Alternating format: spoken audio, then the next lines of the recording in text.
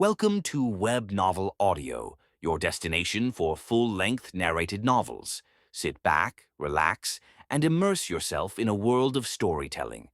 Don't forget to visit our website at webnovelaudio.com for more amazing audiobooks. Enjoy the story. Chapter 1 Nightmare begins. A frail-looking young man with pale skin and dark circles under his eyes was sitting on a rusty bench across from the police station. He was cradling a cup of coffee in his hands, not the cheap synthetic-type slum rats like him had access to, but the real deal. This cup of plant-based coffee, usually available only to higher-rank citizens, had cost most of his savings. But on this particular day, Sonny decided to pamper himself. After all, his life was coming to an end. Enjoying the warmth of the luxurious drink, he raised the cup and savored the aroma. Then, tentatively, he took a small sip and immediately grimaced. Ah, so bitter. Giving the cup of coffee an intense look, Sonny sighed and forced himself to drink some more. Bitter or not, he was determined to get his money's worth, taste buds be damned. I should have bought a piece of real meat instead. Who knew actual coffee is so disgusting? Well, it's going to keep me awake at least.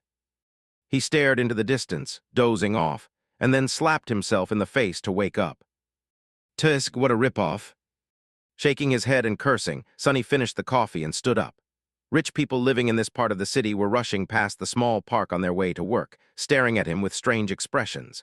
Looking haggard in his cheap clothes and from the lack of sleep, unhealthily thin and pale, Sonny was indeed out of his place here. Also, everyone seemed so tall. Watching them with a bit of envy, he tossed the cup into a garbage bin. I guess that's what 3 full meals a day would do to you. The cup missed the bin by a wide margin and fell on the ground. Sonny rolled his eyes in exasperation, walked over and picked it up before carefully putting it in the trash. Then, with a slight grin, he crossed the street and entered the police station. Inside, a tired-looking officer gave him a quick glance and frowned with obvious distaste. "Are you lost, boy?" Sonny looked around with curiosity, noting reinforced armor plates on the walls and poorly hidden turret nests in the ceiling. The officer, too, looked scruffy and mean. At least police stations remain the same wherever you go. "Hey, I'm talking to you." Sonny cleared his throat. No." Then he scratched the back of his head and added, "As demanded by the 3rd Special Directive, I am here to surrender myself as a carrier of the nightmare spell." The officer's expression instantly changed from irritated to wary. He looked the young man over once again, this time with piercing intensity. "Are you sure you are infected? When did you start showing symptoms?" Sonny shrugged. "A week ago." The officer became visibly paler. "Shit." Then, with a hurried motion, he pressed a button on his terminal and bellowed. "Attention, Code Black in the lobby. I repeat, Code Black." The nightmare spell first appeared in the world a few decades ago. Back then, the planet was just starting to recover from a series of devastating natural disasters and subsequent resource wars. At first, the emergence of a new disease that caused millions of people to complain about constant fatigue and sleepiness did not attract a lot of attention. But when they started to fall into an unnatural slumber, with no sign of waking up even days later, governments finally panicked. Of course, by then it was already too late, not that an early response could have made any difference. When the infected started dying in their sleep, their dead bodies turning into monsters, no one was ready. Nightmare creatures quickly overwhelmed national militaries, plunging the world into complete chaos. No one knew what the spell was, what powers it possessed, and how to fight it. In the end, it was the awakened, those who survived the first trials of the spell and came back alive, who put a stop to its rampage. Armed with miraculous abilities earned in their nightmares, they restored peace and created a semblance of a new order. Of course, it was only the first of the catastrophes brought upon by the spell. But as far as Sonny was concerned, none of it had anything to do with him. Not until a few days ago, that is, when he first started having trouble with staying awake.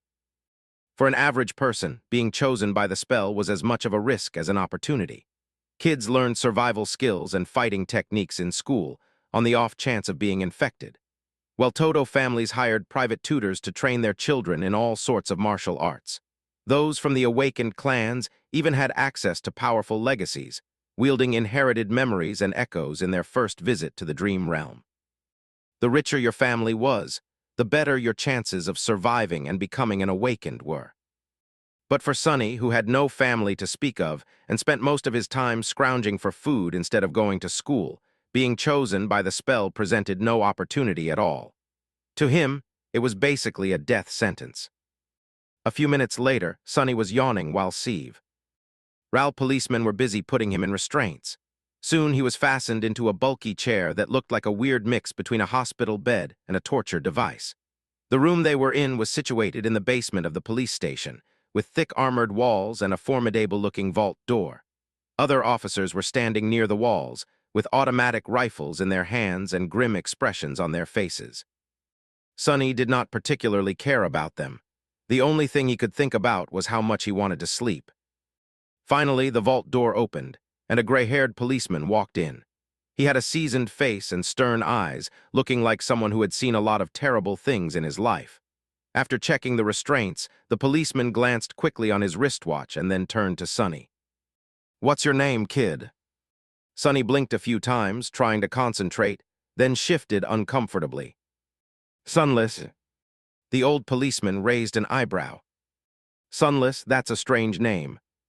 Sonny tried to shrug, but found himself unable to move. "What's so strange about it? At least I have a name.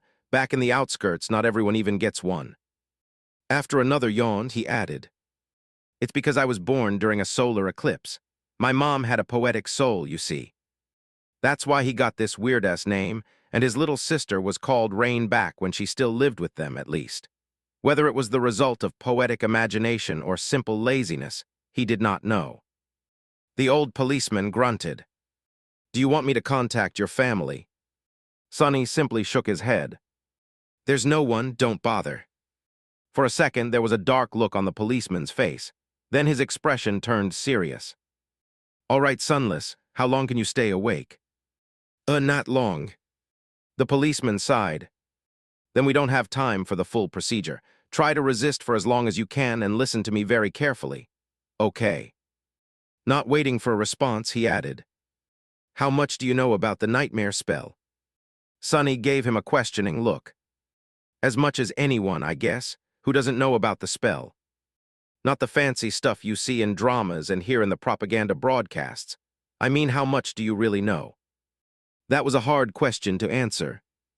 Don't I just go into the dream realm, kill a few monsters to complete the first nightmare, receive magic powers and become an awakened?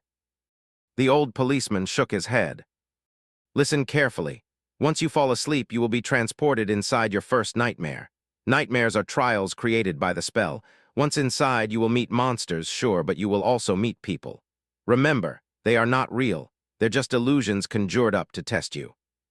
"How do you know?" The policeman just stared at him.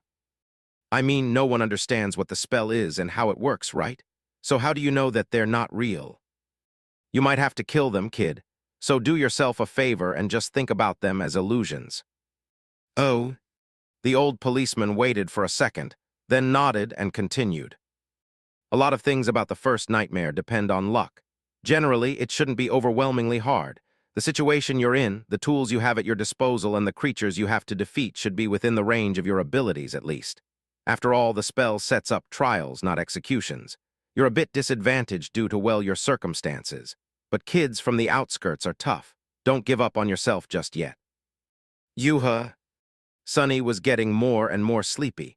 It was becoming hard to follow the conversation. "About those magic powers, you mentioned you will indeed receive them if you survive until the end of the nightmare. What those powers will be, exactly, depends on your natural affinity as well what you do during the trial. But some of it will be at your disposal right from the start." The voice of the old policeman sounded more and more distant. Sonny's eyelids were so heavy that he was struggling to keep his eyes open. "Remember, the first thing you must do once inside the nightmare is to check your attributes and your aspect. If you get a combat-oriented aspect, something like a swordsman or an archer, things will be easier. If it is reinforced by a physical attribute, then that's even better. Combat aspects are the most common, so the probability of receiving one is high." The armored room was growing dimmer. If you're unlucky and your aspect has nothing to do with combat, don't despair. Sorcery and utility aspects are useful in their own ways, you'll just have to be smart about it. there are really no useless aspects.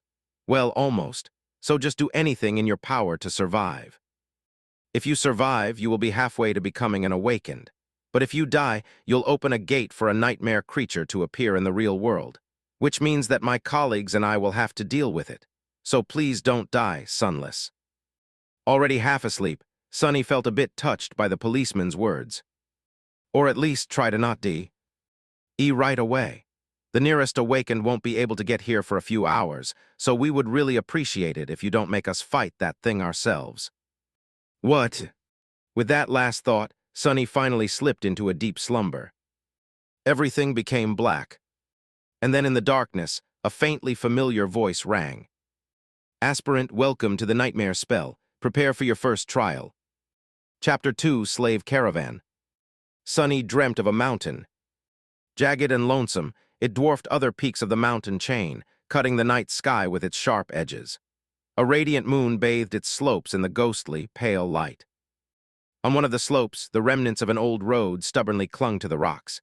Here and there, weathered paved stones could be seen through the snow. To the right side of the road, a sheer cliff face rose as an impregnable wall. To the left, a silent black sea of nothingness indicated an endless fall. Strong winds crashed into the mountain over and over again, screaming in powerless rage. Suddenly, the moon fell over the horizon. The sun rose from the west, streaked across the sky, and disappeared in the east. Snowflakes jumped from the ground and returned into the embrace of clouds. Sunny realized that he was seeing the flow of time in reverse. In an instant, hundreds of years flew by. The snow retreated, bearing the old road. Cold shivers ran down Sunny's back as he noticed human bones littering the ground. A moment later, the bones were gone, and in their place, a slave caravan appeared, moving backwards down the mountain in the clamor of chains. Time slowed, stopped, and then resumed its usual pace. Aspirant, welcome to the nightmare spell. Prepare for your first trial. What the hell is this? Step, another step. A dull ache was radiating through Sunny's bleeding feet as he was shivering from cold. His threadbare tunic was nearly useless against the biting wind. His wrists were the main source of agony. Badly hurt by the iron shackles, they sent a sharp pang of pain every time the freezing metal touched his broken skin. What kind of a situation is this? Sunny looked up and down, noticing a long chain winding up the road, with dozens and dozens of Halloween people, slaves just like him, shackled to it at small intervals. Ahead of him, a man with broad shoulders and a bloodied back was walking with a measured gait. Behind him, a shifty-looking guy with quick, desperate eyes was quietly cursing under his breath in a language that Sunny did not know, but somehow still understood. From time to time, armed horsemen in ancient-style armor would pass by, giving the slaves menacing looks. However you judged it, things were really bad. Sunny was more bewildered than panicked. True, these circumstances were not like what the first nightmares were supposed to be. Usually, freshly chosen aspirants would find themselves in a scenario that presented them with a fair amount of agency. They would become members of privileged or warrior castes, with plenty of access to necessary weapons to at least try to tackle any conflict. Starting out as a powerless slave, shackled and already half-dead, was as far from being ideal as one could imagine. However, the spell was as much about challenge as it was about balance. As the old policeman said, it created trials, not executions. So Sunny was pretty sure that, to counter this abysmal start, it would reward him with something good. A powerful aspect, at least. Let's see, how do I do this? Remembering popular webtoons he read as a child, Sunny concentrated and thought about words like status, myself, and information. Indeed, as soon as he focused, shimmering runes appeared in the air in front of him.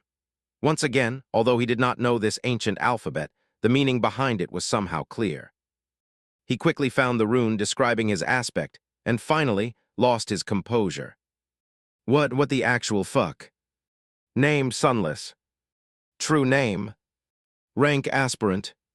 Soul core, dormant. Memories. Echoes. Attributes, faded, mark of divinity, child of shadows. Aspect, temple, slave. Aspect description. Slave is a useless wretch with no skills or abilities worth a mention. A temple slave is just the same, except much rarer. Speechless, Sunny stared at the runes, trying to convince himself that he was maybe just seeing things. Surely, he couldn't be that unlucky, right? No useless aspects, my ass. As soon as this thought appeared in his mind, he lost the rhythm of his steps and stumbled, pulling the chain down with his weight. Immediately, the shifty guy behind him screamed, "Whore's bastard, watch where you're going."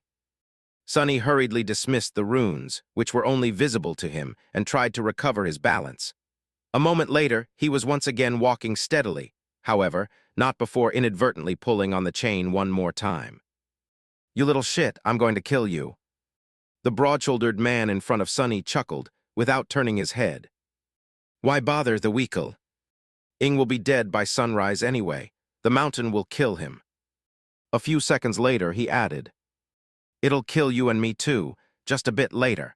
I really don't know what the Imperials are thinking, forcing us into this cold." The shifty guy gasped.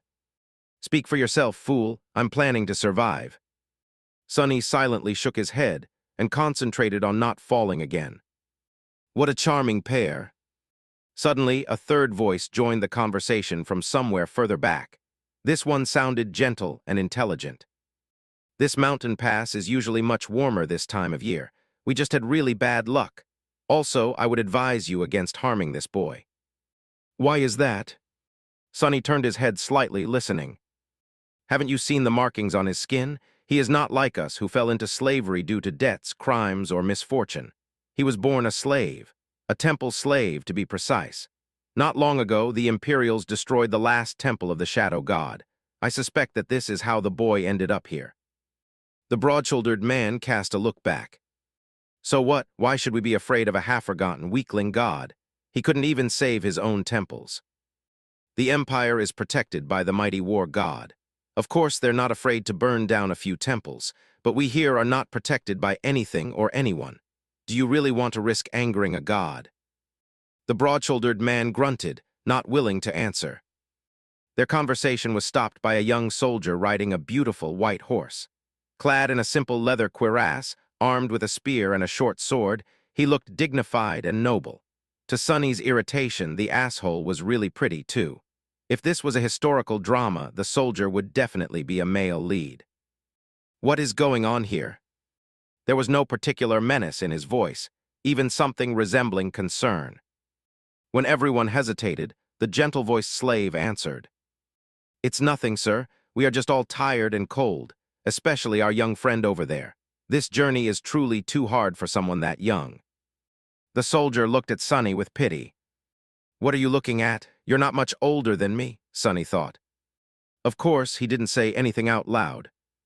The soldier sighed and took a flask from his belt before extending it to Sonny.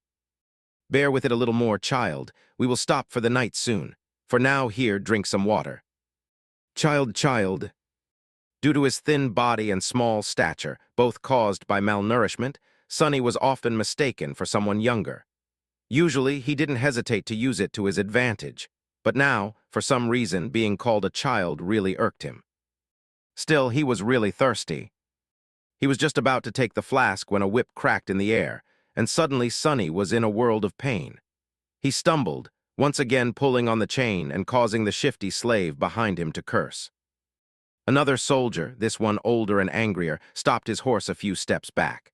The whip that sliced the back of Sonny's tunic open and drew blood belonged to him. Without even glancing at the slaves, the older soldier pierced his younger colleague with a disdainful glare. "What do you think you're doing?" The young soldier's face darkened. "I was just giving this boy some water. He'll receive water with the rest of them once we camp." "But—" "Shut your mouth. These slaves are not your friends. Understood? They're not even people. Treat them like people and they'll begin imagining things." The young soldier looked at Sonny, then lowered his head and put the flask back on his belt.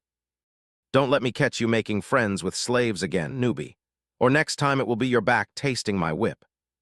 As if to illustrate his intention, the older soldier cracked his whip in the air and rode past them, radiating threat and anger. Sonny watched him go with well-concealed malice. "I don't know how, but I will watch you die first." Then he turned his head and glanced in the direction of the younger soldier, who was falling behind with his head still lowered. "And you, second." Chapter 3, The Strings of Fate. For a few minutes after that, Sonny was in a dark mood. But then he pulled himself out of it and inhaled deeply, trying to enjoy the fresh air. Indeed, air like that was hard to come by in the real world.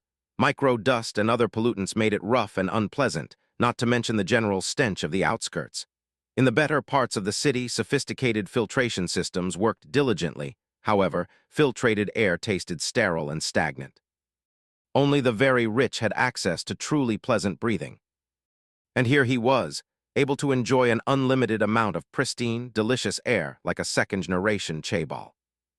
Truly, being chosen by the spell has its benefits. If only there was no dreadful cold, his feet did not ache, and his wrists and back were not in agony. The slave caravan slowly dragged itself up the mountain, with more and more slaves stumbling and periodically falling to the ground. A couple of times, those who could not walk anymore were taken off the chain and unceremoniously tossed off the road, down into the abyss that loomed to the left of it. Sonny watched them fall with a bit of compassion. Poor fellows, rest in peace, you pitiful souls. All in all, he was in good spirits. It was a bit strange to feel good amidst this disaster of a nightmare, but thankfully, Sonny had time to prepare himself for this eventuality. When the symptoms of the spell first appeared, he did not handle it well. Dying before you even turned 17 was not something one could easily cope with. But in the end, it only took Sonny several days to come to terms with it. After visiting his parents' makeshift resting place, well, actually, since he was too poor to afford even the cheapest slot in the remembrance facility, it was just 2 lines carved into an old tree, and adding a 3rd line for himself, Sonny suddenly became relaxed and carefree. After all, he didn't have to worry about earning money, finding food, protecting himself, and planning for the future anymore. Once the worst that could happen had already happened, what else was there to fear?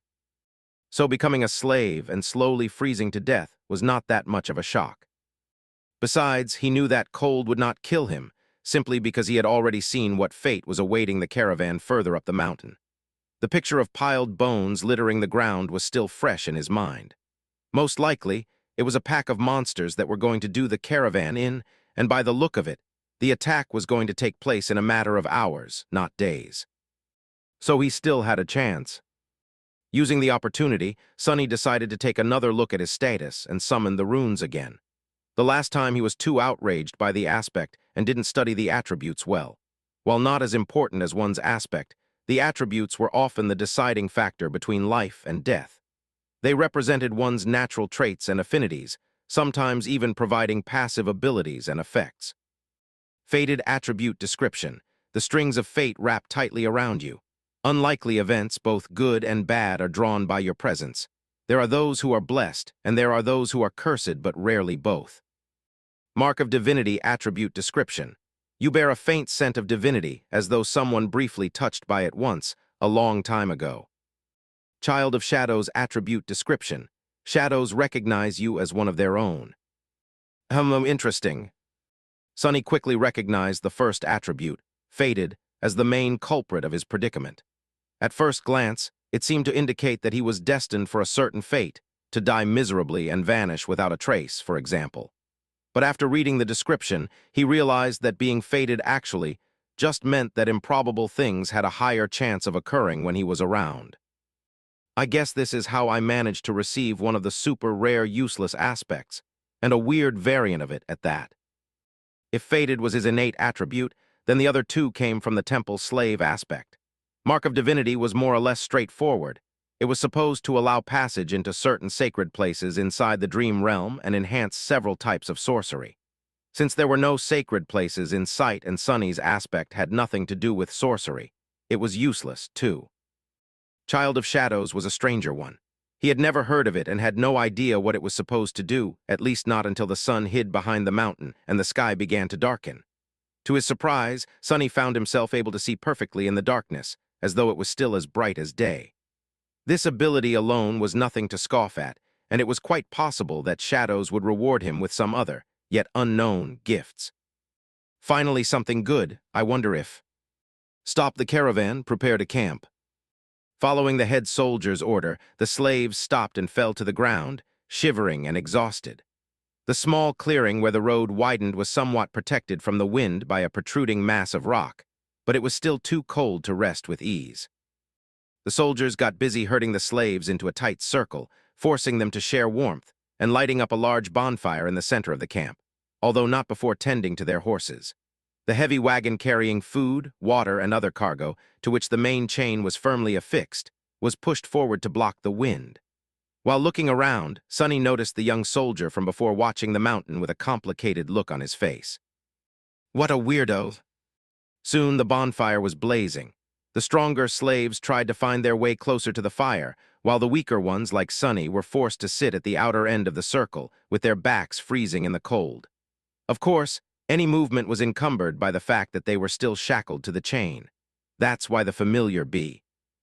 Road-shouldered slave ended up just where he started despite all of his efforts to get closer to the flame. "Damn Imperials," he hissed, clearly irritated. The soldiers walked among the slaves, giving them water and food. Sonny, just like everybody else, received a few sips of icy water and a small piece of rock-hard, moldy bread. Despite its unappetizing look, he forced himself to eat the whole thing, just to be left as hungry as he was before. By the looks of it, he wasn't the only one. The shifty slave that had been walking behind him looked around in anguish. "By all the gods, they used to feed me better even in the dungeons." He spat on the ground, desperate. And most of us innocent men in the dungeon were there waiting to visit the gallows, too. A few steps away from them, where the paved road ended and sharp rocks began, a scattering of brighted berries were growing from the snow. Sonny had noticed them before, clustering here and there along the road, and even noted how pretty those resilient things looked contrasted against the white. The shifty slave's eyes glistened as he tried to crawl towards the berries on all fours. "I would advise against eating those, friend." It was the gentle-voiced slave again. Sonny turned around and finally saw him in the flesh for the first time. It was a tall man in his 40s, lean and strangely handsome, with a dignified look of a scholar. How a man such as him ended up a slave was a mystery, yet there he was. "You and your advice again? What? Why?" The scholar smiled apologetically. "These berries are called bloodbane. They grow in the places where human blood was spilled. That's why there's always a lot of them along the slave trade routes." "So what?" The older man sighed. "Bloodbane is poisonous. A few berries might be enough to kill an adult man." "Curses!" The shifty slave flinched back and glared at the scholar. Sonny did not pay them a lot of attention, because while looking around, he finally recognized the site of the camp as the place where, in his vision at the start of the nightmare, the bones of the slaves were buried under the snow. And he was willing to bet that whatever it was that killed them all was going to happen soon. As if to answer his thoughts, a thundering noise rang from above. And in the next second, something massive came crashing from the sky. Chapter 4, Mountain King. Turning in the direction of the thundering noise, many slaves rose their heads, only to see rocks and heavy shards of ice raining on them from above. They instantly panicked, lurching away in a cacophony of screams. Shadows happily danced on black stones as, entangled by the thick chain, those slaves fell to the ground and pulled others with them. Sonny was one of the few that remained upright, mostly because he was ready for something like this to happen. Calm and collected, he gazed at the night sky, his attribute-enhanced eyes piercing the darkness, and took one measured step back. In the next second, a piece of ice the size of a man's torso hit the ground right in front of him and exploded, showering everything around with sharp shards. Others weren't that quick. As ice and stones continued to rain, many were wounded, and a few even lost their lives. Agonizing wails filled the air. "On your feet, fools, get to the wall." The veteran soldier, the one who had whipped Sonny a few hours before, was shouting angrily, trying to get the slaves to move towards the relative safety of the mountain slope. However, before anyone could heed his command, something massive came crashing down, sending a tremor through the stones beneath their feet. It fell right between the caravan and the mountain wall, plunging everything into silence for a few seconds. At first, it looked like a lump of dirty snow, roughly round in shape and as tall as a mounted horseman. However, once the creature unfurled its long limbs and rose, it towered over the stone platform like a nightmarish omen of death. "That thing must be at least 4 meters tall," Sonny thought, a bit stunned. The creature had 2 stumpy legs, an emaciated, hunched torso, and disproportionately long, multi-jointed hands, 2 of them, each ending with a set of horrifying bone claws. And another two, these ones shorter, ending with almost human-like fingers. The thing that at first glance looked like dirty snow turned out to be its fur, yellowish-gray and ragged, thick enough to stop arrows and swords. On its head, 5 milky white eyes regarded the slaves with insect-like indifference. Beneath them, a terrible maw crowding with razor-sharp teeth was half open, as though in anticipation. Viscous drool was running down the creature's chin and dripping into the snow. What unnerved Sonny the most, though, were the strange shapes endlessly moving, worm-like, under the creature's skin. He could see them clearly because, unfortunately, he was one of those unlucky souls closest to the monstrosity, getting a nauseating first-row view. Well, that is just too much, he thought, stupefied. As soon as Sonny finished that thought, all hell broke loose. The creature moved, slashing its claws in his general direction. But Sonny was one step ahead. Without wasting a single moment, he jumped sideways as far as the chain allowed, conveniently placing the broad-shouldered slave between himself and the monster. His quick reaction saved his life, as those sharp claws, each as long as a sword, sliced through the broad-shouldered man a fraction of a second later and sent streams of blood flying through the air. Drenched in the hot liquid, Sonny hit the ground, and his fellow slave, now simply a corpse, fell on him from above. "Damn, why are you so heavy?" Temporarily blinded, Sonny heard a chilling howl and felt an enormous shadow passing over him.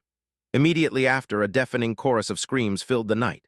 Not paying it any attention, he tried to roll the corpse to the side, but was stopped by a forceful lurch of the chain that twisted his wrists and filled his mind with white-hot pain. Disoriented, he felt himself being dragged a few steps, but then the chain suddenly slackened, and he was able to control his hands again. See, things could have been worse. Putting his palms against the dead man's chest, he pushed with all the strength he had. The heavy corpse stubbornly resisted all his attempts, but then finally fell sideways, setting Sonny free. However, he didn't get to celebrate this newly found freedom, as his blood suddenly turned to ice. Because at that moment, with his palms still pressed against the broad-shouldered slave's bleeding body, he clearly felt something wriggling under the dead man's skin. "You just had to think about how things could get worse, right, you idiot?" he thought, and then flinched back. Pushing the corpse with his legs, Sonny crawled as far away from it as he could, which was about 1.5 meters, thanks to the ever-present chain. He quickly glanced around, noticing a mass of dancing shadows and the silhouette of the monster rampaging amidst the screaming slaves on the opposite end of the stone platform. Then he concentrated on the dead body, which was starting to convulse with growing violence. On the opposite side of the corpse, the shifty slave was looking at it with slackened jaw and a horrified expression on his face. Sonny waved to get his attention. "What are you staring at? Move away from it." The shifty slave tried, but immediately fell down. The chain was twisted between the three of them, pinned down under by the broad-shouldered man's weight. Sonny clenched his teeth. Right under his eyes, the corpse was going through a nightmare-inducing metamorphose. Strange bone growths pierced its skin, extending like spikes. The muscles bulged and wriggled as though trying to change shape. The fingernails were turning into sharp claws, the face cracked and split, bearing open a twisted mouth with one too many rows of bloodied, needle-like fangs. "This is not right." Sonny twitched, feeling a strong urge to empty his stomach. The chain." The scholarly slave was just a few steps behind the shifty one, pointing at his shackles with a face as pale as a ghost. That remark was far from helpful, but given the circumstances, his shock was understandable. Being shackled was bad enough, but being shackled to such horror was truly unfair. But Sonny's conclusion that things weren't right did not come from self-pity. He just meant that this whole situation was literally not right. The spell, mysterious as it was, had its own set of rules.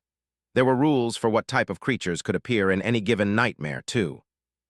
Nightmare creatures had their own hierarchy, from mindless beasts to monsters, followed by demons, devils, tyrants, terrors, and finally mythical titans, also known as calamities. The first nightmare was almost always populated by beasts and monsters, rarely with a demon mixed in. And Sonny had never, ever heard about anything stronger than a single devil appearing in it. However, the creature had clearly just created a lesser version of itself, an ability that belonged exclusively to tyrants, the sovereigns of the nightmare spell, and those above them. What was this tyrant even doing in a first nightmare? How powerful was that damn fated attribute? But there was no time to ponder. Unfair or not, there was only one person now who could save Sonny himself. The broad-shouldered man, what was left of him, slowly rose, his mouth producing strange, clicking noises. Without giving him time to fully come to his senses, Sonny cursed and jumped forward, grabbing onto the length of the slackened chain. One arm of the monster, now fully equipped with 5 jagged claws, shot forward to meet him, but Sonny sidestepped it with one calculated movement. What saved his skin this time was not quick reaction, but simple presence of mind. Sonny might not have learned any fancy combat techniques, since his childhood was spent on the streets instead of a school, but the streets, too, were a kind of teacher. He had spent his whole life fighting for survival, quite often literally. That experience allowed him to keep a cool head on his shoulders in the midst of any conflict. So instead of freezing or being consumed by fear and doubt, Sonny just acted. Stepping close, he threw the chain around the monster's shoulders and pulled, pinning its hands to its body. Before the creature, still slow and groggy from its transformation, could properly react, Sonny wrapped the chain around it several times, barely saving his face from being bitten off by the creature's terrifying maw. The good thing was, the monster couldn't move its hands now. The bad thing was, the length of the chain he used to immobilize it was gone, leaving almost no distance between them. "You two," Sonny screamed, addressing his 2 fellow slaves. "Pull on that chain as though your lives depend on it." Because they were. The shifty slave and the scholar gaped at him and then, understanding what he was thinking, started to move. Grabbing the chain from the opposite directions, they pulled as hard as they could, tightening its grip on the monster and not letting it shake loose. Great, Sonny thought. The monster bulged its muscles, trying to break free. The chain creaked, caught on the bone spikes as though slowly breaking apart. Not so great. Without wasting any more time, he threw his hands in the air and caught the creature's neck with the short, thinner chain connecting his shackles together. Then he circled the monster with a quick step and pulled, ending up back to back with it, as far away from its maw as he could. Sonny knew that he wasn't strong enough to strangle a man with his bare hands, let alone a weird, terrifying mutant like the one trying to eat him. But now, using his own back as a lever and the weight of his whole body to pull the shackles down, he at least stood a chance. He pulled down with all his might, feeling the monster's body pressing against him, bone spikes brushing against his skin. The monster continued to struggle, clicking loudly and trying to break the chain tying him down apart. Now it was just a question of what would break first, the chain or the monster itself. "Die, die, you bastard!" Sweat and blood were rolling down Sonny's face as he was pulling, and pulling, and pulling down with as much force as he could muster. Every second felt like an eternity. His strength and stamina, what little he had to begin with, were quickly running out. His wounded back, wrists, and muscles pierced by the bone spikes were in agony.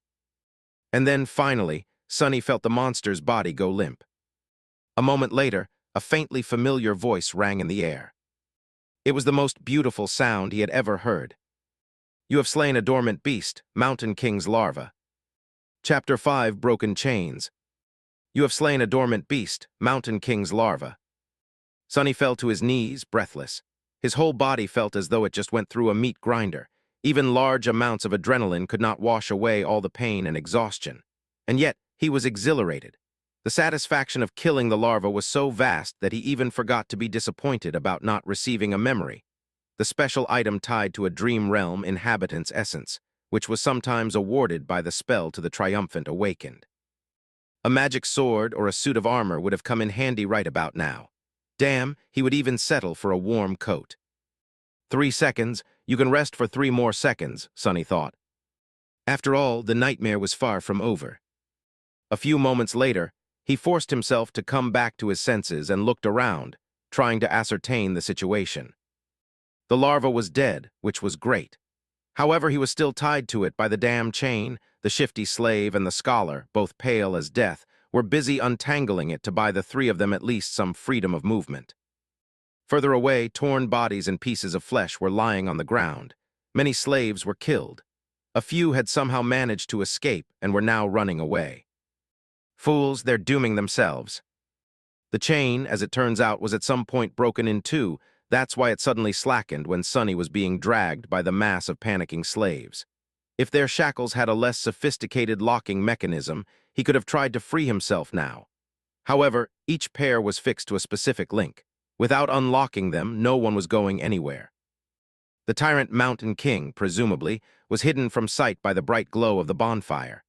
However, Sonny could feel its movements due to the subtle tremors spreading through the stones, as well as the desperate screams of those slaves who were yet to perish. An angry bellow or two could also be heard, indicating that some of the soldiers were still alive, desperately trying to fight the monstrosity off. What pulled his attention the most, though, was the fact that several of the maimed bodies were starting to move. More larvae. His eyes widened. One after another, 4 more corpses slowly rose to their feet. Each beast looked as disgusting as the first one had, and not a bit less deadly. The nearest was mere meters away from Sonny. Damn it all, he thought. And then, weakly, I want to wake up. A strange clicking filled the air. One of the beasts turned its head toward the 3 slaves and gnashed its fangs. Shifty fell on his ass, whispering a prayer, while Scholar just froze in place. Sonny's eyes darted to the ground, trying to find something to use as a weapon. But there was not a single thing he could use. Full of vitriol, he simply wrapped a length of chain around the knuckles and raised his fists. Come at me, you bastard! The larva dashed forward with incredible speed in a flurry of claws, fangs, and terror. Sonny had less than a second to react.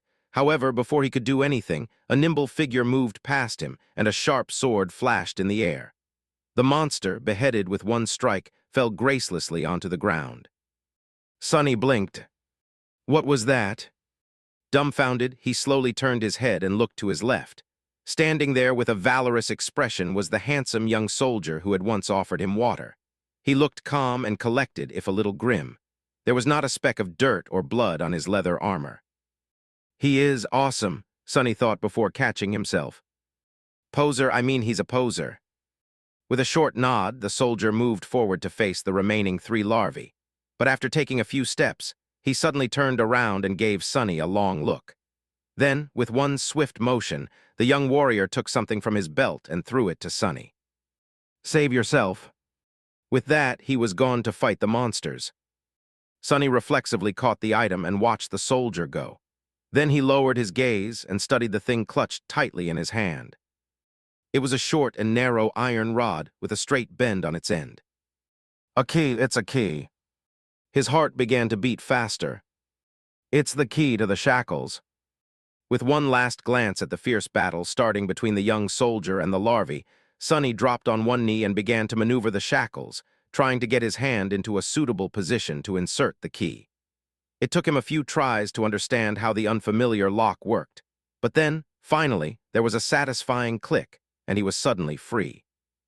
The cold wind caressed his bloodied wrists. Sonny rubbed them and smiled with a dark gleam in his eyes. Just you wait now. For a moment, visions of violence and revenge filled his head. Boy, over here. Shifty was waving his hands in the air, trying to get his attention. Sonny briefly considered just leaving him to die, but then decided against it. There was strength in numbers. Plus, despite Shifty's previous threats to kill him and overall unpleasantness, Sonny would have felt bad leaving a fellow slave in chains, especially since freeing him would not cost anything. He hurried over to the other 2 slaves and quickly unlocked their shackles. As soon as Shifty was free, he pushed Sonny away and did a little dance, laughing like a maniac. Ah, free at last. Gods must be smiling upon us. Scholar was more reserved. He squeezed Sonny's shoulder in gratitude and smiled weakly, casting a tense look in the direction of the ensuing fight. 2 of the 3 larvae were already dead. The third one was missing an arm, but still trying to tear its opponent apart. The young soldier danced around it, moving with a graceful fluidity of a natural-born warrior. What are you waiting for? Run. Shifty made a move to run away, but was stopped by Scholar. My friend, I would. If you say advise again, I swear to gods, I will bash your head open. The 2 slaves looked at each other with open animosity. A moment later, Scholar lowered his eyes and sighed. If we run away now, we will surely die. Why? The older slave simply pointed at the tall bonfire. Because without that fire, we will freeze to death before the night is over.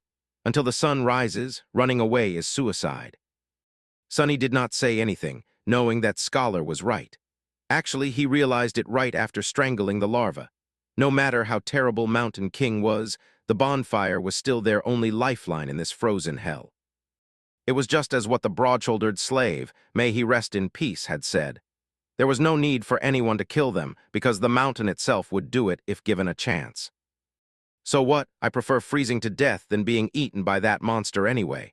Not to mention, turning into one of those things. Shifty was pretending to be brave, but there was no conviction in his voice. He glanced at the darkness surrounding the stone platform and shivered before taking a small step back. At this point, the third larva was long dead, and the young soldier was nowhere to be seen. He had probably gone to join the fit. Tea at the other side of the bonfire, leaving the three slaves alone at the mountainside part of the stone platform. Scholar cleared his throat. The monster might be satiated with those it had already slain. It might be defeated or driven away by the Imperials. In any case, if we stay here, we have a chance to survive, however small. But if we run away, our doom will be certain. So what do we do? Unlike Scholar, Sonny was sure that Mountain King would not be satisfied with killing just most of the slaves. Neither did he believe that a bunch of mortals would really be able to defeat it. Even if they were not normal people but awakened, a fight with a tyrant was not something one could easily survive, let alone win. But if he wanted to live, he had to get rid of that thing somehow. Let's go take a look. Shifty looked at him as though seeing a lunatic. Are you insane? You want to get closer to that beast? Sonny stared at him blankly, then shrugged and headed in the direction of the rampaging monster. Chapter 6, Confronting the Tyrant. Sonny was off to face against a nightmare creature. And not any creature at that, but one of the fifth category, a dreaded, fearsome tyrant. The odds of survival were so low that anyone would have laughed in his face if he were to ever suggest attempting to fight it. If they weren't an awakened 2 or 3 ranks above the creature, of course. Which Sonny certainly wasn't. And yet he had to deal with this Mountain King somehow to avoid an even more miserable death. The ridiculous degree to which the odds were stacked against him from the very beginning of this delayed execution had gotten old a long time ago, so he didn't have any more energy to think about it. What was there to fear, after all? He was already as good as dead. It's not like he could get any deader. So why worry? On the other side of the bonfire, things were turning from bad to worse. Most of the slaves were already dead. A few soldiers were still desperately trying to fight the monster, but it was clear that they weren't going to last long. Right in front of Sonny's eyes, the tyrant picked up a dead slave, dragging the chain up with him, and opened its terrifying maw wide. With one crushing bite, the slave's body was torn in half, leaving only bloodied stumps inside the shackles. Mountain King's 5 indifferent, milky eyes stared into the distance as he chewed, streams of blood flowing down its chin. Seeing that the creature's upper arms were busy, one of the soldiers screamed and lunged forward, brandishing his long spear. Without turning its head, the tyrant extended one of its shorter lower arms, caught the soldier's head in an iron grip and squeezed, crushing the poor man's skull like a soap bubble. A moment later, the headless body was tossed over the cliff and disappeared into the abyss below. Shifty doubled over, puking his guts out. Then he shakily rose to his feet and glared at Sonny. Well, we've taken a look now, what? Sonny did not answer, pensively observing the tyrant with his head slightly tilted to one side. Shifty stared at him some more, then turned to Scholar. I'm telling you, old man, the boy is sick in the head. How the hell can he be so calm? S-H-H-H-H, lower your voice, fool. Blood drained from Shifty's face as he slapped himself, covering his mouth with both hands. Then he cast a fearful look in the direction of the tyrant. Luckily, the abomination was too busy feasting on the slaves, lucky ones who were already dead and unlucky ones who were still alive, to pay them any attention. Shifty slowly exhaled. Sonny was preoccupied with thinking, measuring his chances of survival.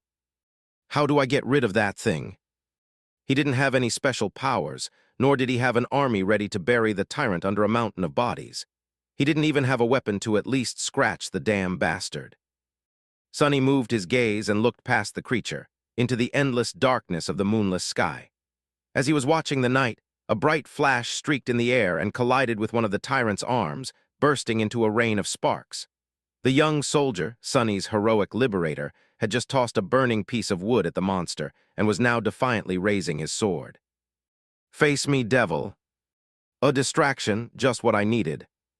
Because there was no way for Sonny to kill the Mountain King with his own 2 hands, he had decided to enlist some help.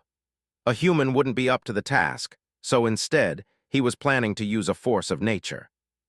"Since I can't do the bastard in myself, let's make gravity do it for me."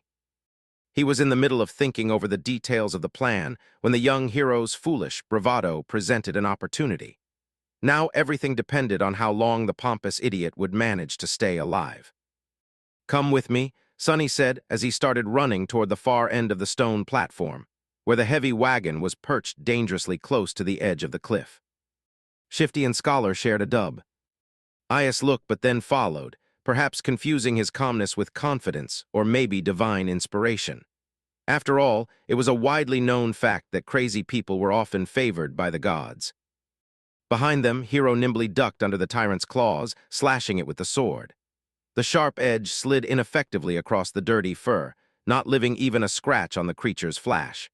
In the next second, the tyrant moved with frightening speed, throwing all 4 of his hands in the direction of its new, irritating foe. But Sonny had no way of knowing. He was running with all his speed, getting closer and closer to the wagon.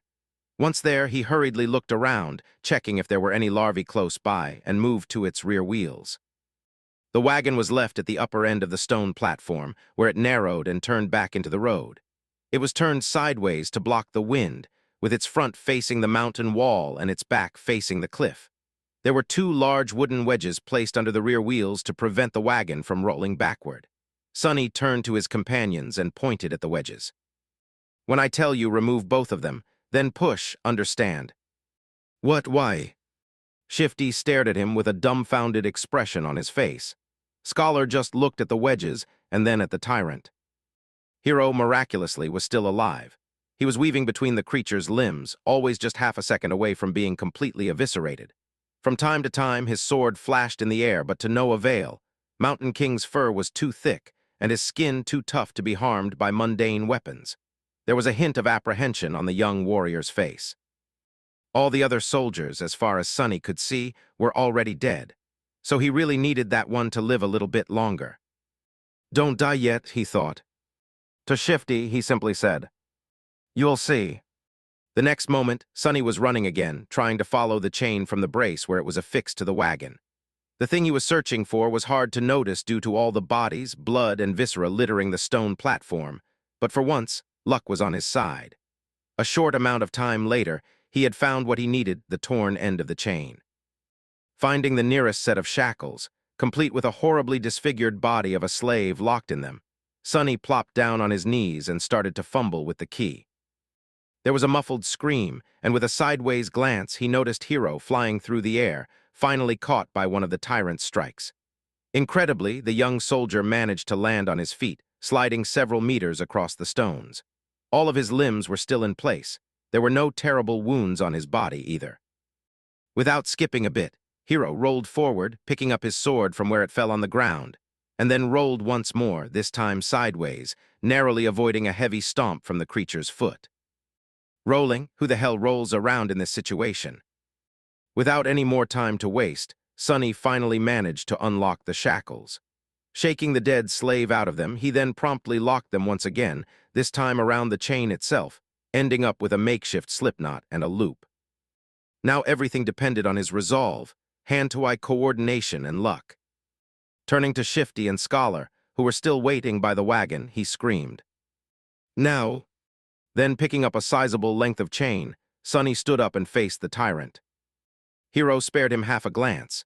His eyes lingered on the chain for a moment and then quickly followed it to the wagon. Then, without showing a hint of emotion, the young warrior doubled his efforts, drawing the creature's attention away from Sonny. So he's smart too, what a scam.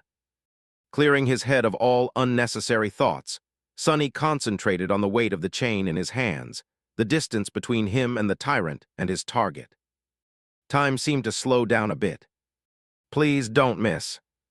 Gathering all of his strength, Sonny spun and threw the chain in the air, as though a fisherman casting his net. The loop opened as it flew, closing in on the position of the fight between Hero and the tyrant. Sunny's plan was to place the loop on the ground close enough to them that, once one of the tyrant's feet landed in the trap, he could pull on the chain and tighten it around the monster's ankle. But his plan failed spectacularly, which is to say, it was literally a spectacle. In the last moment, Mountain King suddenly flinched back, and instead of falling on the ground, the chain loop landed perfectly around its neck. A second later it tightened, acting as an iron noose. Sunny froze for a moment, not believing his eyes, and then clenched his fists, holding himself back from triumphantly shaking them in the air. Yes, he screamed inwardly. Moments later, the wagon would roll off the cliff, pulling the tyrant down with it. Sunny looked back to make sure and instantly turned Ev. And paler than he usually was. Shifty and Scholar did manage to remove the wedges from under the wagon's wheels and were now desperately pushing it to the edge of the road. However, the wagon was rolling slowly, very slowly, much slower than Sunny had anticipated. He turned to the tyrant, panicking. The creature, surprised by the sudden weight pressing down on its neck, was already raising its hands to tear the chain apart. Sunny's eyes widened. In the next second, Hero crashed into one of the tyrant's legs, throwing it off balance and buying them some time. Sunny was already running to the wagon, cursing loudly in his mind. Reaching it, he threw himself onto the damp wood alongside Shifty and Scholar, pushing with all the strength left in his rather small, but terribly beaten and enormously exhausted body. Roll, roll, you creaky piece of shit. The wagon sped up a little, but was still rather slow in reaching the cliff's edge. At the same time, the tyrant finally managed to get a hold of the chain tied around its neck, ready to free itself. Now, whether they lived or not was just a question of which thing would happen first. Chapter 7, 3 Slaves and a Hero. Roll, you creaky piece of shit. Sunny pressed himself against the wagon, pushing with all he had. 4 powerful oxen that used to pull it were now dead, and instead of them, 3 tired slaves were trying to do the job. Even with the slope of the road helping them, the speed of the wagon was agonizingly slow. The tyrant, in comparison, was moving much faster. Pushing Hero back with a deadly swipe of his lower arms, he raised the other 2 to its neck and tried to grab the chain that was wrapped around it like a noose. However, this time Mountain King's fearsome physique turned into a disadvantage. Its long, terrifying bone claws were perfect for tearing flesh apart, but they weren't the best tool for precise manipulations. It took the tyrant some time to get a hold of the chain without slicing its own neck open. By then, the wagon was nearly at the edge of the cliff. Come on, just a little bit more. What followed happened very quickly. The wagon's rear wheels finally slid from the road, hanging over the dark, seemingly bottomless pit beneath. The creature turned, staring expressionlessly at the 3 slaves with its 5 milky, dead eyes. The wagon careened, throwing Shifty and Scholar off their feet, and then froze, balanced precariously on its middle axis. Sunny was the only one left standing. He cast a last glance at the towering monster, and then slammed his shoulder into the front of the wagon, putting all of his weight behind it. The wagon finally lost its balance and rolled over the edge, scraping its underside deafeningly against the jagged rocks. Sunny fell forward and landed on his knees, narrowly saving himself from tumbling down the cliff with it. Turning his head to the tyrant, he gave it a wicked smile. Mountain King made a move to lunge at the scrawny slave, but it was already too late. A moment later, the chain on his neck drew tight, and he was yanked back with tremendous force, flying over the edge of the cliff like a rag doll. The creature fell into the darkness silently, as though refusing to believe that it was defeated by a tiny human. Go and die, bastard, Sunny thought. Then he took one deep, ragged breath and dropped to the ground, utterly exhausted. Is this it? Did I pass the trial? He rested on the cold stones, staring at the night sky, and waited for that faintly familiar but elusive voice to announce his victory. But instead of that, wave after wave of pain that he had earlier chosen to ignore finally started to catch up with his abused body. Sunny groaned, feeling hurt all over. The skin on his back, slashed by a slaver's whip and pierced by the bone spikes of a newborn larva especially, was in agony. He was also starting to shiver, once again consumed by the dreadful cold. I guess not. His thoughts were slow and muddy. What else am I supposed to do? A dark figure appeared above him. It was Hero, looking calm and as handsome as ever. There were dirt and scratches on his armor, but otherwise the young soldier appeared to be fine.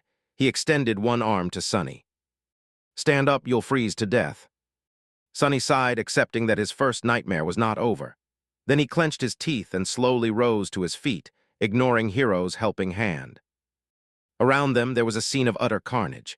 Except for the 3 slaves and Hero, every member of the caravan was dead. Their bodies were littering the ground, horribly maimed or torn into pieces.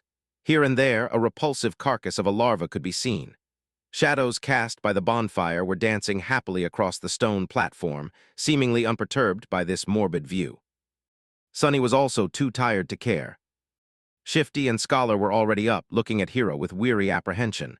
With or without shackles, they were still slaves, and he was still a slave driver. Nodic. In their tense gazes, the soldier sighed. "Come closer to the fire, all of you. We need to warm ourselves and discuss what to do next." Without waiting for their response, Hero turned around and walked away. After hesitating for a few moments, the slaves followed. A bit of time later, the 4 of them were seated around the bonfire, soaking up pleasant heat. Shifty and Scholar were close to each other, maintaining a safe distance from Hero. Sonny sat apart from everyone, not because he had a specific reason to distrust one more than the others, but simply because he didn't like people in general. Growing up, Sonny was always a misfit. It's not that he had never tried to become close with someone, it's just that he seemed to lack the ability. Like there was an invisible wall between him and other people. If he had to put it in words, Sonny would say that he was born without a small but important gear in his brain that everyone else seemed to possess.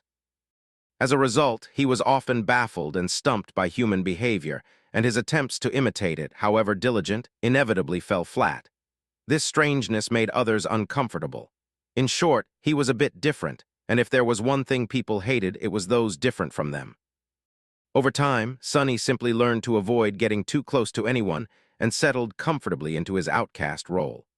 This habit served him well, since it not only made him self-reliant, but also saved him from being stabbed in the back by shady characters on multiple occasions. That's why he was not thrilled to share the rest of this nightmare with 3 strangers. Instead of trying to start a conversation, Sonny sat quietly by himself, lost in thoughts.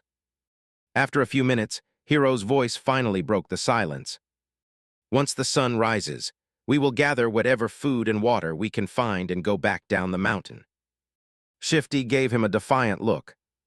"Why should we go back, to be put in chains again?" The young soldier sighed. "We can go our separate ways once we leave the mountains. But until then, I'm still responsible for your lives. We can't continue up the road since the way over the mountain pass is long and arduous. Without the supplies that were stored on the wagon, your chances of making it are not high. That's why going back is our best hope." Scholar opened his mouth, planning to say something, but then thought better of it and remained silent. Shifty cursed, seemingly convinced by Hero's rational words. "We can't go down." All 3 of them turned to Sonny, surprised to hear his voice. Shifty barked a laugh and glanced at the soldier. "Don't listen to him, your lordship. This boy is, touched by the gods. He's crazy is what I'm trying to say." Hero frowned, looking at the slaves. "The 2 of you are only alive thanks to this child's bravery. Aren't you ashamed to badmouth him so?" Shifty shrugged, showing that he wasn't ashamed at all. The young soldier shook his head. "I for one would like to hear his reasoning. Tell me, why can't we go down?" Sonny shifted, uncomfortable in the center of everyone's attention. "Because the monster isn't dead." Chapter 8, Nothing at All. Because the monster isn't dead. These ominous words hung in the silence. 3 pairs of eyes widened, staring right at Sonny. "Why do you say that?" After thinking about it, Sonny came to the conclusion that the tyrant was, indeed, still alive. His reasoning was pretty straightforward. He did not hear the spell congratulating him on slaying the creature after it fell off the cliff, which meant that it was not slain. But he couldn't explain that to his companions. He pointed up. The monster jumped from an incredible height to land on this platform, yet it wasn't harmed at all. Why would it be killed by falling off the platform? Neither Hero nor the slaves could find a flaw in his argument. Sonny continued. "Which means that it's still alive, somewhere down the mountain. So by going back, we will be delivering ourselves into its maw." Shifty cursed loudly and crawled closer to the bonfire, staring into the darkness with terror in his eyes. Scholar rubbed his temples, mumbling. Of course, why didn't I realize myself? Hero was the most stoic of the three. After thinking it over, he nodded. Then we go up and over the mountain pass, but that's not all. He glanced in the direction where the tyrant had fallen. If the monster is still alive, there is a high possibility that it will return here and then pursue us, which means that time is of the essence. We will need to move as soon as the sun rises. He gestured to the torn bodies littering the platform. We can't allow ourselves to rest the whole night anymore. We need to gather supplies now. If there was a chance, I would have liked to give these people at least a humble burial after gathering all that we can from them, but alas, fate has decided otherwise. Hero rose to his feet and brandished a sharp knife. Shifty tensed up and watched the blade carefully, but then relaxed, seeing that the young soldier showed no sign of aggression. Food, water, warm clothes, firewood, that is what we need to find. Let us split up and accomplish one task each. Then he pointed at himself with the tip of the knife. I will carve the oxen carcasses to get us some meat. Scholar looked around the stone platform, most of it drowning in deep shadows, and grimaced. I'll look for firewood. Shifty also glanced left and right, with a strange gleam in his eyes. Then I'll go find us something warm to wear. Sunny was the last one left. Hero gave him a long look. Most of our water was stored on the wagon, but each of my fallen brothers was carrying a flagon. Gather as many as you can find. Sometime later, far enough from the bonfire to be hidden in the shadows, Sunny was looking for dead soldiers with half a dozen flagons already weighing him down. Shivering in the cold, he finally stumbled on the last broken body clad in leather armor. The old veteran, the one who had whipped him for trying to accept Hero's flask, was badly injured and dying, but miraculously still clinging to life. Horrible wounds were covering his chest and stomach, and he was clearly in a lot of pain. His time was running out. Sunny knelt beside the dying soldier and looked him over, searching for the man's flagon. What irony, he thought. The older man tried to focus his eyes on Sunny and weakly moved his hand, reaching for something. Sunny looked down and noticed a shattered sword lying on the ground not far from them. Curious, he picked it up. Are you looking for this? Why? Are you guys like Vikings, longing to die with a weapon in your hands? The dying soldier didn't answer, watching the young slave with some unknown, intense emotion in his eyes. Sunny sighed. Well, it might as well do. After all, I promised to watch you die. With that, he leaned forward and slit the old man's throat with the sharp edge of his broken blade, then threw it away. The soldier twitched, drowning in his own blood. The expression in his eyes changed. Was it gratitude or hatred? Sunny did not know. Illusion or not, it was his first time killing a human. Sunny expected to feel guilt or fear, but actually there was nothing at all. It seemed that, for better or worse, his cruel upbringing in the real world had prepared him for this moment well. He sat quietly near the old man, keeping him company on this last journey. After a while, the spell's voice came whispering into his ear. You have slain a dormant human, name unknown. Sunny flinched. Oh, right, killing people is also an achievement as far as the spell is concerned. They don't usually show this in webtoons and dramas. He registered that fact and put it away, but as it turned out, the spell wasn't done speaking. You have received a memory. Sunny froze, opening his eyes wide. Yes, come on, give me something good. Memories could be anything, from weapons to enchanted items. One received from a Dormantrank enemy wouldn't be too powerful, but it was still a boon, weightless and undetectable, able to be summoned from nothingness with a simple thought. A memory was incredibly useful. What's more, unlike corporeal things, he would be able to bring it back with him to the real world. The advantage of having something like that back in the outskirts was hard to overestimate. A weapon, give me a sword. Received a memory, silver bell. Sunny sighed, disappointed. Well, with my luck, what was I expecting? Still, this thing was worth investigating. Maybe it had a powerful enchantment, like being able to send out destructive sonic waves or repelling incoming projectiles. Sunny summoned the runes and concentrated on the word silver bell.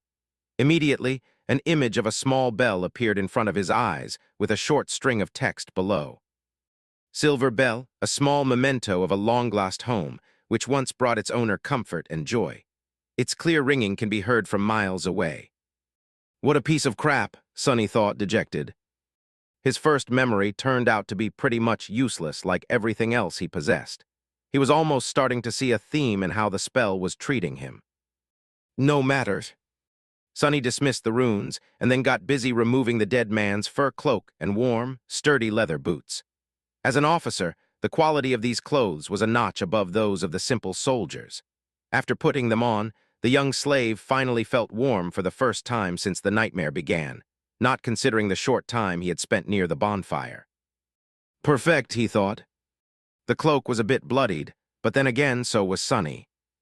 He looked around, easily piercing the veil of darkness with his tenebrous eyes. Hero and Scholar were still in the middle of their tasks. Shifty was supposed to be looking for winter clothes, but was greedily pulling rings off the dead men's fingers instead. Unseen to them, Sonny hesitated, considering if he had really thought things through well. His companions Air unreliable. The future was too uncertain. Even the requirements of passing the nightmare remained a mystery. Any decision he could make would have been a gamble at best. Still, he had to make some if he wanted to survive. Not wasting any more time thinking, Sonny picked up the flagons and sighed. They spent the rest of the night seating with their backs against the bonfire, staring fearfully into the night. Despite the exhaustion, no one could sleep. The possibility of the tyrant coming back to finish the 4 survivors off was too frightening. Only Hero seemed to be fine, calmly sharpening his sword in the bright light of the dancing flames. The sound of the whetstone scraping against the blade was somehow comforting. At the break of dawn, when the sun had lazily begun to warm up the air, they loaded themselves with all the supplies they'd managed to gather and set out into the cold. Sonny looked back, taking in the sight of the stone platform for the last time. He had managed to get past the place where the slave caravan was supposed to perish. What was going to happen next? No one could tell. Chapter 9, Wishful Thinking.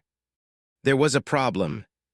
They were planning to follow the road up to the mountain pass and then over it, getting as far away from the scene of the massacre as they could before the night came. However, the road was no more. At some point during the last months, or maybe even just yesterday, a terrible rockfall occurred, obliterating whole segments of the narrow roadway and making its other parts untraversable. Sonny stood on the precipice of a vast chasm, looking down with no particular expression on his face. What do we do now? Scholar's voice was muffled by the collar of his scavenged fur cloak. His follower, Shifty, angrily looked around. His gaze stopped at Sonny, a suitable victim to vent his frustration. I'll tell you what we need to do. Get rid of some dead weight. He eyed Sonny's fine boots and turned to Hero. Listen, your lordship, the boy is too weak. He is slowing us down, plus he's weird, doesn't he give you the creeps? The young soldier answered with a judgmental frown, but Shifty wasn't done.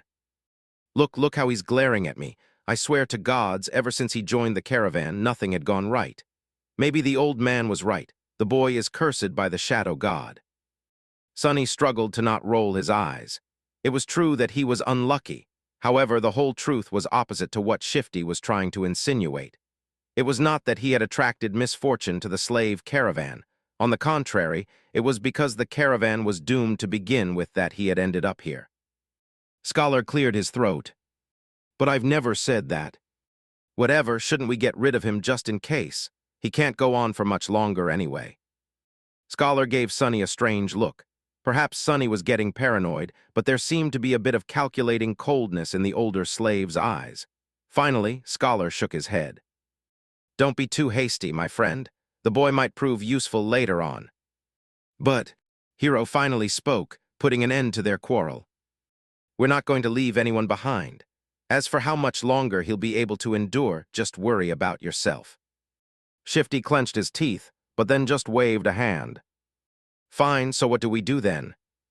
The 4 of them looked at the broken road, then down the slope of the mountain, and finally up, where a sheer cliff wall was broken apart by the falling rocks. After a bit of silence, Scholar finally spoke. Actually, in the old days, there used to be a path leading to the peak of the mountain. It was sometimes used by pilgrims. Later, the Empire had widened parts of the path and built a proper road on top of it. now leading to the mountain pass instead of the peak, of course. He looked up. The remnants of the original path should still be somewhere above us. If we reach it, we should be able to find our way back to the undamaged section of the road. Everyone followed his gaze, shifting uncomfortably at the prospect of climbing the treacherous slope. Except for Hero, of course, who remained as calm as a saint. Due to the rockfall, the slope wasn't an almost vertical wall anymore, but still, the incline was quite sharp. Shifty was the first one to speak. "Climb that? Are you insane?" Scholar helplessly shrugged. "Do you have a better idea?" No one did. After a bit of preparation, they began the ascent. Shifty and Scholar stubbornly carried the weapons they had picked up off the dead soldiers' bodies, but Sonny, with some regret, decided to leave his newfound short sword behind. He knew that this climb was going to test the limits of their endurance. The sword might not have seemed to be that heavy right now, but every extra gram of weight was bound to feel like a ton all too soon. As the weakest member of the group, he was already struggling to keep up, so there wasn't a lot of choice. Shedding a few kilograms of iron was the right thing to do. Walking up the mountain road with the weight of the supplies on his shoulders was already hard enough, but climbing up the mountain itself turned out to be pure torture. Just half an hour later, he felt like his muscles were going to melt, with his lungs on the verge of imploding. Clenching his teeth, Sonny continued to move forward and up. He had to constantly remind himself to watch his footing, too. On this unstable, icy slope, one misstep was enough to send a man tumbling down to his death. Just think about something pleasant, he thought. But what happy thoughts could he summon? Failing to come up with something else, Sonny began to imagine what reward he was going to receive at the end of this trial. The boon of the first nightmare was the most important thing given to an awakened by the spell. Sure, later trials could provide them with more abilities and vastly improve their power. But it was this first one that determined what role an awakened would be able to play, how great their potential would be, and what price they would have to pay, not to mention giving them the necessary tools to survive and grow in the dream realm. The main benefit of the first nightmare's boon was simple, yet possibly the most important. After completing their trial, aspirants were bestowed with the ability to perceive and interact with soul cores. Soul cores were the basis of one's rank and power. The stronger your core was, the greater your might would grow. The same went for nightmare creatures, with a deadly caveat that, unlike humans, they could possess multiple cores. A lowly beast had just one, but a tyrant like Mountain King had 5. Coincidentally, the only way to improve your soul core was to consume soul shards scavenged from the corpses of other dream realm inhabitants. That's why Awakened went out of their way to battle powerful nightmare creatures, despite the risk of death. The second benefit was less straightforward, but nevertheless vital. After completing the first nightmare, aspirants were elevated to the rank of dreamers, colloquially known as sleepers, and gained access to the dream realm itself. They would enter it on the first winter solstice after passing the trial and remain there until an exit was found, thus becoming fully awakened.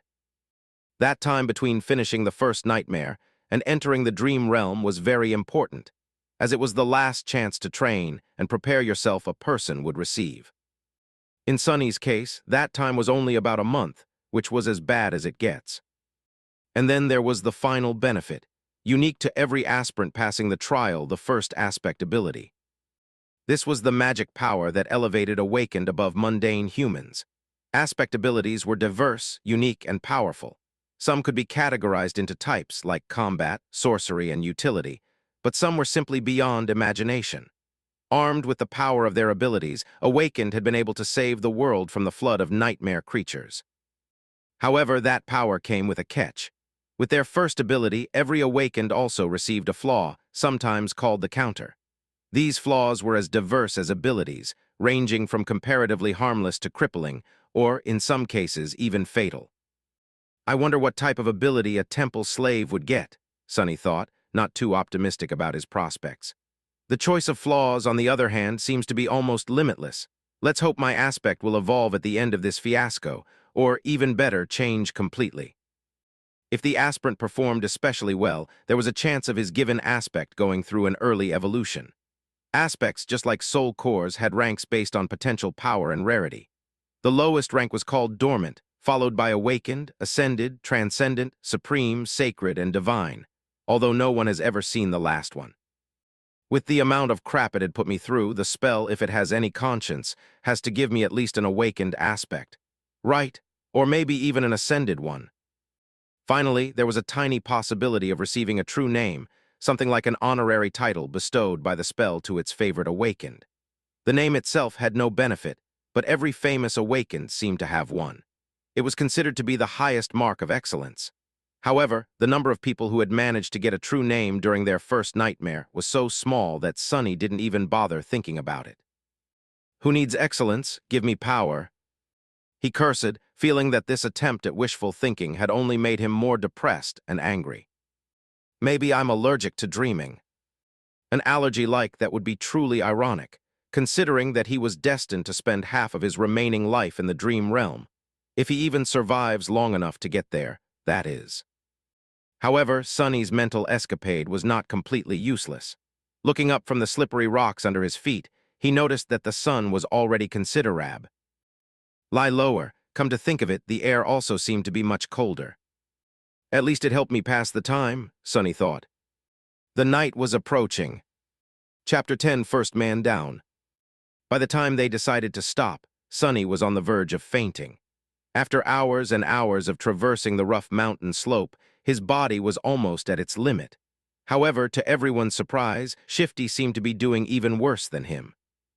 The roguish slave's eyes were muddy and unfocused, aimlessly wandering around.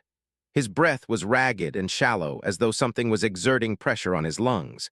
He looked feverish and unwell. As soon as Hero found a suitable place for a camp, Shifty simply collapsed on the ground. The most unnerving part about all of this was the lack of angry cursing that they had already gotten used to.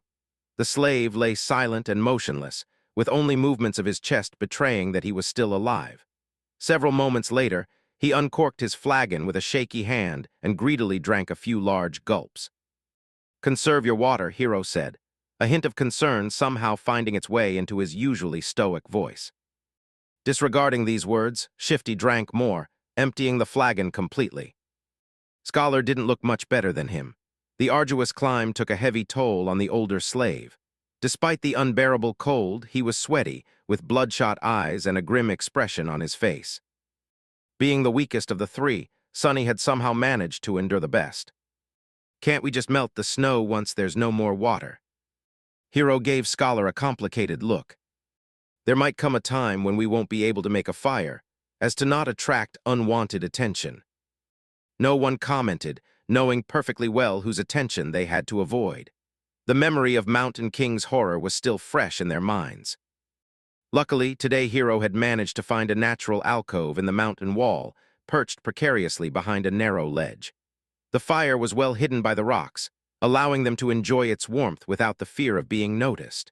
No one was in the mood to talk, so they just roasted slices of oxen meat above the flames and ate in silence. By the time the skies had turned completely black, Shifty and Scholar were already asleep, lost in the thrall of their own nightmares.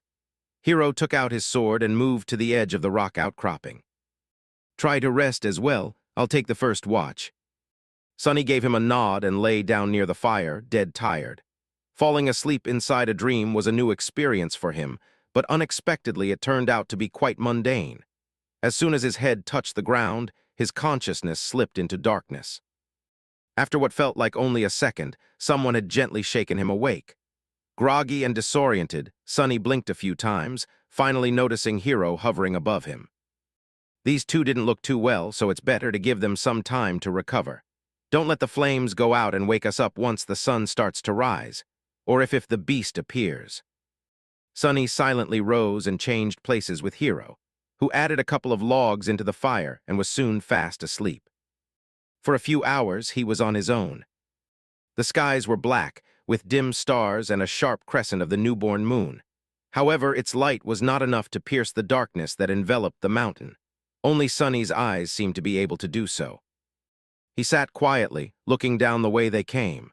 Despite the fact that they had managed to climb quite high during the previous day, he could still see the distant ribbon of the road.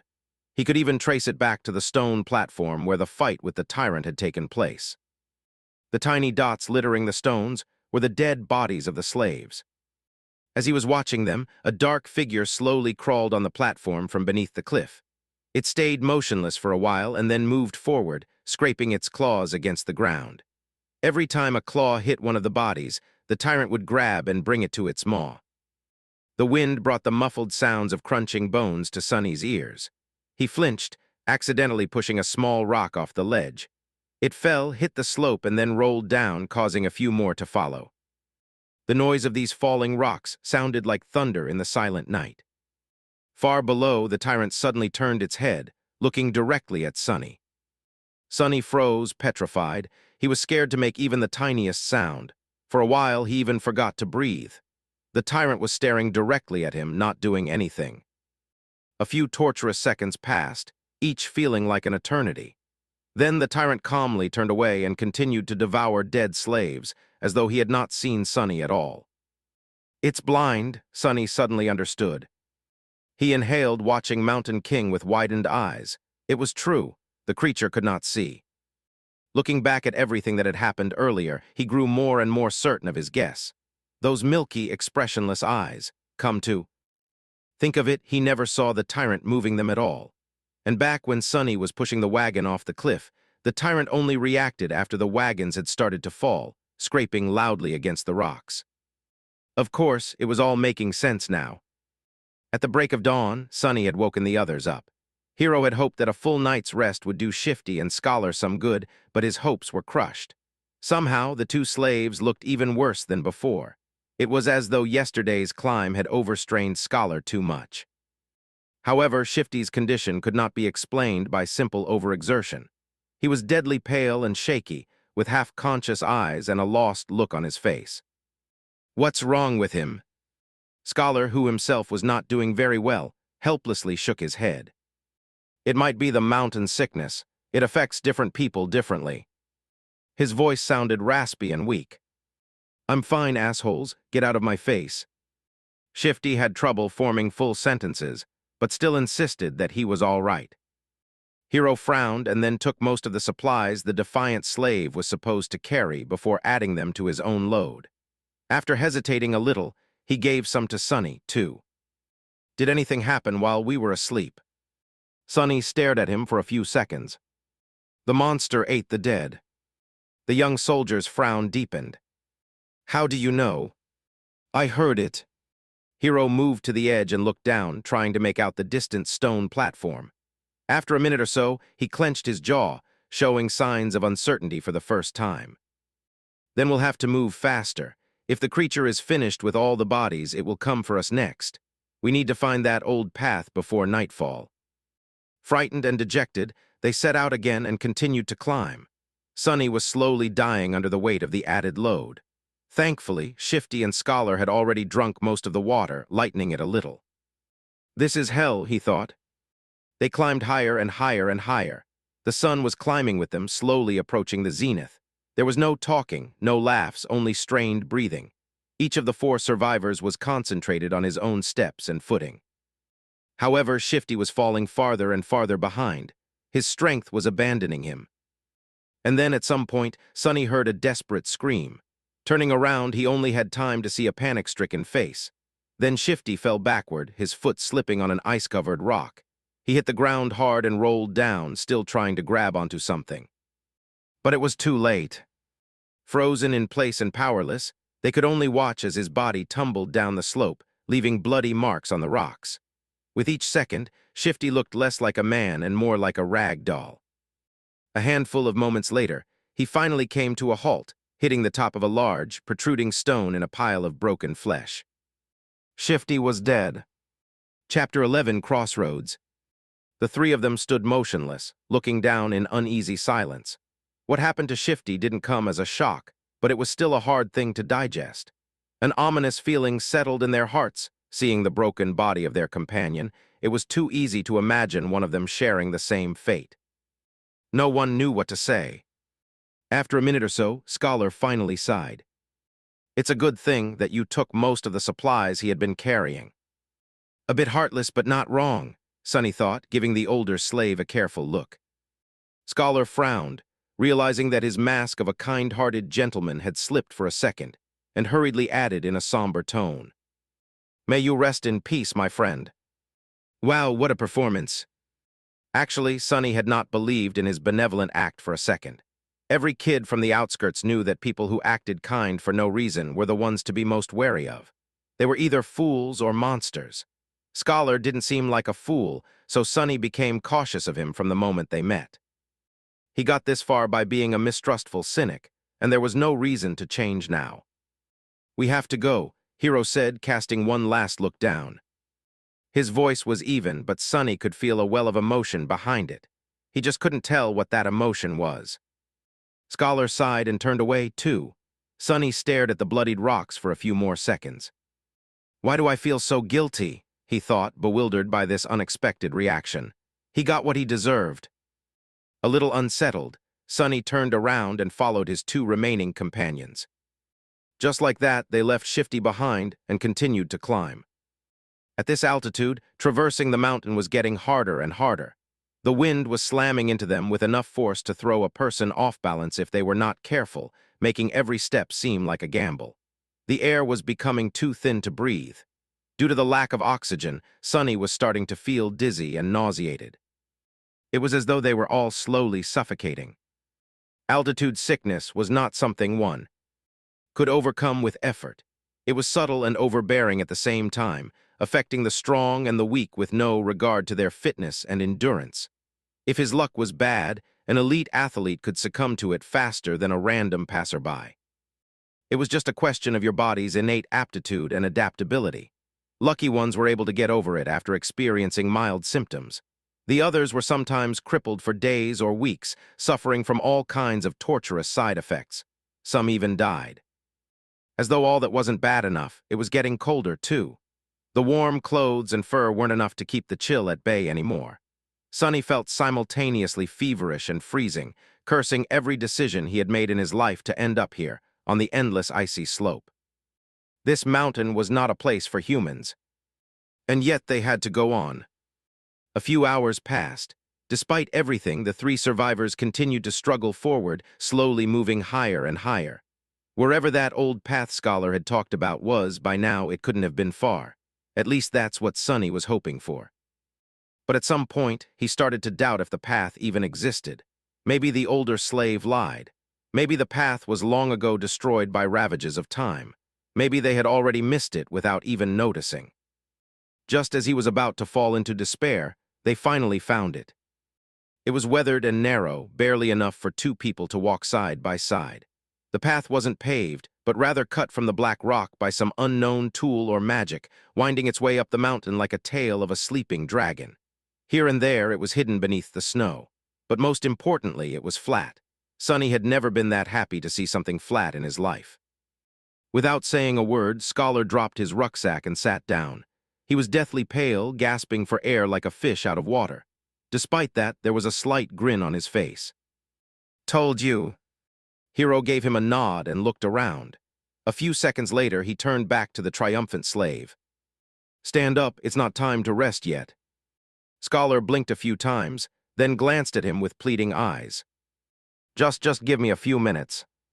The young soldier was going to retort, but Sonny suddenly put a hand on his shoulder. Hero turned to face him.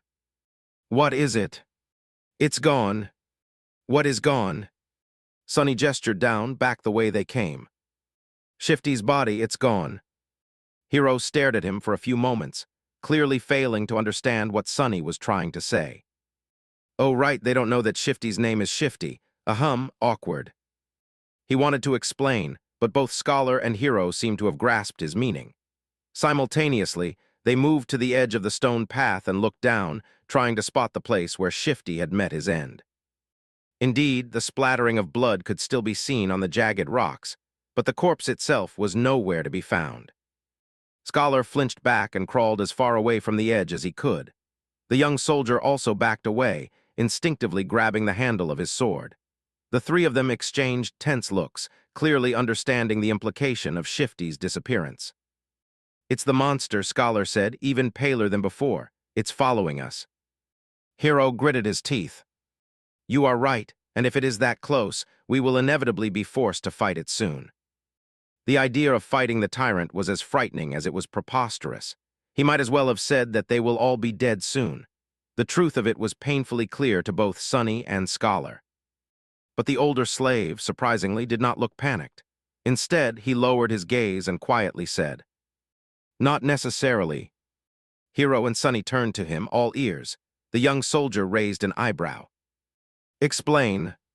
"Here it comes." Scholar sighed. "The beast had traced us this far in just a day.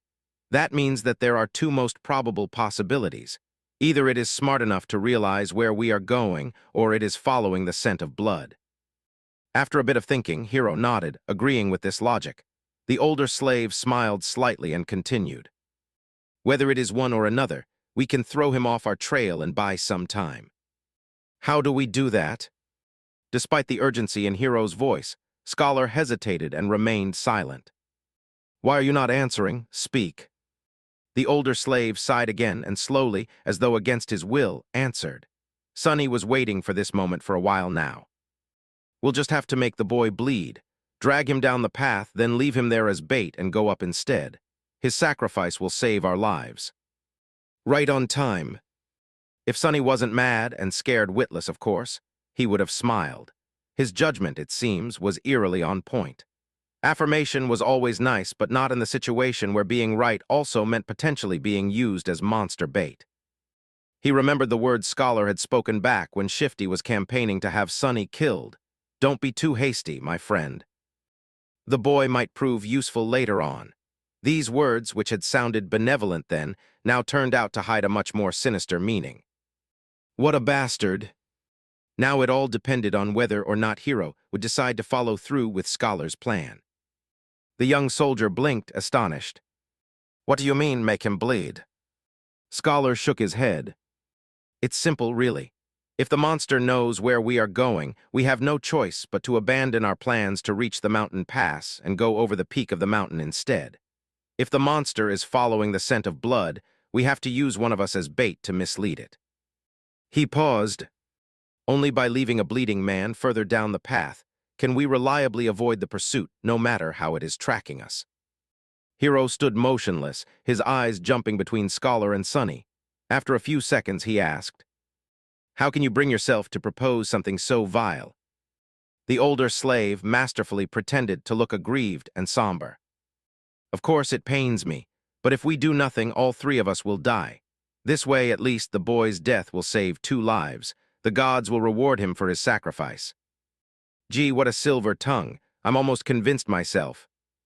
The young soldier opened his mouth, then closed it again, hesitating. Sonny was silently watching the other 2 survivors, measuring his chances of coming on top in a fight. Scholar was already halfway to being a corpse, so overpowering him would not be a problem. Hero presented an obstacle. Chapter 12, The Smell of Blood. Right now, that obstacle was looking down, avoiding Sonny's gaze. His hand was resting on the sword handle. As always, the young slave had no idea about what was going on inside Hero's perfectly shaped head. The uncertainty was making him nervous. Finally, after some time had passed, the soldier spoke. "I have only one question." Both Sonny and Scholar stared at him while holding their breaths. "Yes. You said that one of us must be sacrificed to save the other 2. Why him? From what I see, you are far closer to the grave." "A great question. I was just about to ask it myself." Sonny turned to the older slave, trying very hard to suppress a mocking grin. But to his dismay, Scholar had an answer ready. "Before the first attack, he was already bleeding because of your senior's whip. During the attack, he was drenched in the blood of a fellow slave. His cloak, too, was soaked in it when the previous owner died. The boy already reeks of blood. Keeping him alive will put us in danger. That's why he is the best choice." The grin died before reaching Sonny's face. "Curse you and your big brain." Scholar's reasoning was appallingly solid. Hero listened, his expression growing darker with each word. Finally, he looked at Sonny, a dangerous light shining in his eyes. "That is true." Sonny felt his mouth getting dry. Cold sweat was running down his spine. He tensed, ready to act. But at that moment, Hero smiled. "Your logic is almost unassailable," he said, unsheathing the sword. "However, you failed to account for one thing." Scholar raised an eyebrow, trying to hide his own nervousness. What might that be? The young soldier turned to face him, the smile disappearing from his face. Now he was radiating thick, practically palpable killing intent. It's that I know who you are, Your Grace. I also know what you've done and how you ended up a salve. Just one of the revolting crimes you have committed would be enough to make me want to kill you. So if there is someone among us who deserves to be sacrificed, it's you. Scholar's eyes widened. But the smell of blood. Don't worry about it. I'll make you bleed enough to overpower whatever residual scent the boy carries. It all happened so fast that Sonny barely had time to react. Hero lunged forward with a speed that seemed almost inhuman. A moment later, Scholar was shrieking on the ground, his leg broken with one strike from the flat side of the young soldier's sword. Not giving him an opportunity to recover, Hero stomped on his other leg, and a sickening sound of shattering bones could be clearly heard. The shriek turned into a sobbing howl. Just like that, Scholar was done for. The brutality of Hero's actions was in such stark contrast with his usually graceful demeanor that Sonny felt blood turning to ice in his veins. This was scary. The soldier gave him a calm look and said in a placid tone, "Wait for me here." Then he grabbed the older slave and dragged him down the path, soon disappearing behind a rock outcropping. After a few minutes, terrible screams could be heard echoing through the wind. Sonny was left alone, trembling. Crap, this is too much. He still couldn't believe how sudden Scholar's demise came to be, and how ruthless it was. Some time later, Hero was back, acting as though nothing had happened. But it was exactly that normalcy that unnerved Sonny the most. After sorting through the contents of Scholar's rucksack and throwing most of the fur, Yewed out, the young soldier put it over his shoulder and nonchalantly turned to the young slave. "Let's go, we need to hurry." Not knowing what to say, Sonny gave him a nod and headed forward. Now there were only two of them left. It was sort of stupid, but Sonny suddenly felt lonesome. Walking on the stone path was much easier than scaling the mountain wall. He even had time for unnecessary thoughts. A strange feeling of melancholy descended on Sonny somehow. He began to feel that the end of this nightmare, whatever it might be, was not far off now. They walked in silence for some time before Hero spoke. "Don't feel guilty about what happened. It's not your fault. The decision was mine and mine alone." The young soldier was a few steps ahead, so Sonny couldn't see his face. "Besides, if you knew this man's sins actually, it's better that you don't. Just trust me when I say that killing him was an act of justice. I wonder which one of us feels guilty. These people always trying to rationalize their actions, always desperate to maintain an illusion of righteousness even while doing most foul things." Sonny hated the hypocrisy. Not getting an answer, Hero chuckled. "You don't like to talk, do you? Well, fair enough, silence is gold." They didn't speak again after that, each preoccupied with their own thoughts. The sun was setting, painting the world into a million shades of crimson. This high up, the air was clean and crisp, pierced by streams of scarlet light. Below them, a sea of maroon clouds was slowly rolling past the mountain. The stars and the moon had begun to reveal themselves in the vermilion sky. It was quite beautiful. However, Sonny could only think about how cold it was going to be once the sun fully disappears. Before that happened, Hero had found them a shelter. Not far from the path, hidden behind some tall rocks, was a narrow crevice that extended into the slope of the mountain. Happy to be safe from the piercing wind, they explored the crevice and ended up in a small, well-concealed cave. Sonny made a move to unbundle some firewood, but Hero stopped him with a shake of his head. "Today we will camp without making a fire. The beast is too close." Camping without the warm flames to keep them company was not going to be pleasant, but at least they weren't going to freeze to death inside the cave. In any case, the alternative was too frightening. Sonny sat down, putting his back against the cave's wall. Hero settled opposite of him, looking downcast and thoughtful. He was obviously in a strange mood.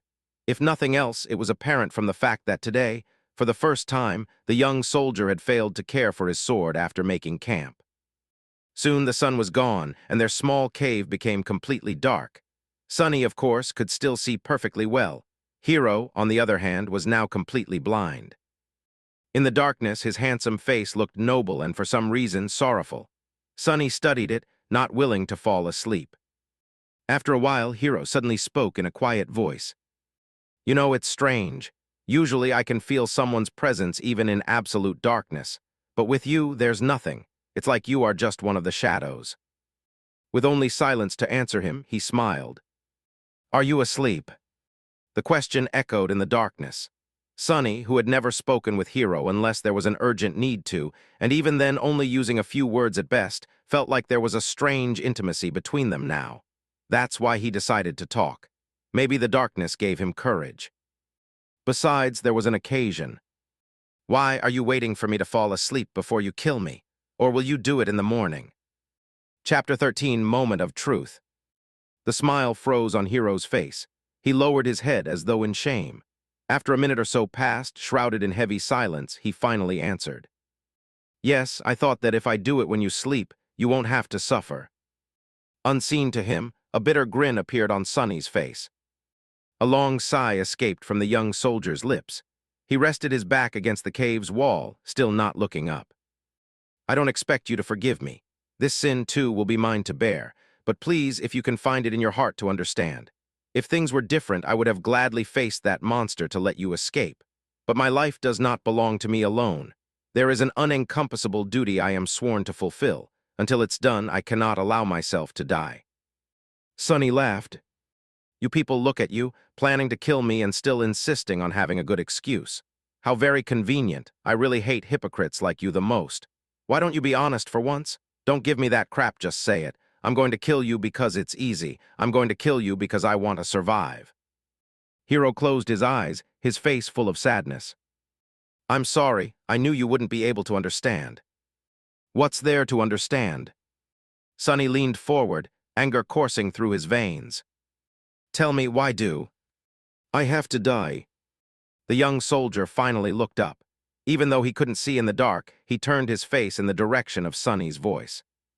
That man was a villain, but he was also right. The scent of blood is too heavy on you. It will attract the beast. You can just let me go, you know. We'll part ways.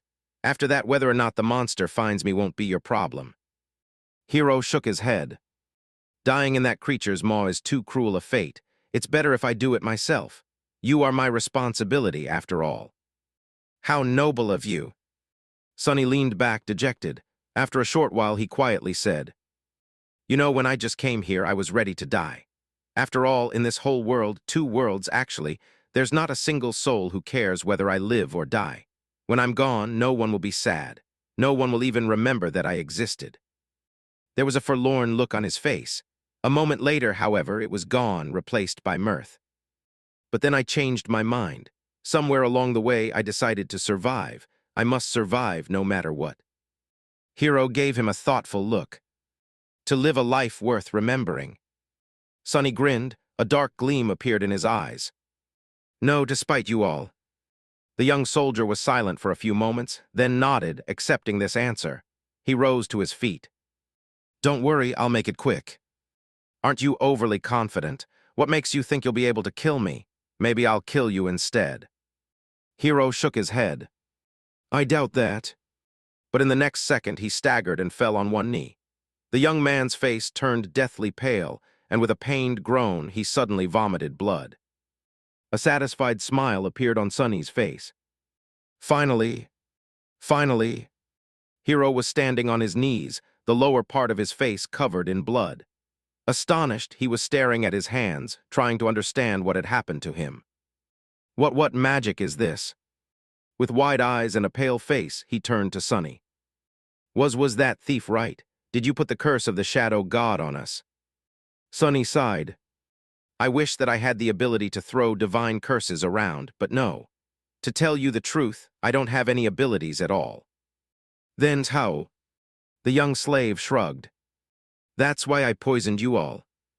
Hiro flinched, trying to comprehend his words. What? After the tyrant first attacked, you sent me to search for water. While gathering flagons from the dead soldiers, I squeezed bloodbane juice into each one, except my own, of course. Not enough to taste it, but enough to slowly kill anyone who would drink from them. The soldier gritted his teeth, struggling through pain. A sudden realization appeared on his face. So that's why the other 2 were in such bad shape. Sonny nodded. Shifty drank the most, so his condition worsened the fastest. Scholar was also not long for this world, but you finished him off before the poison could. Yourself, however, it was as though Bloodbane had no effect on you at all. I was really starting to get worried. Hero's face darkened. I understand. He thought about something, then looked at Sonny with surprise. But back then, you didn't know that we will turn on you. Sonny just laughed. Oh, please, it was obvious. Shifty was the kind of man who would kill for a pair of boots. Scholar was like a wolf in sheep's clothing. People are selfish and cruel in the best of situations. Was I supposed to believe that those two weren't going to do something terrible to me when faced with certain death? Hero spat more blood. Then what about me? A disdainful expression appeared on Sonny's face. You are the worst of them. Why? Sonny looked at him and leaned forward. I might have not learned much in my short life, but I do know one thing, he said, all traces of humor gone from his voice. Now there was only cold, callous contempt. Sonny's face hardened as he spat. There is nothing more pathetic than a slave who begins to trust his slaver. Hearing these words, Hero lowered his head. I see. Then suddenly he laughed. You are a wicked little shit, aren't you? Sonny rolled his eyes. There's no need to be rude. But Hero wasn't listening to him. Good, this is good. My conscience will be clearer. The young slave sighed in irritation. What are you mumbling about? Just die already. Hero chuckled and suddenly pierced him with a stare. Somehow he didn't look so sick anymore. You see, that plan would have worked if I was a normal human. But alas, my soul core has awakened long ago. I've slain countless enemies and absorbed their power. Bloodbane poison, unpleasant as it might be, can never kill me. Crap. Sonny turned around and tried to run away, but it was already too late. Something hit him in the back, sending his body crashing into the rock wall. With a scream, he felt a sharp pain piercing his left side. Rolling out of the cave, Sonny clutched his chest, scrambled back onto his feet and ran, trying to escape the narrow crevice. He managed to reach the old path, finally being able to see the stars and the pale moon on shining brightly in the night sky, but it was as far as he was able to get. Stop. As the cold voice sounded behind him, Sonny froze. If Hero really had an awakened soul core, he had no chances of getting away from him. In a fight, he had no chances at all. Turn around. The young slave obediently turned, holding his hands up. He looked at Hero, who was wiping the blood off his face with a displeased look in his eyes. The two of them stared at each other, shivering in the murderous cold. Was it worth it? No matter, despite it all, I will be true to my promise. I'll make it quick. The soldier unsheathed his sword. Do you have any last words? Sonny did not answer. However, a small silver bell suddenly appeared in his hand. Hero frowned. Where were you hiding that thing? Sonny shook the bell. A beautiful, clear ringing sound flowed over the mountain, filling the night with an enchanting melody. What are you doing? Stop. The young slave dutifully stopped. What was? Right under Hero's bewildered eyes, the silver bell disappeared into thin air. He looked at Sonny, stumped and suspicious. Tell me, what did you just do? But Sonny didn't answer. In fact, he hadn't said a single word ever since escaping the cave. Right now, he wasn't even breathing. Hero, on the other hand, continued to speak. Tell me right now, or you will regret it. He scowled. Why are you not saying anything? The shivering boy just stared at him, completely silent. No, he was staring into the darkness behind him. Hero's eyes widened. What? Chapter 14, Child of Shadows. Sonny had no choice but to resort to one last, desperate gamble. He had no chance against the enemy in a direct confrontation, at least not without an advantage. Bloodbane poison was supposed to be his hidden card, but turned out to be nearly useless. Being able to see in the dark did not help that much, too. Somehow, Hero was able to perceive their surroundings even without any light. Whether he was using his sense of hearing or some magical ability, Sonny did not know, not that it mattered now that they had left the cave and were standing under the moonlit sky. Now he had only one advantage left, the fact that he knew that the tyrant was blind and Hero did not. Acting on that knowledge, however, was easier said than done. But what else could he do? That's why he tried to stay as quiet as possible and rang the silver bell. If the description did not lie, its ringing could be heard from miles away. Surely, the tyrant was going to hear it too. Now Sonny only had to stay silent, stall for time, and hope that the monster would come.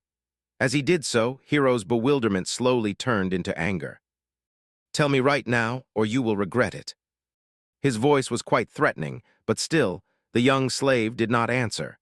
He just shivered in the cold and tried not to moan despite the pulsing pain in his chest. "Why are you not answering?" But Sonny did not dare to answer. He held his breath and watched, horrified, as the familiar colossal figure appeared behind Hero. His lungs were on fire, and his heart was beating like crazy. It was beating so loud that he was even afraid that the blind tyrant would hear it. But of course, it couldn't be louder than Hero's voice, who was still talking, turning himself into the only source of noise on this mountain. At the last second, a hint of understanding appeared in the young soldier's eyes. He began to turn around, his sword rising with lightning speed. But it was too late. A massive hand appeared from the darkness and caught him into an iron grip. The bone claws scraped against the armor, pulling it apart. Mountain King dragged Hero back, paying little attention to the sword biting into its wrist.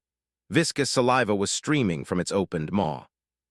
Petrified by fear, Sonny slowly turned his back to them and took a couple of steps up the old, winding path.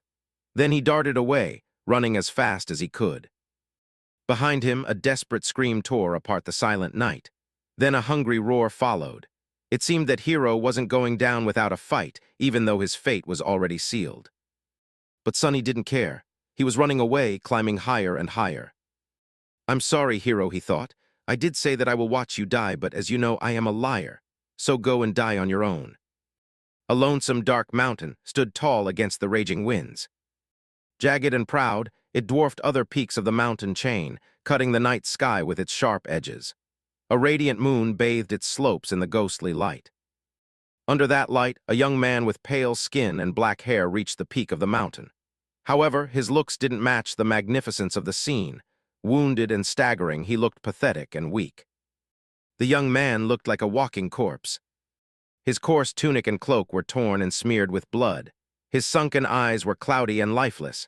His body was bruised, beaten, and cut. There were specks of bloody foam on his lips. He was hunched over, cradling the left side of his chest. Each step caused him to moan, ragged breath barely escaping through gritted teeth. Sonny was hurting all over, but most of all he was cold. So cold. He just wanted to lie down in the snow and fall asleep. But instead, he continued walking, because he believed that the nightmare will be over once he reaches the peak. Step, another step. Finally, he had made it. At the highest point of the mountain, a vast expanse of flat rock was covered with snow. In the center of it, illuminated by moonlight, stood a magnificent temple. Its colossal columns and walls were cut from black marble, with exquisite reliefs decorating the Stygian pediment and broad frieze. Beautiful and awesome, it looked like a palace of a dark god. At least it did once. Now the temple was in ruins. Fractures and cracks marred the black stones, parts of the roof had collapsed, letting in ice and snow. Its tall gates were broken, as if smashed into pieces by a hand of a giant. Still, Sonny was satisfied. "Found you," he said in a hoarse voice. Gathering the last of his strength, the young slave slowly limped in the direction of the ruined temple. His thoughts were muddled and confused. "See this, Hero?" he thought, forgetting for a second that Hero was already dead. "I've made it. You were strong and ruthless, and I was weak and timid. Yet now you are a corpse and I am still alive. Isn't it funny?" He stumbled and groaned, feeling the edges of his broken ribs cutting deeper into his lungs. Blood was dripping from his mouth. Dead or not, Hero had gotten him good with that single strike. "Actually, it's not. What do any of you even know about being ruthless? Poor fools. In the world where I come from, people had thousands of years to turn cruelty into an art. And as someone on the receiving end of all that cruelty, don't you think I would know more about being vicious than you ever could?" He was getting closer to the temple. Truth be told, you never stood a chance. Wait, what was I thinking about? A moment later, he had already forgotten. There was only pain, the dark temple, and the overpowering desire to sleep. "Don't fall for it, it's just hypothermia. If you fall asleep, you'll die." Finally, Sonny reached the steps of the Black Temple. He started to climb them, not noticing thousands of bones that were scattered around. These bones once belonged to humans and monsters both. All of them were killed by the invisible guardians still lingering around the temple. As Sonny was climbing the steps, one of the shapeless guardians approached him. It was ready to snuff out the spark of life that was burning weakly in the defiler's chest, but then stopped, sensing a faint, strangely familiar scent coming from his soul. The scent of divinity. Sorrowful and lonesome, the guardian moved aside, letting Sonny pass.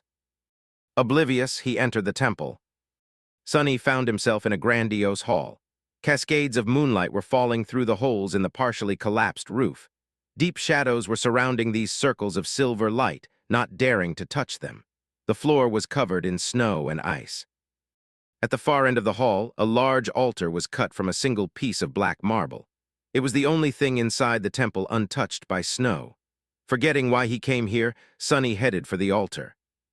He just wanted to sleep. The altar was dry, clean, and as wide as a bed. Sonny climbed on it and lay down. It seemed like he was going to die. He was okay with it. Sonny tried to close his eyes, but was stopped by a sudden noise coming from the direction of the temple's entrance. He turned his head to look, not even a little bit curious. What he saw would have sent chills running down his spine if he wasn't so cold, tired, and indifferent. Mountain King was standing there looking at him with its 5 blind eyes. He was still massive, terrifying, and revolting. Worm-like shapes were still moving frantically under its skin. It was sniffing the air, salivating. Then it opened its maw and moved forward, slowly approaching the altar. What an ugly bastard, Sonny thought and suddenly clutched his chest, convulsing in a fit of torturous coughing. Bloody foam flew from his mouth and fell on the altar. However, the black marble soon absorbed it. A second later, it was as pristine as it was before. The tyrant was just about to reach Sonny. It was already stretching its hands to grab him. I guess this is the end, he thought, resigned to his fate. But at the last second, suddenly, the voice of the spell resounded in the dark temple. You have offered yourself as a sacrifice to the gods. The gods are dead and cannot hear you. Your soul bears the mark of divinity.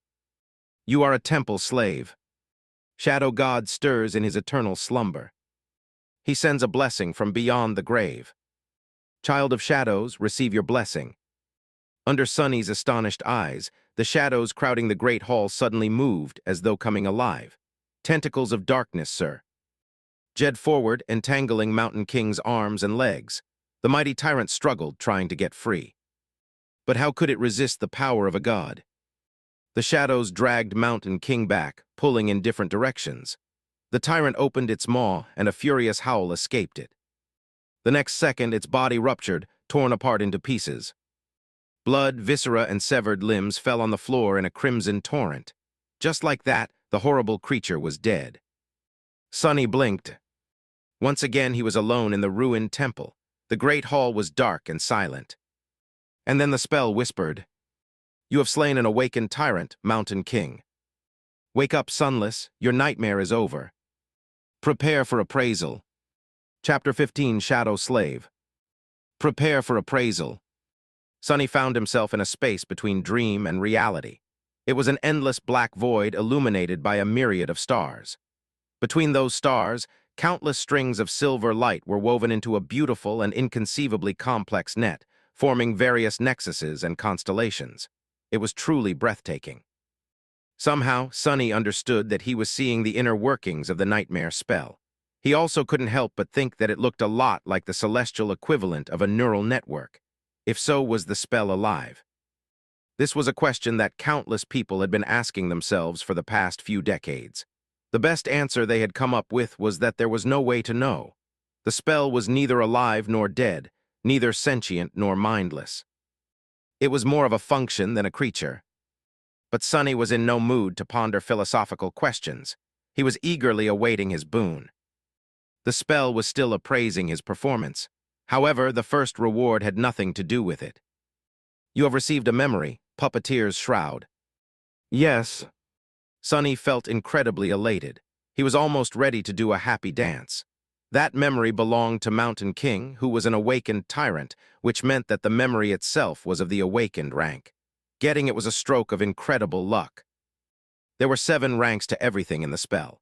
These ranks were in order of growing power: dormant, awakened, ascended, transcendent, supreme, sacred, and divine, with the exclusion of nightmare creatures, who were ranked as dormant, awakened, fallen, corrupted, great, cursed, and unholy. From the spell's point of view, Sunny was a dormant human. Having a memory of a higher rank than his own soul core would be of great help once he enters the dream realm. The power gap between different ranks simply could not be overestimated. He wanted to take a look at the puppeteer's shroud, but there was no more time. The spell was done with its appraisal. Here in the void, its voice didn't sound subtle and familiar anymore. Rather, it seemed like the universe itself was speaking. Sunny held his breath, listening. "Aspirant, your trial is over." A nameless slave ascended the Black Mountain. Both heroes and monsters fell by his hand. Unbroken, he entered the ruined temple of a long-forgotten god and spilled his blood on the sacred altar. The gods were dead, and yet they listened. "You have defeated a dormant beast, Mountain King's larva. You have defeated 3 dormant humans, names unknown. You have defeated an awakened human, Oro of the 9. You have defeated an awakened tyrant, Mountain King. You have received the Shadow God's blessing. You have achieved the impossible. Final appraisal, glorious. Your treachery truly knows no bounds." That final part was not really necessary, as far as Sunny was concerned, but he was still pretty satisfied with the praise from the spell. He felt like his chances of evolving his aspect to an awakened, or even ascended, one were pretty high. His overall power was still dependent on the rank of his soul core, which would remain dormant until much later, but the rank of the aspect itself would do wonders for his overall potential. "Dreamer Sunless, receive your boon." He was an aspirant no more, Sunny grinned. "You have been bestowed a true name, Lost from Light." His jaw dropped. A true name. He had received a true name. Never in his wildest dreams did Sunny dream of becoming one of the chosen few to accomplish such feat, and in his very first nightmare to boot. Not even all of the saints could boast of having one. He was an elite now, a bona fide cream of the crop. He was going to be rich. But the rewards kept coming. "Your aspect is ready to evolve. Evolve aspect." What kind of a question is that?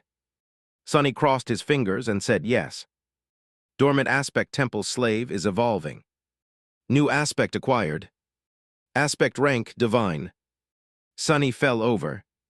Aspect name shadow slave. Divine, it's divine. Sunny was standing on his knees, stupefied. The shock was so great that for a second there he lost all control over his limbs and fell. It said divine right. He raised a trembling hand and rubbed his eyes, making sure that he was awake. Or rather conscious, since technically he was. Still sleeping in the underground vault of the police station. Confused by all this terminology, Sunny silently summoned the runes and found the lines describing his aspect. Aspect shadow slave. Aspect rank divine. Aspect description: you are a miraculous shadow left behind by a dead god. As a divine shadow, you possess plenty of strange and wondrous powers. However, your existence is empty and lonesome. You mourn the passing of your former master and long to find a new one. Innate ability, shadow bond. Ability description: find a worthy master and let them know your true name. Once they recite it out loud, you will be bound to their will, unable to disobey any command. It is improper for a shadow, let alone a divine one, to walk around without a master. That was a lot to digest. First of all, Sunny felt his heart beating faster. He heard it right. All the suffering and horror he had experienced in the first nightmare paid off in the end. A divine aspect. He had received a divine aspect. Anything above awakened was rare and immensely valuable. People with ascended aspects were rare enough to be fought over by various factions. The factions themselves were built around singular powerhouses with transcendent or supreme aspects, and he had never, ever heard of anyone acquiring a divine one. Never. Anything with the divine prefix was so hard to find that it mostly lived in the realm of myths and legends. After all, the human race had not reached that high yet. It was only slightly more than a decade since humans managed to finally conquer the third nightmare and receive the ability to evolve their cores to transcendent rank. As transcendents, or saints, as they were called in the real world, powerful awakened ruled over the dream realm, but even they did not dare to face nightmare creatures of higher ranks. Subsequently, there were not a lot of memories and echoes of supreme rank around, let alone sacred or divine. The same went for aspects. And yet Sonny just got one. He grinned, driven half-mad by joy and arrogance. However, his jubilation was a little muddled. After all, there was that weird innate ability. Of course, he had no intention of becoming someone's magical slave with no free will of his own. To hell with that. But it wasn't that bad. All he had to do to avoid that fate was to conceal his true name. No one except for him could see his status. That meant that Sonny just had to keep his mouth shut, and no one will know that he even had one. It meant giving up on all the benefits that someone who was bestowed a true name after the first nightmare was entitled to. But it all paled in comparison with a divine aspect. Not a problem, Sonny thought with a smirk. If the spell had the ability to laugh, it would surely do so after hearing his thoughts. However, it didn't. Instead, it began to speak again. The first seal is broken. Awakening dormant powers. Chapter 16, Rebirth. Sonny felt something waking up inside of him. With a startled cry, he clutched his chest and stared into the darkness, trying to understand what was happening. The feeling was not painful or unpleasant, yet it was like nothing he had ever experienced. It was as though his soul was being shaken awake, infused with strange new energy. However, that energy did not come from some outside source. Rather, it was coming from within, as though it had always been there, sleeping. The energy filled every fiber of his being. Sonny felt his emotions becoming clearer and sharper. Then his body began to change, too. He felt as though a miniature star was burning in the center of his chest. Waves of heat were radiating from it, slowly reaching his stomach and shoulders, then his arms and legs, then his hands and feet. Under that heat, his bones, muscles, organs, and blood vessels were being rebuilt and revitalized. Sonny felt like he was being reborn. He was becoming stronger, faster, healthier. It was euphoric. With each second, his transformation was becoming more profound. New confidence settled in Sonny's heart. He was not a weak, frail street kid anymore. He was not as vulnerable against anyone who would wish to bully him as he was in the past. With his powers awakened and his will tempered by the horrors of the first nightmare, he was now someone you would not want to cross. After some time had passed, the star burning in his chest finally cooled down. The heat was replaced with a soothing coldness. That coldness washed over Sonny's body, taking away all the aches and discomforts that had been accumulated there over the years. Then it moved up, reaching his brain and finally his eyes. His vision strangely doubled. He could still see the void populated by an endless pattern of stars, but he could also see something different. A silent, calm dark sea illuminated by a lonely black sun. From his previous knowledge, Sonny knew that this was his so-called Sea of Soul, but he also knew that it was supposed to look quite different. For starters, it was supposed to be much more lively.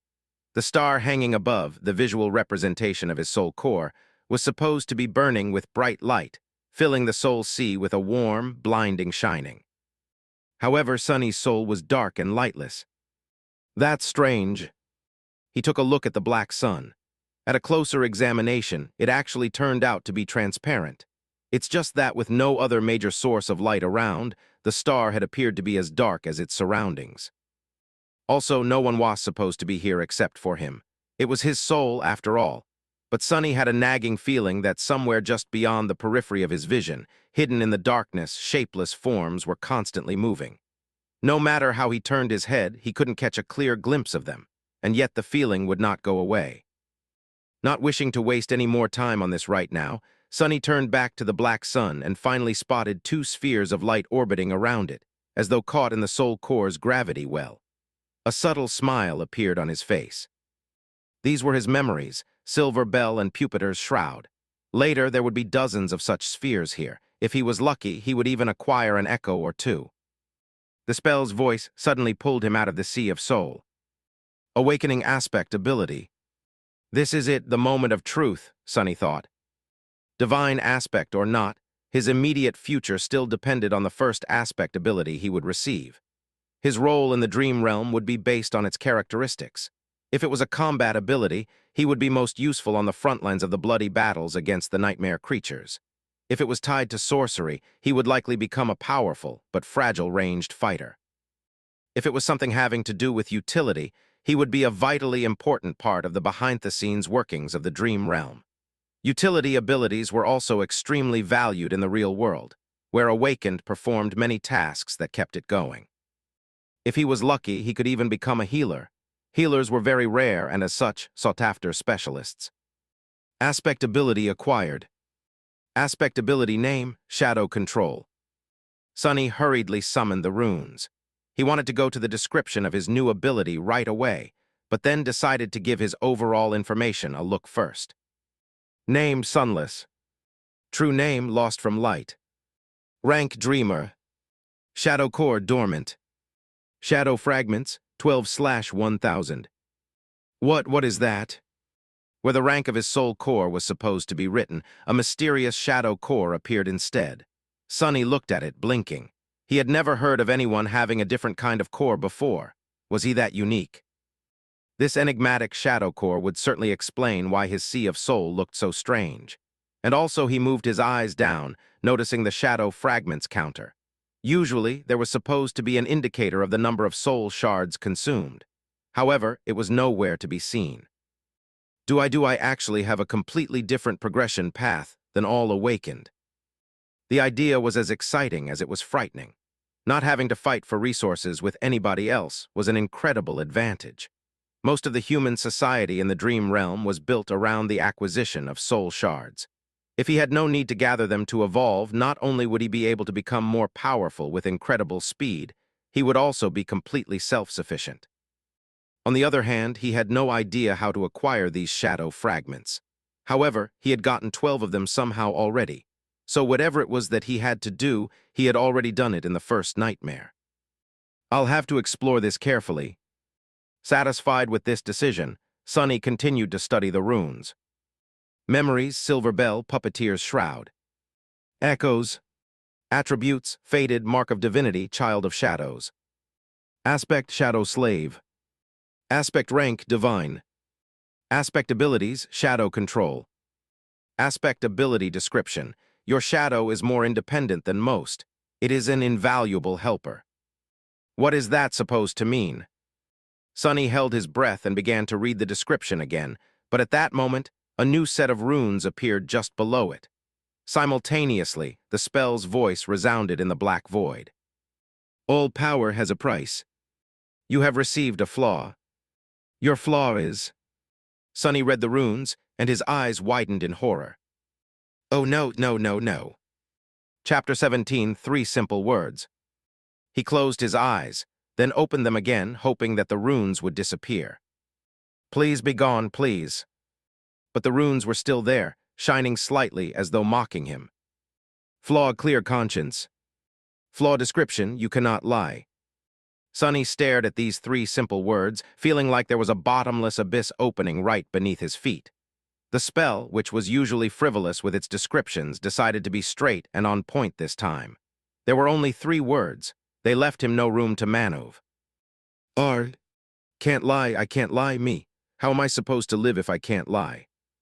Sunny's very survival was predicated on his ability to deceive and outsmart other people. Even the spell itself congratulated him on his treachery. Without the ability to lie, he wouldn't be able to achieve anything. Not to mention, his heart suddenly felt as though it was about to stop. If he could only tell the truth, how was he supposed to hide his true name? Wouldn't anyone be able to turn him into an obedient slave by simply asking a couple of innocent questions? Sage. Sunny was about to scream and curse, but at that moment the spell spoke again.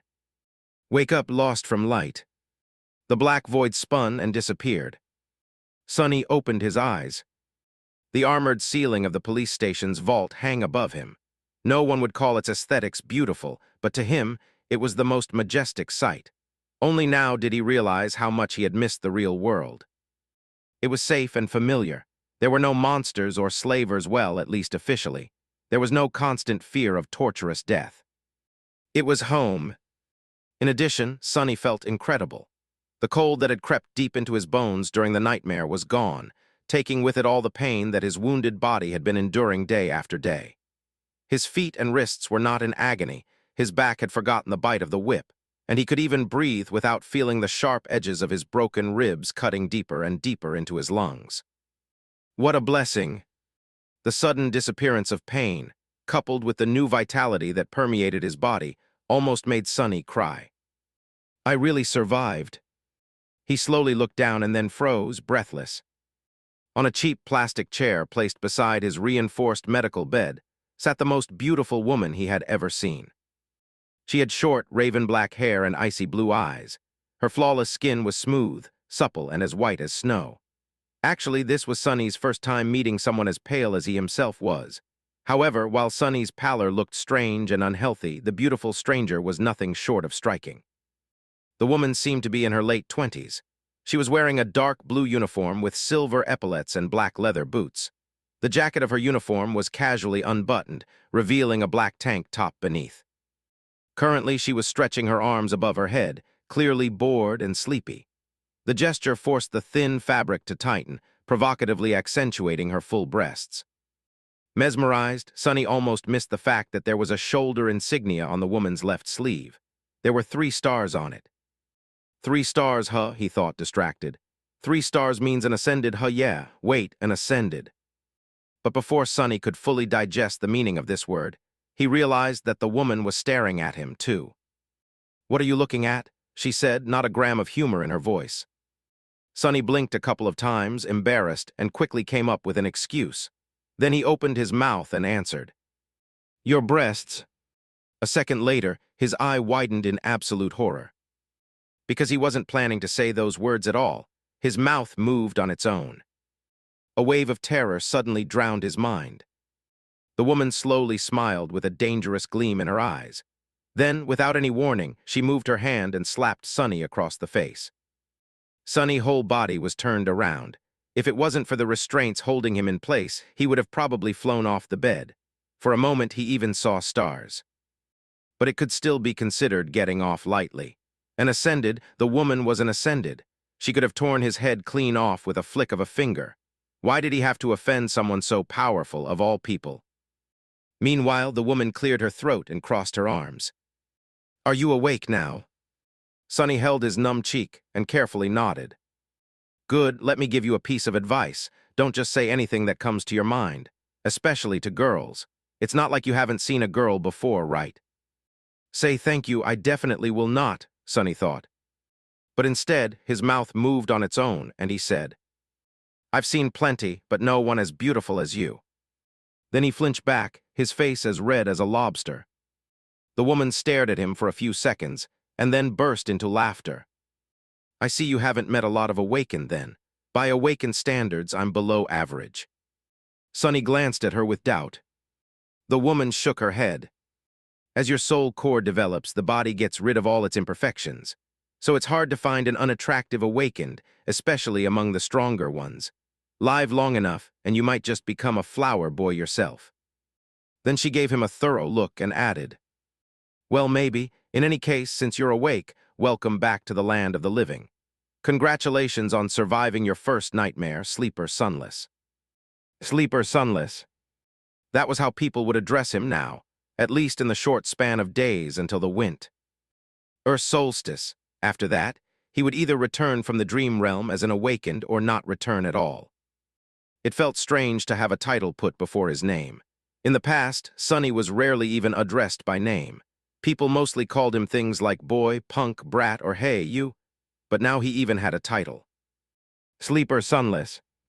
Actually, the correct term was dreamer, but humans had their own set of words for those infected by the nightmare spell.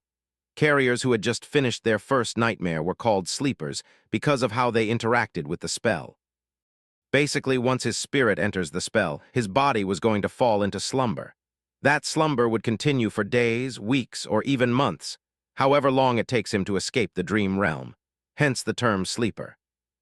Once he escapes and becomes an Awakened, he would live his life normally during the day and return to the dream realm every time he falls asleep. The Awakened were called the same by the spell and the humans. That word was also sometimes used as a general term for all carriers. Then, if he were to decide to enter a second nightmare and manage to survive, he would become an ascended. People called them masters. Masters could enter and exit the dream realm as they wished. Some even chose to never come back there at all. More than that, they traveled between the worlds physically, not just in spirit. And then, above the masters, there were saints, those who had conquered the third nightmare and earned the right to call themselves transcendent. They were as powerful as demigods and even more rare. Not only could they travel between the real world and the dream realm, but they could also take others with them. But coming back to masters, the beautiful woman stood up and approached the reinforced medical bed. With practiced moves, she began to undo the restraint holding Sunny in place. "I am Ascended Jet. You can call me Master Jet. These past 3 days, I was on watch duty due to your nightmare. Right before I fell asleep, the policeman told me that an awakened would arrive in a few hours to monitor my condition, to kill the nightmare creature if I die and let it through." Sunny was unwilling to open his mouth, terrified that all sorts of truths would come spilling out. But there were things he simply had to know. "Master Jet, I have a question." "Go on." "Why would a master be put on watch duty? Isn't it below your pay grade?" Jet gave him a dark look. "You're smarter than you seem. Recently, there was a lot of gates opening in this sector. Most of the local awakened are either wounded or occupied with the cleanup, or dead. It's always like that close to the winter solstice." She opened the final restraint and took a step back. "Plus, there's not a lot of awakened who, like me, directly work for the government. It's by far the least lucrative or glorious career one of us can choose. Would you abandon wealth and fame to work abysmal hours and risk your life, fueled only by altruism and sense of duty?" Sunny wanted to say something flattering. Instead, he looked Master Jet right in the eyes and smirked. "Of course not. I'm not an idiot. Damn this damn flaw, damn." She stared at him with a humorless expression. Sunny thought that he was going to get slapped again. But instead, Jet smiled. "See, I was right. You really are smart." Chapter 18, Absence of Light. Sunny was enjoying a hot shower.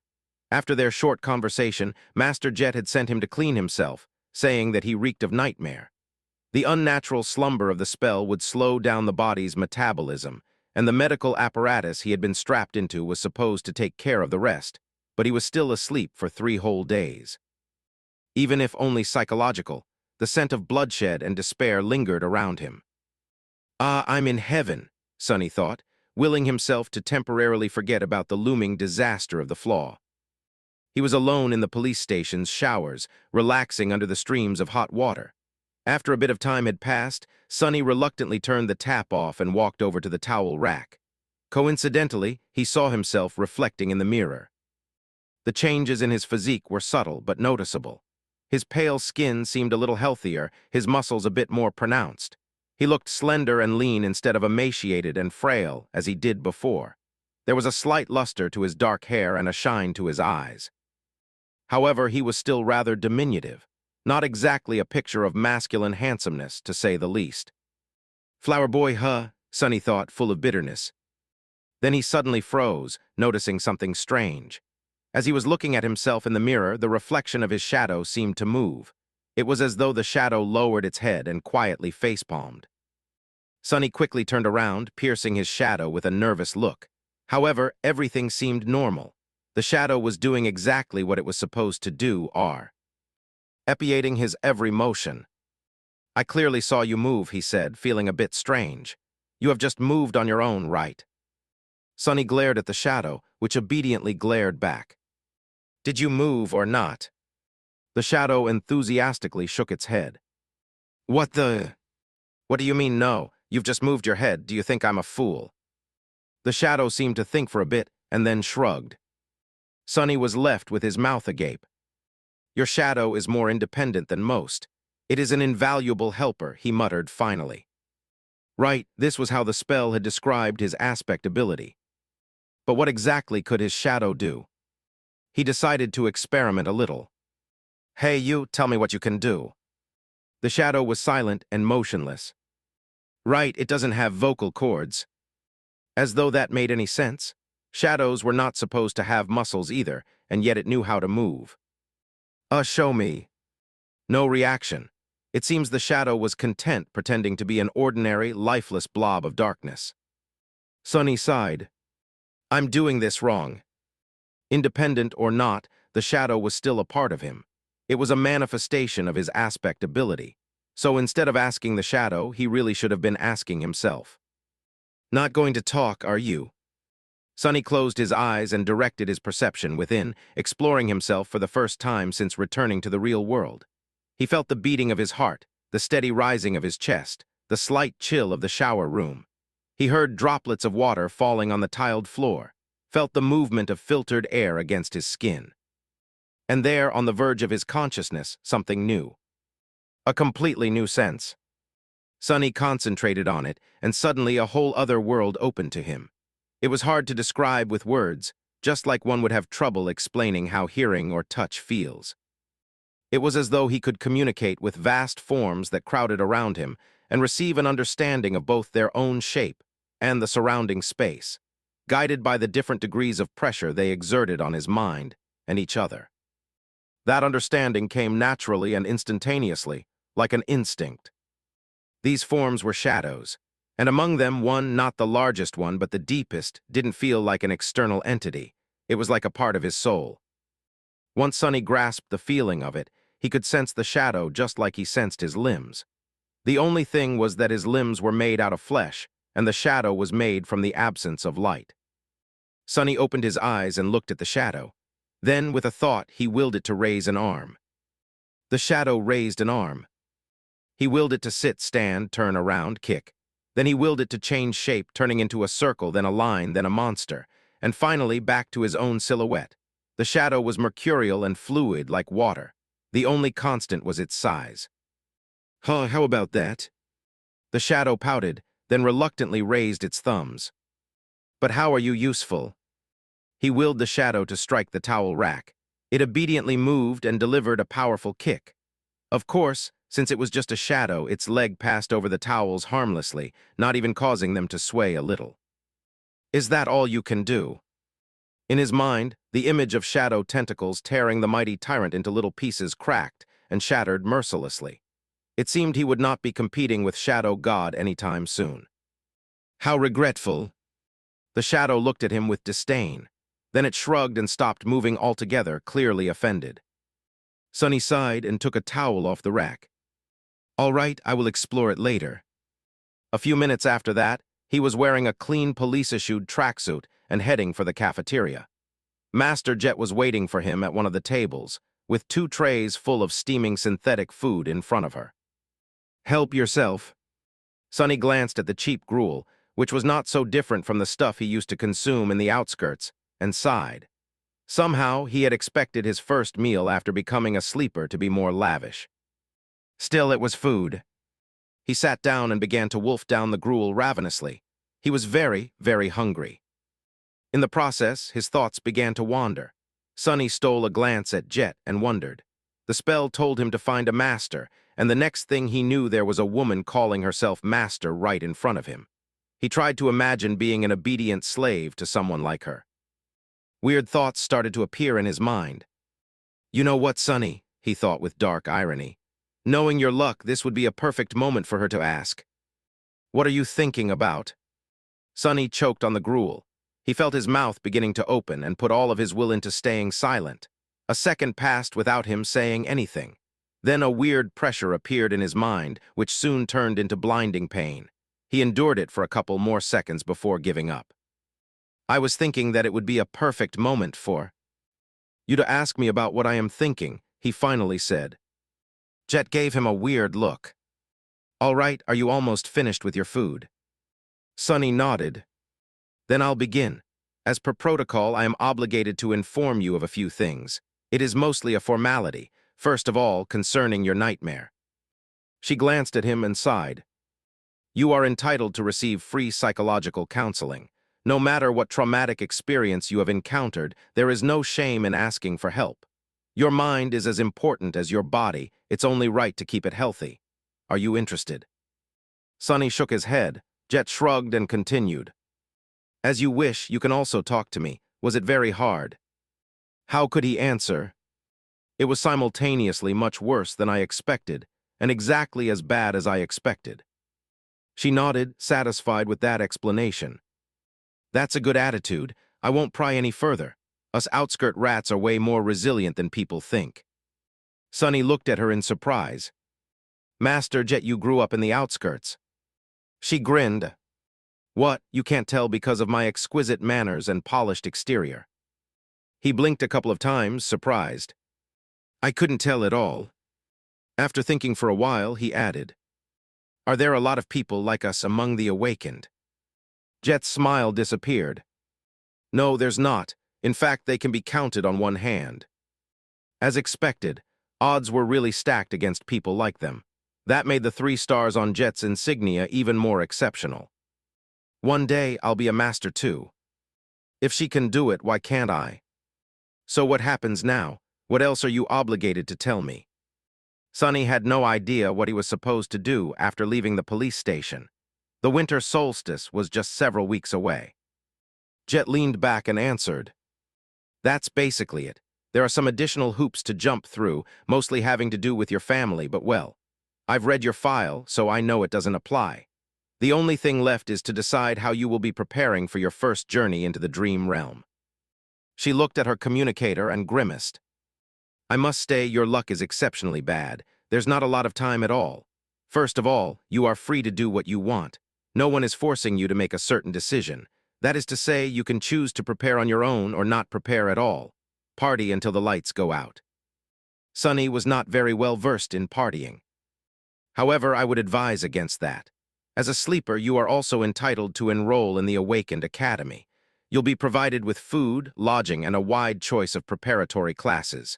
This late into the year, you won't be able to learn a lot, but it's better than nothing.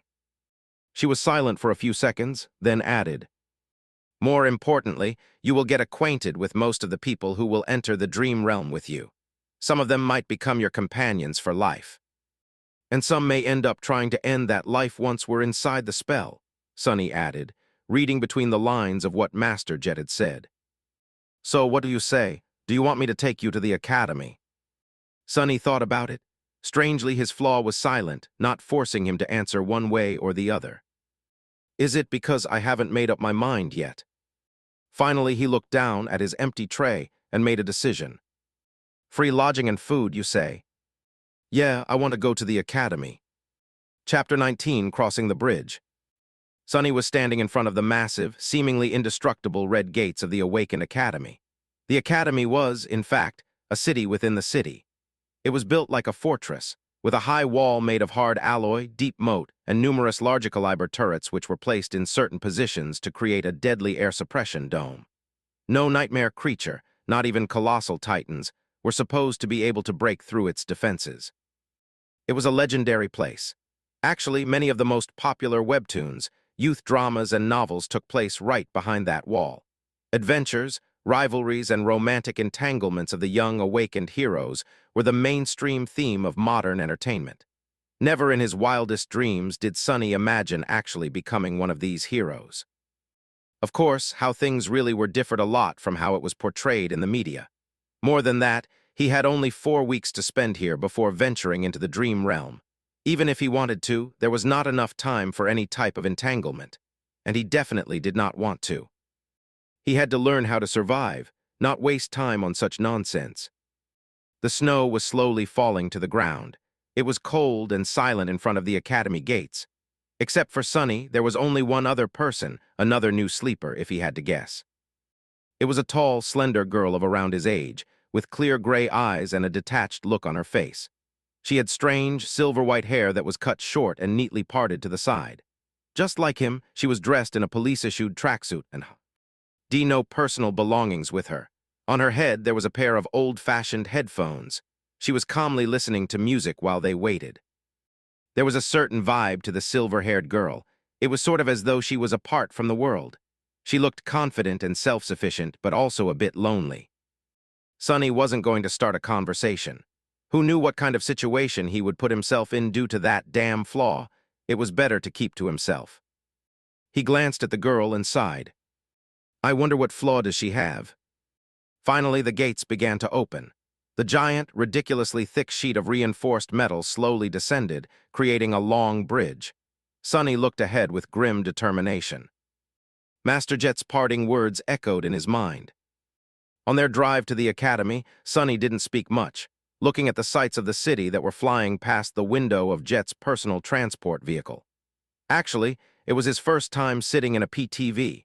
Most people in the city couldn't even dream about getting a license and purchasing a vehicle like that, having to do with public transportation. He had ridden in the back of a police cruiser once or twice, but that was a completely different experience. At some point, Master Jet looked at him and said, "Since we both come from the outskirts, I'll give you 3 pieces of advice. Whether you listen to me or not is your business." Sonny turned his head, waiting.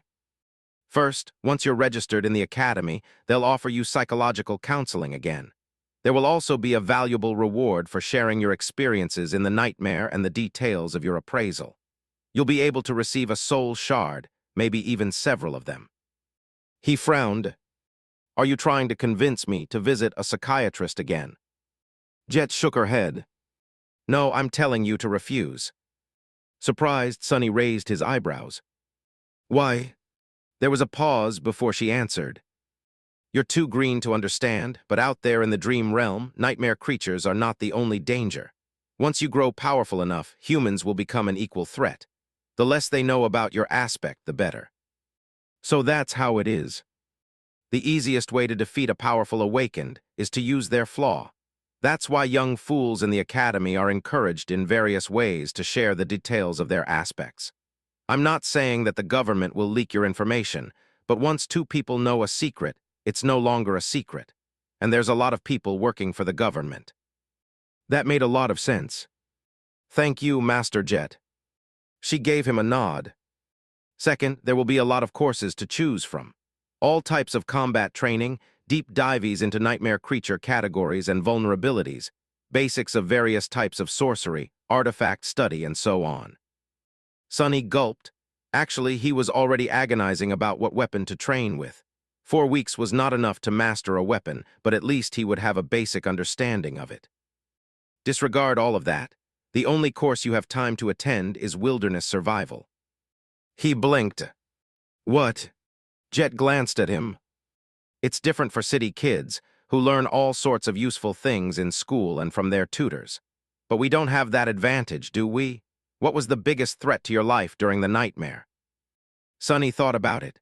On the surface, the most dangerous thing he faced was the tyrant, followed by Hero Oro of the 9. But actually what almost killed him in the end was the cold. Jet smiled. "Smart, you only know how to survive in the city, but the dream realm is mostly made of wilderness. Do you know how to make a fire, how to procure food, how to find safe shelter? No, fighting monsters is important, but it'll be useless if you die of hunger or exposure to the elements. Trust me, I've learned it the hard way." Sonny nodded, angry at himself. It was so obvious, yet he never even thought about these seemingly simple things. He was blinded by his past habits and experience. Human brains were like that. Once accustomed to a certain way of living, it was hard to see past the already familiar routines. It was lazy thinking at its worst. At that point, Master Jet had stopped the car and opened the door, getting out.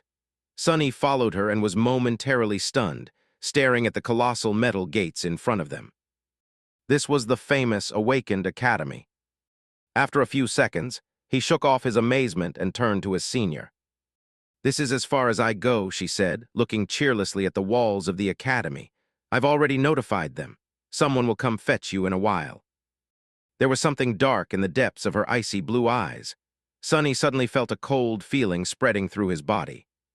"What's the third advice?" Master Jet glanced at him, then sighed. "Remember, no one can survive in the dream realm alone. That's not an opinion, that's a fact. Try to get along with your peers, even if they don't treat you well. It might save your life." Then she suddenly smiled and patted him on the shoulder. "You've done well to survive until now. Make sure to keep yourself alive in the future, too." Then she got back into her PTV and drove off. Just like that, she was gone. The end of the metal bridge hit the special grooves in the ground and stopped moving after a set of loud clicks. Sonny looked ahead, wondering what kind of life he was going to be living in the next 4 weeks. Keep your flaw and aspect secret, learn to survive in the wilderness, be nice to other sleepers. It didn't sound too hard. But for some reason, he was sure that these weeks were going to be as challenging as his first nightmare. or maybe even worse. Seemingly free of such concerns, the silver-haired girl walked forward and stepped on the bridge. Sunny sighed and reluctantly followed. Chapter 20 Outcast once again.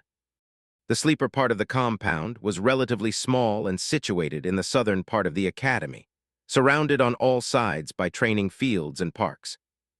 It was a low, modern building constructed with reinforced materials.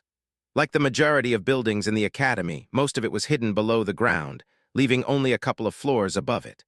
With its white, pristine alloy walls and wide windows, it must have looked beautiful in the summer, contrasted against all the greenery around. Inside, the building was spacious and well-lit.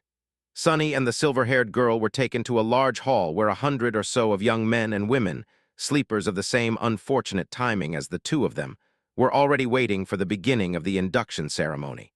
Most of them were nervous, tense, and excited. Logistics of the academy were a constant headache for the administrators, since the rate at which the spell infected people was always chaotic. There was no way to orderly structure for batches of sleepers to undergo any type of standardized education on a shared schedule. Some of them had a full year to prepare for the dream realm, some only months, some even mere days. That's why these induction ceremonies were held each month at the beginning of the year, and then every week once the winter solstice began to loom near. Some of the sleepers in the hall had to wait days to be inducted, while Sunny had lucked out and was delivered to the academy just hours before the scheduled event.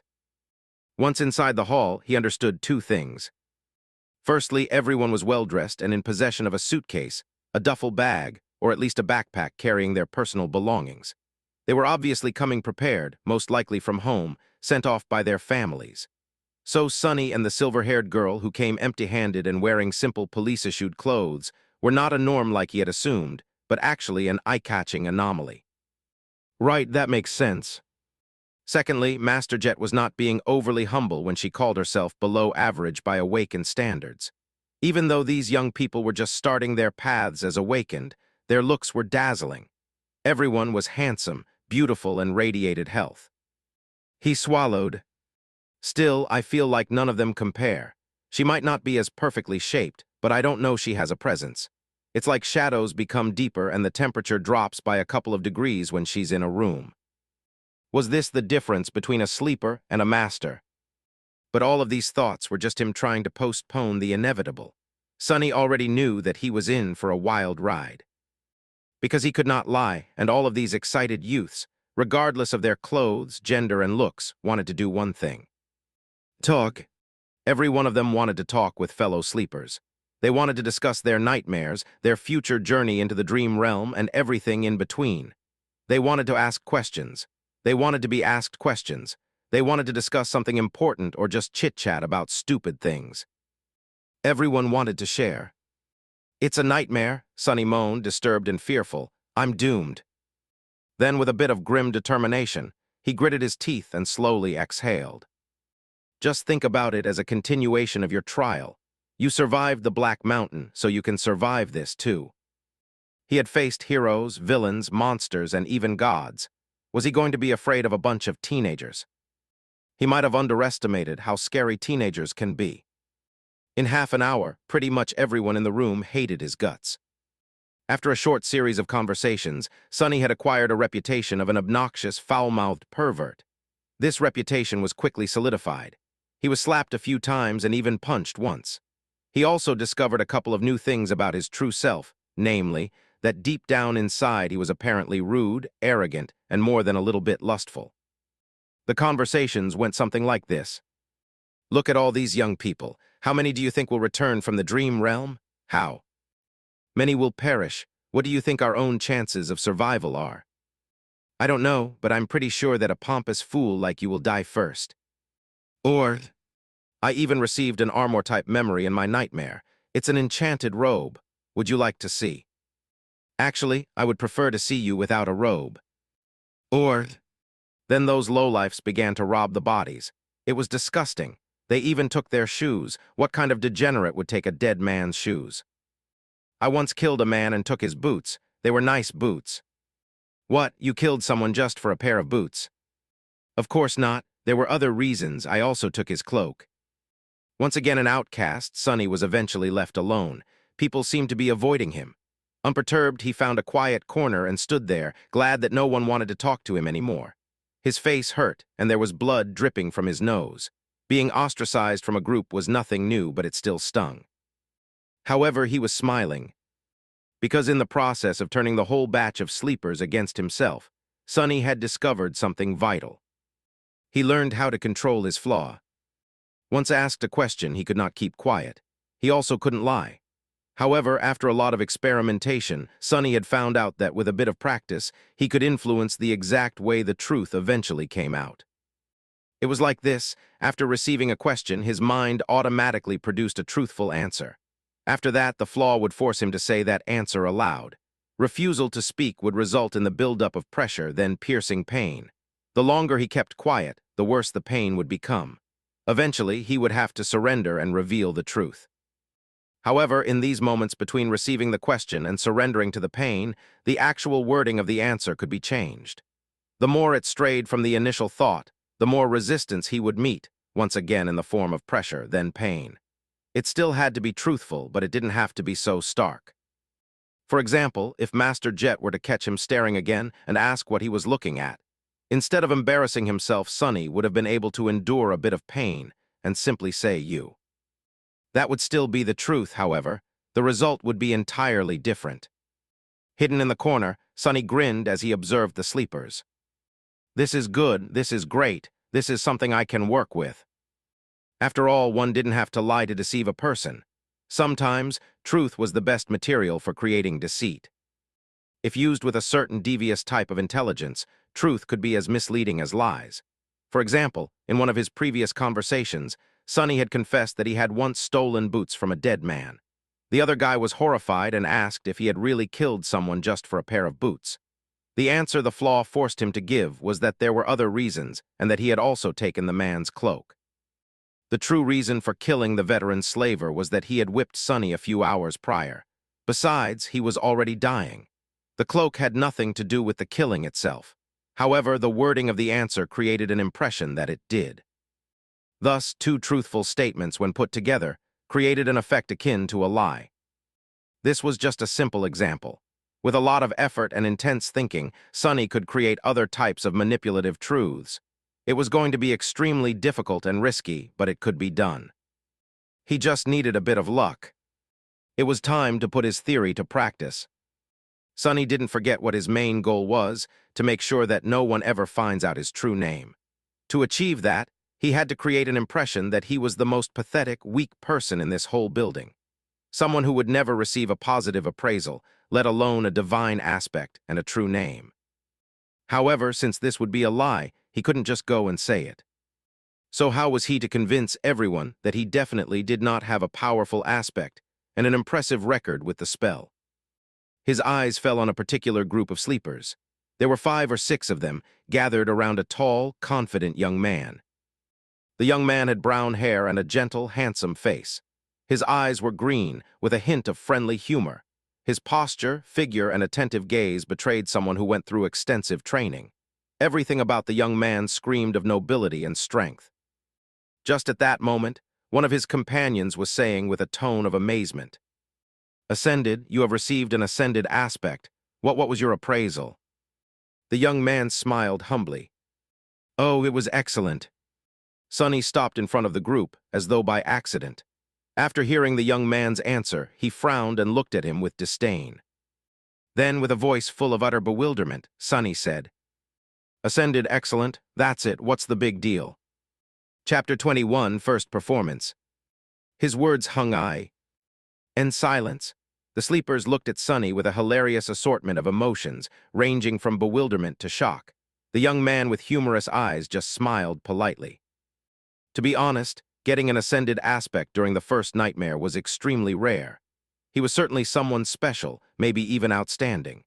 Actually, despite their apparent differences, the young man somehow reminded Sonny of Hero Oro of the Nine. There was a special type of calculating coldness hidden deep inside their eyes. He had encountered such people before, mostly among the veterans of various street gangs in the outskirts. They simply called this type of coldness murder math. Basically, it was a habit experienced fighters developed. No matter where they were and what mood they were in, there was always a sober part of their minds constantly calculating the most efficient way of killing the person in front of them, just in case such need arises. Why do I have to antagonize someone like that, of all people? But Sonny really had no grounds to complain. After all, he brought this on himself. After a few seconds, one of the young man's companions finally blinked and said, "A friend, you must not know a lot about the spell. Castor's results are truly remarkable." Then, with a furtive glance at the remarkable Castor, he added, "He is a legacy, after all. An actual, living and breathing descendant of an awakened clan." Sonny reevaluated his opinion of the humorous young man. Legacies were known to be trained for their eventual entrance into the spell from the moment they could walk. For them, being infected was a certainty instead of a possibility. They were extremely formidable people. Just great, he thought bitterly and made his frown deepen. "Are you trying to pull a prank on me? You call this remarkable?" The bewilderment in the eyes of these sleepers was slowly being replaced by hostility. "Listen, friend, if you don't think that an ascended aspect is remarkable, then please share with us your own amazing results. What, pray tell, was your appraisal?" Castor himself was still keeping quiet and smiling. However, his defenders were growing restless. This was exactly what Sonny wanted to happen. He smiled with utter contempt. "I would let you know my appraisal was, it was glorious. Yes, glorious, and the aspect I acquired was of the divine rank." After that, he received a number of strange looks. No one had ever received a divine aspect before, so of course they were starting to think that he was a lunatic. But there was still a sliver of doubt maybe that strange guy was a descendant of a powerful clan, a peerless prodigy. Maybe his appraisal was, indeed, glorious. Sonny had to dispel that tiny bit of doubt. "Mind you, I'm not some lofty legacy. I'm from the outskirts. I've never even received combat training. All that training and he only got an excellent? What did he do during the nightmare? Pick his nose the whole time?" The expressions of all the sleepers that were listening to his bragging instantly changed. An outskirt rat with no training, yeah, sure. Who was he trying to fool? Finally, with the same polite smile, Castor spoke. "Glorious, that is interesting. Would you mind telling us what were your achievements in the nightmare?" Sonny grinned. "Sure, no problem. First of all, I killed an awakened tyrant. Every cost him a couple of moments of intense pain, but he didn't let it show on his face. His expression was nothing but smug and confrontational. The mere mention of a tyrant, let alone an awakened one, made a couple of sleepers smile with ridicule. "Oh, really? How did you kill it?" An arrogant look appeared on Sonny's face. "How, let me tell you, I didn't even have to lift a finger. I just spat, and it was torn to pieces." Which was true. Sonny had spat a mouthful of blood on the altar, and as the result, Mountain King was ruthlessly dismembered by Shadow God. Someone openly laughed. "This guy is either insane or purposefully messing with us. Listen here, Shorty. Have some decency, okay? Who would believe such a lie?" Sonny was genuinely angry. He wanted to retort saying that he wasn't short, but he couldn't. Because that would be a lie, damn it. So instead, he just gritted his teeth and said with a voice full of outrage, "I can't answer that because it's not a lie. Are you really insisting that you had killed an awakened tyrant, a tyrant, and with a bit of spit no less?" Sonny knitted his brows. "That's the truth." More laughter followed. "Crazy bastard. He actually believes in his own crap. Insane, he's insane." Unexpectedly, Castor stopped his companions. "Guys," after the laughter quieted down, he asked in a friendly manner, "what else did you achieve?" "What, that wasn't enough?" Sonny raised his chin. "Let me think. Oh, I also killed an awakened swordsman." "Really? How did you do that?" Acting as though he was a little bit embarrassed, Sonny looked down. That time I had to lift a finger. I even to shake it a couple of times. That was enough to kill him, though. He was holding the silver bell between his fingers, which led to Hero being attacked and eventually killed by the tyrant. So, technically, all his statements were true. "What a crackpot. Ha, can you believe this idiot? Poor bastard, not only is he weak, he's also lost it." Castor gave his companions a long look and then turned to Sonny. "Anything else?" Sonny blinked, time for the finishing touch. Something else? Oh well, oh right, I communicated with a bunch of gods even though they were all dead.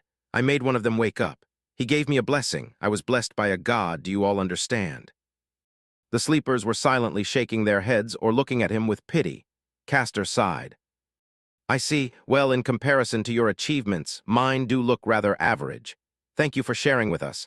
I hope you'll be as successful once we enter the dream realm. Sonny smiled with a look of smug superiority on his face. You better believe it. With that, he turned around and walked away. Ah, that's a job well done. He was pretty sure that after this performance, no one would ever believe that he actually had some kind of a powerful aspect or did anything worthy of notice during the nightmare. He only told them the truth, and yet managed to make everyone believe in the opposite of the truth. Such an incredible feeling. What did they think of him now?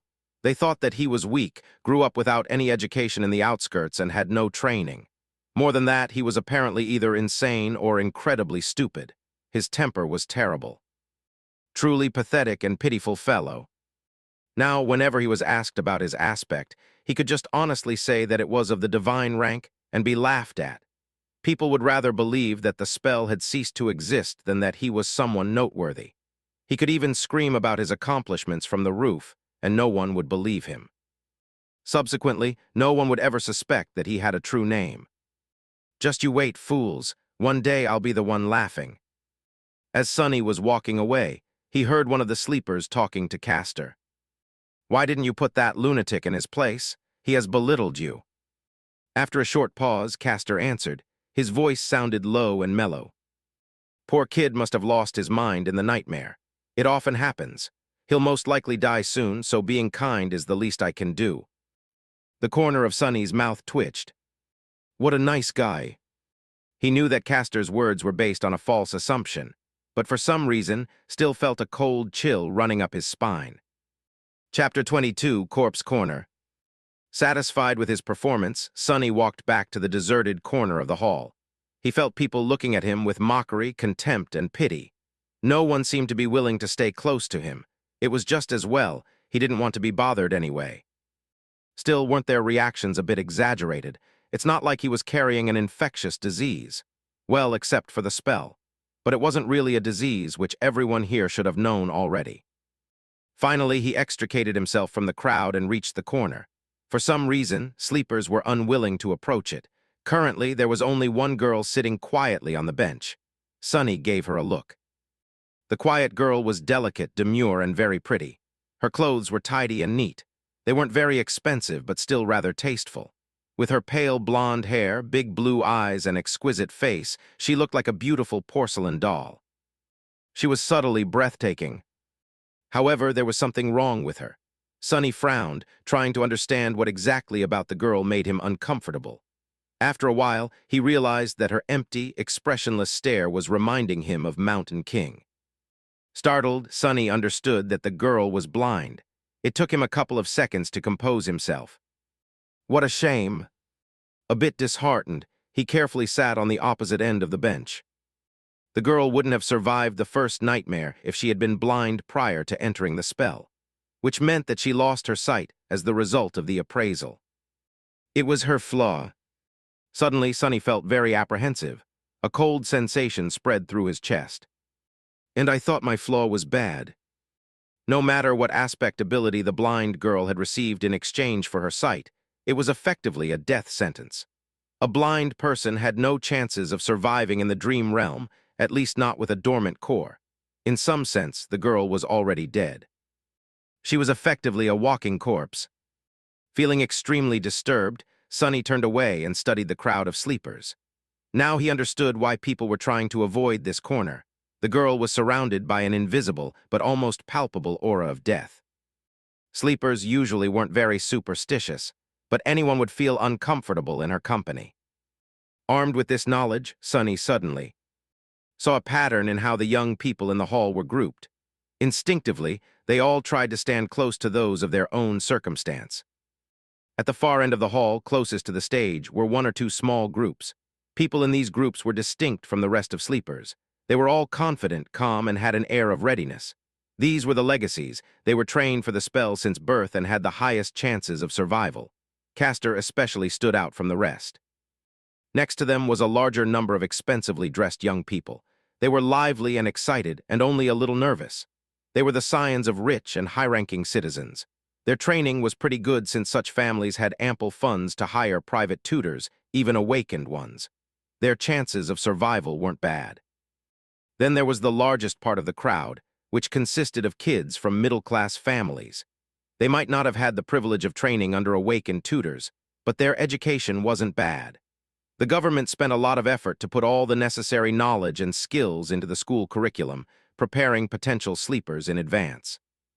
Some of them might have received additional training in private. To survive, these sleepers would need to put in a valiant effort and also have a bit of luck.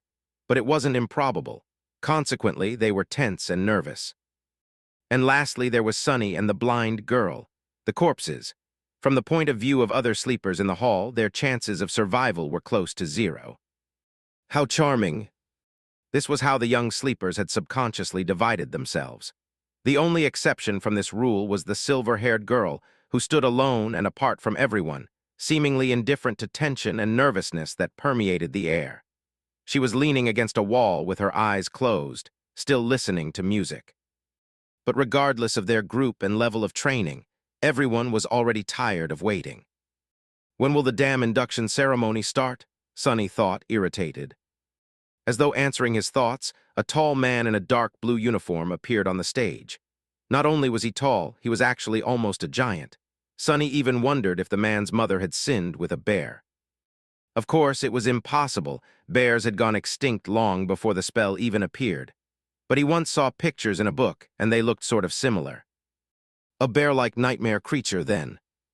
The giant man had wide shoulders, an athletic build, and a gorgeous brown beard. His eyes were calm and serious. After reaching the center of the stage, he gave sleepers a long look. When his gaze reached the deserted corner, Sunny suddenly felt nervous. I sure hope he doesn't have a telepathic ability. Otherwise, he might separate me from a limb or two on behalf of his mother. The man didn't pay Sunny a lot of attention and returned his gaze to the front rows of the crowd. Finally, he said in a deep, reverberating voice, "I am Awakened Rock. Sleepers, welcome to the Academy." Everyone listened without making a sound. In less than a month, you will be summoned to the Dream Realm. Some of you might think that you are well prepared. You're wrong. The spell is merciless and cunning. The moment awakened begin to think too much of themselves, they die. I've seen countless sleepers like you lose their lives. I've also seen experienced masters lose theirs. Even saints are not assured to survive. Thanks for the encouragement, Sunny thought sarcastically. In the following 4 weeks, we will do everything in our power to increase your chances of survival. You will receive training from the best instructors in the world. However, don't be misled by their fame. In the end, whether you return from the dream realm alive depends only on one person, you. The responsibility to survive is yours and yours alone. Except for the legacies, sleepers were looking at each other with growing fear in their eyes. Awakened Rock continued. You are not children anymore. It's a shame because you ought to be, but the spell has decided otherwise. You have been to the first nightmare, so you already know what it's like. Your parents, your teachers, and your friends can't help you anymore. Haven't had any of those in a long time. While listening to Rock's speech, Sunny couldn't help but feel a little excluded. It was all old news to him. However, he understood the instructor's purpose. He had to make young sleepers afraid because fear was the only thing that would keep them alive. Finally, the speech got to the important part. Awakened Rock paused, giving kids listening to him a few moments to digest his words. Then, with a short nod, he continued. Now we will talk about the difference between nightmares and the dream realm. Chapter 23, Dreams and Nightmares. That was something Sunny was keenly interested in. Of course, he had a general knowledge of how things were set inside the spell, but His first nightmare had already shown him that reality was different from how it was portrayed in popular culture in a number of small, but infinitely important ways.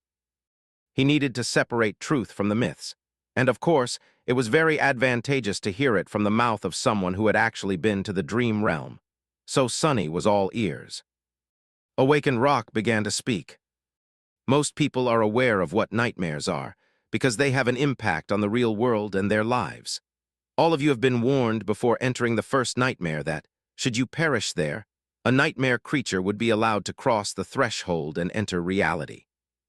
Yup, that was the reason why Master Jet had to wait patiently by his side, prepared to deal with the monster if it appears. First nightmares are unique because each of them is individual. That's why only a single creature can appear. However, starting from the second nightmare, things become much more dangerous. These nightmares are not tied to an infected person. Instead, they are born in the dream realm. While the seed of the nightmare is growing, any number of awakened can attempt to conquer it. Hunting down nightmares was the main responsibility of the awakened. Sunny knew that much. Should they all die or fail to find the seed before it matures, a gate will open in the real world, letting through countless monsters. You all know the consequences. Other awakened will be forced to withstand the onslaught on this side, but then there can be massive destruction or losses among the civilian population. Opening gates were something that every person on the planet feared. It was also the second disaster brought upon by the spell after the initial appearance of the nightmare creatures. The main difference was that, in that initial wave, there were only dormant beasts. However, gates had ranks of their own, and any type of creature could potentially step through. Not long before Sunny was born, a rank 5 gate opening left a whole continent uninhabitable. Luckily, high-rank gates were very rare. Awakened Rock's voice grew solemn. So it is not wrong to say that the purpose of the awakened is to enter the dream realm, seek out maturing nightmares, and close them before any harm could befall the real world. From this, you can see that the dream realm and the nightmares are connected, but are not one and the same. If nightmares are the destination, then the dream realm is the road. But it is also so much more. Very romantic. Does Awakened Rock have poetic inclinations? Simply put, the dream realm is a world. It is vast, mysterious, and mostly unexplored. It is also dead. There is no life out there except for the nightmare creatures, corrupted ecosystems, and now us. But it wasn't always dead. We can tell that once, a long time ago, the dream realm was home to several primitive civilizations. There are a lot of ruins buried in its soil. From what Sunny knew, those lost civilizations were not really primitive. It's just that their development was centered around soul cores and mysticism as opposed to technology. So, basically, miracles and magic. What were their names? How did they fall? No one knew. Maybe they were destroyed by the spell. We don't know if the dream realm exists inside the spell as one of its illusions, just on an unimaginably larger scale, or if it's real, with the spell only serving as a pathway between two realities. However, we do suspect that the illusions conjured up inside the nightmares are based on its history. They are replicas of past events, somehow reconstructed from the depths of time. So there might have been a real slave caravan on that Black Mountain once, a long time ago. Sunny remembered how time seemed to move in reverse at the beginning of his nightmare. He thought about how things would have ended up without his involvement. Did the nameless temple slave perish in Mountain King's maw with the rest of the caravan? Somehow he felt that the nameless slave was not that simple. Otherwise, why would the spell remember him? And what about Hero? Was he able to escape? I wonders. There are 4 main differences between the dream realm and the nightmares. Firstly, it doesn't have a story. There is no predetermined conflict you are forced to resolve. You can move freely and explore, provided that you have the strength to stay alive in the wilderness. Most people tend to stay close to one of the human citadels. That's good to know, Sunny thought, unconvinced. Sure, there were no predetermined conflicts in the dream realm, but with his fated attribute, he was pretty certain to end up in some kind of trouble. So that freedom Awakened Rock had mentioned was relative in his case. Meanwhile, the instructor continued. Secondly, as I have already mentioned, there are no people in the dream realm except for those who came from the real world. There are only monsters. Some of them can mimic human appearance, though, so be mindful of that. So, NY felt cold sweat running down his back. Nightmare creatures mimicking humans? So creepy. Since when was that a thing? Why hasn't he ever heard about it? He stole a glance at the legacies standing in the first row and noticed that they did not show any sign of surprise. So, they knew. Thirdly, unlike the first nightmare, no nightmare creatures will appear in the real world if you die in the dream realm. It may sound cruel, but that's a good thing. Awakened forces are already spread thin. If we had to monitor every sleeper, we wouldn't have resources to handle more important matters.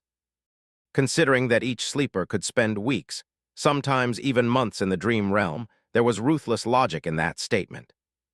And lastly, and most importantly, unlike nightmares, which are bound by the rules of fairness, there is no limit to what kind of creature you can meet in the dream realm. During its trials, the spell won't pit a dormant human against an opponent many ranks above them. Oh, really? Sonny sneered. However, he was forced to agree with Awakened Rock. Even though both Hero and Mountain King were way out of his league, they were still just one rank above him. But in the dream realm, no such restrictions exist. Theoretically, you can stumble upon an unholy titan and die before even realizing what happened. So be careful and stick to the regions with enemies on par with your own rank. It's not an ironclad guarantee, but at least there will be less of a chance of you biting off more than you can chew. Sticking to a region populated by nightmare creatures below his rank was even better. That was exactly what Sonny was planning to do. Awakened Rock paused for a few moments, studying the faces of sleepers in front of him.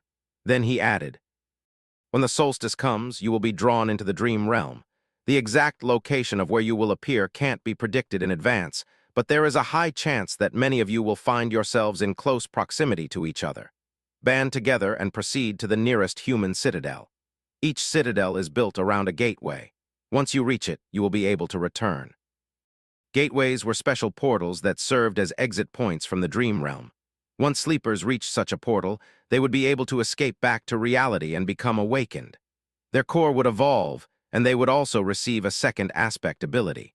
After that, they would return to the dream realm each time they fall asleep. If you can't locate or are unable to reach the nearest human citadel, search for an unclaimed gateway. It will usually be inside or near the most prominent landmark of the region. Work together to defeat its guardians and come back alive. He gave them a heavy look. That is all for today. Next, follow the instructions sent to your communicators to find your assigned dormitory. Once settled, you may proceed to the cafeteria for some late supper. There will be a round of interviews after that to prepare your suggested curriculums. Get a good night's rest. Your training starts tomorrow. With that, he gave them a short nod and left. Sonny sighed. Can't be predicted in advance, huh? With his luck, he would either drop right in the middle of a prosperous human citadel and immediately roll into a gateway, or appear in some region of the dream realm so remote and deadly that no one had ever heard about it or returned from it alive. Let's hope for the former. Since he couldn't do anything about it, Sonny wasn't very worried. There was something much more important on his mind. What exactly do they serve here for supper? Chapter 24, Moving Up in the World. Everything having to do with sleepers was situated in the same building. Sonny followed the instructions sent to his communicator and quickly found the dormitories, which were situated on one of the lowest levels. To his surprise, he actually got a whole room to himself. It had a bed with a soft mattress, a table, a dresser, and even a separate bathroom. The materials were new and aesthetically pleasing, the air crisp and sterile. It was warm inside, and the outer wall was equipped with a hidden screen that seamlessly imitated a wide window, opening to a picturesque vista of a snowy park. There were even several sets of clothes, with the Academy emblem provided to him for free. How extravagant, Sonny thought, a little stunned. Rationally, he understood that such an arrangement was not really luxurious. However, to him, who grew up wandering the outskirts, this room was like a palace. He scratched his head. Looks like I've made it. Sonny glanced around, then winked at his shadow and smiled. I guess we're moving up in the world, huh? The shadow didn't respond, apparently not very impressed. Perhaps it didn't care about such things. Right, what would a stupid shadow know? Sonny changed into new clothes and studied himself in the mirror. Then, remembering something, he summoned the runes. He finally had time to study the Puppeteer's Shroud. Memory, Puppeteer's Shroud. Memory rank, Awakened. Memory type, Armor. Memory description. A worm of doubt once found its way into a righteous king's heart. With time, the king was devoured from inside and became its puppet.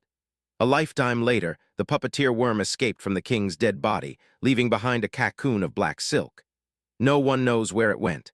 However, once people dared to approach the silent castle, they found the silk among the mountains of gnawed bones and fashioned it into an armor. Sonny made a sour face.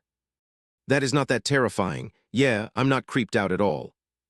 Come to think of it, the first creature he killed was called a larva. If he were to assume that Mountain King was a mature puppeteer worm, and already a tyrant then, what the hell would it transform into after becoming a moth? No, it's better not to think about it. With a sigh, he summoned the puppeteer's shroud. Thin black threads immediately appeared around his body and wrapped it into a set of armor. It was made of dark gray, soft fabric with several elements, such as bracers and shoulder guards, fashioned out of black, lusterless leather. The armor was light, understated, and did not restrain his movements at all. It also made no sound when he moved, perfect equipment for someone who likes to lurk in the shadows. Sonny smiled. He knew that this armor would be tough to pierce for any creature below the awakened rank, which gave him a great advantage in dealing with all dormant monsters. He also felt a sort of strange, faint calmness while wearing it. A worm of doubt, does it have enhanced protection against mental attacks? Somehow he was sure of it. A great trophy. He wouldn't expect anything less from the memory of a powerful tyrant. The only problem was that the puppeteer's shroud was obviously not meant to be worn on top of a full set of clothes. Quite satisfied, Sonny dismissed it and left his room, heading for the cafeteria. Not bad, he thought, recalling all the rewards he had received during and after the first nightmare. The supper turned out to be as lavish as the dormitory. Sonny's wish to taste real meat finally came true. Not only was it freely available to sleepers, there wasn't even a limit to the amount each of them could eat. More than that, there were rice, bread, various side dishes, sauces, fresh vegetables, fruits, and all kinds of delicious beverages. Extravagant, Sonny thought, steering clear of the coffee. After building a small mountain of food on his plate, he found an empty seat and for a while forgot about the world's existence. As juicy, textured, perfectly seasoned meat filled his mouth, Sonny's vision suddenly was full of stars. He had to hold back an exhilarated moan.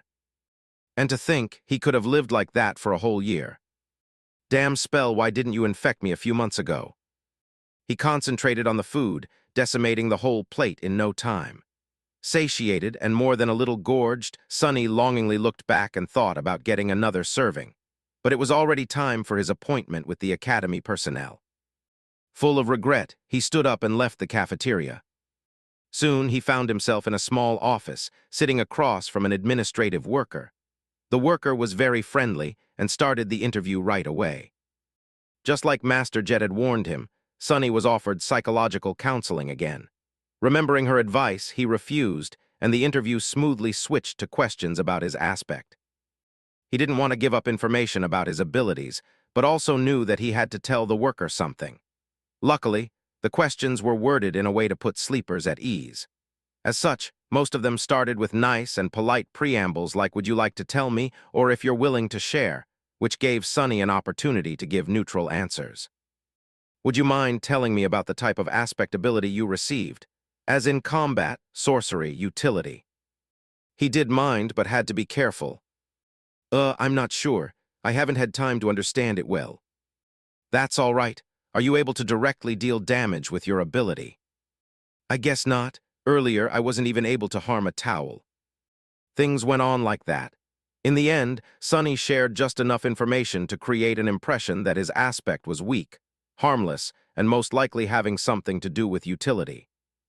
After that, he returned to his room, undressed, and went to sleep. Sonny thought that falling asleep for the first time after the nightmare would be weird, but in fact, it was surprisingly easy. Lying on a soft mattress, with his skin against clean bedsheets and a fluffy pillow under his head, he slept like a baby. Early in the morning, Sonny washed up in his private bathroom and, bursting with energy, hurried to get breakfast in a happy mood. The cafeteria was a bit crowded. After filling his plate with all kinds of delicious stuff, he quickly realized that the only place he could sit was near the blind girl from yesterday. Her table was empty since no one wanted to be close to her. Sonny grimaced. It seemed that the two of them were doomed to be outcasts together for the remaining 4 weeks. He also felt uncomfortable in the company of someone who was practically a dead person, but there wasn't much of a choice. Losing his good mood, he sat at the blind girl's table and gave a percussory nod to the social worker who was helping her get around.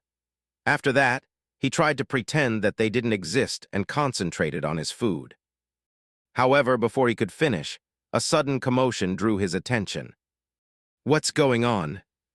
He looked up and noticed that a lot of sleepers were gathered around the large screen hanging on the wall of the cafeteria, their faces filled with excitement and awe. On the screen, a list of names was displayed, ranking the new batch of sleepers from weakest to strongest, most likely deduced from the results of the interviews. Not particularly interested, he quickly found his own name near the bottom of the list. The only sleeper who the Academy judged to be less likely to succeed than him was the blind girl. Turns out her name was Cassie.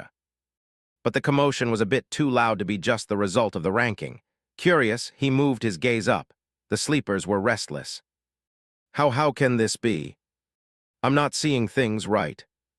What kind of a monster is she? Castor was placed in second place, and right above him, the portrait of the silver-haired girl could be clearly seen. To the right of it, two simple lines of text were displayed. Name Nephis. True name Changing Star. Chapter 25, Wilderness Survival. So the silver-haired girl, Nephis, also received a true name in her first nightmare. To get his own, Sunny had to deal with Hero and Mountain King while possessing a completely useless aspect, an impossible feat that seemed to have pleased the spell very much. I wonder how she had gotten hers. Sleepers in the cafeteria were struck dumb by the revelation of this achievement. They were staring at the screen with astonishment, fear, and admiration. Listening to their excited whispers, Sunny felt a childish desire to scream, "Me too. I have one too." But of course he kept quiet. Looking around, he noticed Castor's gaze fixed on the screen. There was a strange, somber expression on the humorous young man's face. But the weird thing about it was that, as far as Sunny could tell, Castor wasn't looking at the line of text containing the true name.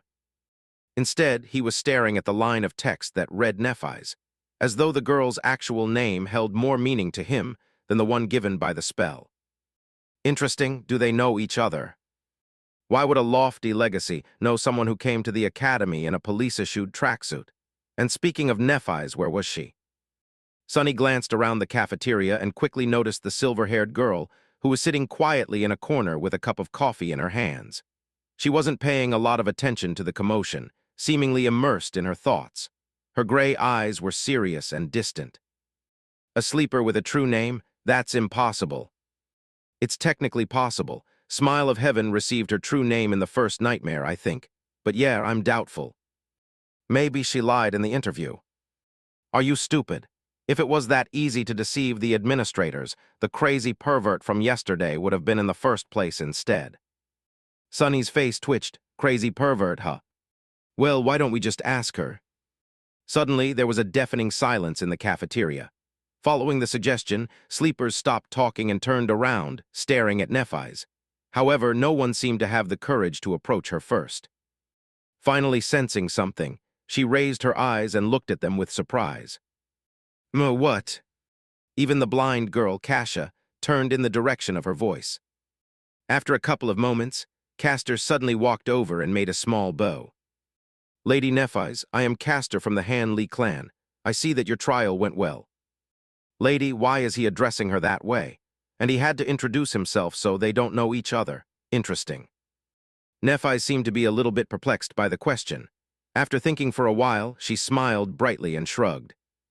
It is what it is. Castor awkwardly returned the smile. I see, I am very glad that you returned unharmed. Not that I doubted your abilities. Nephis nodded. Thank you. After that, she returned to her coffee, indicating that the conversation was over or simply oblivious to everyone's attention. Sunny sighed. How mysterious. There were a lot of thoughts on his mind. However, none of them could distract him from the most important thing, breakfast. A few seconds later, he had forgotten all about the awkward dynamic between Castor and Nephis and was happily shoveling down his food. The wilderness survival classroom was spacious, tastefully decorated, and completely empty. Sunny even thought that he was mistaken, but then spotted a gloomy instructor sitting behind a wide wooden desk. Noticing him, the instructor perked up. Come in, young man. He was a lively old man with messy gray hair, absent-minded eyes, and a pair of bushy eyebrows that seemed to jump around on their own. I'm awakened Julius. You can call me Teacher Julius. Sit down, sit down. What's your name? Sonny obediently sat down. It's Sunless. Julius raised his eyebrows. Ah, what an ominous name. But that is good, very good. After all, we have to deal with a lot of ominous things. Sonny carefully looked around. Oh, I'm sorry, teacher. Did I come too early? No, you're right on time. Are other students late? The instructor grunted with incredible contempt. No one else is coming. Those brutes are only interested in swinging their fists and swords around. Very few are smart like you and know the true value of knowledge. Oh, so it was that unpopular. Sonny inwardly sighed, hoping that he won't regret the decision to abandon combat training in favor of this course. Say, young man, why did you choose wilderness survival, of all things? There was no point in hiding the true reason. Not that Sonny would have been able to anyway. The awakened that monitored me during the first nightmare, Master Jet, had advised me to study it above all things. A very wise advice. That master truly knows what's important. Wait, did you say Jet? His eyes widened. Soul Reaper Jet, that murderous savage. Who would have thought that a barbarian like her would know the value of intricate knowledge?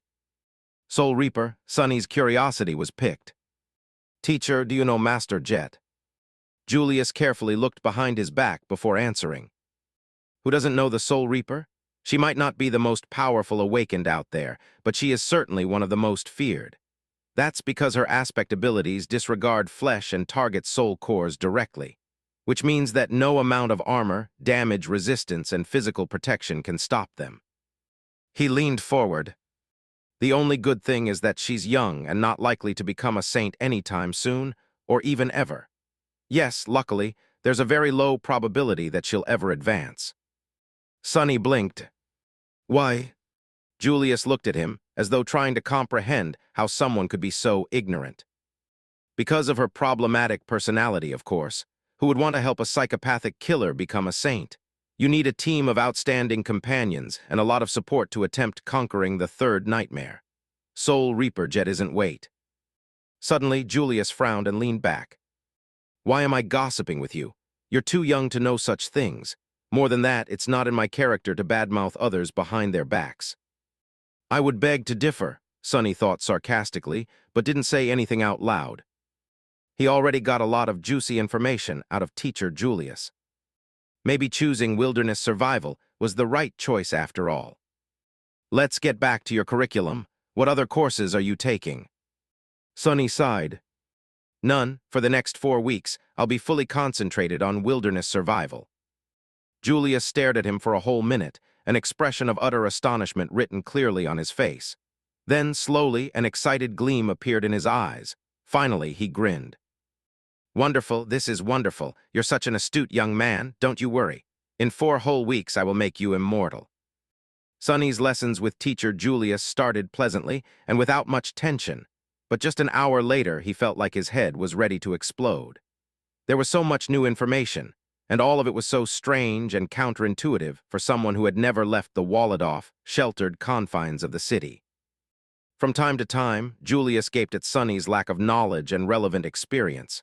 However, he had a good attitude and an endless enthusiasm for teaching. Whenever Sonny stumbled, he would patiently slow down and allow his student to catch up. The curriculum that Julius planned out was practically insane. There was an endless amount of theoretical knowledge to learn, practical lessons both in virtual reality and the real world, numerous subjects and weird things to study. There were even several lessons dedicated exclusively to learning the basics of several dead languages of the dream realm. Why would I need to learn new languages? Sonny thought with self-pity. The spell automatically translates everything. But Julius was uncompromising. The spell is not a translator. Do you think it has the time to express the intricacies of human speech? Let's say you're seeking shelter in a ruin and find an inscription that reads certain death ahead. There are 30 words for death in the rune language.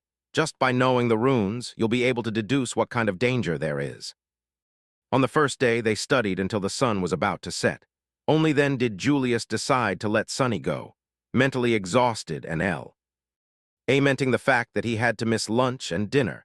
Sonny decided to gently remind his teacher about the importance of food for maintaining high levels of concentration tomorrow. After returning to his room, he fell on a chair and stared blankly into the distance for a while. Then, as though remembering something, Sonny turned to his shadow. Right, he had a lot to accomplish before supper. He observed the shadow for a few seconds and then grinned. Let's see what you can really do. Chapter 26, Changing Star. Sonny was pretty sure that his shadow was capable of much more than just being a silent follower. After all, the spell had described it as being an invaluable helper. It was now up to him to find out how exactly shadow control could be of help. As in many other matters having to do with aspects, there was a certain level of instinctual understanding buried deep inside his subconscious. This understanding was either given to him by the spell or was something innate to every awakened. Sonny just had to sense the subconscious knowledge and learn how to put it into practice. Once again, he concentrated on sensing his body and spirit, then commanded the shadow to perform a series of simple motions. With each of them, he was growing more and more familiar with the feeling of controlling the shadow. Pretty soon, it was as natural to him as breathing and walking. The shadow felt like a part of his body. Satisfied with this initial result, Sonny carefully gave it a new command. Without pause, the shadow separated itself from the soles of his shoes, walked to the other end of the room and turned around, staring at him in slightly mocking silence. Sonny was left without a shadow. This is not scientific at all, he thought with an amused smile. Science never really applied to anything having to do with the spell, after all. As the shadow walked away, he felt a very weird split happening in his mind. It was like his perception had separated into two distinct sources. One was his body, the other, his shadow. With a bit of trying, he managed to focus on the second source. Instantly, his vision blurred. "Whoa," Sonny blurted, surprised. "Whoa," the shadow heard from the other end of the room. Sonny blinked. In his mind, there now existed two pictures. One was of his room's door with an indifferent shadow standing in front of it. The other was of a pale young man sitting on a chair, witty-eyed and bewildered. "That's me." He raised an arm and waved it in the air. Simultaneously, the pale young man raised and waved his. "I can perceive the world through my shadow." He sat for a while, thinking. An ability like that opened up a lot of possibilities. With his Child of Shadows attribute allowing him to see and move stealthily in the darkness and shadow control allowing him to send out a sneaky shadow as a scout, he was pretty much a perfect spy. A spy was someone who gathered information without exposing themselves to a lot of risk. A role like that suited Sonny's taste very much. Of course, spies were also able to strike from the shadows with deadly precision. Armed with information, they were masterful ambushers. With the prior knowledge of the opponent's weaknesses, their attacks were surgical and lethal. But any direct confrontation would mean putting himself in danger, so Sonny wasn't very keen on becoming an assassin. After all, his aspect still lacked the means of directly enhancing his combat performance. "Shall we test it?" He looked at the shadow and gave it a command. With an exaggerated sigh, the shadow bent down and nimbly slid under the door. Instantly, he could see both the room and the hallway outside. Sonny closed his eyes to focus on the picture projected from the shadow. Moving stealthily from one shadow to another, it glided down the hallway. With a bit of timing and consideration, his scout was practically invisible. Sonny passed by a couple of sleepers and listened in on their conversation. Not finding it very interesting, he continued forward. Finally, the shadow stopped at a corner.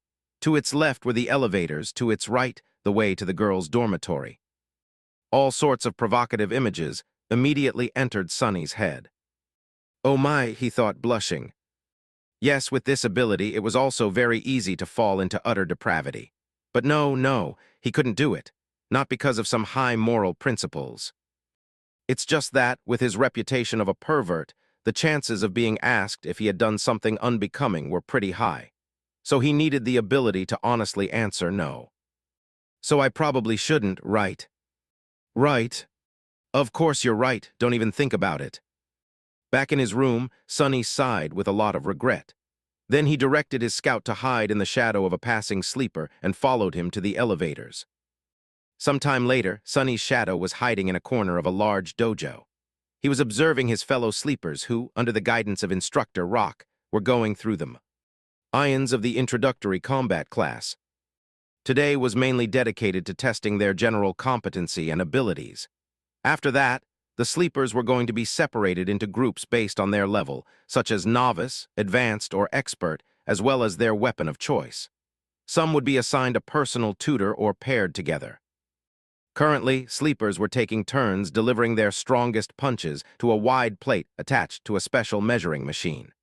After each strike, the machine would display a number corresponding to the sleeper's physical strength. In theory, a machine like that was not hard to build. However, considering that many of sleepers had combat-oriented aspects that enhanced their might in a variety of ways, it was actually a marvel of engineering and durability. Their technique and training also affected the final result. Most people were getting numbers ranging from 10 to 14. It was considered a good result, something that only the most athletic people could reach.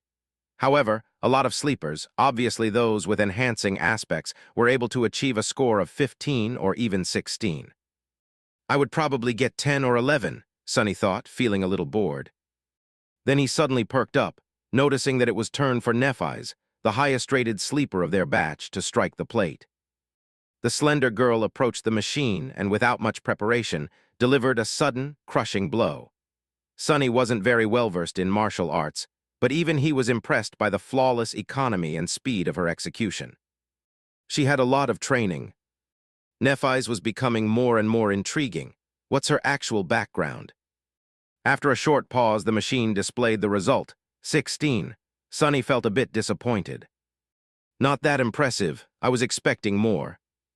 She was the proud bearer of a true name, after all. After that, only Castor remained. This time, Sonny couldn't even see the flying fist. It was just too fast. The machine trembled and took more time calculating. Finally, 2 numbers appeared. 21. Everyone gaped at the display, stunned. More than a few admiring looks were thrown at Castor, who simply bowed and took a step back. Instructor Rock smiled. Not bad. Now we will move to sparring and evaluate your general level of training. I need 2 volunteers to begin. Nephis was the first to step forward and walk to the center of the ring. A couple of seconds later, a tall and extremely muscular sleeper followed and faced her. The rules are simple. Make your opponent's back touch the floor or throw them out of the ring. Use whatever abilities and techniques you find appropriate.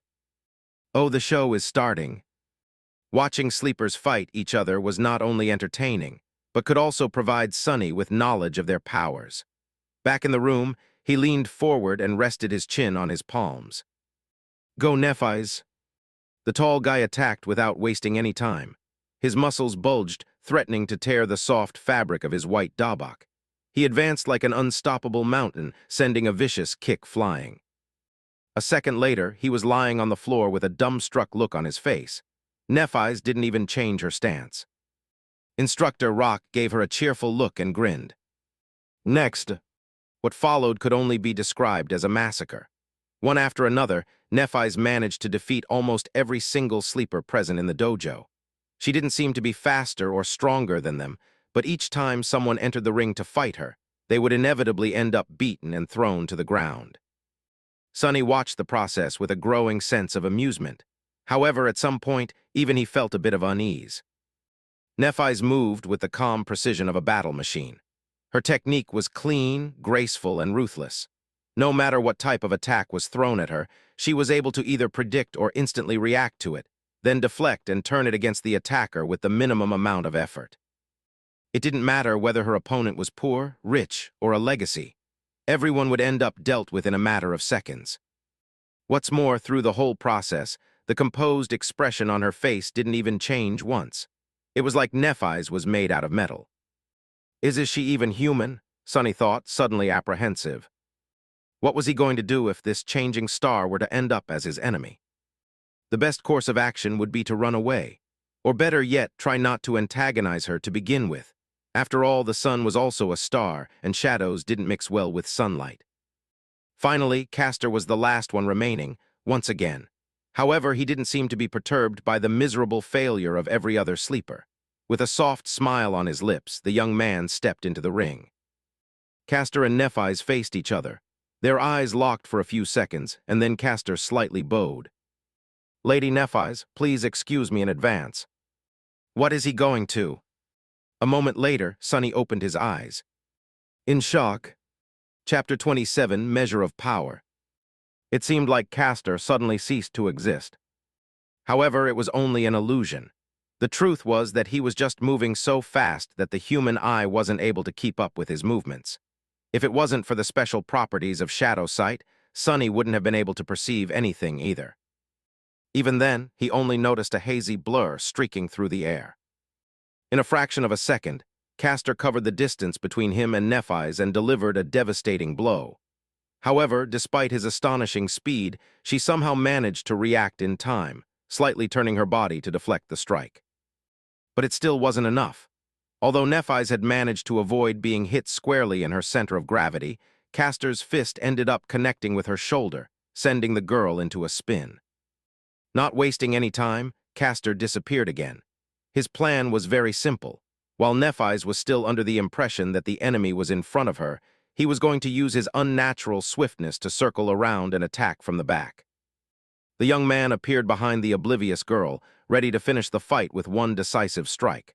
Just as he planned, she seemed to be preparing to attack in the direction he had been seen just a split second ago. Gratified, Castor shifted his weight, putting it all into his fist. However, at the last moment, Nephis suddenly changed her stance and threw her elbow back with frightening force. Castor's eye widened. It was all a feint. And now that he had committed to a strike, there was no simple way to stop. No matter how fast he was still subject to the laws of inertia. The elbow was approaching his face with a profound feeling of inevitability. And yet Castor still managed to avoid it, even if it was just by a hair's breadth. His speed advantage was just too big. He then proceeded to trip and push Nephis, sending her flying to the ground. However, just before she was about to hiss the mats, the young man carefully grabbed the collar of her dabak and gently pulled, slowing down the fall and allowing Nephis to land on the floor without any impact. Lying on her back, the girl blinked a couple of times and looked up at him. The whole altercation lasted no more than 2 seconds. Back in his room, Sonny opened his eyes in shock. "So that's an ascended aspect. That's cheating." A sleeper had no business being that fast. The powers bestowed upon them by the spell were supposed to be in their infancy, but Castor was a legacy after all. Who knew how many soul shards were fed to him prior to enrolling into the academy? Back in the dojo, Instructor Rock grunted and gave Castor a nod. Nephis slowly rose to her feet. The rest of the sleepers were gawking at the young man with reverence, whispering among each other in hushed tones. It seemed that his performance left them with a deep impression. However, Castor himself wasn't very elated. He glanced at Nephis with an unreadable expression. That was because, unlike the rest of them, he came to a certain realization. The truth of the matter was known only to him, Nephis, Instructor Rock, and Sonny, who was very observant and quickly picked up on such things. The thing that sleepers failed to notice was that Nephis did not use her aspect ability when facing Castor. In fact, she had not used it at any point during today's testing. No one even knew what her ability was. And yet, despite his powerful aspect, Castor barely managed to clutch a victory against her. What a monster, Sonny thought, full of unease. The shadow hiding in the corner of the dojo seemed to agree with him wholeheartedly. After that, the introductory combat class was over. Sore from the beating they received, sleepers headed for the showers. Sonny waited for a bit and then directed his shadow to sneak into the boys' locker room. He wasn't very interested in watching a bunch of teenagers changing clothes, but there was a slight possibility that Castor would either comment on his duel with Nephis or answer some questions about his incredible aspect ability. Just as he had expected, the young man was surrounded by a group of newly converted fans. They were congratulating him on his victory, full of adoration and excitement. However, Castor himself seemed to be in a bad mood. His expression was somber, and there was a grim heaviness in his eyes. In fact, his face grew darker with each praise he received. "Castor, that was incredible. Your aspect is overpowered, am I right? That Nephis girl stood no chance at all. True name, who needs that? She's just a wannabe." Finally, Castor raised his head and pierced the last boy who had spoken with a cold look. That boy, just like him, was one of the few legacies in their batch of sleepers. He frowned, surprised by Castor's reaction. "What is it?" Castor gritted his teeth. "I might have expected such behavior from them, but you should know better." The other legacy raised an eyebrow. "Why is there something special about that peasant girl?" Castor's eyes widened. Peasant girl, do you really not know who she is?" "No," Sonny thought impatiently, "so just get to it and say it out loud." Luckily, the arrogant sleeper had the same sentiment. Castor opened his mouth several times as though not sure what to say. Finally, he shook his head and answered. "She is Nephis of the immortal Flame Clan." As soon as he said that, the arrogant legacy became deathly pale. Not paying him any attention, Castor continued. "I trust that I don't need to tell you about her grandfather. Her parents were Smile of Heaven and Broken Sword." In his room, Sonny almost fell from the chair. Even he knew who Immortal Flame and Broken Sword were. The former was the first human to conquer the second nightmare and become a master. The latter, the first one to conquer the third nightmare and become a saint. They, as well as their companions, were among the most famous heroes of the human race, someone who had managed to change history with their own two hands.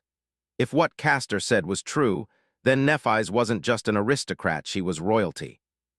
No wonder he addressed her as lady. Why didn't he just call her princess instead? But that didn't make any sense. Echoing his thoughts, the pale-faced sleeper asked in trembling voice. "Then why is she so?" Castor sighed. "Because they're all dead. The immortal Flame Clan is long gone." For a few moments, the locker room was completely silent. Castor looked down. "She's the only one left." Late at night, when everyone was already asleep, Sonny furtively entered the dojo. Looking around, he made sure that no one was there, and then curiously approached the ring where Nephis and others had been tested earlier. He stopped at the center of the ring and stood there for a while, remembering how she had dealt with dozens of sleepers of their batch before being defeated by Castor. "Monsters, both of them are monsters," he mumbled, bitter and disheartened. Shaking his head, Sonny left the ring and then he looked at his shadow. "Do you agree?" The shadow hesitated for a few seconds, then stuck out its chest and crossed its arms, trying to appear cocky, disdainful, and unperturbed. However, its act wasn't very convincing. "Yeah, you're right, exactly. What's the big deal anyway?"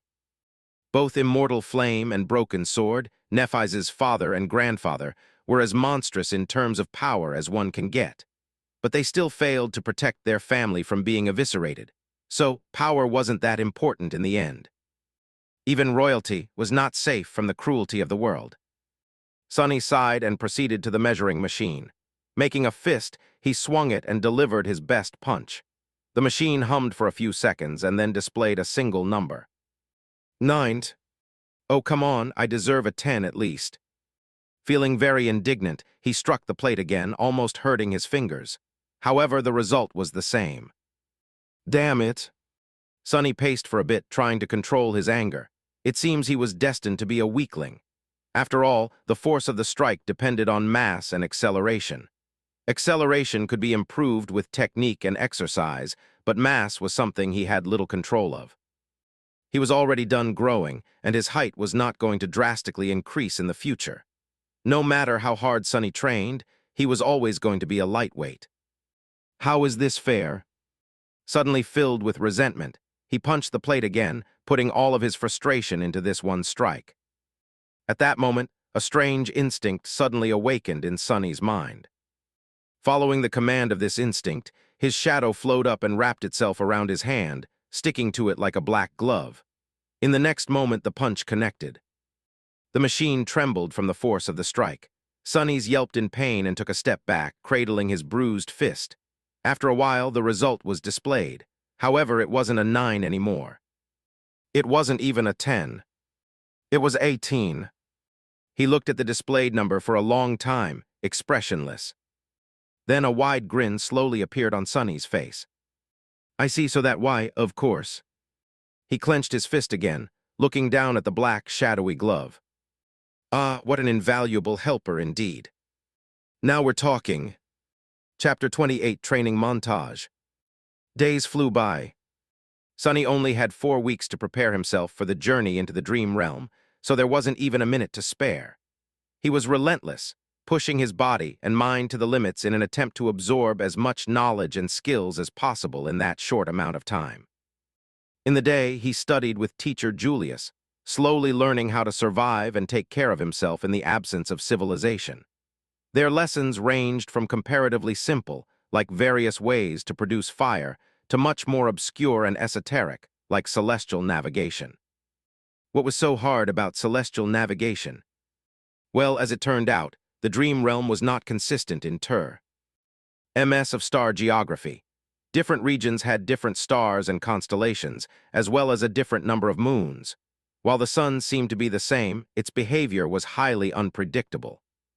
Still, with sufficient knowledge, one could find ways to study the skies and subsequently navigate themselves. Most of these lessons were, supposedly, already included in the various school curriculums and known to the majority of sleepers. However, learning something from a textbook and learning the same thing from an actual awakened were two completely different matters. Teacher Julius had a habit of going much more in depth when explaining his subject. Thanks to this time-consuming habit of his, Sonny not only learned about the what, but also often gained glimpses into the why. This nascent understanding of the underlying principles of the dream realm environments gave him the ability to face any situation with at least some measure of readiness.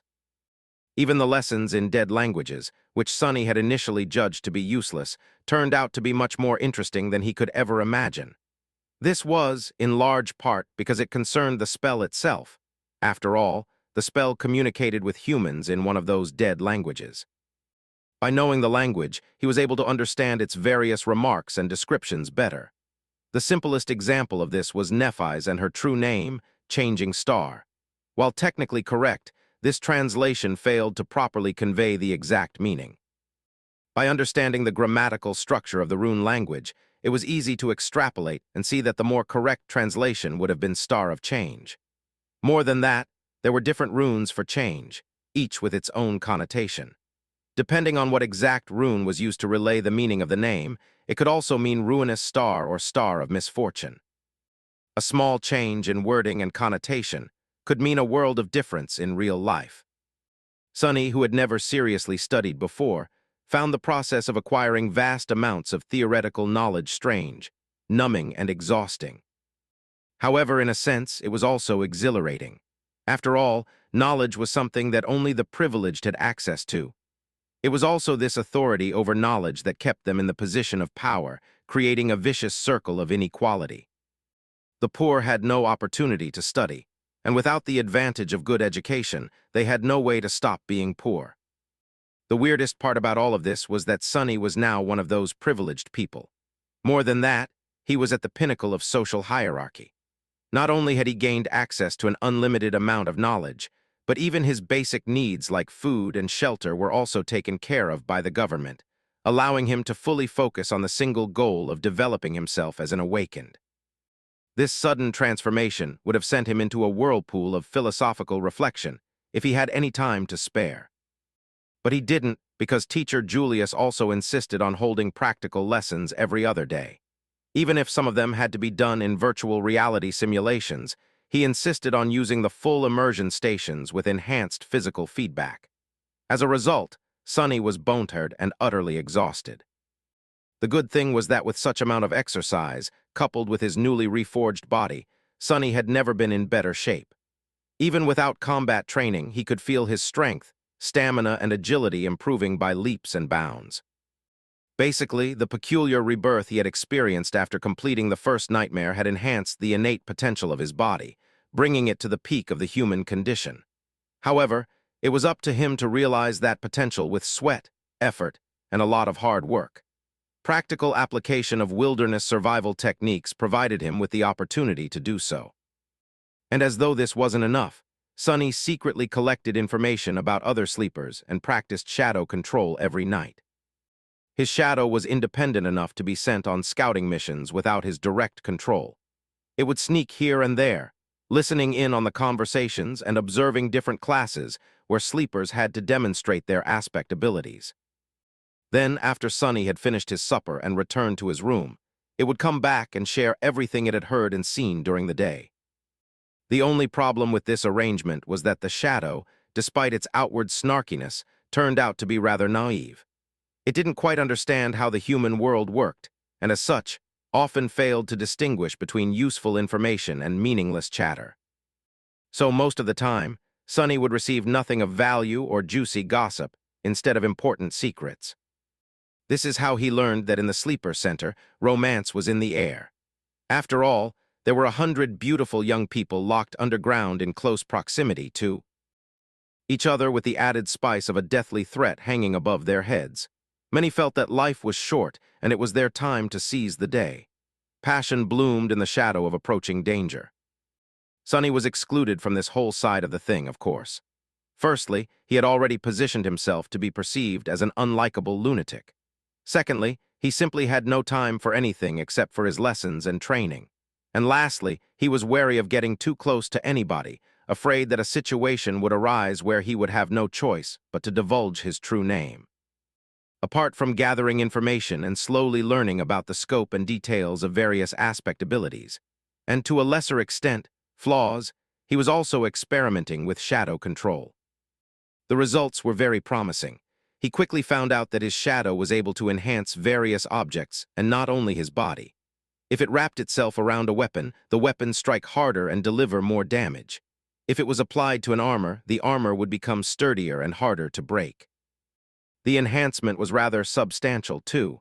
It was roughly twice as much as the initial value. All in all, this ability, if used correctly, could make him a powerhouse among the sleepers.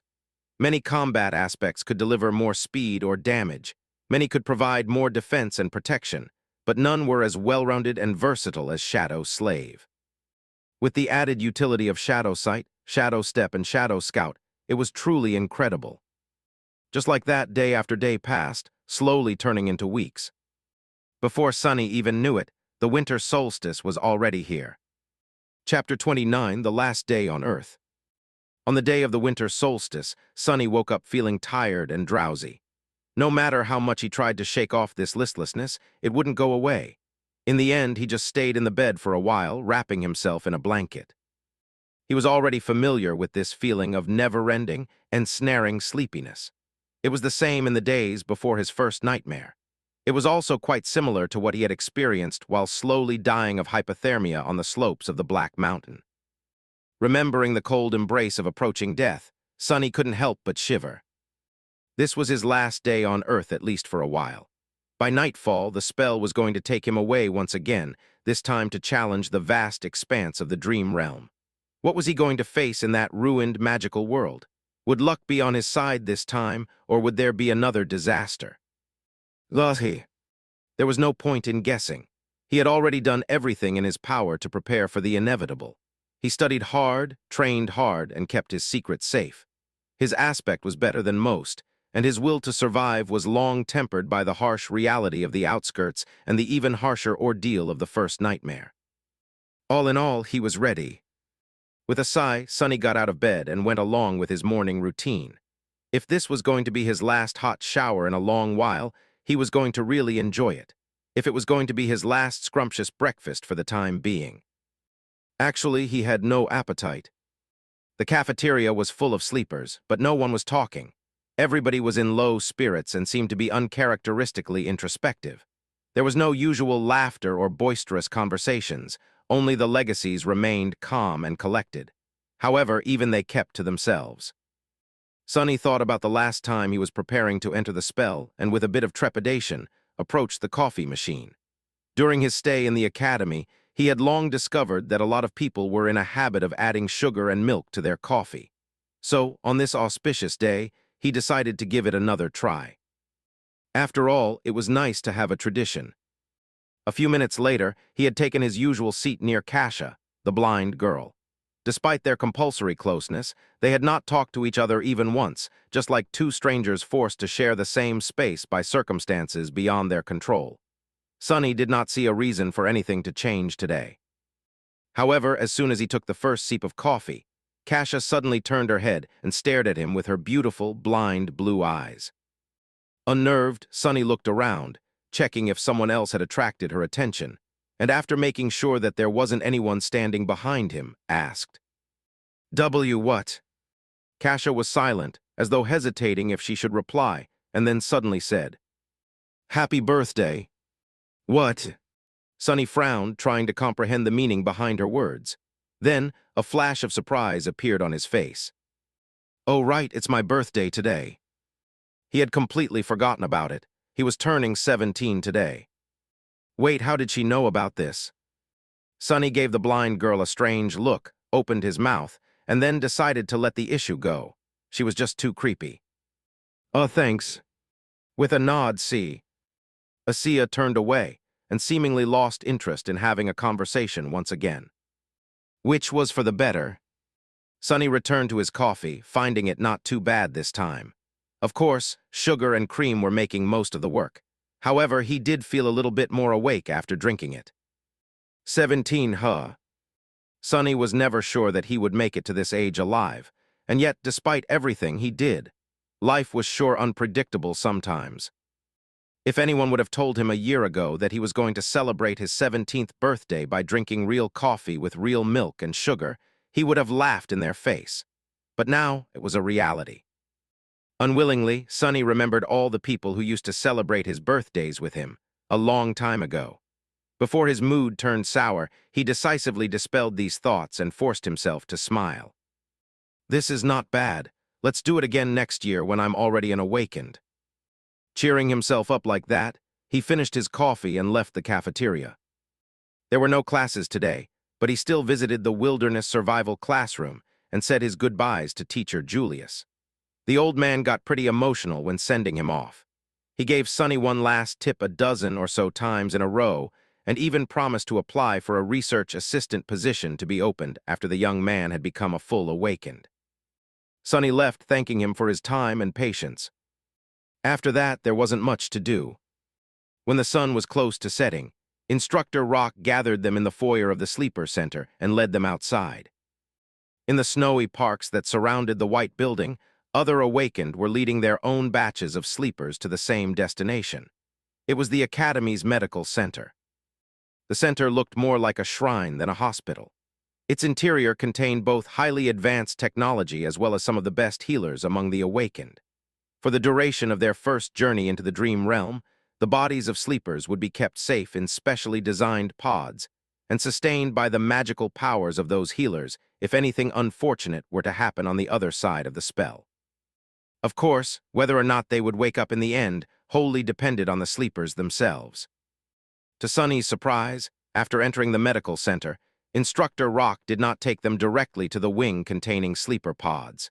Instead, he led them to a comparatively deserted floor, and then opened the doors to a spacious gallery that was brightly illuminated by the beautiful crimson rays of the setting sun. There they saw rows and rows of wheelchairs. In each wheelchair there was a person with a blank, strangely peaceful expression on their face. All these people were completely silent, motionless, and still. They did not show any reaction to the appearance of guests. They all seemed to be empty. In the eerie silence, Sunny felt his hair standing up and a creeping terror sipping deep into his heart. Instructor Rock looked at the empty people with solemn eyes. "There is a reason I brought you all here. Look well and remember. Some of you may know who these people are. For those of you who don't, they are called Hollow." He gritted his teeth. Each one of them was once either a sleeper or an awakened. Some of them were weak, some of them were strong, some were even incredibly powerful. All of them have perished in the dream realm. Their souls are gone, Sunny realized, horrified. If you're lucky, once your spirit is destroyed, your body dies with it. But if not, you'll become just like them. Hollow. Instructor Rock glanced in the direction where Castor and Nephis stood, and then added, "So don't die out there." Half an hour later, sleepers had been led to their personal rooms and were preparing to enter the pods. In one of the rooms, the blind girl, Cassia, was helplessly trying to orient herself in the unfamiliar space, touching the walls and strange pieces of machinery with her hands. Tears were streaming down her beautiful, doll-like face. In the other room, Proud Legacy Castor was staring listlessly at the floor. His lips were moving, repeating one strange phrase over and over again. He was trembling. Somewhere else, Changing Star Nephis, the last daughter of the immortal Flame clan, was looking down at her hands. Underneath her skin, soft white radiance was slowly growing brighter and brighter. Her face was contorted in a grimace of harrowing agony. And finally, there was a room where Shadow slaved sunless, lost from light, turned away from the sleeping pod and glanced down at his shadow. "Well, are you ready?" The shadow shrugged and didn't answer. Sunny sighed. "Yeah, me too." With that, he stepped forward and climbed into the pod. In the vast echoing darkness, he heard, "Welcome to the dream realm, Sunless." Chapter 30, Starless Void.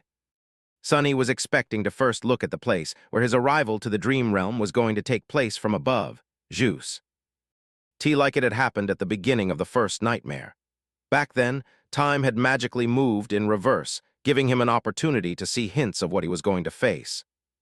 Instead, immediately after hearing the greetings of the spell, Sunny found himself blind and drowning. As he instinctively tried to open his mouth to scream, salty water rushed inside, making him choke and twitch. More than that, he couldn't see anything. No, it's not that he couldn't see, it's just there was no source of light around. Usually, darkness wasn't a problem for Sunny, but for some reason, his sight wasn't working anymore. Maybe the seawater he was submerged in was blocking it. If it wasn't for the special space perception that the affinity to shadows gave him, he would have been completely disoriented. With its help, though, he barely managed to understand which side was down and which side was up. Luckily, teacher Julius's lessons had included swimming. Swearing to thank both the old man and master yet once he came back, Sunny forced himself to stay calm and began to swim upward. In a few long and tense seconds, his head broke through the surface of the water. Sunny was finally able to draw in a deep, hoarse breath.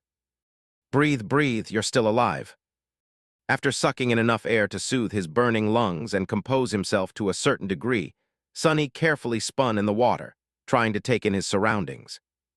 What met him was an endless, jet-black expanse of undulating waves. Above them was an empty black sky. There was no moon, no stars, just a dark vastness of repressive nothingness. Sunny blinked a few times, cold dread taking hold of his heart. This is a sea, an ocean. Was I dropped in the middle of an ocean? No, it couldn't be. There had to be solid ground somewhere nearby. As he was gripped by a momentary panic, a remote sound suddenly drew his attention. Sunny turned around and saw a triangular dorsal fin moving in his direction. Luckily, it was still hundreds and hundreds of meters away. Wait, if it's so far away, then how come I can see it so clearly? Despite being submerged in water, Sunny still felt like there was suddenly cold sweat all over his body.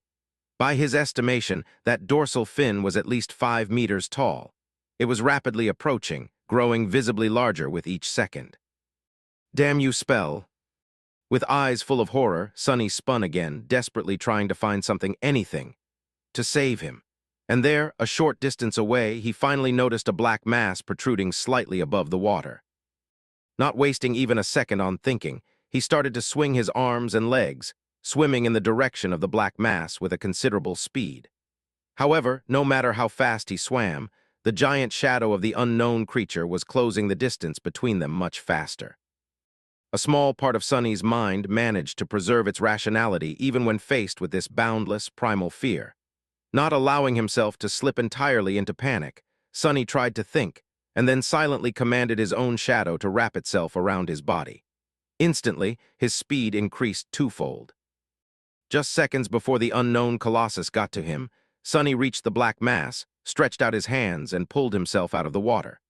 He rolled away from the edge, scratching his skin on the uneven rocks, and jumped in fright when the whole surface underneath him shuddered, as though something massive had collided with it. As Sunny backed out, terrifying jaws appeared from the water, with rows and rows of giant teeth, each one as long as he was tall. He opened his eyes wide, understanding that the rock he had climbed on was not tall enough to save him from the monster. Why is it even trying to eat me? I'm too small to be considered a filling snack for something this enormous. However, before the monster had a chance to attack, a colossal tentacle suddenly broke through the water and rose into the air like some strange black tower. Before too long, it fell down, entangling the owner of the giant maw and pulling it back under the water. Sunny lost the feeling in his legs and plopped on the ground, his mouth opened. His whole body was shaking. A few seconds later, the dark sea was calm again, as though nothing has happened. The indifferent waves continued to move silently under the lightless sky. So it wasn't trying to eat me, he realized, frozen. It was trying to run away. A few minutes later, Sonny was pretty sure that nothing was going to devour him, at least not immediately. With that certainty, he was finally in a state of mind to stop trembling and explore his surroundings a little. The black mass he climbed onto turned out to be a single stone platform of around 12 meters in diameter. Its surface was mostly flat, covered with grooves and somewhat dry. Due to the regular shape of its edges, it seemed more like something man-made than a natural formation. But then again, here in the dream realm, it was hard to be sure that something man-made was actually made by humans, as opposed to... Better not to think about it. The platform wasn't connected to anything, existing as a tiny island in the sea of darkness. There wasn't anything else above the water for as far as Sonny was able to see. After discovering that fact, he also realized something else. It was that he was wet, cold, and completely naked. In his defense, the clothing situation was the last thing one would think about when trying to save themselves from abyssal monsters. Also, it's not like someone was here to witness his stark paleness and private bits. Still, it was sort of cold. Sonny summoned the puppeteer's shroud and watched as dark grey garments covered his body. It even came with a pair of high, soft-soled leather boots. Clad in gray fabric and lusterless leather, he suddenly felt much safer. Not to mention warm. After that, Sonny sat down in the middle of the platform, as far away from water as he could, and tried to remember the unique characteristic of every explored region of the dream realm he could think of. Unfortunately, none of them matched this starless dark void. Of course not, he thought with a bit of resentment. Even if some unlucky humans had ever come here, I doubt that they were able to return to the real world alive. Not with those things hiding underwater. Not yet desperate enough to leave the platform and try to swim away in search of land, Sonny decided to wait and see. Maybe something was going to change as time went by. With a soft sigh, he habitually looked for his shadow. However, due to the total darkness that surrounded him, it couldn't really be seen. He just barely felt its presence. This must be a paradise for you, right? All this gloom and not a star in sight. The shadow, of course, did not answer. Anyway, good job earlier. With a nod, Sonny lay down, using his hands as a pillow. Not thinking about much, he stared into the black sky and waited. The sound of the undulating waves was, actually, quite relaxing. After a while, he closed his eyes and listened. Minutes merged together, growing into hours. Suddenly, Sonny caught a slight change in the sound of the sea. It was as though something was shifting. He opened his eyes and noticed that one corner of the sky was slowly turning gray. Soon, a glimpse of a pale sun could be seen rising above the horizon. A new day had come to the starless void. And with it, the dark sea suddenly surged. Chapter 31, Low Tide. The black, opaque water suddenly surged and seethed, as though a living creature desperately trying to avoid the pale light of the coming dawn. Sonny slowly rose and, after some thought, carefully approached the edge of the stone platform. Looking down, he blinked, and then kneeled to make sure that what he saw wasn't an illusion. The sea seemed to be receding. Slowly at first, and then faster and faster, the water level was dropping. The circular stone formation he had been taking shelter on used to barely protrude out of the waves, but now there were meters and meters of wet rock between him and the restless surface of the sea. As the sun climbed up, the monstrous ebb tide continued. Soon, Sonny found himself standing on the edge of a tall cliff with a 100-meter drop separating him from the churning waters. Beneath him, the rock formation broadened and changed shape. However, from his vantage point, it was hard to determine what that shape was exactly. At that time, the dark surface of the water began to be punctured here and there by sharp crimson blades. As it dropped even further, it was as though a crimson forest was slowly rising from the black depths. The trees were made of something resembling coral, growing chaotically into each other and stretching toward the sky. They were colossal in size, with irregular protrusions entwining and merging together, looking monumental and eerie in the black and red reality of the sunlit void. The labyrinth formed by this strange reef stretched as far as Sonny could see, broken here and there by protruding cliffs, sudden chasms, and distant natural features. Half an hour later, utterly shocked, Sonny stared down and realized that the sea was completely gone. If not for the black seaweed left hanging on wet rocks and scarlet pillars of coral, he would even doubt if it was ever there. His small circular island had turned into the peak of a strange, towering, irregularly shaped cliff. Looking down, he felt his head spinning. By then, the night had already fully retreated, letting morning finally take its place. "I'm not seeing things, am I?" Sonny thought, pinching himself. What the spell was that? Despite the sudden disappearance of the dark sea and its hidden monsters, Sonny was in no rush to climb down from his circular stone platform. Firstly, he felt that if the sea was able to disappear, it was surely able to come back, perhaps at any moment. Secondly, he did not know what dangers the core. Al Labyrinth was hiding. Perhaps there was something even scarier than the owner of the giant tentacle down there. But that did not mean that he wasn't going to explore. Coming back to his spot in the middle of the platform, Sonny sat down and commanded his shadow to separate itself from his body. Then, taking control of it, he approached the edge of the platform and nimbly slid down. Habitually moving from one shadow to another, he began the descent. At this moment, Sonny was glad that shadows had no weight and were not affected by gravity. While the shadow was busy climbing down, Sonny yawned. "Say, don't you think that you need a name?" Although his shadow was already too far away to hear him, they still could communicate through their shared connection. Of course, the fact that it did not mean that it would. The shadow was sort of taciturn, mostly because it didn't have vocal cords and was unable to speak. Plus, its temper wasn't that great. How about shameless? No. What about shady? Also no. And what about something simpler like what? Well, do you have suggestions then? All right, we'll shelve this conversation for later. By the time he was done with this short monologue, the shadow had already reached the bottom of the cliff. The range of shadow control was not limitless, but it was just barely enough to explore their nearest surroundings. Entering the labyrinth, Sonny found it to be extremely disorienting and convoluted. The paths between coral pillars were sometimes broad, sometimes narrow. They twisted and turned without any logic, often leading to dead ends or even back to where he started.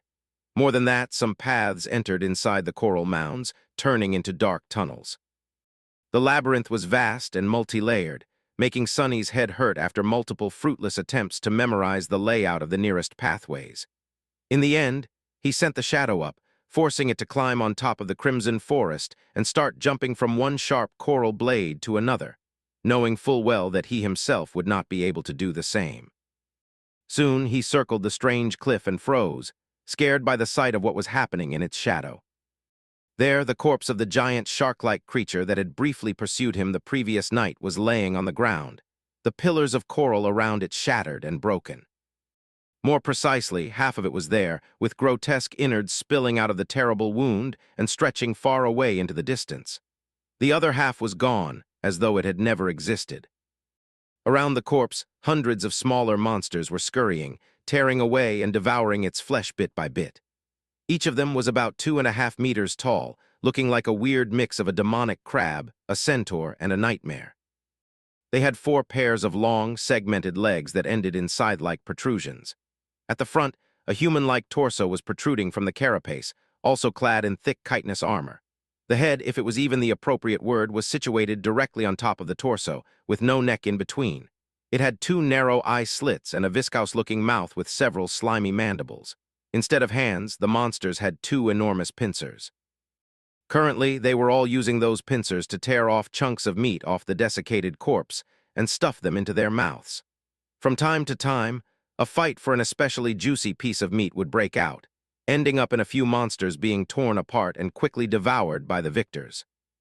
Sonny swallowed, both because the sight of heavily armored, powerful monsters made him nervous, and because looking at them feasting, he suddenly felt very hungry. Each of them seems like trouble, and there are hundreds of them. His luck, like always, was awful. At least I don't have to wonder why the labyrinth feels so empty. All the inhabitants are having a party. Feeling a little bit comprehensive about turning his shadows back to the monsters, Sonny commanded it to look back and study the cliff he was taking shelter atop of. Something about it was making him feel uneasy. The shadow turned around and looked up, taking in the sight of the strangely shaped cliff. It took Sonny a few minutes to shift his perspective and recognize it for what it was. That's a finger, that's a hand, that is a sword. He blinked. It's a statue. Indeed, the cliff was man-made. It was an ancient, colossal statue at least 200 meters tall.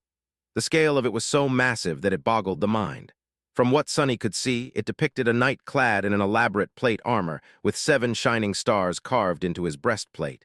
In his hands, he was holding a gargantuan sword, pointing it to the ground. However, the most striking thing about it was that the giant stone knight was missing his head. In fact, the roughly circular platform Sonny was standing on turned out to be the top of his neck. And by the looks of it, the head wasn't missing by design. It was as though something, or someone, had violently tore it off at some point in the distant past. Sonny walked around the platform, looking down from all sides, but didn't notice the head lying anywhere near. What on earth is this place? Without any hints to find the answer, he led his shadow back to the giant's neck and settled at the western edge of it, studying the feasting monsters. He didn't move until the sun was about to set. Just as Sonny expected, as soon as the sun touched the horizon, a deafening rumble could be heard coming from somewhere below. The monsters instantly stopped their feast and scurried away, some hiding inside the coral pillars, some simply burying themselves in the soft soil. A few minutes later, the first streams of black water appeared in the labyrinth. Their volume quickly grew, and soon an apocalyptic flood devoured everything around. The sea was returning with the approach of the night. Sonny stared at this unimaginable process, thoughts churning in his head. In an hour, the circular platform was the only thing above the dark waters once again. Chapter 32, Making a Choice. With an empty stomach and a head full of thoughts, Sonny returned to the center of the platform and sat down. After a while, he beckoned to his shadow and said, "Wake me up if anything happens." Then he closed his eyes and tried to fall asleep. His consciousness quickly slid into the sweet embrace of darkness, giving Sonny some well-needed rest. In the middle of the night, however, a sudden impulse stirred him awake. Sonny jumped to his feet, his groggy mind full of tense apprehension. He was afraid that the owner of the giant tentacle had come back to finish the job. Or maybe some other horror from the depths had sensed him and decided to snack on human meat. However, the sea was quiet and calm. He didn't hear any abnormalities around the knight's statue. "What is it?" Sonny whispered, addressing the shadow. The shadow silently pointed him in a particular direction. Turning his head, Sonny squinted. He quickly understood why it was a good idea to wake up. Otherwise, he wouldn't have been able to see. Out there in the distance, a few kilometers away, a small orange light was shimmering in the darkness. Its reflections were rising and falling with the movement of waves. It was too far away to make out any details, so Sonny just stared at it for a while. Pretty soon, the light disappeared. Other sleepers, natural phenomenon, or some monster laying a trap. Memories of nightmarish deepwater creatures immediately came to his mind. Shaking his head, Sonny lay back down and attempted to return to his slumber. However, this time sleep was escaping him. Pangs of hunger were still not unbearable, but slowly becoming more and more intense. The thirst, however, was worse.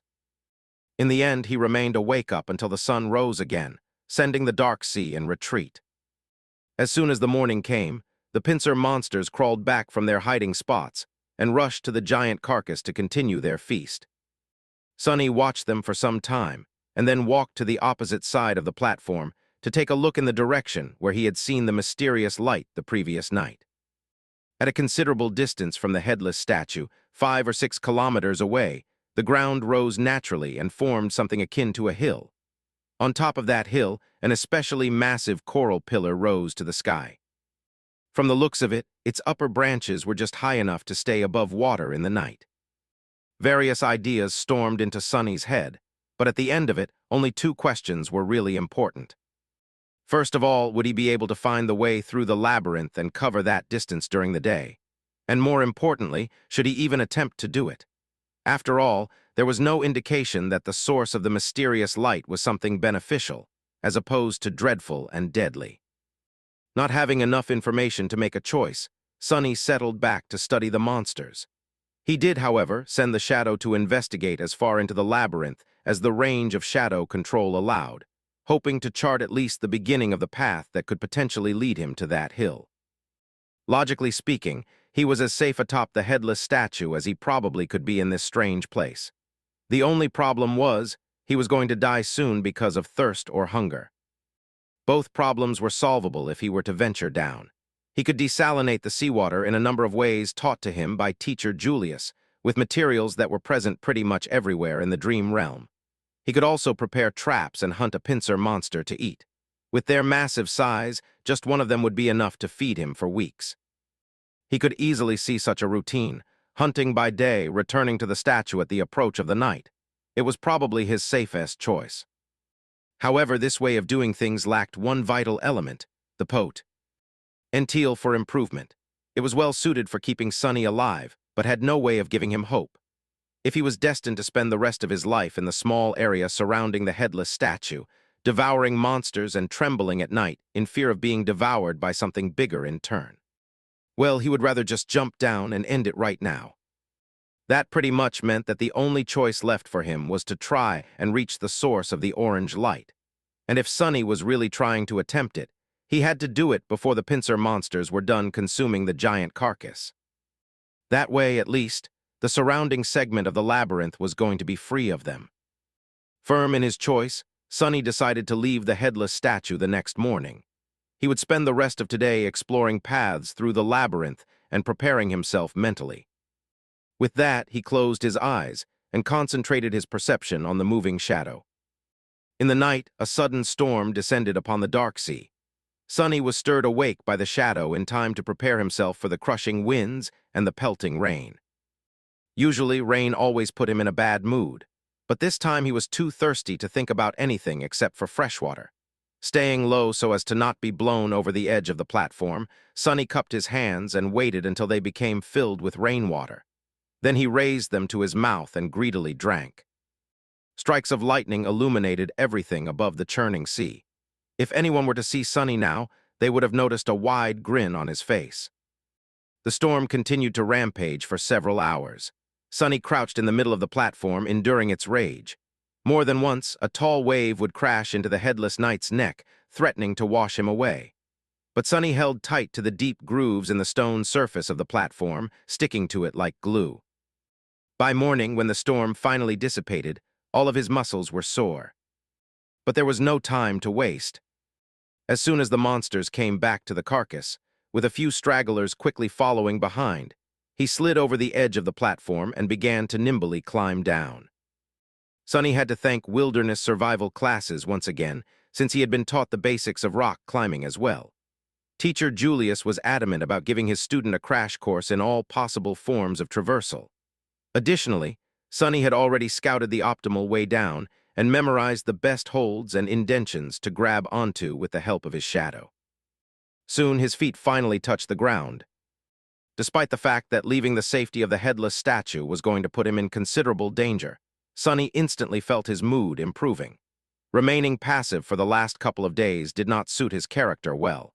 Now, even if his plan were to end in failure, at least he was going to go down doing something that he had decided to do. Trying and failing was better than not trying at all.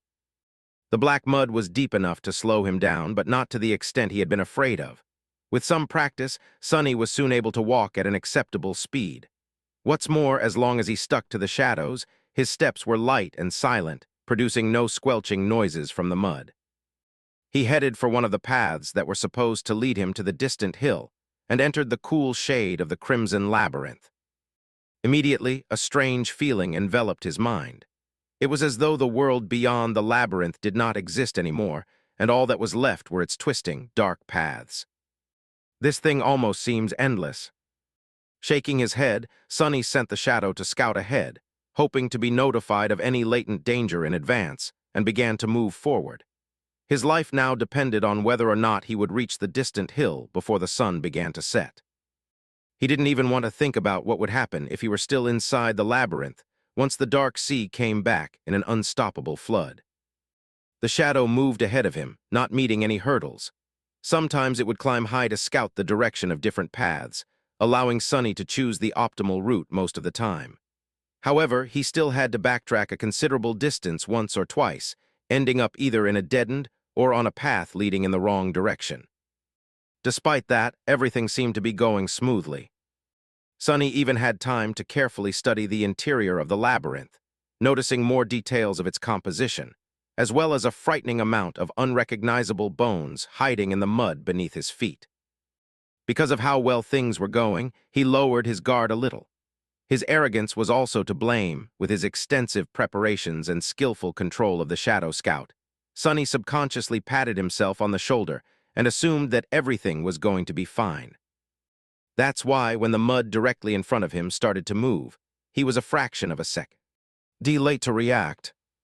In the next moment, a massive pincer shot out of the ground and tore through the air, threatening to cut his body in half with one crushing strike. Chapter 30, Three Carapace Scavenger. Crap. This was the only thought in Sonny's head as he awkwardly fell backward, allowing the pincer to close right in front of his face with a loud clack. The jagged, chitinous blades were so close that he could clearly see bits of mud sticking to their surface. Sonny landed on his back, narrowly avoiding the unexpected strike.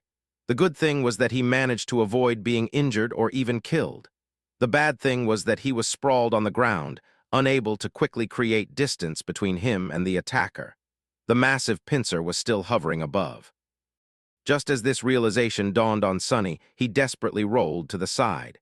In the next moment, the pincer lunged down, sending small tremors through the mud. If not for his quick reaction, Sonny's chest would have been caved in by that blow.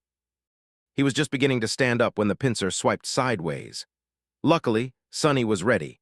Instead of trying to dodge or block the attack, he went with it, letting the pincer collide with his outstretched hands and cushioning the blow. As his arms screamed in pain, Sonny used the force of the blow and allowed his body to be sent flying through the air. This way, at least, he would get out of the pincer's range. He might not have been taught how to fight, but one thing he knew very well was how to fall. Instead of breaking his neck or having the breath beaten out of him by the landing, he braced his body and nimbly rolled before stopping some distance away from the ambushing monster. I take it back, Sonny, though, remembering his sarcastic critique of heroes' battle rolls. Rolling is an integral part of any respectable monster fighting technique. Then he looked up, trying to ascertain the situation. In front of him, the attacker had finally shown itself. It burrowed from under the mud, casting a vast shadow over kneeling Sonny. Its tiny eyes were full of rage, hunger, and malice. It was one of the pincer monsters he had spent so much time observing. Towering over him at almost 3 meters in height, the bulky creature moved its mandibles and produced a jarring, piercing screech. Why aren't you devouring the giant carcass with the rest of your buddies, you crab bastard? However, the answer to Sonny's indignant plea was rather obvious. The monster seemed to be in a rather bad shape. Half of its 8 scythe-like legs were broken, and there were cracks in its thick carapace, each oozing with viscous azure blood. Additionally, he was missing one of its 2 pincer arms, which seemed to have been torn off entirely at the shoulder.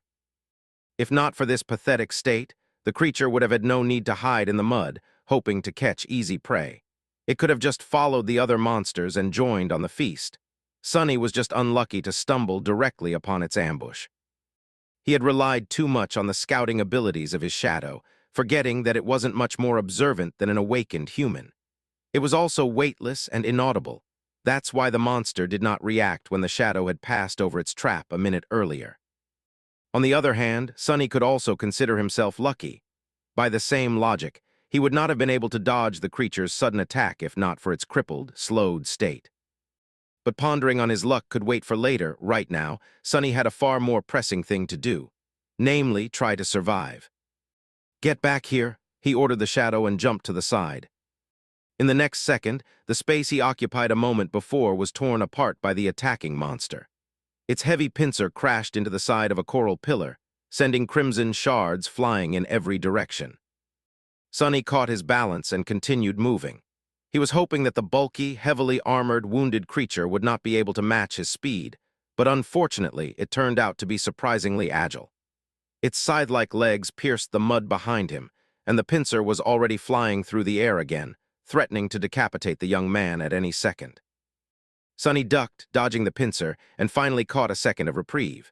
His eyes darted around, desperately searching for something to use as a weapon. Almost instantly, he noticed a long, smooth, sharp bone left behind by some unknown creature sticking from the mud. Without slowing down, he bent down and grabbed the bone, pulling it out with one forceful tug. The bone was almost 1.5 meters long, ending in a narrow, sharp tip. It was almost like a spear. The problem was, even with the added length of this makeshift spear, Sonny's range of attack was still shorter than the monster's. He also doubted that it was capable of piercing the hard carapace. In short, he had to get close and aim for one of the cracks in the creature's armor. However, he didn't dare to. At that short of a distance, the monster could easily crush him into a paste by using just its weight and hulking frame. A crazy idea entered Sonny's mind. A bit shocked, he momentarily couldn't decide whether it was the product of audacity or foolishness. Either way, he wasn't insane enough to actually consider it. At that moment, the pincer lashed out again. This time, Sonny was a little late to evade, and as a result, a sharp pain pierced his left leg. It was grazed by the edge of the pincer. The puppeteer's shroud held, not allowing the monster to draw blood, but the force of the impact was enough to throw Sonny tumbling to the ground. There was no time to recover. As his eyes opened wide, Sonny understood that it was time to act crazy. So instead of trying to dodge, he stopped moving and allowed the monster to grab him across his torso with the pincer. Immediately, a terrible pressure descended on his ribs. Sonny felt as though he was going to be split apart, but his armor, received from defeating an awakened tyrant, resisted the crushing bite of the monster's pincer. Every muscle in his body tensed, delaying the moment when his insides would be turned into mush. In the next second, Sonny's shadow fell from above, wrapping itself around the puppeteer's shroud. With the protective properties of the armor enhanced, he was able to better resist the pincer's pulverizing embrace. Sonny and the monster appeared to be at an impasse. The young man couldn't free himself from the monster's grip, while the monster could not kill the prey by cutting it in halves with its pincer. They stared at each other. Then, an insane fire ignited in the creature's eyes. It clicked its mandibles and raised Sonny in the air, bringing him closer to its mouth, obviously intent on biting his head off. "Why is everyone trying to eat me? Am I that tasty?" Sonny didn't struggle as the monster brought him close to its mandibles. He knew he only had one chance to live. In the last moment, Sonny allowed the shadow to flow from Puppeteer's shroud onto the sharp bone he was still clenching in his hand. Then, he gathered all his strength, leaned forward and thrust the bone forward with as much power as he could.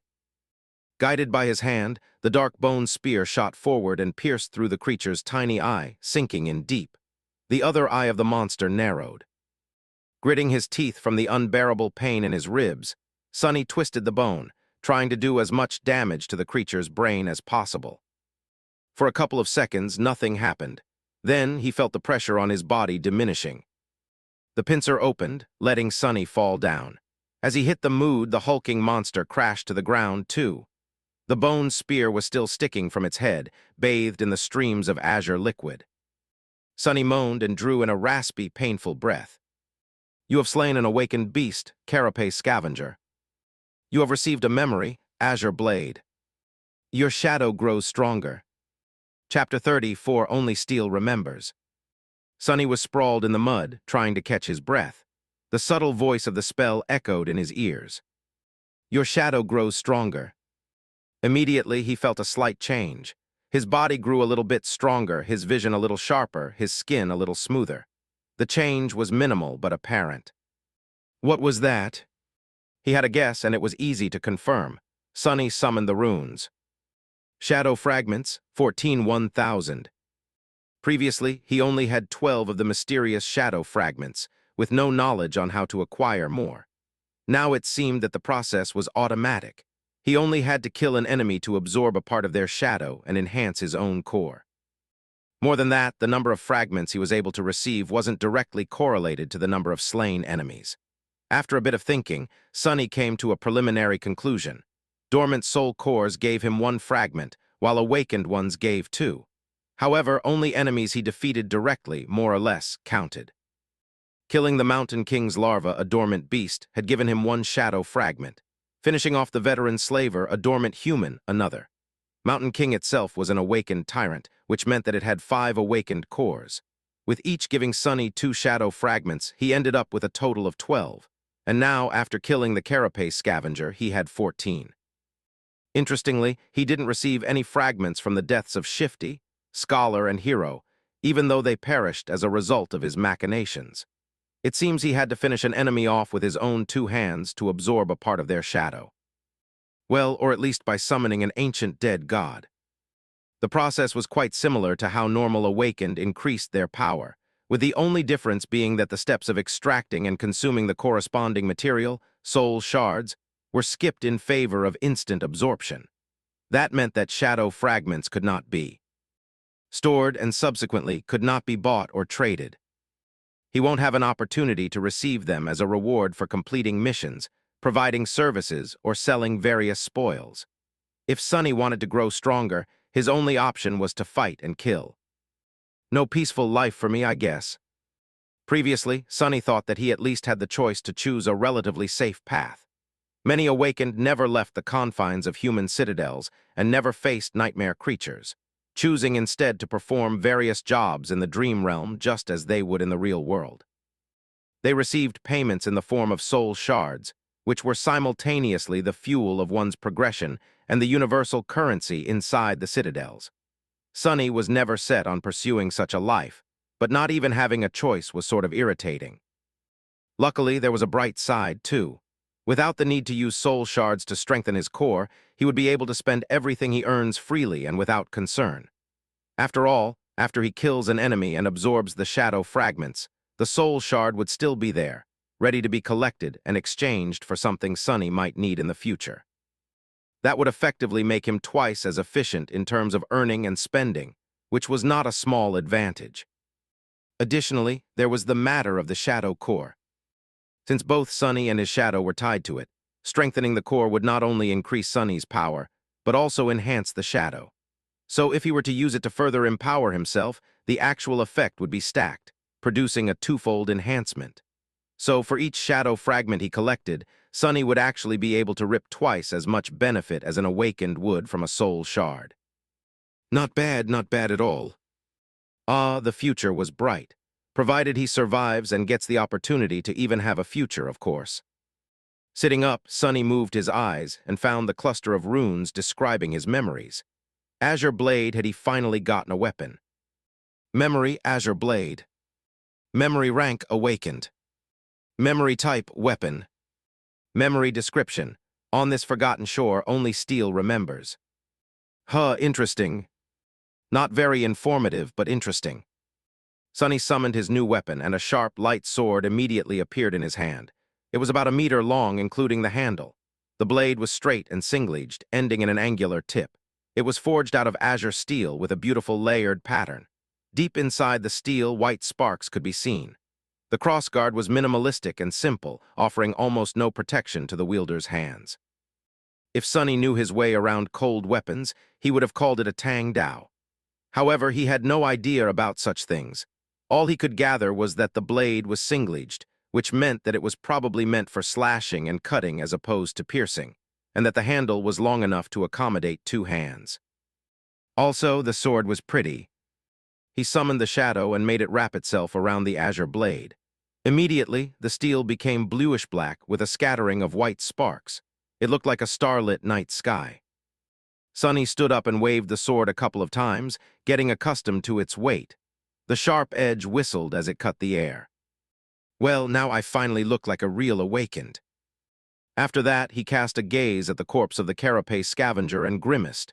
This part was not going to be pleasant. After some time, he managed to break open the cracked carapace and cut away a few strips of tender, pink meat. He also did not forget to extract the radiant crystal from the beast's chest, the soul shard. Without much hope, he tried to absorb the shard, remembering how it was supposed to be done. Just as he expected, nothing happened. They're really of no direct use to me. With a shrug, Sonny places the shard and the meat in a makeshift rucksack. He weaved from black seaweed and looked at the sun. The day was still young. He still had a good chance of making it to the distant hill before the sea came back. However, his left leg was banged up in the fight with the scavenger beast, so walking wasn't as easy as it was before. He gritted his teeth and began limping. Hours passed. Due to his bruises and increased vigilance, Sonny's progress slowed down considerably. He was sweating and grinding his teeth, feeling pain with each step. What's worse, the further he reached into the labyrinth, the more confusing and entangled the paths became. Even with the shadow's help, he constantly had to backtrack and struggled to move in the right direction. Crab, crab, crab. If nothing changed, Sonny would not reach his goal, which meant that he'll be crushed to death by the returning sea. Not allowing himself to think about dying, Sonny tried to walk faster. However, he couldn't be too hasty. Making a wrong turn would have taken precious minutes away from him, so he had to choose the way careful. Why, additionally, missing to notice another ambush could end his life directly. Curses! Just when he was beginning to feel desperate, his shadow suddenly saw something that momentarily sent Sonny into a stupor. Some distance further down the path, beyond a few turns, the corals widened, creating a small clearing. And in the middle of that clearing, someone was walking across the mud. The first thing Sonny saw was fair skin, a lot of skin. The tall, lithe girl was only dressed in a makeshift skirt and a crude brassiere, both made out of seaweed. However, it didn't seem to bother her. With a calm expression, she stopped and looked back. The wind was playing with her short silver hair. It was Nephis, the changing star. In one hand, she was holding the end of a strange golden rope. And on the other end of the rope, Cassie, the blind girl, was carefully following behind. Chapter 35, A Shadow, a Star and an Oracle. Gray sky above, black mud below, an endless sea of crimson in between. On this dreamlike backdrop, two beautiful girls were walking across the labyrinth. One was delicate and fragile, with blonde hair and cerulean, aimless eyes. She was dressed in a simple tunic, with leather sandals on her feet and a cloak the color of sea waves draped around her shoulders. The other was tall and lithe. She had silky silver hair and clear gray eyes. Her revealing clothes were crudely made out of black seaweed, leaving her fair skin and athletic build exposed. She was poised, alert, and barefoot. A golden rope connected two girls together. Wow, what a sight, Sonny thought. He suddenly regretted that he was not an artist. The picture just begged to be made into a painting. Wait, why am I thinking about that? People, I found people. His heart skipped a bit. If Nephis and Cassie were here, then the orange light from before, most likely, had something to do with them, which meant that they knew how to get to the tall hill. Which meant that Sonny didn't have to be crushed to death by the high tide. So what do I do now? He wasn't the best at ingratiating himself to other people. In fact, he was the polar opposite. People usually instinctively avoided him, and that was in normal circumstances. This time, however, he had spent a whole of 4 weeks making sure that everyone in the academy hated his guts. Good job, Sonny. Still, he was at least useful. In this situation, an additional body was already a great boon when facing hungry monsters. And he wasn't just anyone. His ability to scout ahead alone was worth a lot. Surely they'll understand that, right? With a heavy sigh, Sonny stepped into shadows and hurried to the clearing. He reached it in a minute or so, hiding and observing the two girls before making a final decision. Helping herself with the wooden staff, blind Cassie slowly approached the middle of the clearing and extended her hand, finding Nephis and touching her on the shoulder. Why did you stop? Nephis supported the blind girl and glanced at the sky. It's getting late. An awkward pause hung between two girls. After some time, Cassie asked, So you think we should turn back? Nephis blinked and cleared her throat. Yes. Sonny was a bit amused by their exchange. What is she, a strong, silent type? Then he returned to his dilemma and grimaced. How do I approach them? Damn, why is this so hard? It's not like I'm trying to ask them out on a date. I mean one of them, both of them. What am I thinking about? Just go and say hi. But then, if he suddenly appeared out of the shadows, not at all like a creep, how high was the probability of them getting spooked and attacking him before noticing that he was not a monster? Wait, why would they argue? To hell with this. Deciding on the safest approach, Sonny commanded his shadow to abandon its hiding place and move to a spot where Nephis could clearly see it. He could clearly sense the shadow rolling its eyes as it obeyed the order. As soon as the shadow started to move, Nephis suddenly snapped her hand sideways. Immediately, a long sword appeared in it, cutting the air as it assumed a defensive position. Before the shadow could even take 2 steps out of its hiding spot, it was already pierced by Changing Star's gray eyes. The shadow froze. It seemed a bit startled. Cassie took a step back. "Neph, what is it?" Nephis didn't answer immediately, carefully observing the shadow. Then she simply said, "There's a shadow." Cassia's doll-like face paled. "A shadow, scavengers." The tall girl tilted her head a little. "No, it's a human shadow." This was clearly not what Cassia expected to hear. With an expression of surprise, she asked, "A human shadow? What is it doing?" Nephis hesitated. After a while, she answered in a flat tone, "It's waving at us." After a whole minute of silence, Cassia finally found the words to react. "What?" "I said it's waving." "Yes, I know. I mean, why is it doing that?" Nephis opened her mouth, then closed it again. "I don't know. Maybe it's a distraction to lure us into a trap." At this point, Sonny decided that it was time to talk. He inhaled deeply, then said in a friendly tone, "Actually, I just sent it ahead to make sure that you don't stab me with that sword, before realizing that I'm human." Immediately, Nephis turned her head, pinpointing the exact location where Sonny was hiding in a blotch of shadows. Her sword slightly shifted, aiming at the new threat. "If you're human, why are hiding in the shadows like a creep?" "God admit I'm not a creep." Sonny shoked. But his flaw was merciless. He had to provide an answer, and a truthful one at that. "I mean, you're Changing Star Nephis. To be honest, I'm a little afraid." Nephis did not answer. Because of her hard-toried face, it was almost impossible to determine whether she believed him or not. However, he included her true name in his answer for a reason. If he was some monster pretending to be human, he wouldn't have known it. Luckily, Cassia was more expressive. "Are you the boy who sat with me in the cafeteria?" Sonny smiled. Meanwhile, Nephis glanced at the blind girl. "Do you know him?" Cassia nodded. "I recognize his voice. His name is Sunless. He was in second tallest place in the rankings, right above me." The tall girl frowned, as if trying to remember. Then she asked, "The pervert?" The smile disappeared from Sonny's face, replaced by exasperation. "Oh, come on." Cassia hesitated and didn't answer. "Hey, I'm not really a pervert, you know. I just said a few things to a few girls. It was all a misunderstanding." Nephis was silent for a few seconds, and then, finally, dismissed her sword. "Okay, you can come out." Sonny limped out of the shadows, summoning his own back. It flowed to his feet and reattached itself, visibly shaking. The bastard was laughing at him. Stopping a few meters away from Nephis, he raised his hands, showing that he didn't mean the girls any harm. Changing Star gave him an inquisitive look. "What happened to you?" She was referring to his limp, bruises, and overall banged-up look.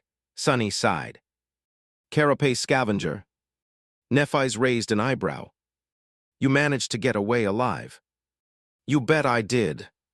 Sonny subconsciously straightened his back. "I didn't get away, I killed it." To prove his point, he gestured at his rucksack, full of delicious monster meat. Nephis looked him over again, reevaluating her opinion of him. Now there were hints of approval in her eyes. Carapace scavengers were only beasts, but they were still awakened.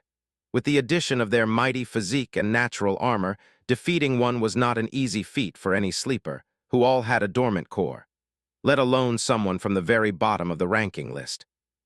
Come to think of it, it was even a bit too outstanding. Sonny lowered his eyes. It was already wounded." Nephis shrugged. "A kill is a kill, you did well." After that, she fell silent, as though not planning to say anything else.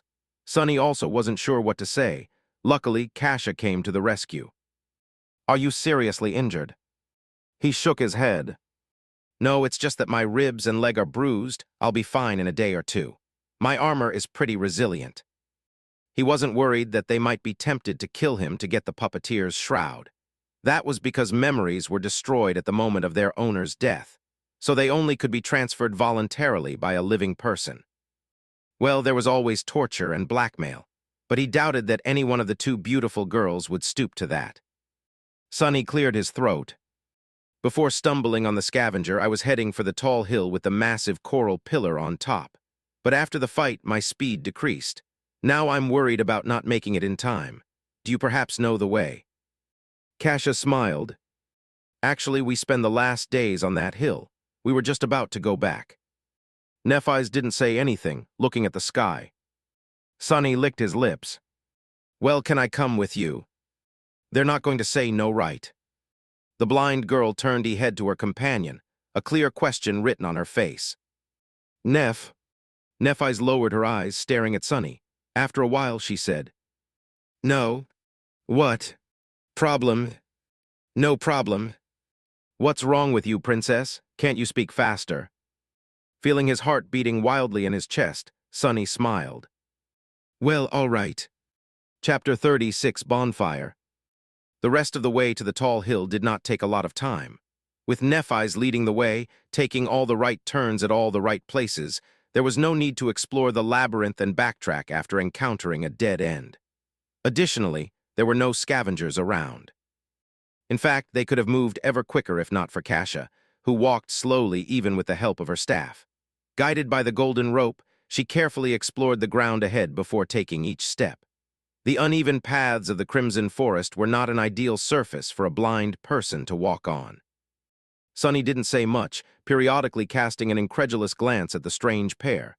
No matter how he looked at it, Aya seemed to be dead weight.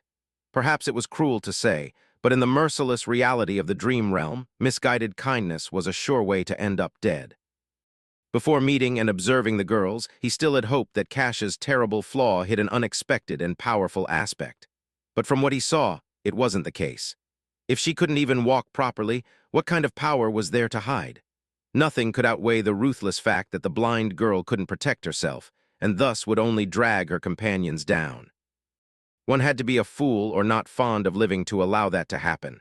So which one of these descriptions suited Nephis? Somehow, he felt that neither did. The sunset was not far off when they reached the hill. After climbing it and approaching the massive growth of coral, Nephis dismissed the golden rope and immediately summoned it again. This way, it was untied and appeared in her hands in a neat bundle. Ah, so it's a memory. Sonny wondered what qualities the magical rope had. Soon, his curiosity was satisfied. Right in front of his surprised eyes, the length of the rope suddenly began to increase. Soon, it was thrice as long as it was before. Nephis calmly tied both ends of the rope into loops and then threw one of them into the air, accurately coiling it around a prominent protrusion near the top of the coral pillar. Then, she tested if the rope would hold, swiftly climbed up and waved from above, giving Sonny the signal to follow. After hesitating for a second, Sonny approached the rope and grabbed it. He couldn't help thinking that this would be the perfect opportunity to cut his head off, with him helpless while climbing and Nephis standing on the top of the pillar. The vivid picture appeared in his mind. Stop being paranoid, Sonny thought, trying to calm himself down. It's not that he was sure of changing Star's impeccable moral qualities. Instead, he was certain of one thing. If Nephis really wanted to kill him, she wouldn't have needed to wait for an opportunity. She could have just cut him into ribbons whenever. Simultaneously scared and reassured by this, though, Sonny nimbly climbed up and joined Nephis at the top of the coral mound. He then turned around and watched curiously, wondering how Cassia was going to get to them. The blind girl dismissed the wooden staff and approached the rope. Then she caught it in a hand, traced it down to the loop at the end, and placed her foot inside. As soon as she was done, Nephis grabbed the rope and started pulling, lifting Cassia little by little until she had reached the top. She only had to grab Nephis's hand and make a step to join them. How efficient! The coral mound was much larger than the circular stone platform of the giant knight's neck. In fact, it was almost like a small island. At the highest point of the island, hidden behind some coral blades, the girls had made a little camp. There were piles of seaweed to sleep on, strips of scavenger meat drying under the sun, and a fire pit. Sonny pointed to the makeshift fire pit. Was it you 2 nights ago? I've seen an orange light in the distance. Cassia's face darkened. Yes, this was the first time we made a fire, but it turned out to be a really bad mistake. Nephis sighed. Sonny raised an eyebrow, surprised. Why? The blind girl touched her hair and turned her head to Nephis. At night, any light will attract monsters. We were attacked by scavengers first, and then. She paled and didn't finish, but she didn't have to. The memory of the colossal tentacle was still fresh in Sonny's mind. It seemed that he was lucky to meet these two when he had. If not, he was certainly going to make a fire tonight to roast some scavenger meat. I see. Nephis looked at the sky and cleared her throat. It should be fine now. We still have time before the sun sets. After that, she got busy making the fire. Cassia simply sat on a pile of seaweed and waited. Not knowing what to do, Sonny lowered himself to the ground and let his tired, bruised body rest. After a while, he said, "I have fresh meat in my rucksack. Do you have water?" Cassia smiled. "Yes." After that, she extended an arm to him. A second later, a beautiful bottle made of patterned blue glass appeared in her hand. "That's a memory I have. It's always full." Sonny took the glass bottle and looked at it with envy. "An endless supply of water, huh? Sure beats my super loud bell." "Thank you." He brought the bottle to his lips and greedily drank the cool, delicious water. Indeed, no matter how much he drank, the amount of water inside did not seem to decrease. "Is it really endless?" Cassia touched her hair again. Not really. If you turn it upside down and let the water flow, it will stop in half an hour or so. But then it will be full again pretty soon." At that time, Nephis was already done making the fire. Without looking up, she took Sonny's rucksack and opened it. Immediately, the soul shard rolled out. The tall girl looked at it then. At Sonny, then she put the shard back in and pulled out the meat. Sonny became tense, preparing a misleading answer. But Nephis did not ask. So he pretended like nothing had happened and continued his conversation with Cassia. "It's still a great memory. Getting drinkable water is not an easy task." Cassia nodded and smiled, pleased by his words. Soon, the rich smell of roasting meat permeated the air. At the same time, the sun was beginning to approach the horizon. A loud rumble came from somewhere beneath, and first traces of the black water began to appear between crimson walls of the labyrinth. Sonny looked east, where the skies were already growing dark. Then he uncomfortably shifted. "Do scavengers come all the way up here?" Nephis turned the meat and nodded. "Yes, but only at night. In the day, most of them seem to disappear." Sonny grinned, having an idea of why there weren't a lot of monsters in the labyrinth in the day. "That's because they all gather near the place I had been spending my time recently. You should have seen it, the tall cliff to the west of here. Well, it's actually a statue." Cassia opened her eyes wide. "Oh, a statue, but for you to survive, it should be." "Yes, it's a giant statue of a knight, at least 200 meters tall. He is missing his head, so I hid on top of the neck. Anyway, the day we were sent here, two sea creatures fought each other near that statue. When the water receded, I saw an enormous carcass lying there, with hundreds of scavengers slowly tearing it apart." Nephis nodded. "That would explain the lack of nightmare creature in the day. How long?" Sonny blinked. "How long what?" Changing Star stared at him for a few seconds, making everyone feel uncomfortable. "How long until they are done devouring the carcass?" "Oh, 1 day more, 2 at most." Nephis turned away, took the meat away from the fire, and then quickly extinguished it. "There's definitely something wrong with that girl." The three of them ate in the dimming light of the twilight. The meat was juicy, tender, and indescribably delicious. It was better than anything Sonny had ever tasted, even back in the Academy's cafeteria. Of course, his excruciating hunger played a part in that. From time to time, they would pass the glass bottle to each other. When they were finished with their meal, the dark sea was back, and the night was upon them. Everything was consumed by absolute darkness. Of course, Sonny could easily see both Nephis and Cassia. Under the cover of the night, Changing Star remained pretty much the same. The blind girl, however, allowed her true emotions to show, thinking that no one would see. She seemed much more lost, lonely, and frightened than she did in the day. As if trying to resist these feelings, Cassia said in a bright voice, "How about we formally introduce ourselves? I'm Cassie." Nephis glanced in her direction and shrugged. "Neph."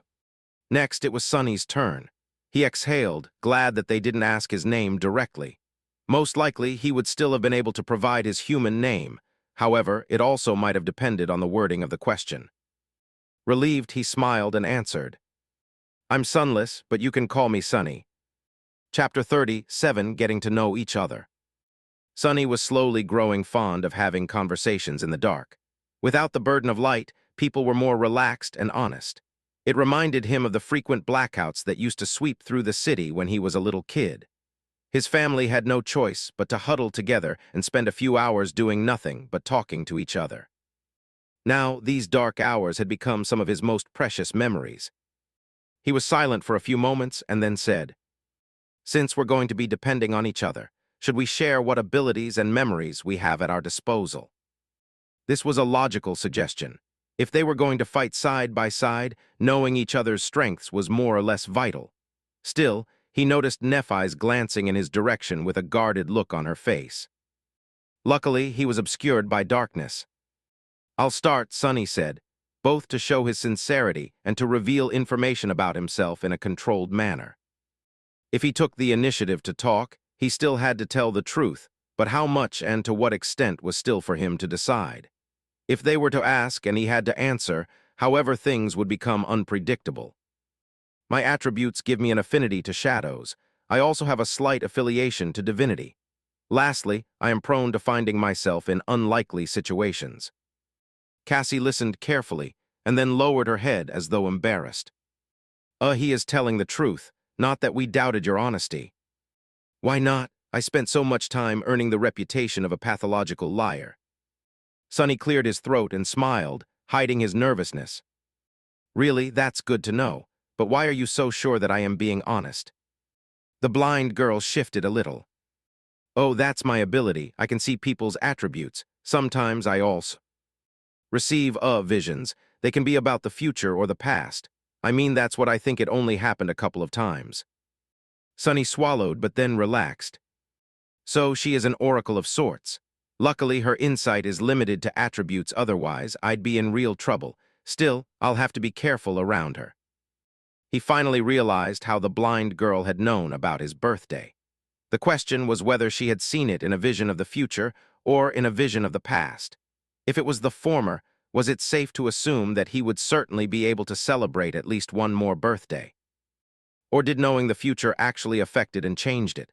For example, after learning that he was definitely going to survive, Sonny might have naturally relaxed and lowered his guard. Then he would die as the result of it. It surely seemed possible, right? That's assuming that the future could be changed. But maybe it wasn't, then. Feeling his head hurting, Sonny decided to avoid this line of thought for now. Instead, he hid his inner turmoil and said in a friendly tone, "That's a good ability. Speaking of abilities, you have already seen mine. My shadow can move independently and explore. It can't affect the material world, but we share sight and hearing. That way I can spot danger before encountering it. The shadow is fast and stealthy. It can go anywhere and is almost impossible to notice. Oh, I can also see in the dark." He smiled, expecting the girls to understand and appreciate the utility of his shadow scout. Their reaction, however, was a bit strange. Nephis slowly turned her head in his direction, while Cassie became a bit pale and raised her hands to cover her chest. What?" Nephis frowned and said in a flat tone, "Have you ever used your ability in the academy?" Sonny blinked. "What a strange question." "In the academy, sure, of course. Why?" "Oh, right, they think that I'm a pervert." "Crap." Before the girls could say anything, he hurriedly raised his hand and blurted, "But I have never used it to do anything improper. You have to believe me." Fortunately, it was the honest truth. However, both Nephis and Cassie looked skeptical. Sonny gritted his teeth. "I had more important things to do than whatever you're thinking about. I spent almost every waking hour learning how to survive." Nephis raised an eyebrow. "I haven't seen you in class even once." Sonny chuckled. "Of course, you didn't. While you were busy wiping the floor with other sleepers, I was studying wilderness survival." It was Changing Star's turn to blink. "Wilderness what? There is such a course." Cassie seemed equally puzzled. "Yes, there is. It might seem like an afterthought for most people, but for an outskirts kid like me, who never went to a fancy school or saw a private tutor, learning how to survive in the wilderness is the difference between life and death. Without it, I would have drowned the moment we were sent to the dream realm." On a rare occasion, Nephis looked completely bewildered. She rubbed her wrists and stared thoughtfully in his direction. "I see, I didn't know." Sonny grimaced and struggled to keep the venom from sipping into his voice. When he finally spoke, his tone was light and amiable. That's okay. It's natural for someone of your status not to know. When he mentioned her status, a strange smile appeared on the changing star's face. But in the end, she didn't reply. Sunny continued. Anyway, that's my ability. As for memories, I have three. One is an armor, one is a sword, and the last one is a really loud bell. Now it was their turn to share. After a short pause, Nephis spoke. My attributes give me an affinity to light and fire, as well as a strong affiliation to divinity. I have two memories, a rope.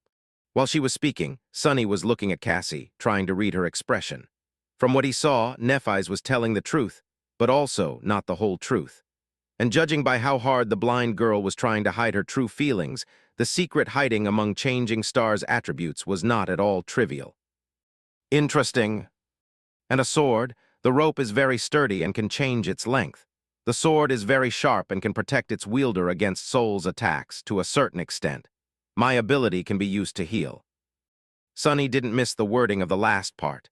Can be used to heal, does this mean that its main purpose was something else? He was pretty sure that Nephis would not reveal all of her cards just like him. However, healing abilities were extremely rare. Having one that could heal but was not limited to healing, that would be simply unheard of. But then again, she was Changing Star, one of the few people in history to receive a true name in the first nightmare. If Sunny were to consider his own aspect ability, nothing seemed impossible. I wonder what her aspect rank is. Outwardly, he pretended to be excited. You're a healer, that's great. Having a healer among us is incredible luck. Cassie nodded and smiled. Neph is also an amazing fighter. You should have seen her dealing with those scavengers. Well, I also did not actually see it, but it sounded very scary. Sunny didn't need anyone to tell him how formidable of a warrior Nephis was. He had seen it with how own two eyes, sort of. Actually, they were his shadow's eyes. Well, whatever it had instead of eyes. Meanwhile, Cassie sighed. It's my turn. My attributes are nothing special. I guess I have an affinity to revelations and fate. My ability is like I told you before, it's not very useful. About my memories, I have three: the bottle, the wooden staff, and this armor. You already know about the bottle. The staff can create wind. The armor is actually of the awakened rank. Neph gave it to me when we met. It has a very powerful protective charm. So she's not only carrying Cassie on her back, she even gave away her only clothes. An awakened rank armor at that. What is Nephis thinking about? The blind girl turned away and added after a while. I used to be a pretty decent fencer before. Now I can't really fight. The last two sentences were obviously related to her flaw. Sunny and Nephis, however, both chose to keep their secret. Despite the fact that knowing your companion's flaw was also important for cooperation and having each other's backs, sharing something like that demanded a very high level of trust. Right now, there was no trust between them, and even if there was, Sunny did not plan to ever share his flaw with anyone. Nephis, too, seemed to have a lot of secrets. After a while, he said, Good, that's good. I think we have enough tools to survive, provided we use them right. I guess it's time to sleep. In the darkness, Nephis tilted her head, listening to his words with a distant look. All right, I'll take watch first. Sunny decided to be helpful and said, Actually, my shadow doesn't sleep. It can wake us up if something happens. Changing Star slowly smiled. I'll take watch first. Feeling a bit of coldness in her voice, Sunny sighed and shrugged. Suit yourself. What are you going to watch, huh? You can't even see anything. Whatever. Just don't blame me when something giant swallows us in the middle of the night. Then he suddenly shuddered. Wait, that was not a death flag, right? Right, of course not. No way. Chapter 38, Questions in the Dark. Sleep was avoiding Sunny. For a while he sat silently in the darkness, listening to the calming rumbling of the waves. In this rare moment of respite, memories of the past few days came flooding into his mind. However, he was too tired to seriously think about anything. He was warm, full, and relatively safe. For now, that was more than enough. Soon, the rhythm of Kasha's breathing changed, indicating that she fell asleep. Nephis was guarding the camp, motionless and, as always, a bit distant. With her silver hair and fair skin, she looked like an alabaster statue. Sunny sighed. He struggled for a bit and then said quietly, Hey, can I ask you a question? Nephis glanced at him and shrugged. The lack of an audible response clearly indicated that she remembered about his ability to see in the dark. Sure. Would it be too personal? Sonny hesitated. I thought you legacies come into the spell with a whole inherited arsenal of memories. I mean, that's supposed to be your main advantage. How come you only had 3? Nephis was silent for a few moments. Actually, I only had 2. The rope came from Cassie. He raised an eyebrow. Oh, I see. Realizing that her answer wasn't really an answer, Nephis thought for a while and added. We lost most of our memories when my father passed away. The ones that remained were sold one by one over the years to keep the family afloat. This sword and armor came from my first nightmare. So that's how it was. Sonny realized that the fall of the Immortal Flame clan might have been more thorough than he had thought. Still, something about it didn't make sense. Surely, with your clan's reputation and standing, there were other ways to make money. Without any strong reaction, Nephis simply said, there were other reasons. Then she unexpectedly turned her head in his direction. Can I ask you a question in return? Sonny swallowed. Yeah, go ahead. Nephis tilted her head. How did you know that I'm a legacy? What, that's it. Simple, I heard Castor mention it. He was scolding other sleepers to make them treat you with respect. She gave him a nod and turned away. What thoughts were hidden behind her calm gray eyes, Sonny did not know. Some time had passed before he gathered enough courage to ask the question that he really wanted to ask. Before doing it, though, he made sure that Cassie was sound asleep and lowered his voice. Can I ask another question? Without getting a negative response, he continued. Why are you burdening yourself with her? A corner of Changing Star's mouth curled up slightly. Why wouldn't you? Sonny gritted his teeth, feeling the flaw pushing the truthful answer out of his mouth. No. To be honest, he wanted to believe to the last moment that the answer would be yes.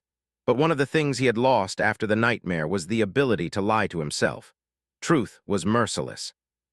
It's not that Sonny did not pity the blind girl or didn't want to help her.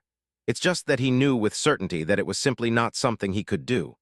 He was barely able to save himself, let alone carry a helpless person across the dream realm. If he tried, they would just die together. Still, he couldn't help but be a little disappointed in himself. Nephis, however, did not seem to judge him. She showed no reaction at all. After a few moments, she simply said, Because I want to. Because she wants to. That was not the response Sonny expected to hear. He was pretty sure that she would either lecture him about virtue and compassion or disclose some obscure way to make Cassie's seemingly weak ability incredibly useful. However, she did neither. Nephis expected him to believe that she was putting her life in danger, to the point of sacrificing an awakened armor-type memory, because that was something she simply wanted to do. Ridiculous.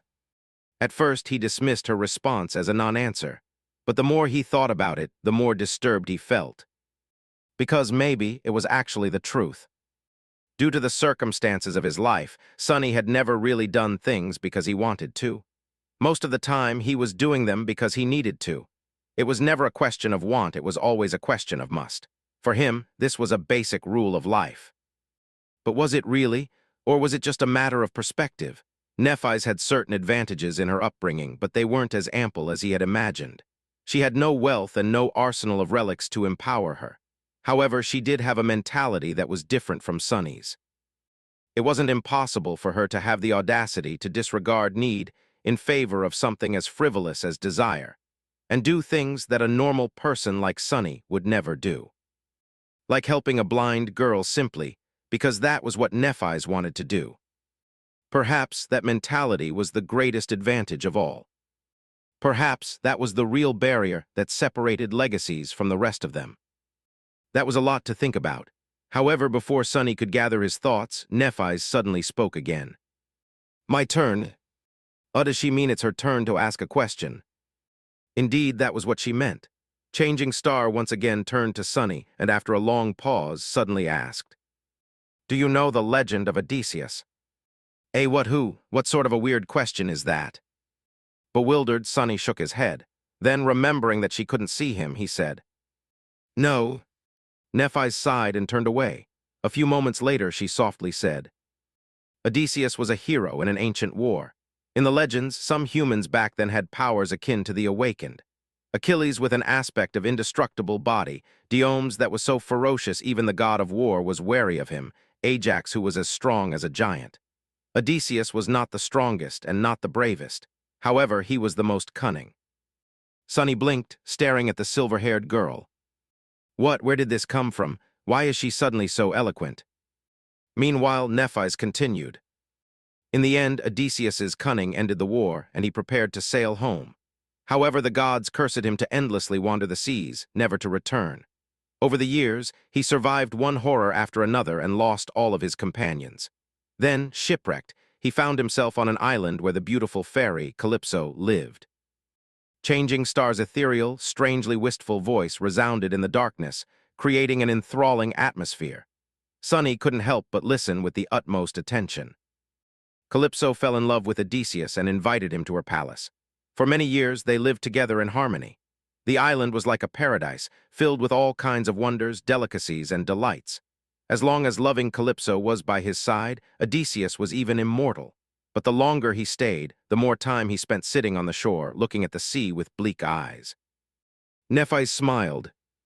In the end, Odysseus built a makeshift boat and abandoned the island, leaving all its delights, the beautiful fairy, and even his immortality behind. So my question is, why did he leave? Sunny blinked. What? What kind of a mind game was that? He even considered that Nephis was mocking him, but it didn't seem to be the case. It looked like she was sincerely interested in the answer. Weirdo. He thought for a bit, and then said without too much conviction. Maybe it was because he was far away from home. A fleeting smile appeared on Nephis's face. Far away from home, all right.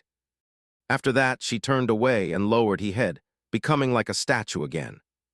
It seemed like their conversation was over. Grumbling internally, Sunny lay down and tried to fall asleep. However, the image of bleak-eyed Odysseus kept appearing.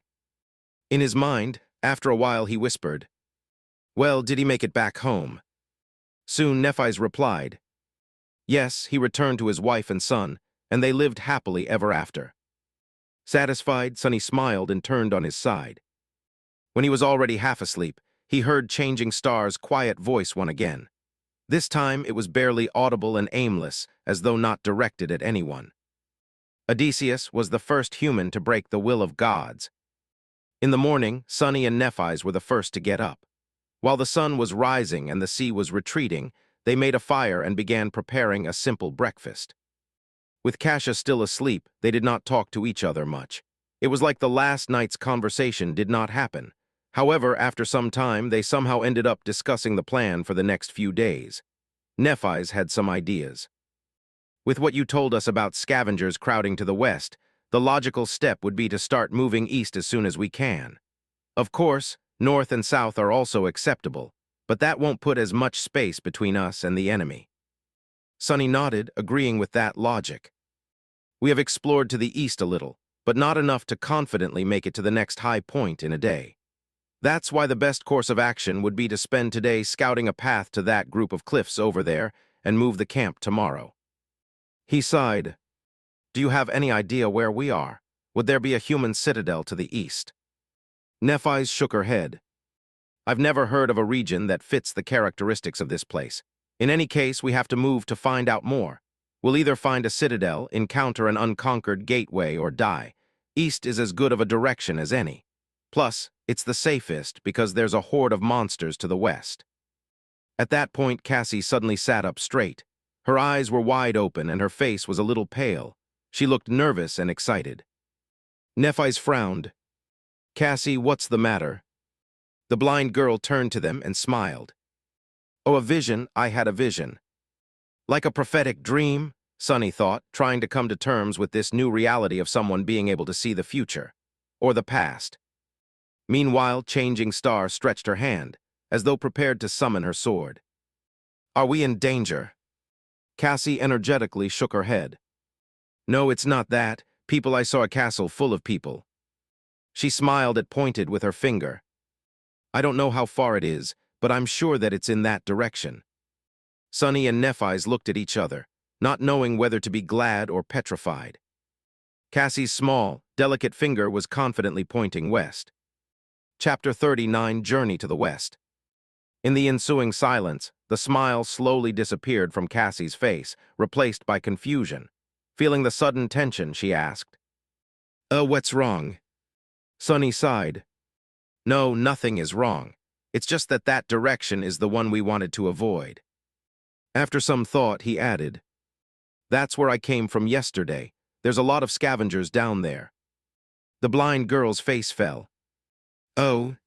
Nephis, who was quietly listening to them, gave him an indecipherable look and finally spoke. "Tell us more about the castle." A shadow of the previous excitement returned to Cassie's eyes. With a serious nod, she began describing her vision. "I dreamt of a vast, ruined city built of weathered stone. It was surrounded by tall, impregnable walls. Various monsters were wandering its narrow streets. In the center of the city there was a hill, and on that hill stood a magnificent castle." She smiled, but there were no monsters in the castle. Instead, it was full of people. I'm sure that they were awakened. Some were guarding the walls, some were going about their lives without a care in the world.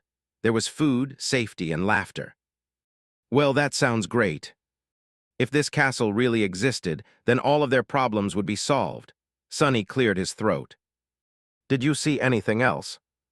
Cassie frowned, trying to remember. Then her face cleared. "Yes, I saw Sunny leading me through the gates of the castle. That means we will make it." A brilliant smile appeared on her doll-like face, beaming with so much joy that Sunny couldn't help but curl his lips. Inwardly, however, he was stuck on a certain detail of Cassie's vision. It was that, when talking about reaching the castle, the blind girl only mentioned the two of them. Was there some meaning behind it? Sunny turned his head a little and secretly glanced at Nephis, trying to discern if she had picked up on that little discrepancy, too. Changing Star, however, was as enigmatic as ever. Without showing much emotion, she thought for a while and then slowly nodded. "Okay, then we will go west." While the sea was still retreating, they had their breakfast and then spent some time planning for the journey and preparing to abandon the temporary camp. In the process, Sunny had a chance to get to know the girls a little better. It was then that he came to a sudden realization, which almost made his head explode from bafflement. That mind-blowing realization had to do with Nephis. Back when they first met in front of the academy's gates, Sunny had formed a certain impression of the confident, distant girl. Later, her behavior and the different revelations about changing stars past only served to reinforce that impression. Nephis seemed to exist a bit apart from the world. She was mysterious, aloof, and rather cool. Her taciturn character and strange speech patterns made people interacting with her feel unnerved and rattled, often revealing more than they had been planning to. The less she talked, the more she seemed to know. That silent, indifferent confidence was arresting and sometimes even oppressive. However, that impression turned out to be completely wrong. The actual truth behind the matter had nothing to do with being cool and aloof. After talking to her a bit more and observing their interactions with Cassie, Sunny almost fainted when he realized that Nephis was simply an incredibly, ridiculously, painfully awkward person. It was as though she had no idea how to talk to people. Every time she tried to convey something, she would either use the wrong words or stumble in the middle of the sentence and fall silent. Her tone never matched what she was trying to say. Often, she would forget to put correct intonations in her speech, making questions sound like statements or vice versa. Added to that was the fact that, like many introverted people, Nephis was not in a habit of openly showing her emotions. It's not that she didn't have feelings, it's just that she was really bad at emoting them. As a result, her face always looked cold and neutral. That's why, most of the time, she simply chose to talk as little as possible or not to talk at all. All of that added up together, then multiplied by her general weirdness, was ultimately responsible for creating the false image of a mysterious, unapproachable ice princess. When in fact, she was just shy and completely inept in communicating with people. After coming to that realization, Sunny tried with all his might, but still failed to stop himself from staring at Nephis with wide eyes. He just barely managed to not let his jaw hang open. What the hell? That's not in line with how a protagonist should be. In his mind, Nephis had definitely been the type of person to be the main character of any event. At the center stage, there were always confident, strong people like her and Castor. People like himself and Cassie, on the other hand, were relegated to exist far away in the background. Now, however, no, that line of thought was also wrong. The fact that Changing Star had problems with expressing herself and lacked social skills did not mean that she was not strong. In fact, it might have meant the opposite. She still achieved everything that she had achieved, but with the added layer of adversity. She was still dangerous. At that moment, Nephis finally noticed that Sunny was staring at her. She looked at him and after a long pause, asked in an emotionless tone, "What?" He blinked, extricating himself from this sudden flood of thoughts, and cleared his throat. Nothing. I was just going to ask when are we setting off." Nephis appeared to be thinking. After a while, she turned away and said, "Soon. You really can't manage more than one word, can you?" Utterly bewildered, Sunny hid his emotions and smiled. All right then." In the gray light of morning, they abandoned the tall hill and ventured west, retracing their steps from yesterday. Knowing the path, the small party made quick progress. Nephis was walking in front, her sword arm ready to strike at any moment. A bit behind her was Sunny. This time, the responsibility of holding the golden rope and guiding Cassie along was entrusted to him. Of course, the actual person creature, leading them was his shadow. It scouted ahead, carefully observing the labyrinth for signs of danger. The labyrinth was just as it was before, confusing and seemingly endless. Crimson blades of coral protruded from the black mud, creating a vast, tangled forest. However, today something about it felt different. It wasn't long before the shadow stumbled onto a mass of hulking, hungry scavengers. Chapter 40, Weak Point. "Halt," Sunny whispered, observing the group of scavengers through his shadow. As soon as the word left his lips, Nephis immediately summoned her sword. After studying the surroundings for a second, she turned her head and glanced at him with a question in her eyes. Cassia, meanwhile, froze in place and hesitantly raised her staff. Sunny counted the monsters. 1, 2, 3, 5. Curses! The hulking beasts seemed like the losers of the pack, similar to the one he had killed. However, their wounds were not as pronounced and terrible. Each of them was much more of a threat than the mangled one from before, and there were half a dozen of them at least. "There are scavengers on the path ahead, 6 of them. They're slowly moving in our direction." Nephis cast a gaze forward. There was a calculating look on her face. "They're done with the carcass." Sunny thought for a moment and then shook his head. "No, I don't think so. But maybe there's not enough meat for everyone anymore, so some stragglers had no choice but to leave with an empty stomach." Nephis nodded and gestured to a nearby branching path. "We'll circle around them." The 3 sleepers hastily moved forward and changed paths, giving a wide berth to the group of monsters. Tense and grim, they continued walking, trying to stay on course and not get lost in the labyrinth. However, in the next hour, they had to turn in a random direction again and again, avoiding other scavengers. The distance between them and the giant statue was not shortening at all. At some point, they were catching their breath near one of the numerous dead ends of the Crimson Labyrinth. They had no choice but to wait, since a large number of creatures was moving past their hiding spot, separated from them by a long length of a twisting coral passage. Sunny sighed and shook his head. "We can't go on like that. At this rate, we'll never make it to safety before sunset."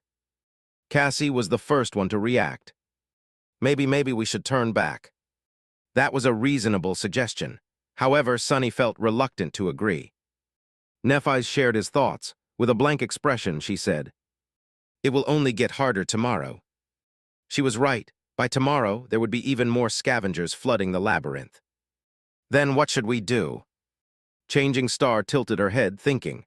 After a while, she turned to Sunny. "Fight. Fight against dozens of those monstrosities." Was she crazy? Sunny tried to hide his derision as he spoke. "I know that you are skilled with the sword, but have you forgotten that each of those things is a whole rank above us? We won't survive in a fight against many." Nephis nodded. "We avoid large groups, cut down smaller ones." After a moment, she added, "If there's 1 or 2 of them, there's a chance." Sunny wanted to retort but couldn't find a good reason. In the end, he gave up. "Fine." Nephis stared at him for a while. Then she suddenly asked, "Have you studied the corpse of the scavenger you had killed?" What was that supposed to mean? A bit surprised, Sonny shook his head. No. He was too busy being in pain and trying to make it to safety before the sea returned. And why would he study a corpse? Wait, I think teacher Julius mentioned something. After a short pause, Nephis spoke. Scavengers have 3 weak points on their bodies. The first one is obvious. It's their joints. Anything that has to be flexible can't be too rigid. So there's gaps in the armor above the joints. By targeting the joints, you can diminish their mobility and attack capacity. Also, by studying a dead monster, one could better understand their strengths and vulnerabilities. This idea was so obvious that Sonny admonished himself for not realizing sooner. Meanwhile, Nephis continued. The second one is the same. It's where their torso connects to the carapace. If you manage to accurately hit that spot, you can heavily injure a scavenger and deal serious damage to its body. However, unless you succeed in severing its spine, the wound won't be fatal. It'll still be able to fight for a while. Sonny couldn't help but notice that Changing Star's awkwardness seemed to disappear whenever she talked about things that she felt confident about, like ancient heroes, or killing things. Curious. The last weak point is on their back, approximately at the level where the eyes are. There's a slightly concave, discolored cavity in their armor. It is where several armor plates connect. The chitin there is comparatively thin. If you can pierce through it, you can destroy the brain directly. That will be a killing blow. That is good to know. However, that weak point was too high to be hit by a human. After all, scavengers were more than 2 meters tall. As though reading his thoughts, Nephis added, "That weak point is very hard to target. Circling around a scavenger is almost impossible due to their size, speed, and the attack range of their pincers." She looked at him and calmly said, "If we stumble on a single scavenger, I'll be the bait. My task will be to make it turn around and then restrain it, exposing the third weak point. Your task will be to kill it." Sonny gulped. "What if there's 2 of them?" As usual, Nephis paused before answering. "Don't die." It wasn't long before they were left with no choice but to attempt a fight against a scavenger. Behind them, there was a long stretch of the labyrinth with no suitable branching paths for them to turn onto. Ahead of them, there was a small clearing with only one other passage leading out of it. Not far into that passage, a massive scavenger was moving slowly in their direction. Sonny quickly described the situation and waited for Changing Star's feedback. Without much delay, she gave him a nod. "We fight in the clearing." After that, Nephis gently guided Cassie to the wall of the labyrinth and helped her find a place to sit. "Wait here, we'll be back." After some thought, she added, "Soon." As Nephis moved to walk away, Cassie grabbed her hand. Her face was pale and tense. "Neph, you be careful, okay?" Nephis blinked and tilted her head a little. Then she smiled. Sure." With that, she and Sonny hastily headed for the clearing. By the time they got there, the scavenger was seconds from appearing. Sonny's shadow flew out of the passage and reattached itself to his feet. Without having to discuss things with Nephis, he quickly hid in the shadows and waited there, hoping for a chance to attack. Nephis, on the other hand, strolled to the center of the clearing and calmly stood there, her shoulders relaxed and her back straight. An elegant longsword appeared in her hands, carelessly pointed to the ground. Not knowing what else to do, Sonny silently repeated her words. "Don't die." A second later, the scavenger walked into the clearing. When his tiny eyes spotted Nephis, an evil light ignited in them. Without wasting even a second, the massive monster screeched and rushed forward to attack. Its huge pincer shot forward with terrifying speed, tearing the air in its path. Nephis swiftly sidestepped, dodging the pincer, then leaped backward, removing herself from the path of the rushing monster. Simultaneously, her sword flashed in the air, cutting deep into the joint of one of the scavenger's front legs. Azure blood spattered on the ground. Of course, this small wound was too insignificant to slow the scavenger down. With surprising agility, it twisted and delivered a crushing sideways swipe. Nephis, who just barely landed on her feet, had no choice but to deflect the blow with her sword. She managed to disperse most of the impact by holding the blade at the right angle, but the remaining force was still enough to throw her off balance. At that moment, the second pincer came down. Instead of trying to regain her equilibrium, Changing Star went with the fall and somersaulted over one hand, ending up distancing herself from the monster a bit. Her sword lashed out again. The follow-up attack followed almost immediately. However, Sunny did not care about the details anymore. The only thing he cared about was that, through this risky series of dodges and leaps, Nephis had managed to circle to the opposite side of the clearing, forcing the scavenger to turn its back to the shadow in which he hid. It's now or never. Gritting his teeth, Sunny lunged forward. Before Changing Star finished her last dodge. Before the scavenger's pincer crashed on her from above. Before Sunny had time to become scared. He closed the distance between himself and the monster and jumped with all his might, landing on top of its carapace. Then, he used all of his weight to thrust a hand forward. Azure Blade shimmered into existence in his grip and was immediately swallowed by the shadow. A breath later, the dark blade hit precisely into the concave, discolorated cavity in the scavenger's armor. With a crack, the chitin broke, allowing the tip of the sword to sink deep into the scavenger's body. The monster shuddered and then heavily fell to the ground. Sunny was thrown from its carapace, landing in the mud with a roll. That easy. It was already over. As though to answer him, the spell's voice resounded in the air. You have slain an awakened beast, carapace scavenger. Your shadow grows stronger. Chapter 40, One Strength in Numbers. Sunny was sprawled in the mud, looking at the sky.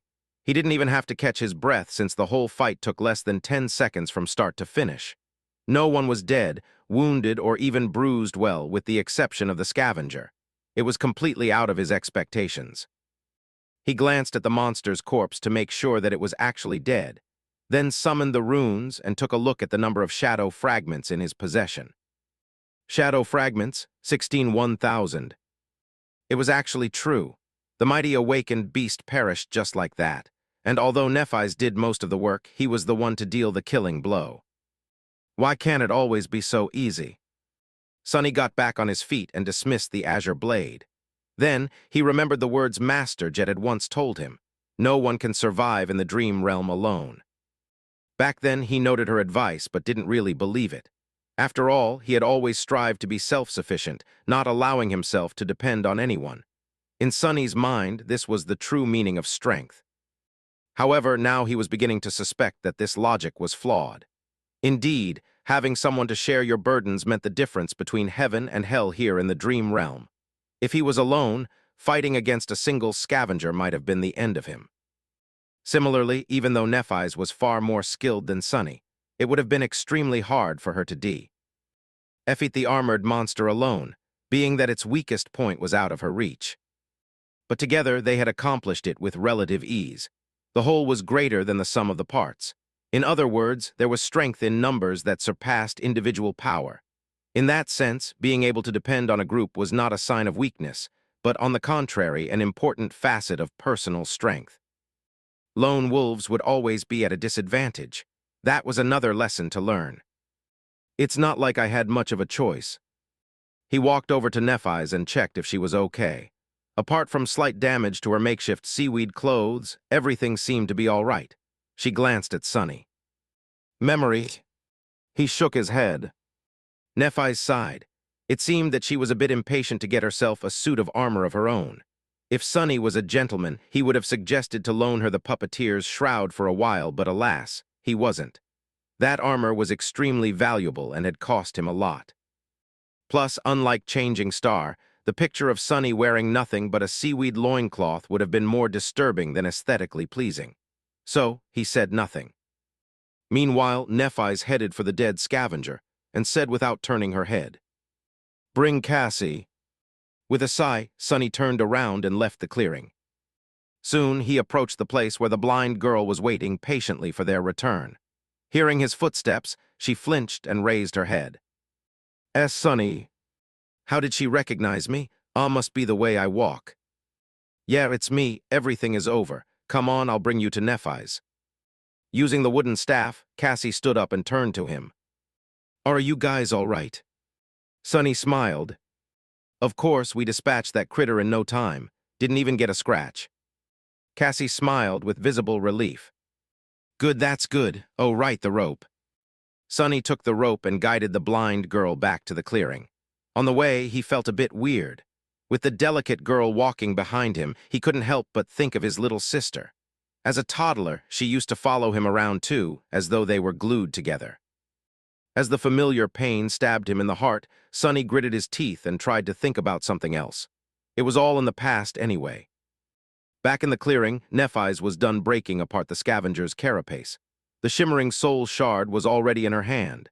Without saying anything, she tossed it to Sonny. He caught the crystal and looked at her with surprise. Why are you giving it to me? Nephis blinked and stayed quiet for a few seconds. Then she said as a matter of fact, I don't have pockets. Oh. Still a bit bewildered, Sonny put the soul shard into his rucksack. But why wouldn't she just absorb it? He opened his mouth to ask the question, but she seemed to realize something and added, We'll divide the spoils later. All right. Nephis, meanwhile, turned to Cassie and said after some deliberation, I was careful. Then she smiled. Your shadow grows stronger. Your shadow grows stronger. Your shadow grows stronger. Sonny was feeling somewhere in between of being ecstatic and peeved.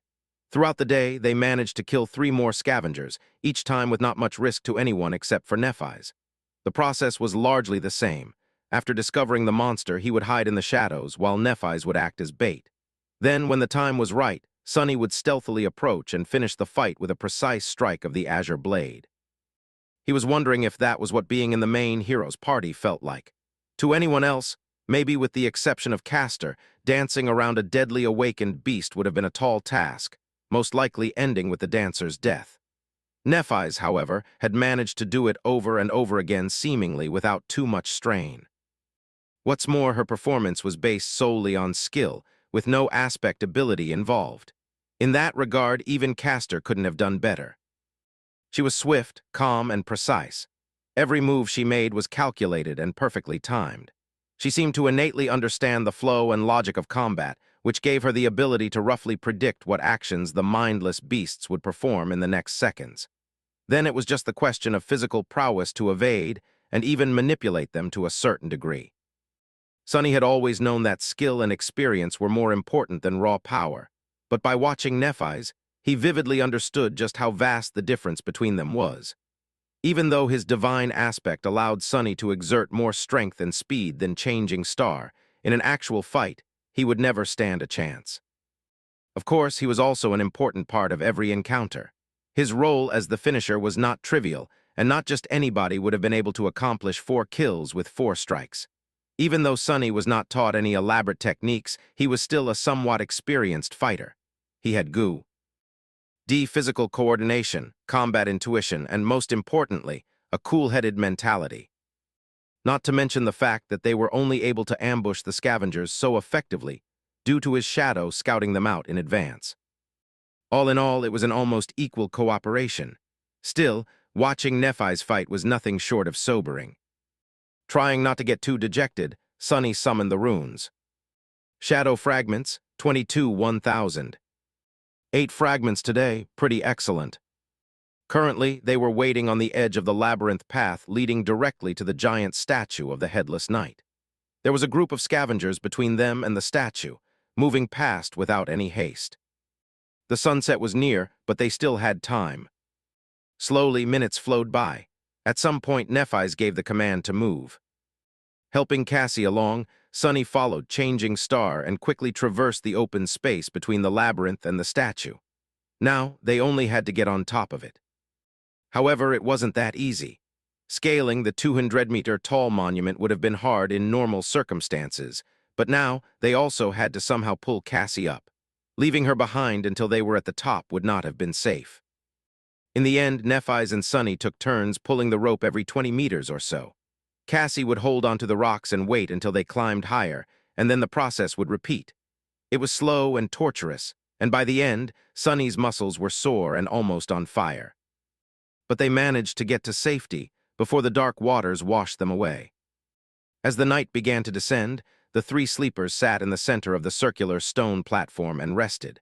As they did not bring any materials to make a fire and it was already too late, there was no way to cook food. They ended up chewing on the strips of dried meat, passing the bottle of limitless water around. After some time, Nephis gave Sunny a sign to take out the spoils of today's journey. He took out the 4 shimmering soul shards and put them on the ground. Without any discussion, Changing Star moved 2 crystals in his direction and took 2 for herself. Then she gave one of hers to Cassia. Sunny watched it in silence. By the time Nephis and Cassie had absorbed their soul shards, he still didn't make a move to take his. After a while, he took another crystal out of the rucksack and moved all 3 to Nephis. The silver-haired girl looked at him with surprise. "Don't you want to grow stronger?" Sunny grinned. "Of course I do, but these won't do me much good right now. It's no secret that you are the main fighting force of our group." He sighed.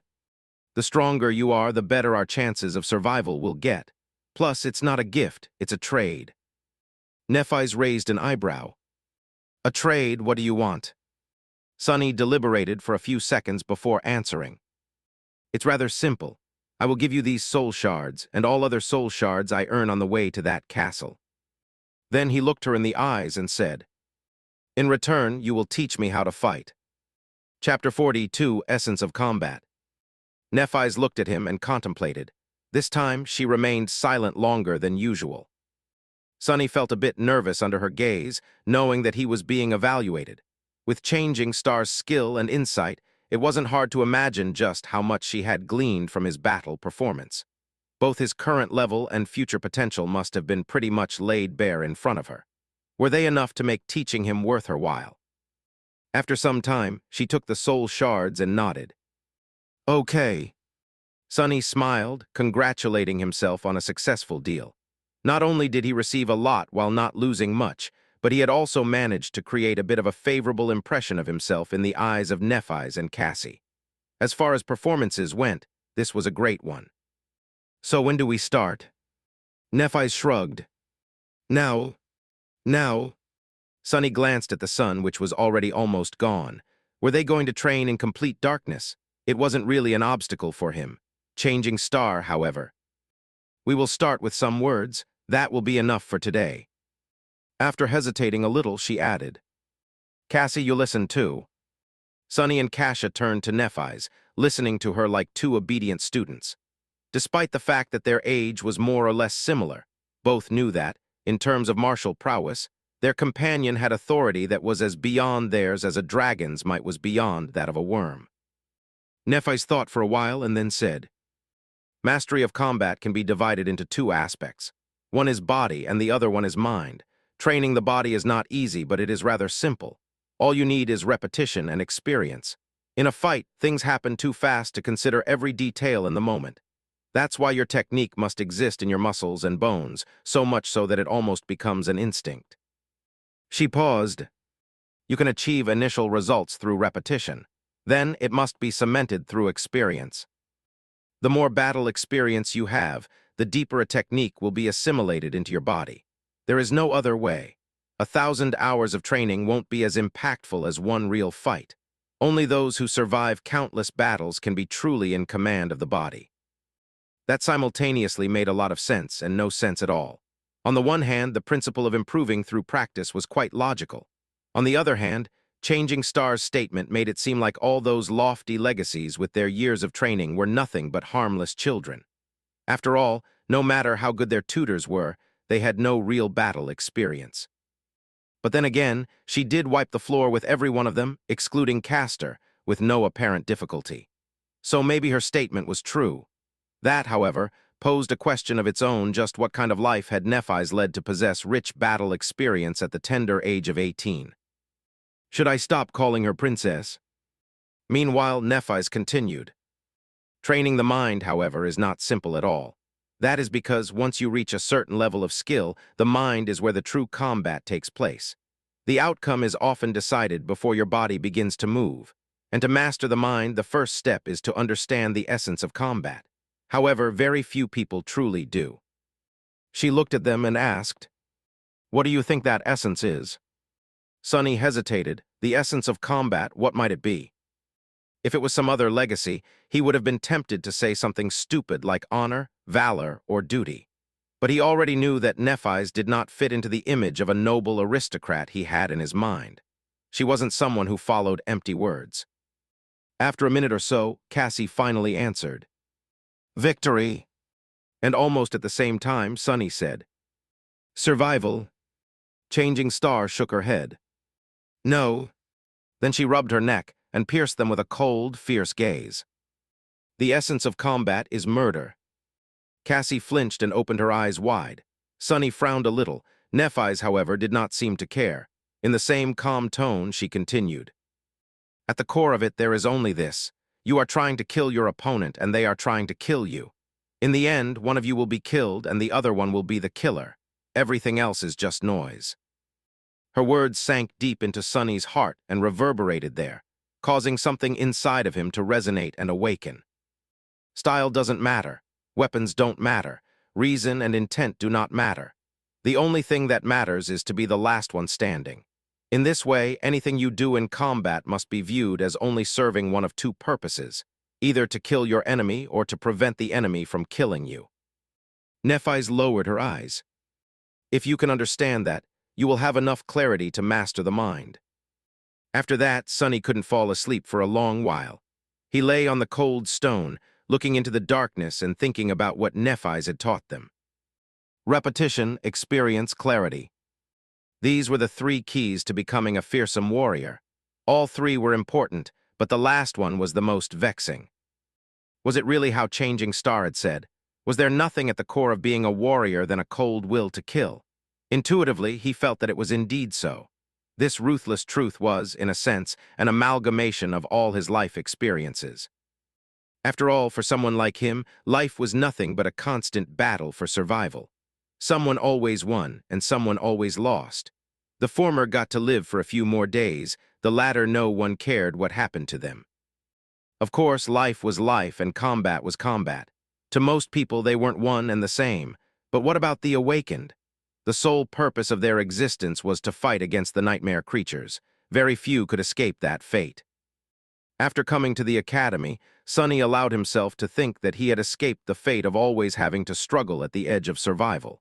But now, it seemed like he had just exchanged one battle for another. This was an uncomfortable thought. However, if he looked at it from a different perspective, did it actually mean that he always had a crucial advantage? Most of those chosen by the spell were forced to somehow adjust to this merciless way of life. But he had always lived like this. Was he actually one of the few perfectly suited to be an awakened? With this thought, Sunny fell asleep. In the early morning, he was awakened by a piercing scream. Chapter 43, Repetition. Sunny was on his feet even before fully waking up. Somehow, Azure Blade was already in his hand. His shadow was hovering beside him, ready to either wrap itself around the sword in case he needed to attack or around his body, in case it was already too late for that. He tried to understand what was going on. Nephis was nearby, her longsword raised in a defensive stance. Cassie. "Where's Cassie?" Fearing what he might see, giant tentacles reaching for them from the darkness, he looked around. The eastern horizon was just beginning to show the first hints of dawn, adding a tiny shade of gray to the blackness of the world. In that blackness, there were no signs of danger. Finally, he saw Cassie. The blind girl was stumbling at the edge of the platform with a horrified expression on her face. With her blonde hair in a mess, she was stretching her hands out, clearly lost in space. Of course, there were no walls for her to find. The platform was open to the elements, and the only thing waiting for Cassie was a plunge into the dark, tumultuous waters. Before Sunny knew what he was doing, he was already running. That wasn't a very smart thing to do, after all. He did not know what had caused Cassia to scream, and if there was some hidden danger nearby. Plus, it was still too dark for Nephis to see. His sudden lunge could have caused her to lash out with the sword before asking questions. All of these were good reasons to wait and observe first. But in an uncharacteristic and completely irrational manner, Sunny acted before thinking. He caught Cassie moments before she took a step off the platform, and holding her tightly in his arms, dragged the blind girl back. "I got her," Sunny yelled, letting Changing Star know that there was no need to stab him with a sword. And then in a quiet voice, he said to Cassie, "I got you, it's all right, everything is fine, calm down." He felt the girl's body trembling and looked around again, trying to understand what had scared her so much. But there was nothing. Nephis was listening to the sea for the same reason. After a few seconds, she asked, "Do you see anything?" Sonny helplessly shook his head. "No." He helped Cassie sit down in the center of the platform. While Nephis stood guard above them, he looked the blind girl over to make sure that there were no wounds on her body. Everything seemed to be fine. "She's not hurt anywhere." Changing Star looked down. Although her face remained indifferent, he could tell that she was a bit flustered. After a second or two, she asked in something that might have been her version of a calming tone. It sounded pretty much exactly the same as usual. "Cassie, what happened?" Magically, that did seem to calm the blind girl down a little, at least enough for her to speak in a quivering voice. Cassie extended one hand and pointed down. "The head I saw, oh gods." Sonny frowned and looked at Nephis. "Did she see a vision, the past?" The tall girl was silent for a moment. "I don't know, it never happened before." Both of them turned to Cassie, not sure what to do. Since there was no apparent danger around, they took turns trying to calm the horrified girl down. However, after that one sentence, she fell quiet and refused to speak again. Nothing seemed to help. After a while, Nephis sighed. "Let's leave her be for now. Maybe she needs time." Sonny was about to retort, but truth be told, he didn't have any ideas either. In the end, he just nodded. "Okay, I'll keep an eye on her." Changing Star, however, had other ideas. As the sun was rising and the surging sea was receding, Nephis chose to give Cassie some space and led Sonny to the edge of the platform. However, she made sure to always have the blind girl in the periphery of her vision. Cassia sat hugging her knees. Her eyes were closed, but small tremors that periodically ran through her body betrayed that she was awake. Sonny's eye twitched. "Are you sure it's okay to leave her like this?"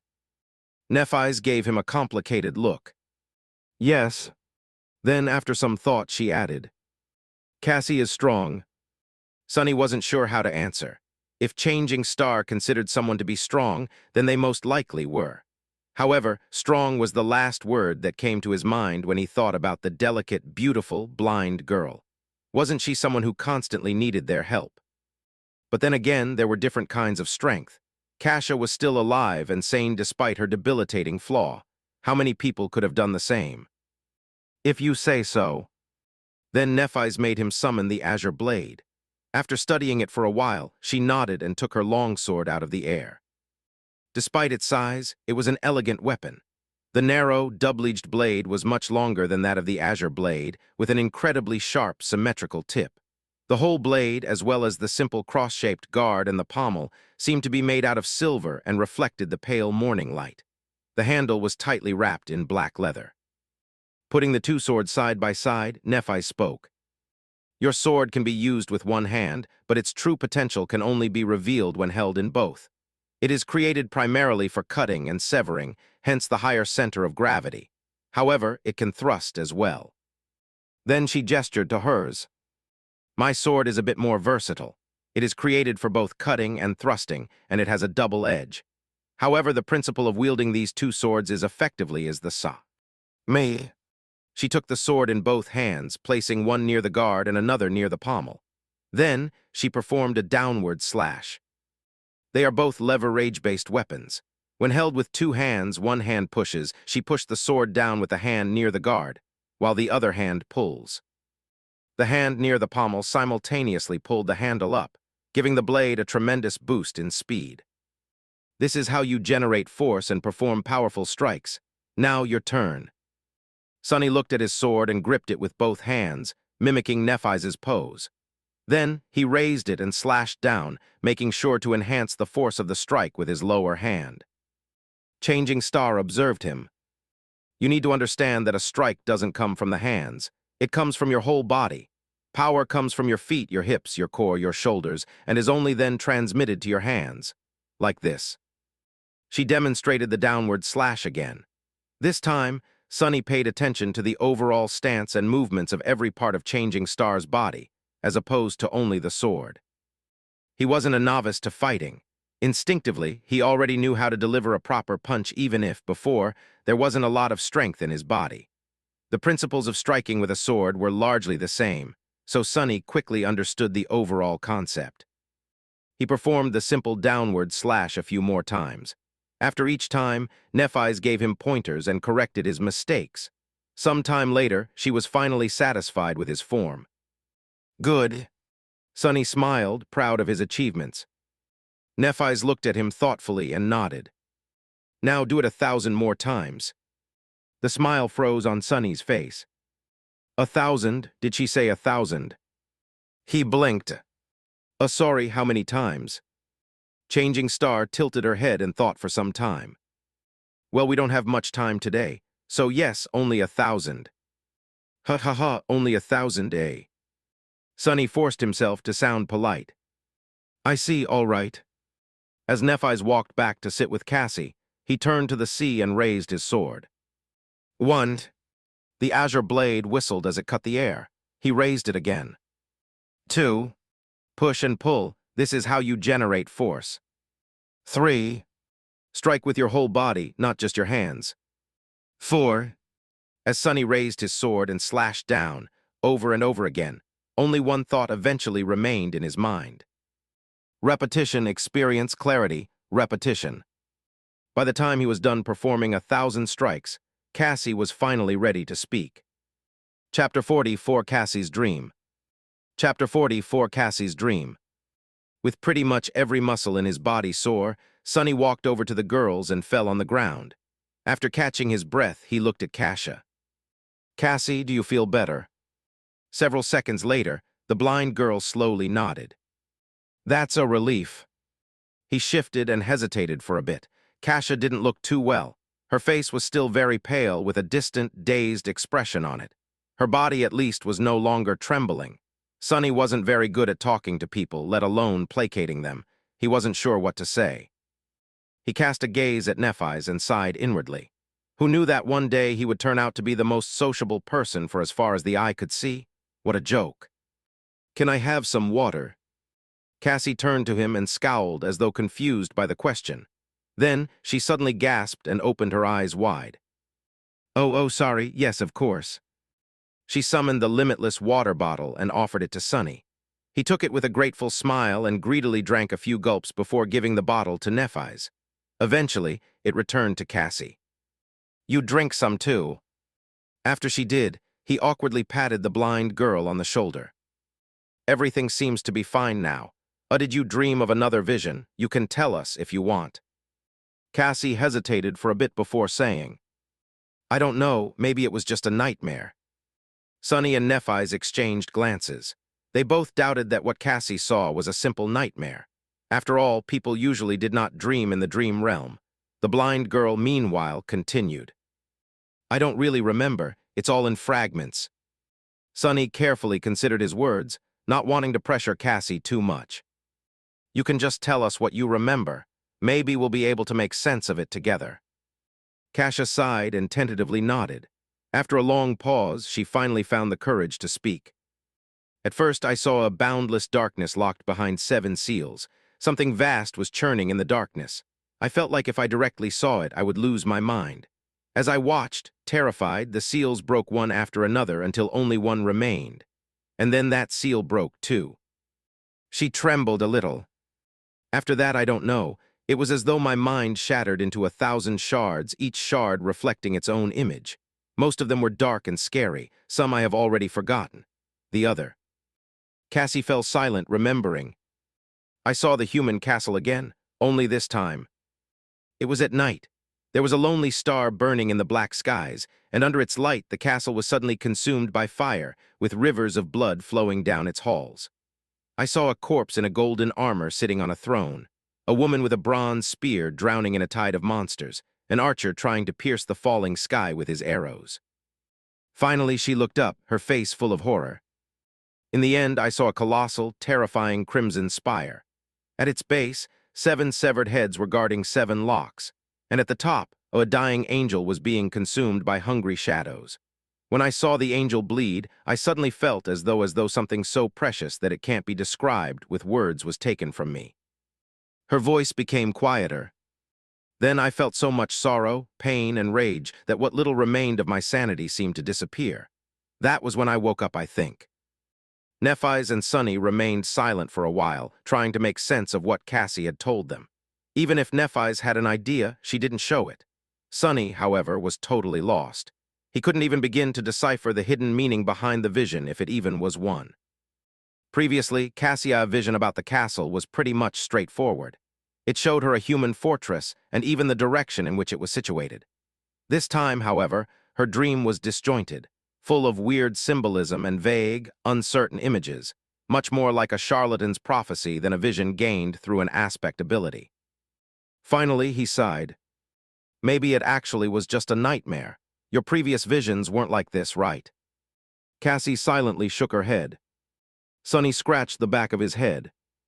Well, people don't usually dream in the dream realm, but you do. Perhaps seeing a random nightmare once in a while is a side effect of your ability. The blind girl turned to him, a faint relief written on her face. You really think so? He hesitated, trying to find the right words. Why not? It's a possibility. Inwardly, however, he felt uneasy. A dying angel being consumed by shadows, why does it sound so ominous? I should try and stay away from angels in the future. Gee, what has become of my life? A sentence like that doesn't even sound insane anymore. With that, they were finally ready to welcome a new day. Some time later, they were sitting on the western edge of the stone platform, looking at the scavengers below. Sunny's shadow was busy scouting a path to the next high landmark. Were there always that many? Sunny glanced at Nephis and shook his head. No, there were much more. They seem to be almost done with the carcass. I doubt it will last until nightfall. Which meant that, by tomorrow, all these beasts would be roaming the labyrinth, making it hard for the three sleepers to make any progress. It would be best to leave today and put some distance between themselves and the horde before the scavengers were done with their feast. However, without scouting a path in advance, there was a chance of not making it to safety in time. Both options were risky. Nephis frowned, seemingly thinking the same. After a while, she said, I don't want Cassie to spend another night near this statue. Let's leave now. Sunny thought for a while, then opened his mouth to offer his own opinion. However, a sudden commotion below prevented him from speaking.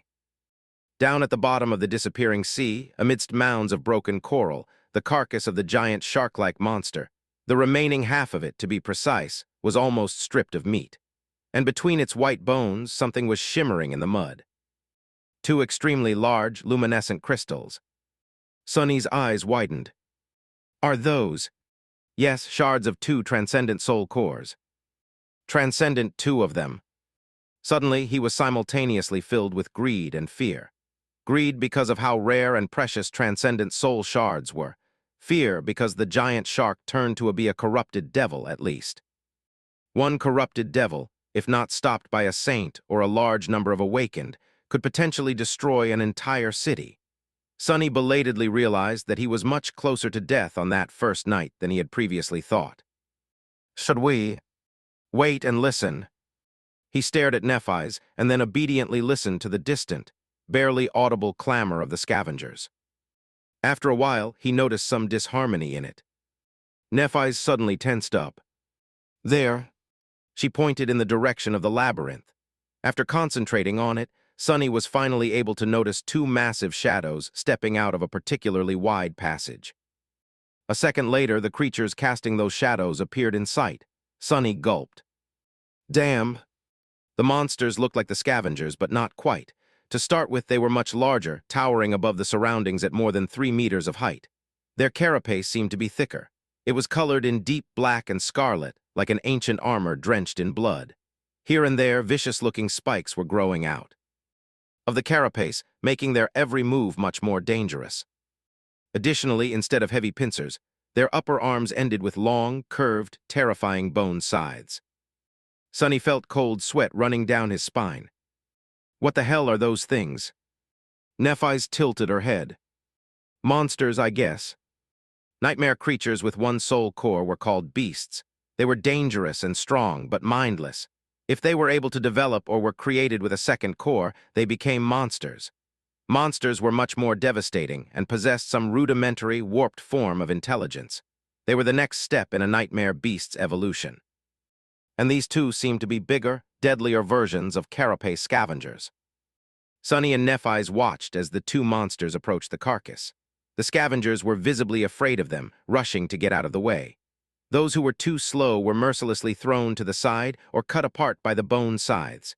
Rivers of azure blood were flowing into the mud. What are they doing? Did they come to absorb the soul shards? Finally, the monsters reached the carcass. Each of them took one of the shards. However, instead of absorbing them, they simply turned around and carried the precious crystals away. The scavengers made way, following the shards with their little hungry eyes. Sunny blinked and looked at Nephis. "Do we still leave now?"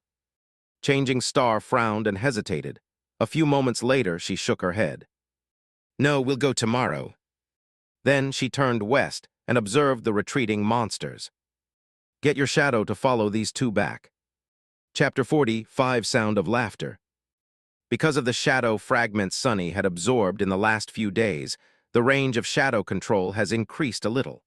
However, it was still far from being enough to explore deep into the labyrinth. He only got the general direction in which the two large monsters were moving. They were going west. After telling this to Nephis, there was pretty much nothing else for him to do. In the end, Sunny decided to simply rest. The next day was promising to be full of hardships and danger, so it was in his best interest to let his body recover as much as it could.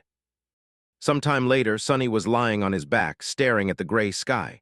Cassie was sitting beside him, lost in her thoughts. Nephis was meditating. At least that's what it looked like. She might as well have been asleep for all Sunny knew. After a while, Cassie turned to him. "Sunny." He tilted his head to look at her. "Yeah." The blind girl hesitated. Do you think we'll be able to return home?"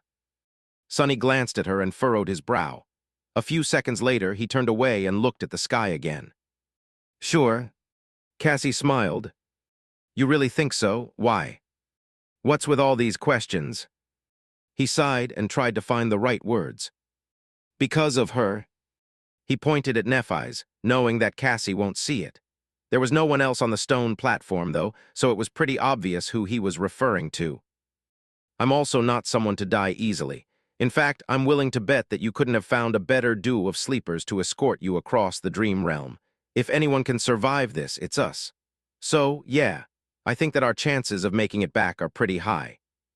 Cassie suddenly giggled. "Aren't you a little too full of yourself? You were in the second to last place." Sunny shrugged. "That's only because someone smart told me to keep a low profile. Otherwise, I would have ranked higher." Then with a grin, he added, "Much higher, third to last at least." The blind girl couldn't help but laugh. The melodic sound of her laughter made Sunny feel much better. He had not heard anything like that ever since coming to the dream realm. It was nice to see that people were still able to preserve a bit of mirth even in this hellish place. Come to think of it, this was the first time he heard Cassie laugh at all.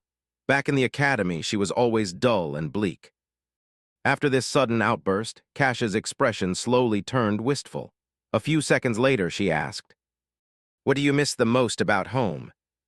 Sunny tried to think of something, but failed. He wasn't sure that he even had a home in the real world. The tiny room he had been renting previously was nothing but a temporary shelter from the rain. As for the real world as a whole, his life there wasn't that pleasant either. Finally, he said, "I don't particularly miss anything." Cassie was very surprised. "Really, don't you miss your family?" Sunny smiled. "I don't have a family. Well, I guess I have a sister somewhere, but we haven't seen each other in many years." "Oh?" The blind girl fell silent. Several seconds later, she said quietly, "I miss my family the most." There was longing and sadness in her voice. Sunny didn't know what to say, so he stayed silent. "Mom and Dad must be really worried about me right now." No, actually, they wouldn't be worried. They would be heartbroken. They must think that I'm as well as dead already. Sunny Gla, and said at her and sighed, "You seem to care about them a lot." Cassie turned to him in confusion. Of course, isn't it normal? Sonny stared at the gray sky. The wind smelled of rain. After a while, he said, I wouldn't know. In the evening, Nephis made Sonny perform the 1,000 strikes again. After that, they ate the last strips of dried scavenger meat and took turns sleeping, so that one of them could always keep an eye on Cassie. Thankfully, nothing happened during the night. When the morning came and the dark sea retreated, they prepared to leave the giant statue. Nephis was the first one to climb down. Before that, she had a few words to say. Today will be different from before. There will be much more scavengers roaming in the labyrinth. We might not be able to create an ambush or avoid fighting several of them at once. She looked at Sonny. If anything happens, your job is to bring Cassie away.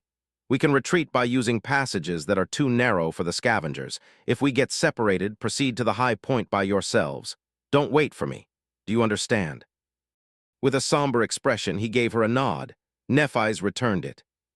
Good, time is of the essence, so let's go. With that, she began the descent. After Nephis reached a point 20 or so meters below them, she found purchase and waited. Using the golden rope, Sonny lowered Cassie down. Just like while climbing up, they took turns helping the blind girl. Luckily, climbing down the statue was much easier. Soon they reached the ground. Entering the labyrinth, the trio moved forward with haste. The shadow was ahead of them, scouting for monsters and optimal paths. Despite that, their progress was slow and chaotic. They had to constantly change direction to avoid groups of scavengers, often ending up in dead ends or moving further away from their destination. Sonny, who played the role of the scout and navigator, felt his brains slowly starting to boil. At some point, however, they inevitably ended up in a situation where a fight was unavoidable. There was a large group of scavengers at their heels, and a pair of them blocking the path ahead.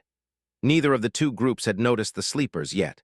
However, since there were no other passages to turn into, it was only a matter of time. Nephis considered their options for a few seconds. There was a scowl on her face. Finally, she said, If there's only two, we can take them. Sonny looked at her with uncertainty in his eyes. But there's no time to set up an ambush.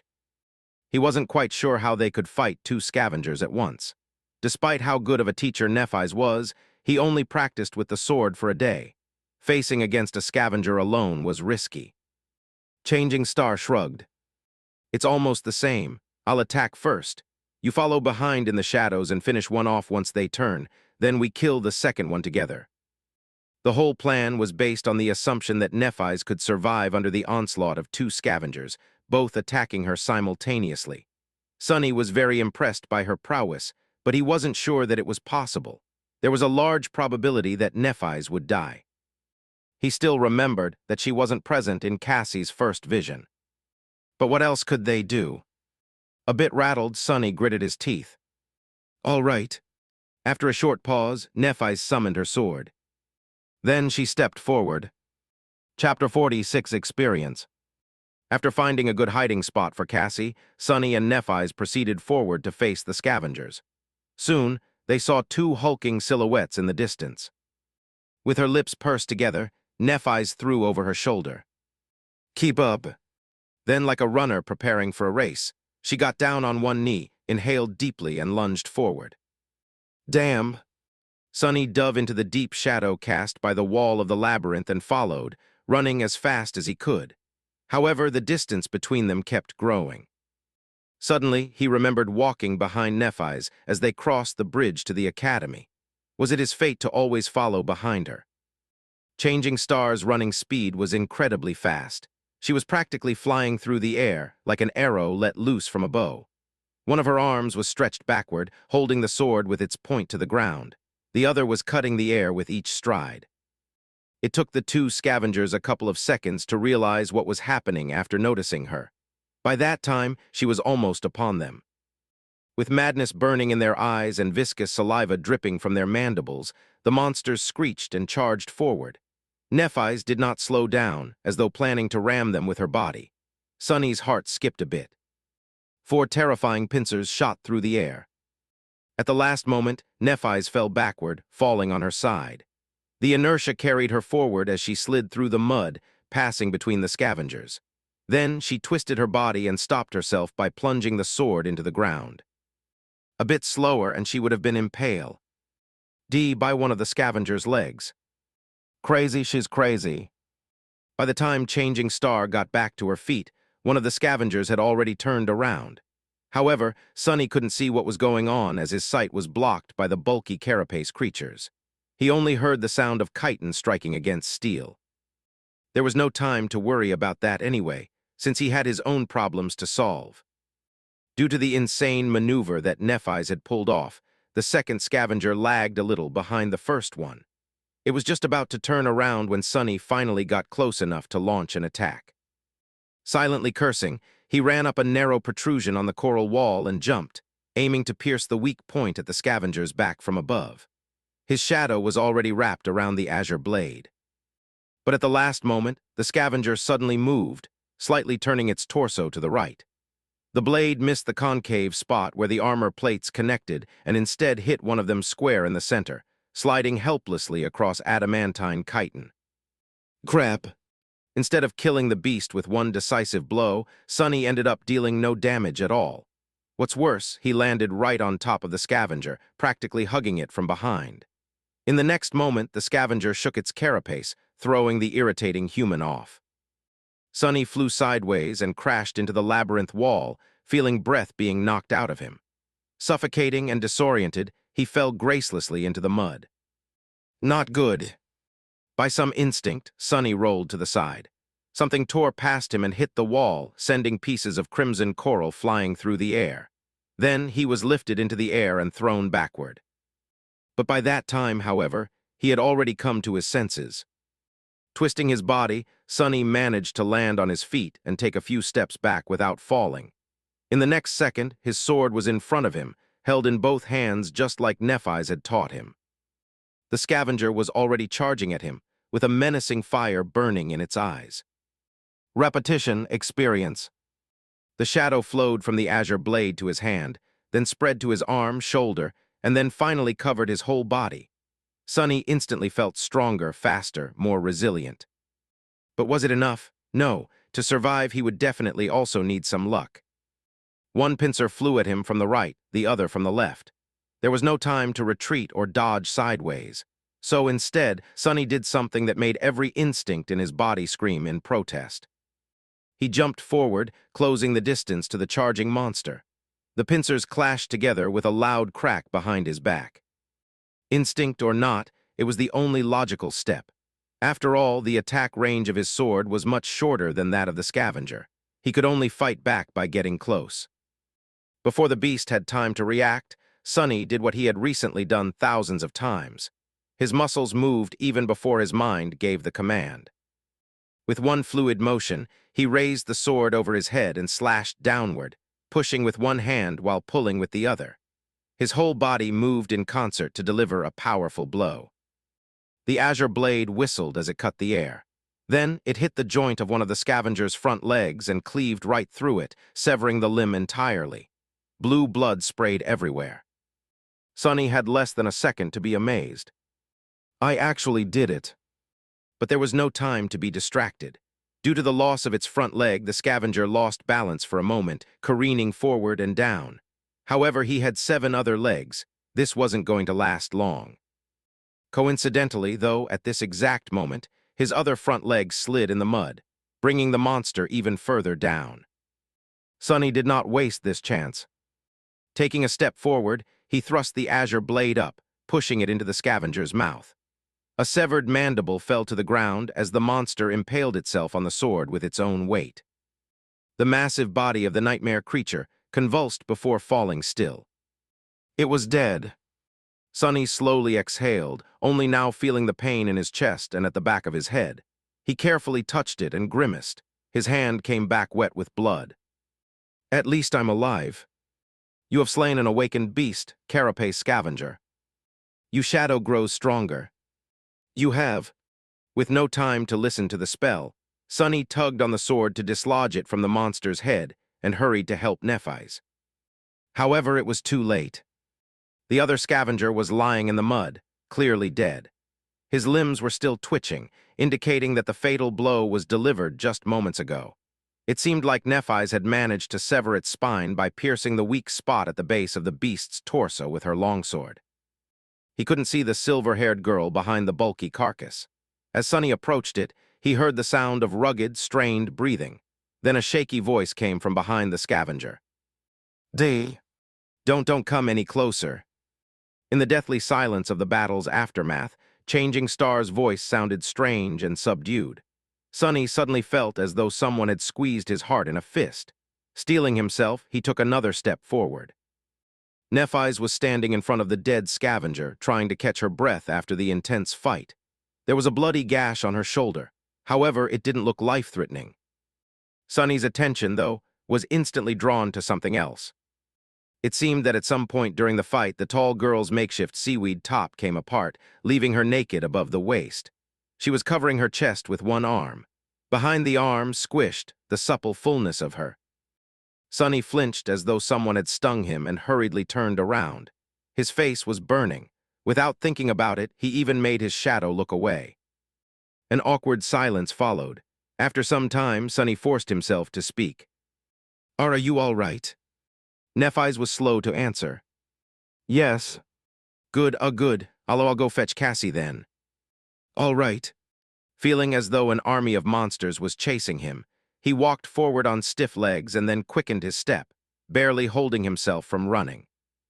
It's her fault. She should have communicated things clearer. Trying to get the vivid image out of his head, Sonny hurried to the place where Cassie was waiting for them. By the time they returned, Nephis had already fixed her top and was wearing it as though nothing had happened. However, Sonny couldn't help but feel that the look she gave him was somewhat weird. "Forget it." After checking the wound on his head, Changing Star said, "It's just a bleeder, nothing serious. Tell me if you feel dizzy and nauseous or have a strong headache, though." Since Sonny had none of these symptoms, he kept quiet. Nephis looked down at his clothes and sighed. "Memory." He opened his mouth to say no, but then fell silent. Come to think of it, when he killed the scavenger, the spell did say something else after informing him about the absorbed shadow fragments. At the time, he was too busy to pay it any attention. "Let me check." He summoned runes and quickly found the cluster representing his memories. Memories, Silver Bell, Puppeteer's Shroud, Azure Blade. Nothing new. Then what was the spell talking about? Suddenly, he noticed a new set of runes in the neighboring cluster. His eyes widened. Echo's Carapace Scavenger. Chapter 47 Echo. Echo, it's an echo. Sonny couldn't believe his eyes. Echoes were an extremely rare type of reward that Awakened could receive after slaying nightmare creatures. Chances of getting one were very low. In the real world, an echo could be sold for an unimaginable amount of money. That's because they were much more precious than memories. Without delaying it much further, he dove into his sea of soul. There, very few things had changed. A lonely black sun was still hanging above the calm, silent waters. It was orbited by spheres of light that represented his memories. This time, there were 3 of them. Just like before, Sonny couldn't get rid of the feeling that something was stealthily moving just beyond the periphery of his vision. However, this time, he didn't pay it any attention. He wanted to see his echo. It, too, was represented by a sphere of light. However, this sphere was much larger and hovered further away from the shadow core. With a thought, he commanded it to descend. The sphere slowly floated down and touched the dark water. As Sonny came closer, walking on the surface of the sea, its radiance slowly faded away, revealing the monster contained within. A hulking, menacing carapace scavenger was calmly standing in front of him. There was no madness in its eyes or any feeling at all, for that matter. After all, it wasn't really alive. It was just an echo. Shining runes appeared in the air around the scavenger.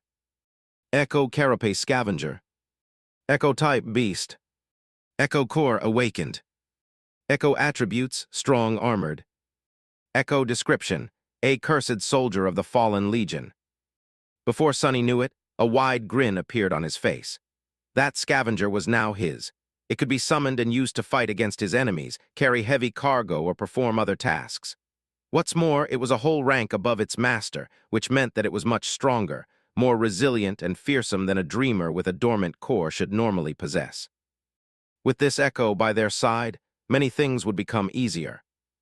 Following an impulse, Sonny raised a hand and brushed it against cold, black chitin. He just wanted to touch his new possession. However, the moment his palm touched the scavenger, a strange thing happened. The soul of C suddenly surged a little, and a new set of runes appeared. Transform Echo into a shadow. Sonny flinched and snatched his hand back. What the hell is that about? He had never heard anything about transforming echoes into something else, let alone shadows. Then again, he had never heard about shadow cores and fragments, too. It seems my aspect holds more secrets than I thought. Sonny licked his lips and hesitated. Then he cautiously said, "Yes." However, nothing happened. A moment later, the runes changed. Not enough shadow fragments to perform a transformation. Shadow fragments required, 24,100. He frowned, disappointed. I see, so there is another use for the fragments. They can either enhance my own core or do something weird to echoes. How do I know which use is more beneficial without knowing what a transformation actually does? An echo was plenty useful by itself. Sonny felt that it would be wiser to concentrate on strengthening himself, at least for now. I'll experiment with it later. With that, he left the Sea of Soul. Since he had spaced out for quite a bit, Nephis was looking at him with a silent question in her eyes. Sonny grinned. I got an echo. Her pupils slightly widened. Cassie, on the other hand, was more expressive. An echo? You actually got an echo? Yes. Since the larger group of monsters was now minutes away from catching up with them, Sonny didn't waste any time and summoned the scavenger. The hulking beast immediately appeared in front of him, seemingly sewn together from tiny sparks of light. Soon, its black chitin became fully corporeal. Following Sonny's command, it shifted a little and raised its mighty pincers. Nephis observed the echo with an unreadable expression. Then, a corner of her lips slightly curled up. Good. Sonny looked at her with a smile. I think we can task it with carrying Cassie. Outside of battle, it will help us the most. The blind girl's mouth fell open. Carry me like a mount. He chuckled and slapped the scavenger on its carapace. This bad boy can fit a petite girl like you with no problem at all. Trust me, I've been clambering these things a lot for the past few days. It's actually quite spacious on top of them, especially if they're not trying to kill you. Cassie hesitated. Well, okay, if you think it's for the best. Sonny and Nephis helped the blind girl to climb on top of the echo. Then, they used the golden rope to create makeshift reins for Cassie to hold on to. After quickly retrieving soul shards from the dead scavengers, the sleepers hastily left the passage, narrowly avoiding another battle. With Cassie riding comfortably atop the scavenger, their overall speed dramatically increased. Sonny and Nephis were jogging in the front, hoping to recoup the time lost in the first half of the day and reach the high point with an hour or two to spare. From time to time, they had to take detours to avoid fighting groups of carapace monsters. However, with a monster of their own by their side, the mood and mental state of the three sleepers were much better. For the first time since coming to this place, Sonny felt somewhat calm. Of course, this calmness didn't last long. At some point, he noticed that the wind had picked up a bit. Almost simultaneously, Cassie asked them to stop. Nephis and Sonny looked at her with deep frowns. It seemed that they both had a bad premonition. What is it? The blind girl let go of the reins. Do you hear anything? They looked at each other, then shook their heads. No, why? Cassie scowled. Help me get off this thing. After they helped her, she stood motionless for a while, listening. Her scowl deepened. Then the blind girl cautiously kneeled and put her ear to the ground. What do you hear? Cassie licked her lips. It's murmuring. Suddenly, a drop of water fell on Sonny's face. He raised his head and looked at the sky. There, dark, stormy clouds were gathering with unnatural speed. Pretty soon, they were bound to cover it completely, including the sun. And when that happened, his eyes widened. Chapter 48, The Storm. We need to move now. As Nephis turned to him, Sonny grabbed Cassie and helped her stand up. His face was even paler than usual, and there was a panicked look in his eyes. Now, help me get her back on the scavenger. The silver-haired girl raised her head and looked at the sky. Soon, her expression darkened. Without saying anything, she did as he had asked. Cassie seemed a bit disoriented. She grabbed the reins and helplessly turned to her friend. "Neph, what is going on?" Changing Star glanced at her. When she eventually spoke, her voice sounded heavy. "A storm is coming." Meanwhile, Sunny sent his shadow to climb on top of a tall pillar of coral and looked ahead, trying to understand how far the cliffs they were aiming for were. From the look of it, there was still a considerable distance to go. However, the giant statue was already much further away. Going back now would have been suicide. He turned to Nephis. "We're about 3 or 4 kilometers away from the cliffs. Do you think we can make it?" She scowled. "If we take the most direct route, maybe." Sunny hesitated, then asked, "What about the monsters?" Changing Star looked ahead and gritted her teeth. "We'll have to cut tea." "Rough. That's it, that's the plan." As he was fruitlessly trying to come up with some devious trick to save them, Nephis turned her head and glanced at him, puzzled. "What are you waiting for? Run." As they darted forward, heavy drops of rain were starting to fall on the ground. Strong winds were howling between the coral blades, sending bits of mud and seaweed flying. With storm clouds gathering in the sky, sunlight dimmed, and a cold twilight descended upon the labyrinth. Sunny was running with all his might, as though his life depended on it, because it actually did. He was leading their small group, choosing the straightest path toward the cliffs with the help of his shadow. Nephis was a step behind him. The scavenger carrying Cassie was stomping through the mud with its 8 legs in the back. Without the need to avoid monsters and death breathing down their necks, they moved with amazing speed. Side passages and crimson walls were flashing past them in a blur. There was no need to hold back and conserve strength for the long run. If they were late to reach the cliffs by a minute, their lives would be over. They had to give it their all. Sunny was ready to fight a series of bloody skirmishes all along the way, but to his surprise, the inhabitants of the labyrinth did not give them much trouble. The scavengers seemed to be as panicked as they were. The bulky beasts were busy trying to hide inside the coral mounds or burrowing underground. On the rare occasions when one of them showed aggression, a quick slash of the sword or a threatening clack of a pincer was enough to make the monster change its mind. However, no matter how fast they were moving, the storm was faster. The rain quickly turned into a pelting downpour, each drop becoming a torrent. The winds grew in strength, striking against their bodies with enough force to make them stumble. The light dimmed even further, reducing visibility to almost zero. Finally, a blinding bolt of lightning tore through the darkness, followed almost immediately by a deafening thunderclap. In the next moment, the ground under Sunny's feet trembled, causing him to lose balance and fall. He rolled in the mud and tried to stand up, but slipped and fell again. Someone's arm grabbed him by the shoulder and helped him rise. In the darkness of the storm, Sunny saw Changing Star's face. She opened her mouth and shouted, "Don't stop, run." He almost couldn't hear her behind the roaring wind and rain. By the time Sunny began to move, the dark, salty water was already as high as his shins. He gritted his teeth. The sea was coming back. He couldn't determine where the water was coming from, but with each minute it was rising higher. Soon, it was up to his knee, then up to his waist, making running almost impossible. The speed of the group slowed down considerably. It was then, in a sudden flash of lightning, when they saw a dark mass of stone ahead.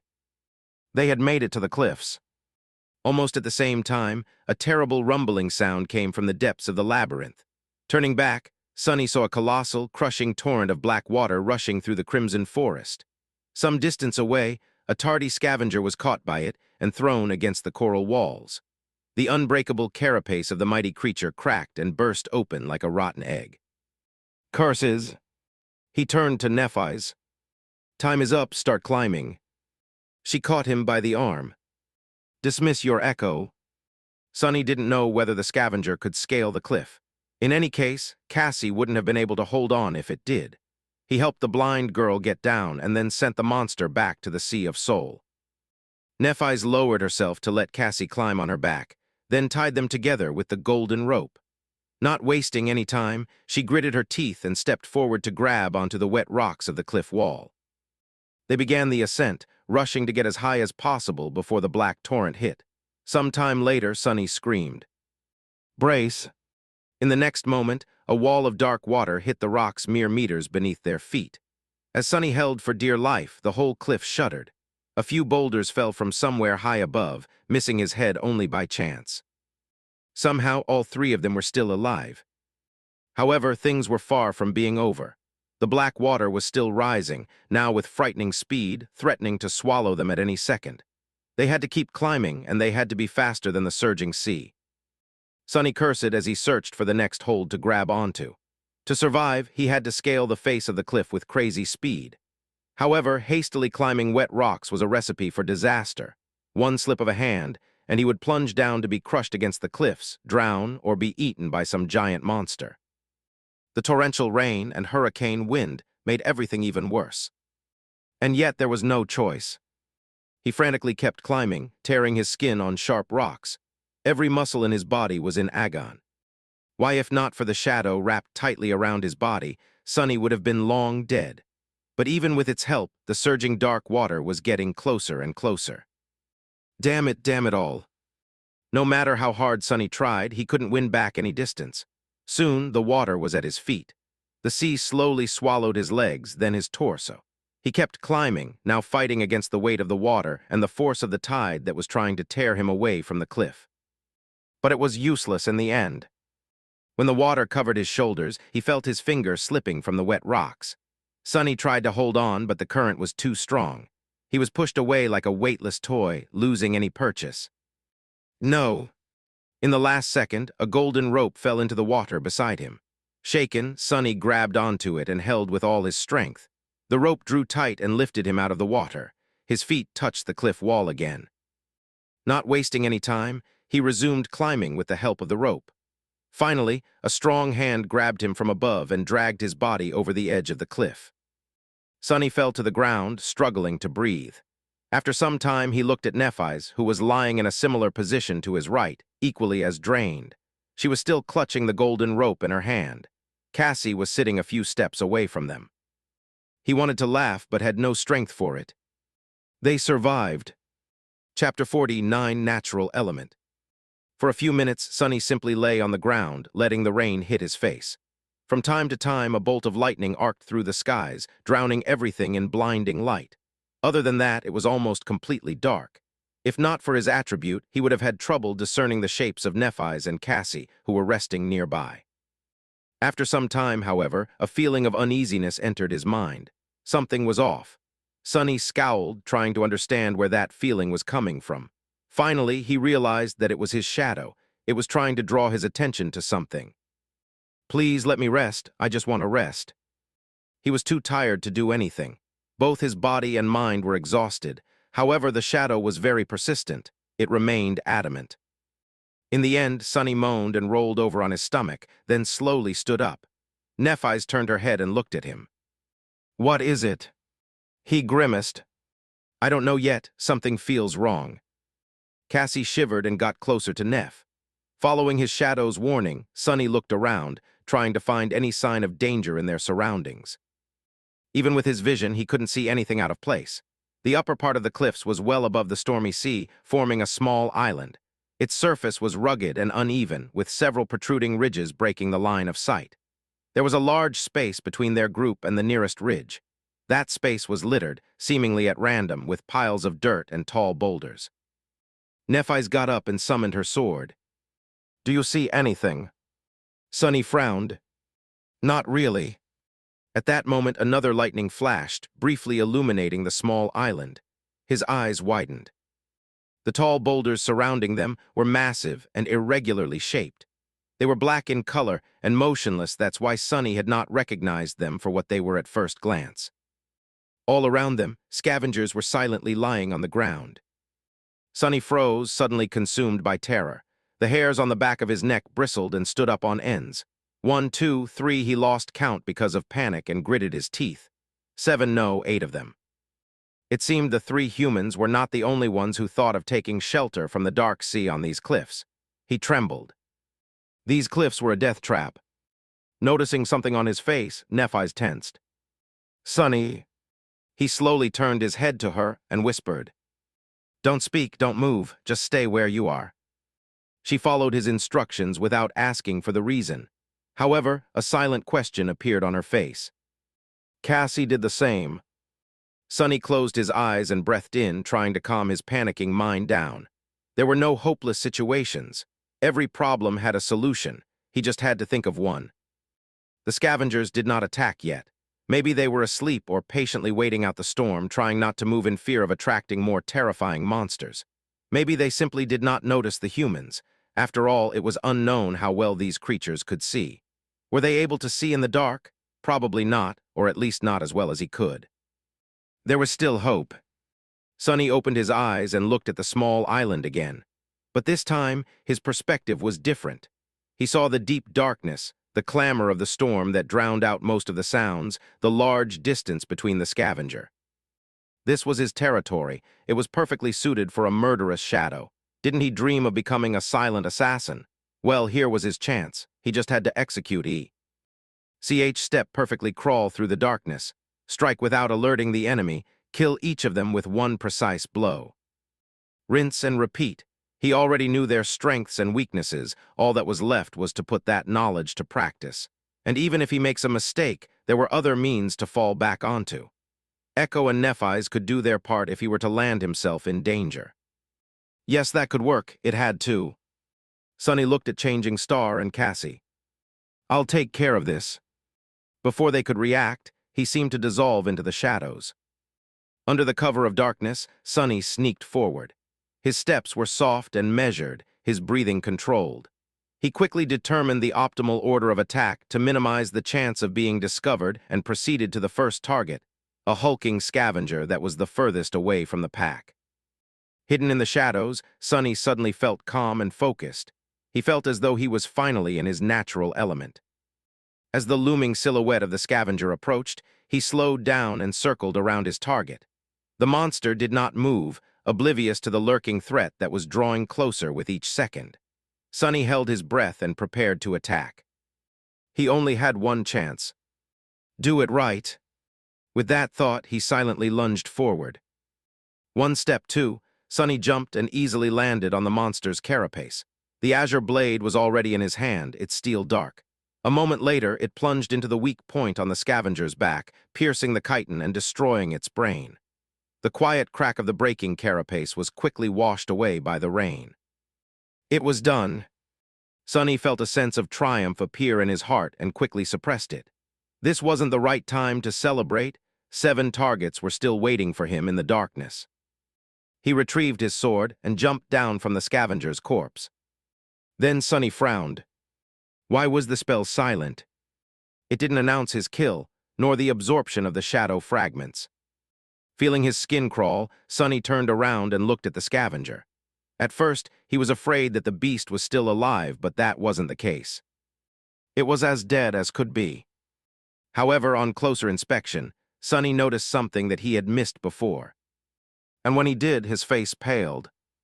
Chapter 50, Death Trap. The scavenger was dead. However, it wasn't Sonny's blade that killed it. While circling the target, he was focused on staying unnoticed and not alerting the enemy to his presence before reaching the optimal position for an attack. After that, he only saw the monster's back. That's why he didn't notice the terrible wound that ran from the top of the creature's torso to its segmented legs, obscured by the rain. The unbreakable carapace was cut open like a tin can. The scavenger's flesh and mangled organs could be easily seen through the large gap, oozing azure blood. It streamed down only to be washed away by the storm. Sonny gulped. He might have felt awkward about performing a perfect ambush on a long-dead monster, if not for the fear of whatever had killed it in the first place. Looking around, he hesitated and summoned the azure blade back, then wrapped himself in the shadow. The small island was silent except for the howling of the wind. The rain was still falling down, forming a constant veil that hid away all details and distant objects. A rare flash of lightning sometimes flooded this bleak world with stark whiteness. Then, a thunderclap would come, making the skies tremble. With cold fright settling deep into his bones, Sonny cautiously moved to the next scavenger. He could tell from some distance that it was also dead, but had to come closer and make sure. Indeed, he was right. The creature was almost severed in half by the unknown assailant. Its wet innards were lying on the ground in a messy pile. The darkness had long ago stopped being comforting, becoming terrifying and oppressive instead. Sonny shivered. By the time he checked on all 8 monsters and confirmed that they were all dead, he was nauseous and scared out of his wits. When Sonny had first realized that the black shapes were, in fact, scavengers, he thought that the situation was as bad as it could get. Now he wasn't sure anymore. In fact, he was pretty convinced that things went from bad to worse. Standing near the last scavenger, Sonny observed his surroundings and thought about returning to Neff and Cassie. Maybe the terrifying killer had already left the island. They could just hide and hope for the best. He wouldn't be alone, at least. However, not knowing what kind of danger was hiding in the darkness would drive him insane long before the morning came. Plus, with his fated attribute, hoping for the best was a fool's errand. That's why, although his body was covered in cold sweat, Sonny gritted his teeth and slowly walked toward the ridge that was obscuring the rest of the island from him. Coming close, he started climbing, trying to be as quiet as possible. The ridge wasn't very high, so he was able to scale it without much effort. Sticking close to the rocks, he raised his head and looked down. Then he immediately wanted to let go and fall to the ground. Right beneath him, just a few meters away, a dark silhouette was outlined against the rocks. It was much larger than the scavengers, with jagged spikes growing out of its thick carapace. Its chitin was black and crimson, like an ancient armor splattered with fresh blood. Instead of pincers, 2 terrifying bone scythes were protruding from the joints of its arms. Each one was long and sharp enough to split a scavenger in 2. Sonny froze, afraid to move. He even stopped breathing. So that's the killer. It was one of those monsters that they had seen retrieving the transcendent soul shards from the giant shark's carcass, or another of their kind. He remembered how the 2 creatures had cut through the horde of scavengers, killing or throwing aside any beast that got in their way. Slaughtering just 7 of them would not pose a problem for something that deadly. Not to mention getting rid of 3 sleepers. Careful not to make a sound, Sonny slowly lowered himself down. His whole body was trembling. Moving his arms and legs with utmost precision, he began climbing down from the ridge, praying not to be heard, sensed, or noticed in some other way. Luckily, the monster remained oblivious to his presence. Reaching the ground, Sonny took a few steps back, still facing the ridge. He had to force himself to turn around. Feeling as though his back was being pierced by invisible needles, the young man stealthily moved in the direction where he had left his companions. A couple of minutes later, he returned to Nephis and Cassie. The girls were tense and nervous, waiting for his return in the darkness. Before coming out of the shadows, Sonny let them know that he was approaching. "It's me." Nephis moved, lowering her sword a little. Her face was a little grim. "What is the situation?" she said, careful to keep her voice low. Sonny slowly exhaled, finally feeling a bit safer. For the first time, he was genuinely happy not to be alone in this cursed place. "There are 8 scavengers around us, but they're all dead. The killer is one of those big monsters we saw, the thing with the crimson pattern on its carapace and scythes instead of pincers. It's hiding from the storm beneath a stone ridge not far from here." A bolt of lightning flashed, illuminating everything around. In its aftermath, it looked as though 2 white sparks ignited in Changing Star's eyes. Soon, the reflection was gone, leaving them gray and inscrutable again. She tilted her head and whispered, as though talking to herself. "An awakened monster." Sonny licked his lips. "Yeah, so what should we do?" Nephis thought for a while, leaning on her sword. Then she looked at him and said, "Kill it." Sonny stared at her, lost for words. Finally, he collected himself and said the first thing that came to his mind. "Are you nuts?" The idea of fighting that thing was pretty ridiculous, if not completely insane. Realizing that his words might have sounded a bit rude, he cleared his throat and added, "I mean, have you thought this through? How are we supposed to kill that monstrosity?" Nephis slowly inhaled. "It's not a question of thinking things through. We simply have no choice." She glanced at Cassie, who was listening to them with a pale face, and explained, "We can't leave the cliffs before morning, and neither can the monster. However, once the sun rises, it will easily see us and attack. Then our only advantage, the element of surprise, will be gone. If we have to fight it anyway, it's better to be the ones initiating the fight. Changing Star looked around and added, "It's not completely dark yet, although barely I can still see. Once the night comes, this won't be the case, so we will have to attack it first and do it soon." Sonny shook his head. "This still doesn't explain how we are going to kill it. That thing just dispatched 8 scavengers like it was nothing. We are not its opponents. We don't even know its weaknesses." Nephis frowned. After a short pause, she said, "It's just an awakened monster." Sonny couldn't help but stare at her in disbelief.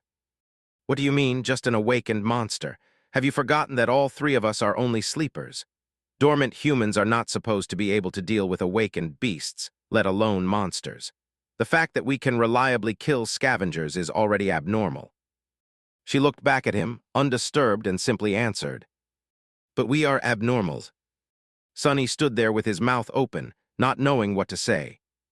Nephis sighed. "You and I both are not exactly ordinary sleepers, aren't we?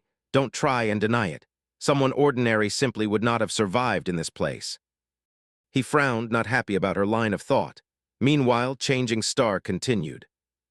"Yumi plus the awakened beast you have as an echo, plus the advantage of a surprise attack. I'm not saying that it will be easy. We might die, but there's a good chance that we won't." She looked down at the silvery blade of her sword and added after a couple of seconds, "In any case, as I have already said, we don't have a choice." Sonny gritted his teeth, trying to find a logical retort. However, her reasoning seemed unassailable. He just had a really bad feeling about fighting that monster. In the ensued silence, Cassie, who had been quiet all this time, suddenly spoke. "You are forgetting about the main advantage we have over that thing." Both of them looked at her, surprised. The blind girl turned to face them and slightly lifted her head. "We are intelligent, and the monster is not." Her words echoed in the darkness. Sonny sighed. It seemed that a fight with the bone-scythe monster was inevitable. Sometime later, he was standing in the darkness, looking at the terrifying creature in front of him. His expression was grim and somber. Tightly gripping the azure blade, Sonny slowly inhaled. The ominous feeling he had before was still there, now stronger than ever. "I don't like this." With this thought, he exhaled and raised his hand. Chapter 51, Carapace Centurion. Monsters did possess some rudimentary intelligence, however, they could not compare to humans. At their core, they were still predators who acted mostly on instinct. Their cunning was beastly in nature and was not that hard to overcome. That gave the 3 sleepers a chance to leverage their advantage. After finalizing the plan, they made some preparations. While Changing Star was getting ready, Sonny had retrieved the soul shards from the 8 dead scavengers. After delivering them to the silver-haired girl, he watched as she brought them to her chest and crushed them in her fist one after another, absorbing the essence of each shard into her soul core. After a few minutes, when the changes caused by the absorption were over, Nephis opened her eyes and slowly inhaled. To a sleeper, consuming the shards of 8 awakened beasts was equivalent to slaying 16 dormant creatures. While not tremendous, it was still a significant boost in physical ability. Her body had become stronger, faster, enhanced in every way. They were going to need every bit of that strength to survive. Because of how attuned Nephis was to her physicality, getting accustomed to her new limits did not take long. Very soon, she looked at him and asked, "Are you ready?" Sunnyside glanced at his shadow, hoping to get some moral support. The shadow pretended to not notice and ignored him. "Disloyal bastard. As ready as I'll ever be." Nephis nodded and turned to Cassie. There was nothing really to say. They had already discussed everything there was to discuss, and empty words could not make the blind girl worry any less. Come to think of it, Sonny wouldn't have wanted to trade places with her, even though out of the 3 of them she was the only one who didn't have to risk her life in combat. Facing the enemy, no matter how terrifying, was better than waiting powerlessly for the outcome, knowing that there's nothing you can do to change it. From that point of view, he was actually the lucky one. Cassie tried to put on a brave face. She turned to Nephis and forced a smile. "Go and kill that thing. Maybe you'll finally get something decent to wear and stop making me feel so guilty." A corner of Changing Star's lip curled up. "Okay." After that, she turned to Sonny, and returned to her usual serious self. "Let's go." A few minutes later, he was standing on top of the rocky ridge, looking down at the deadly monster. The shadow was wrapped around his body, enhancing Sonny's physical abilities. Their plan was pretty solid and had a high chance of working. However, he still couldn't get rid of the ominous feeling that this was not going to end well. "I don't like this." With a sigh, Sonny raised his hand and summoned the silver bell. Then he lightly shook it, causing the clear melodic ringing to resound amidst the storm. Immediately, the monster below moved, turning its massive torso around and looking for the source of the sudden noise. As he saw Sonny, a mad crimson flame ignited in its eyes. However, Sonny did not see any of this, because he was already facing the other way. As soon as the bell rang, he turned around and jumped down from the ridge without a second of hesitation. The ridge wasn't very tall, but there was still a considerable distance to the ground. Sonny hit the rocks hard and rolled, trying to disperse the force of the impact. As soon as he got back to his feet, he ran, trying to get as far away as possible. A moment later, the ridge exploded behind his back. The monster simply crashed into it with its hulking body, breaking through the layers of rocks as though they were paper. Simultaneously, there was a flash of lightning and a thunderclap, drowning the loud rumble of the falling debris. The creature locked onto retreating Son. Wyan lunged forward, trying to pierce his body with one of its scythes. Shards of rock were flowing like a torrent from its spiked carapace. Luckily, Sonny was already far enough. Without slowing down, he lowered his body, ran for several more meters, and then turned around. The picture of the monster, who was more than 3 meters tall, rushing at him like a speeding train, was enough to make any person falter. However, Sonny stood his ground, raising the azure blade above his head. After all, he was the bait. Half a dozen meters away from him, the monster finally reached their trap. Almost unnoticeable in the darkness and the pouring rain, the golden rope was strung between 2 massive boulders at the height of the creature's leg joints. Earlier, Sonny had lowered his body to run beneath it. Overwhelmed by bloodlust, the monster did not notice the tautly drawn rope and ran into it at full speed. If it was a normal rope, it would, without a doubt, immediately snap. However, the golden rope was a memory, and being incredibly sturdy was one of its attributes. The rocks it was tied to, unfortunately, were quite mundane. They shattered almost immediately. But the damage was already done. With its front legs suddenly jerked backward, the scythe slayer lost its balance and crashed into the ground face first, sliding forward on wet stone and leaving behind a shallow trench. Sonny jumped away. The monster was unperturbed. Almost immediately, 2 bone scythes pierced the ground, jerking its massive body to a stop. In the next moment, unexpectedly swift and nimble for its size, it was already beginning to rise. If it was allowed to stand up, their fates would be sealed. Fortunately, Sonny's echo was faster. The moment the monster fell, it stopped pretending to be one of the dead scavengers, got up and dashed forward. Just as their enemy was about to rise, it jumped on its carapace from behind, pinning the creature down with its weight, and locked its pincers on the creature's arms just beneath the point where the bone scythes began. Despite the fact that the echo was wounded by the spikes growing from the monster's carapace, it succeeded in immobilizing it, at least for a second. A second was enough. As though out of nowhere, Nephis, who was lying in ambush, appeared in front of the monster. Darting between its terrifying sides, she leaned forward and delivered a devastating thrust with her longsword, putting her whole weight behind it. They didn't know if the awakened monster had the same weak spot on its back as its lesser relatives, the scavengers, had. However, there was no reason to assume that there was no gap between its carapace and torso armor. It was a mechanical issue. Anything that had to be flexible could not be too rigid. The tip of Changing Star's sword plunged into the narrow gap.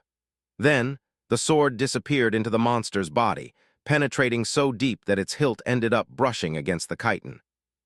Hell yes, Sonny thought, triumphant. However, in the next second, his expression dimmed. Because the creature didn't even seem to notice the wound that was supposed to be, if not fatal, then at least heavily debilitating. Straining its body a little, it suddenly twisted, throwing the echo off its carapace, and rose to its feet. The bone scythes scraped against the rock as it pulled them out from the ground. Defenseless, Nephis was right in front of it, her sword still stuck in the monster's flesh. Oh no! Sunny was too far away to do anything, circling around the massive creature to attack it from behind. The Echo was on the ground, still reeling from being thrown off the enemy's back. It didn't seem like it could help either. For the moment, Changing Star was on her own. The scythes pierced the air, aiming for her flesh. At the last moment, however, a pair of pincers locked one of them into an iron grip.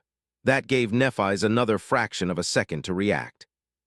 Letting go of the sword, she dove under the creature's body, hiding in the blind spot of the remaining scythe's attack range. As far as hiding places went, this one wasn't optimal, since all the monster had to do to crush her into a bloody pulp was to lie down. However, in that moment, Nephis had no other choice. This is bad, this bad. By then, Sunny was already behind the creature. Hoping to buy Neph some time, he brandished the azure blade and slashed down. The sword connected with the joint of one of the monster's rear legs, drawing azure blood.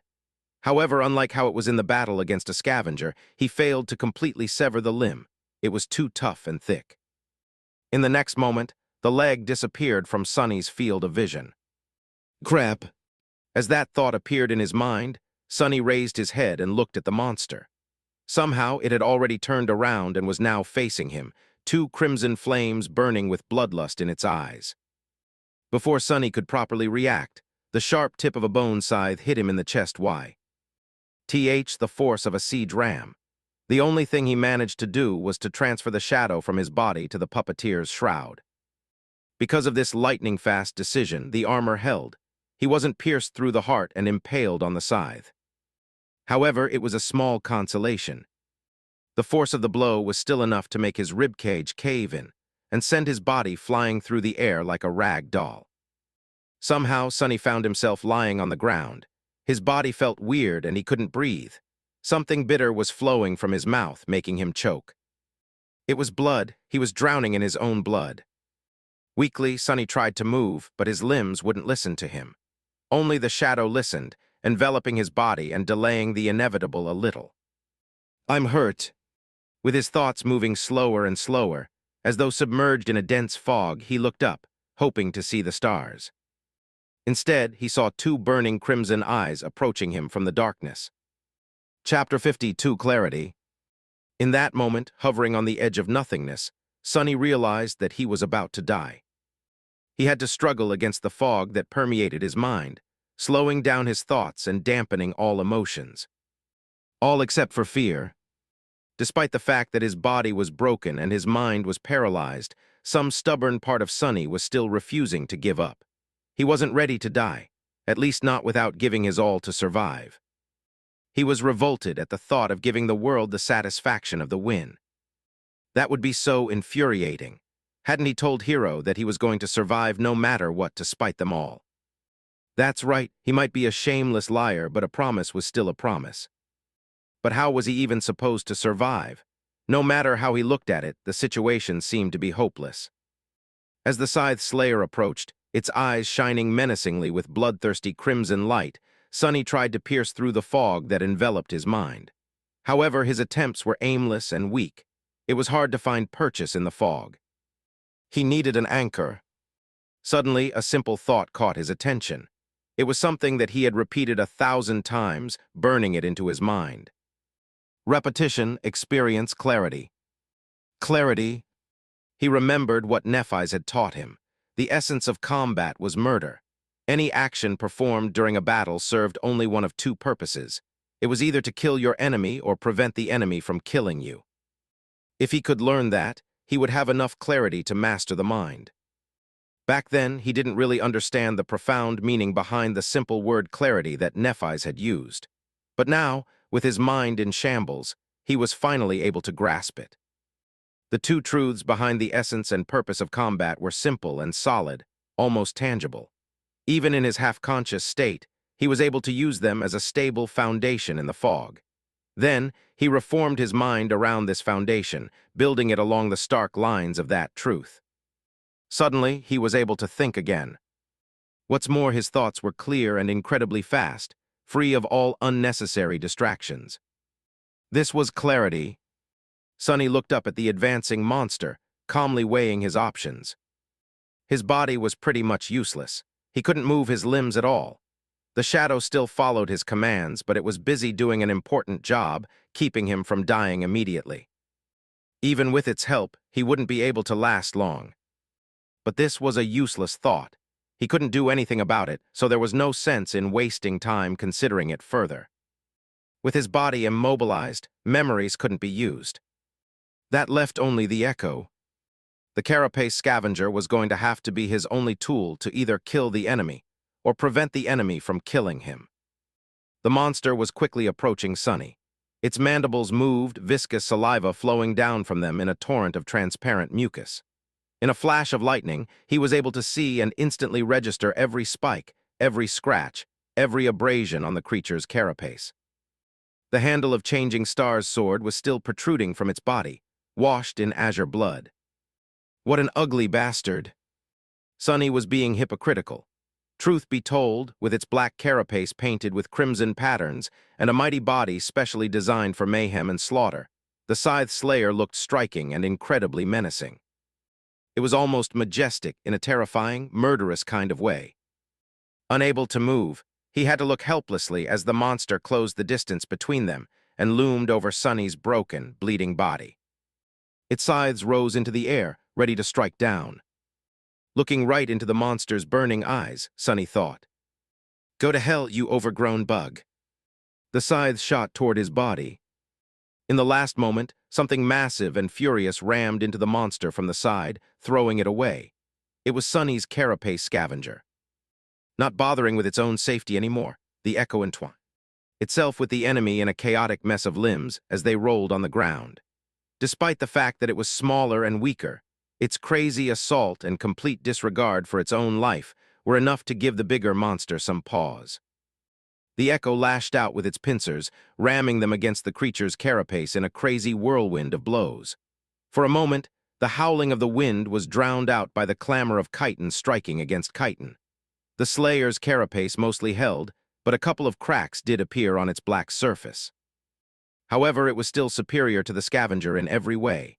Even with one of its scythes pinned awkwardly under its body, the monster was more than able to repel the sudden attack. With an angry screech, it sliced with the other scythe, cutting one of the scavenger's pincer arms clean off. Then, it strained its legs and threw the smaller creature away. In the process, the rear leg that was already wounded by Sonny broke off, but the monster didn't pay it any attention. Burning with madness and fury, it untangled its limbs and slowly stood up. Another deafening screech resounded in the howling darkness of the storm, hurting Sonny's ears. Now what? He thought, momentarily lost for ideas. But then something very unexpected happened. As the Slayer moved to finish off the echo, it had to slightly raise and lean its torso back to account for the loss of a rear leg and keep its balance. At that moment, a bolt of lightning landed right in the middle of the small island. With how tall the monster was, the lightning was immediately attracted to the handle of the sword that was still sticking from its body, aimed at the sky at a slight angle. At that moment, Changing Star's longsword suddenly became a lightning rod. Instantly, hundreds of millions of volts of electricity coursed through the Slayer's body. In a blinding flash of light, it was thrown to the ground.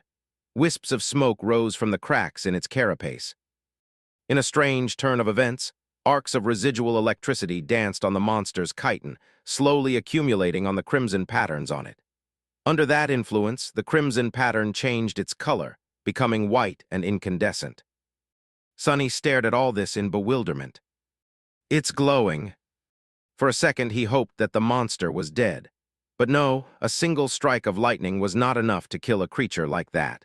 Just a few moments after being electrocuted, the Slayer moved, slightly shaking its body. Although it was in a rather bad shape, it was still alive and full of murderous intent. Looking somewhat dazed, the monster gathered its limbs and tried to stand up. Slowly but surely, it was coming back to its senses. The bone scythe scraped against the rocks, helping it rise. However, before it did, Nephis was suddenly right in front of it.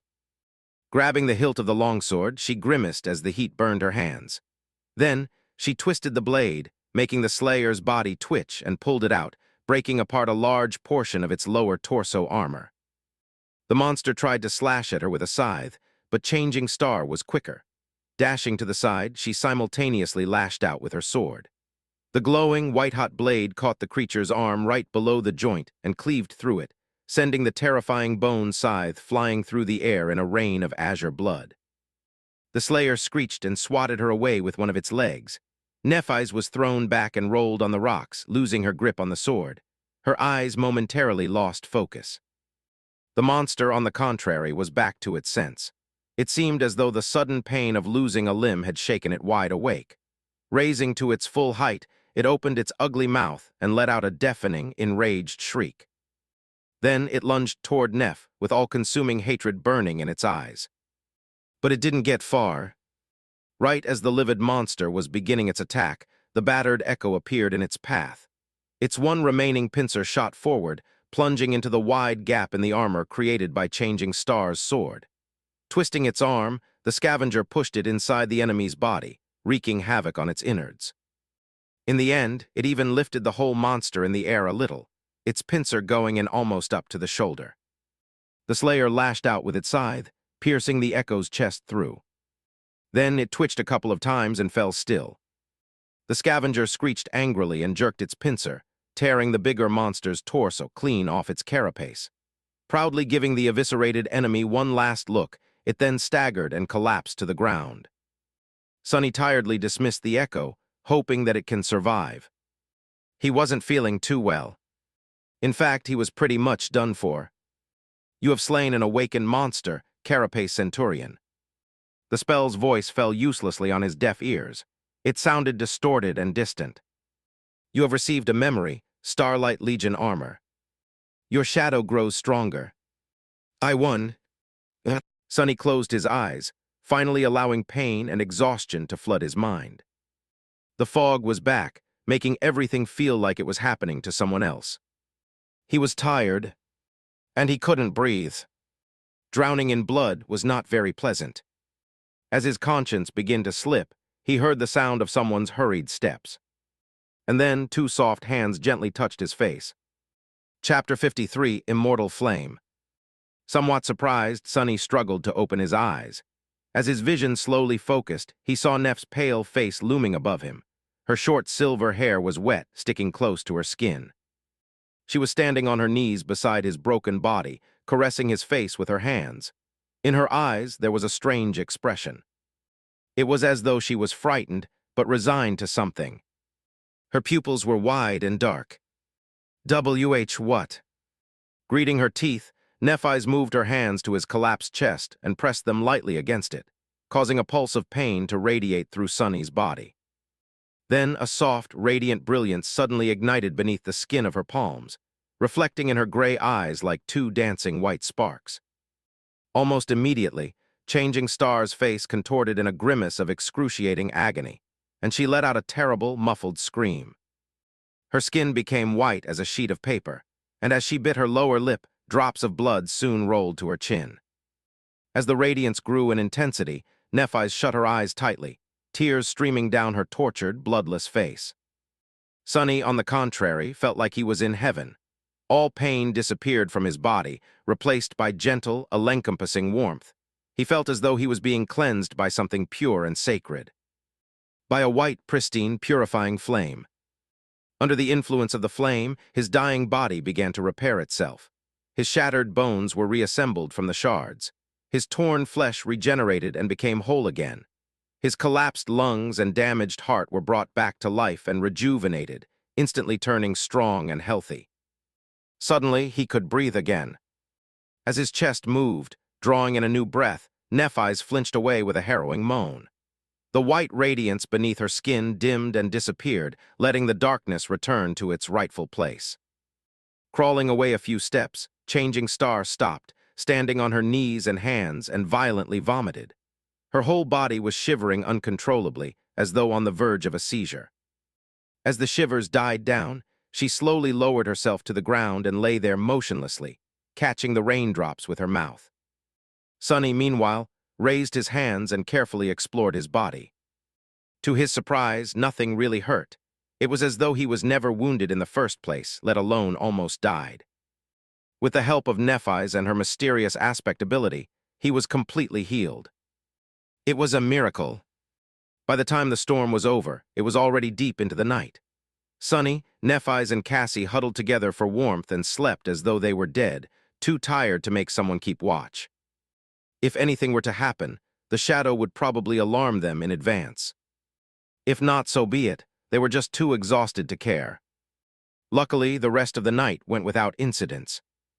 In the morning, no one was in a hurry to make any plans or suggest leaving the cliffs.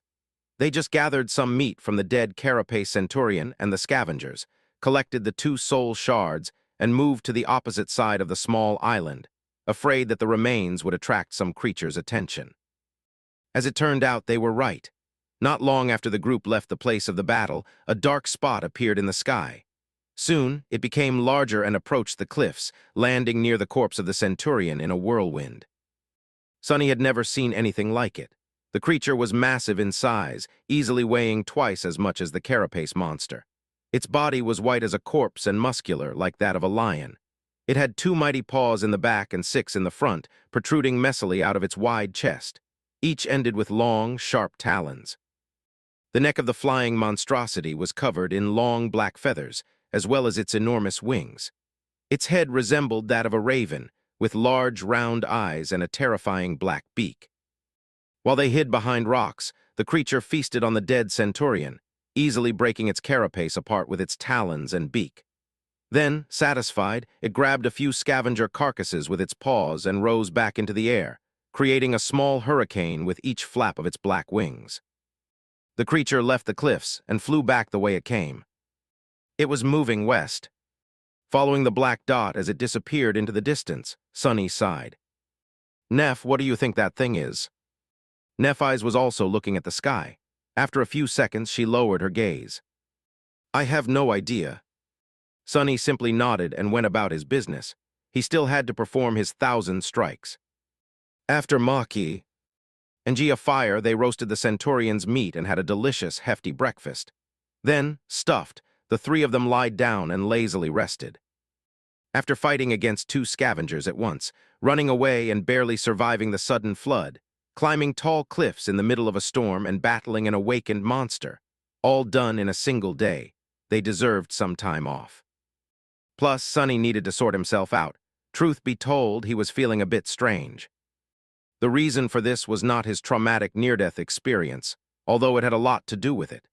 The thing was that, after the unexpected epiphany he had while trying to fight against the deathly mind fog, Sonny felt as though he had been changed. Because the clarity he gained never went away. It was still here at the center of his being. He felt as though his very way of thinking and perceiving the world was now completely different. It was stark, streamlined, and dauntless. Sonny felt that he had become calmer. He was now able to think much faster and act without hesitation.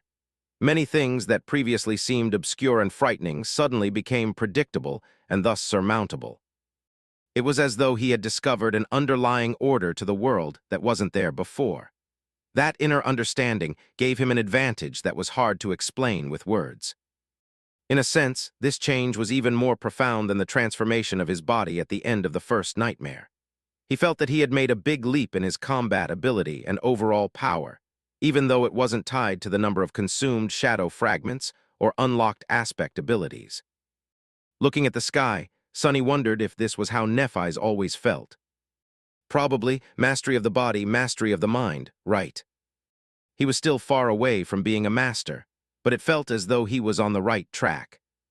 Some time later, Sonny approached the western edge of the cliffs. Nephis was sitting there, her feet dangling over the edge.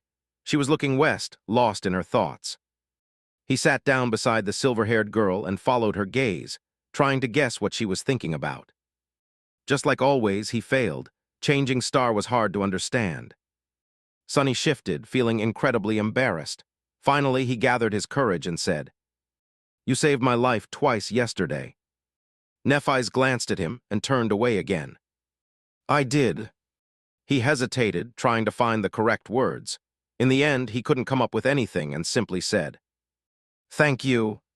This time she looked at him a bit longer. Her face was calm and indifferent. "There's no need to thank me. Without you and your shadow, we would have drowned before reaching the cliffs or been torn apart by a large group of scavengers after stumbling on them in the labyrinth. After that uncharacteristically long sentence, she fell silent and added after a while, "We're allies." Sunny nodded, knowing that she was right.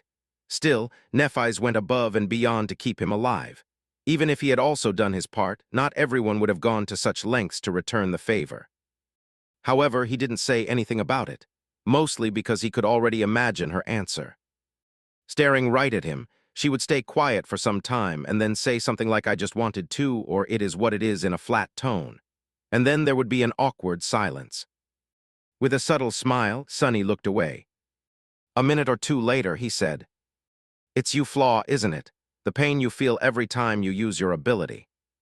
Nephis was silent for a while before answering. Then she simply said, "Yes." Sunny looked at her. Changing Star's profile was calm and distant. The wind was playing with her short silver hair. "What does it feel like?" She was staring into the distance. "Like burning alive." He sighed, trying to imagine what kind of suffering someone being burned alive would have to endure. As always, the spell was vile and cruel. "I'm sorry," he said quietly after some time. Nephis shrugged, not turning her head. "It's just pain." Sunny looked away, trying to hide his expression. Just pain. These might have been the saddest words he had ever heard. Chapter 54, Spoils of War. For a long while they just sat quietly together. Nephis was looking at the horizon, thinking about something only she knew about. Sunny's mind was strangely empty. From time to time, he would cast a glance inside his soul sea, observing the recuperating echo. The scavenger managed to survive its fight against the carapace centurion, even if it was just barely. Now, enveloped in a cocoon of light, it was flowing in the calming darkness of Sunny's soul and slowly regenerating. If an echo managed to retreat into the sea of soul alive, it would eventually recover from any wounds. The holes on the scavenger's carapace were already beginning to close. Its lost pincer arm, however, was not growing back anytime soon. Sunny sighed and summoned the runes. He decided to go over the spoils of the harrowing battle. Shadow fragments. 28/1000. Since it was his echo that delivered the final blow, the kill was considered to be his. Thus, he received 4 shadow fragments, 2 for each of the Centurion's awakened cores. The shards of the cores themselves went to Nephis as per their agreement. She decided to consume one herself and give the other one to Cassie. The reward was sizable, but seemed disproportionate to the amount of trouble they had gone through to get rid of the terrifying monster. Ultimately, dormant humans like them were really not supposed to battle awakened nightmare creatures. No way, really, he thought to himself, full of sarcasm. It was just their bad luck that there was not a single dormant creature in this whole damned region of the dream realm. Sunny remembered his lofty plans of hunting weak monsters while safely protected from all their attacks by his Tearfiv awakened armor, and couldn't help but smile bitterly. Who knew that the puppeteer's shroud would turn out to be merely a minimum requirement for survival, as opposed to a huge, odds-defying advantage? Still, that armor had already saved his life twice, so it was doing its job. Speaking of armor, he lowered his gaze. Memory, Starlight Legion armor. Memory rank awakened. Memory type armor. Memory description. Born in the all-consuming darkness, 7 valiant heroes made an oath to return light to the cursed land. Time has erased their names and their faces, but the memory of the defiant oath still remains. Teacher Julius would have been ecstatic to be reading this stuff. The old man used to be an avid explorer and student of the Dream Realm's history before becoming a professor in the Awakened Academy and settling down in one of the most prosperous human citadels. He was still one of the leading researchers in that field, often irritating hunting expeditions with requests to explore this or that ruin. Sadly, Sunny had no idea when they would meet again. He cleared his throat and looked at Nephis. "Anyway, I have a present for you." She turned her head and looked at him with a bit of confusion. "A present?" Sunny smiled. "Yeah, I forgot to tell you that I received a memory after we finished off the Centurion. Guess what type it is?"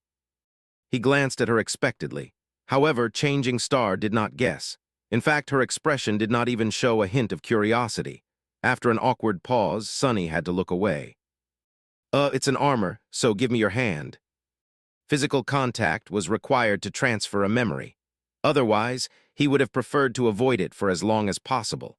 There had already been too much contact between them for his mental composure. In retrospect, being invaded by the healing flame was a strangely intimate experience, not to mention the memory of her soft touch. Not that he had been in any condition to think about such things back then. Staring right at him, Nephis slowly held out a hand. Sonny hurriedly grasped it in his own, wishing to be done with this part of the process as soon as possible. Her skin was cool and soft.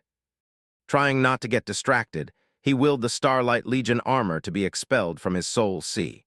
One of the spheres of light disappeared from the Shadow Core's orbit. Immediately, he felt something akin to a spark of electricity moving through his body and into changing stars. She blinked and retracted her hand. Then Nephis stood up, walked a few steps away from the edge of the cliff, and summoned the memory.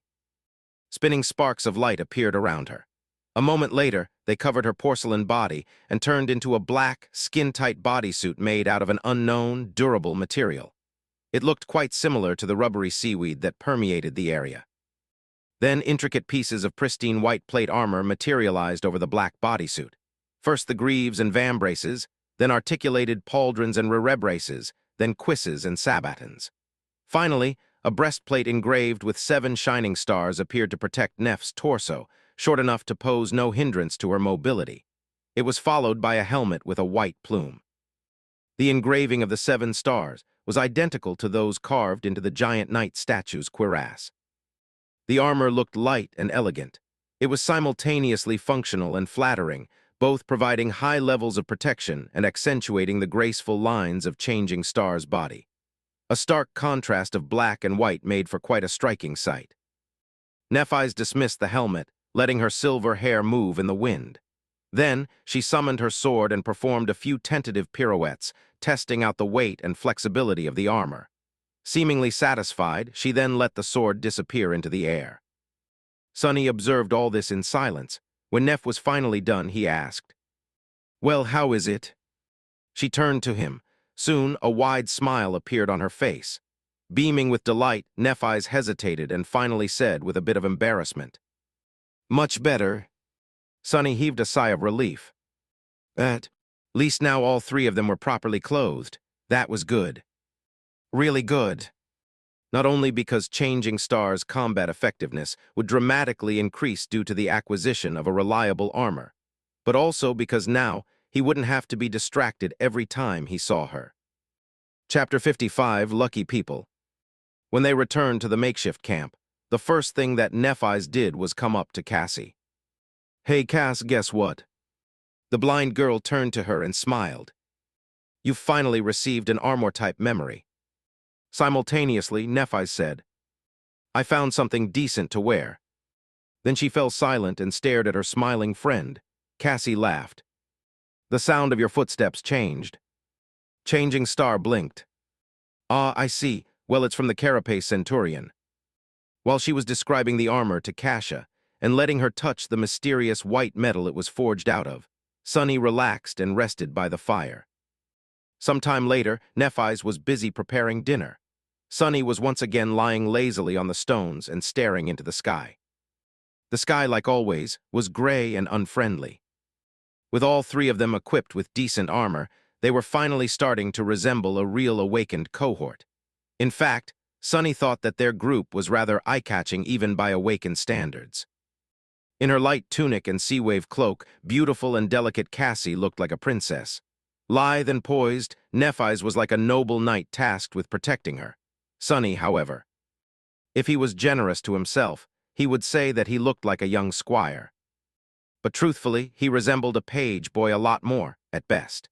If a random stranger were to see the 3 of them, that stranger would most likely assume that Sonny was either a lowly servant or a feeble ruffian that had been captured by the noble lady's guard. Well, that'll just add to their surprise when I stab them in the back. Wait, why would he stab a random stranger? Ah, who cares? I'm sure there'll be a reason. At that moment, Cassie sat down by his side. Sonny turned his head, looking at the blind girl with a bit of surprise. She bit her lip. Nephis told me that you almost died yesterday. Oh, so that's what this is about. He shrugged. Yeah. Then with a silent sigh, Sonny added, but don't worry about it too much. It's not my first brush with death. Although it was, as far as he knew, the closest, the memory still sent shivers running down his spine. Cassie was silent for a while, then she quietly said, I'm sorry. Sonny raised his eyebrows. Sorry, what are you sorry for? The blind girl lowered her eyes. For being so useless. Sonny frowned and looked away. A second or two later, he said in his usual careless tone, You're not useless. Cassie softly chuckled. Aren't I? If I want to walk, I need to be leashed to you or Neph. If I want to eat, I need to wait for one of you to feed me. That's my life now. I can't do even the simplest of things without your help, let alone be of use to either of you in return. Slowly, her voice turned raw with emotion. This was the first time Sonny had seen her mask of resolve slip a little, revealing the desperate, angry, frightened face beneath. He was silent for a long time. Then he said, Hey, have I ever told you about my first nightmare? The blind girl shook her head. Sonny half-closed his eyes. My first nightmare was as bad as it gets. To tell you the truth, the situation was pretty hopeless. I was a slave destined to die of cold or mistreatment. Chained, bleeding, defenseless. What's worse, my aspect turned out to be completely useless. I mean literally. If I remember correctly, the phrase the spell chosen to describe it was a useless wretch with no skills or abilities worth a mention. Cassie turned her head slightly, visibly drawn in by his words. Then how did you survive? Did things change for the better? Sonny smiled. Gods no. In fact, they quickly turned worse. Much, much worse. But what would you know? In a strange twist of fate, my useless aspect turned out to be the only thing that could guide me through that mess alive. In that regard, I was incredibly lucky. He shifted a little and glanced at the delicate girl, noticing a thoughtful frown on her face. But here is a thing about luck. People usually speak about it as though luck is something that just happens to you. It's not. Luck is 50% circumstance and 50% your own ability to grasp it. Luck is something you have to make happen yourself. I fought with everything I had to survive. That's one of the two reasons I'm still here. Saying that, Sonny remembered the cold, dark mountain and shivered. Then, pushing the chilling memories away, he continued. The second reason is the spell itself. I won't go as far as to call it reasonable, but it is fair in its own, perverted way. The spell takes with one hand and gives with the other. It was like this with my first nightmare, and it is the same with you. Cassie's frown deepened. Sonny chose his next words very carefully. Eve. And Thule, he said, your flaw is the most debilitating one I have ever seen or heard of. You are right, without help from someone like Neph, it would have been a certain death sentence. And people like her, well, I'm not even sure that someone else like that exists. But the blind girl gritted her teeth. But what? Sonny looked at her with a serious expression. But that also means that the other side of the flaw, your power, is equally as extraordinary. You just haven't found the way to grasp it yet. When you do believe me, you'll remember this conversation and feel very embarrassed about how naive and foolish you were. Cassie's expression changed to one of doubt and confusion. Do you really think so? She whispered. There was a hint of desperate desire in her voice. However, the question itself almost made him laugh, for an obvious reason. Trust me, I'm the most honest person in the world. 2 worlds, in fact. Sonny would actually love nothing more than to be less honest, but sadly, he was physically incapable of doing so. Of course, she didn't have to know that. Cassie was silent for a long time, lost in thought. It looked as though she was in the throes of some inner struggle. Sonny almost assumed that their conversation was over, but then she suddenly said in a low, raspy voice, I had more visions than I told you guys about. Chapter 56, the heaviest thing in the world. He blinked, staring at the blind girl with surprise and a bit of apprehension. Her sudden statement really threw him off. Why would she keep something like this secret? And why tell him now? Confused, he asked carefully, More visions? Why haven't you told us? A fleeting, tired smile appeared on Cassie's face. She lowered her head and remained silent for a while. Then, closing her eyes, she said, You probably don't know. How could you know? But knowledge can be really heavy. It can be as heavy as the heaviest thing in the world. Then a sad smile appeared on her face. I am afraid that by telling you, I will actually cause the things I saw to come true. Sunny tensed up, alarmed by the implication behind her words. If she was afraid of the visions coming true, then their content must have been pretty bad. And if it was really bad? If something terrible was destined to befall them, Sunny had to know about it in advance. That way, he would be able to make preparations and deal with whatever happens. As long as he was prepared, many things would become much less dire. However, what if his preparations would become the very reason for that terrible thing to happen, making Cassie's vision a self-fulfilling prophecy? This was the danger of knowing the future. Damn it, my head hurts. I hate this crap. Sunny struggled for a long time, trying to decide if he should pressure Cassie to reveal her visions. Either outcome was going to leave him uneasy, so he was really not sure what to do. In the end, unable to make a decision, Sunny simply remained silent. Cassie also didn't say anything. After some time had passed, she finally spoke. Can you just promise me one thing? It seemed as though this was her attempt to find a compromise between revealing everything and doing nothing. Sunny frowned. That depends on what it is. The blind girl hesitated before speaking. Can you promise that you'll take care of Neph, no matter what? He delayed answering for as long as the growing pain allowed him. When it became almost unbearable, Sunny reluctantly said, I can't. I can barely take care of myself. He also didn't trust Nephis enough to make a promise like that. He had nothing against Changing Star and even liked her quite a bit, but they didn't really know each other. Their alliance was one of necessity, not choice. Who knew what would happen once their need for each other was no longer there, no matter what was too steep of a requirement? Of course, he could have misled Cassie by answering yes. After all, the question was whether or not he could make a promise, not whether or not he would follow through with it. But at that moment, Sunny was strangely reluctant to deceive the blind girl. Maybe that whole honesty thing was slowly growing on him. Cassie sighed and turned away. Suddenly, it felt like something imperceptible about her changed. I see, yeah, that's fair. With that, she summoned her staff and walked away, leaving Sunny in a somber and uneasy mood, just like he had expected. No matter how much he tried to relax after that, his thoughts kept wandering. Eventually, Sunny found himself trying to find connections between various pieces of information about the Starless Void, or the Forgotten Shore, as it was called in the Azure Blade's description. If nothing else, it could distract him from thinking about the latter part of their conversation with Cassie. Also, for some reason, the need to understand their environment suddenly seemed much more vital.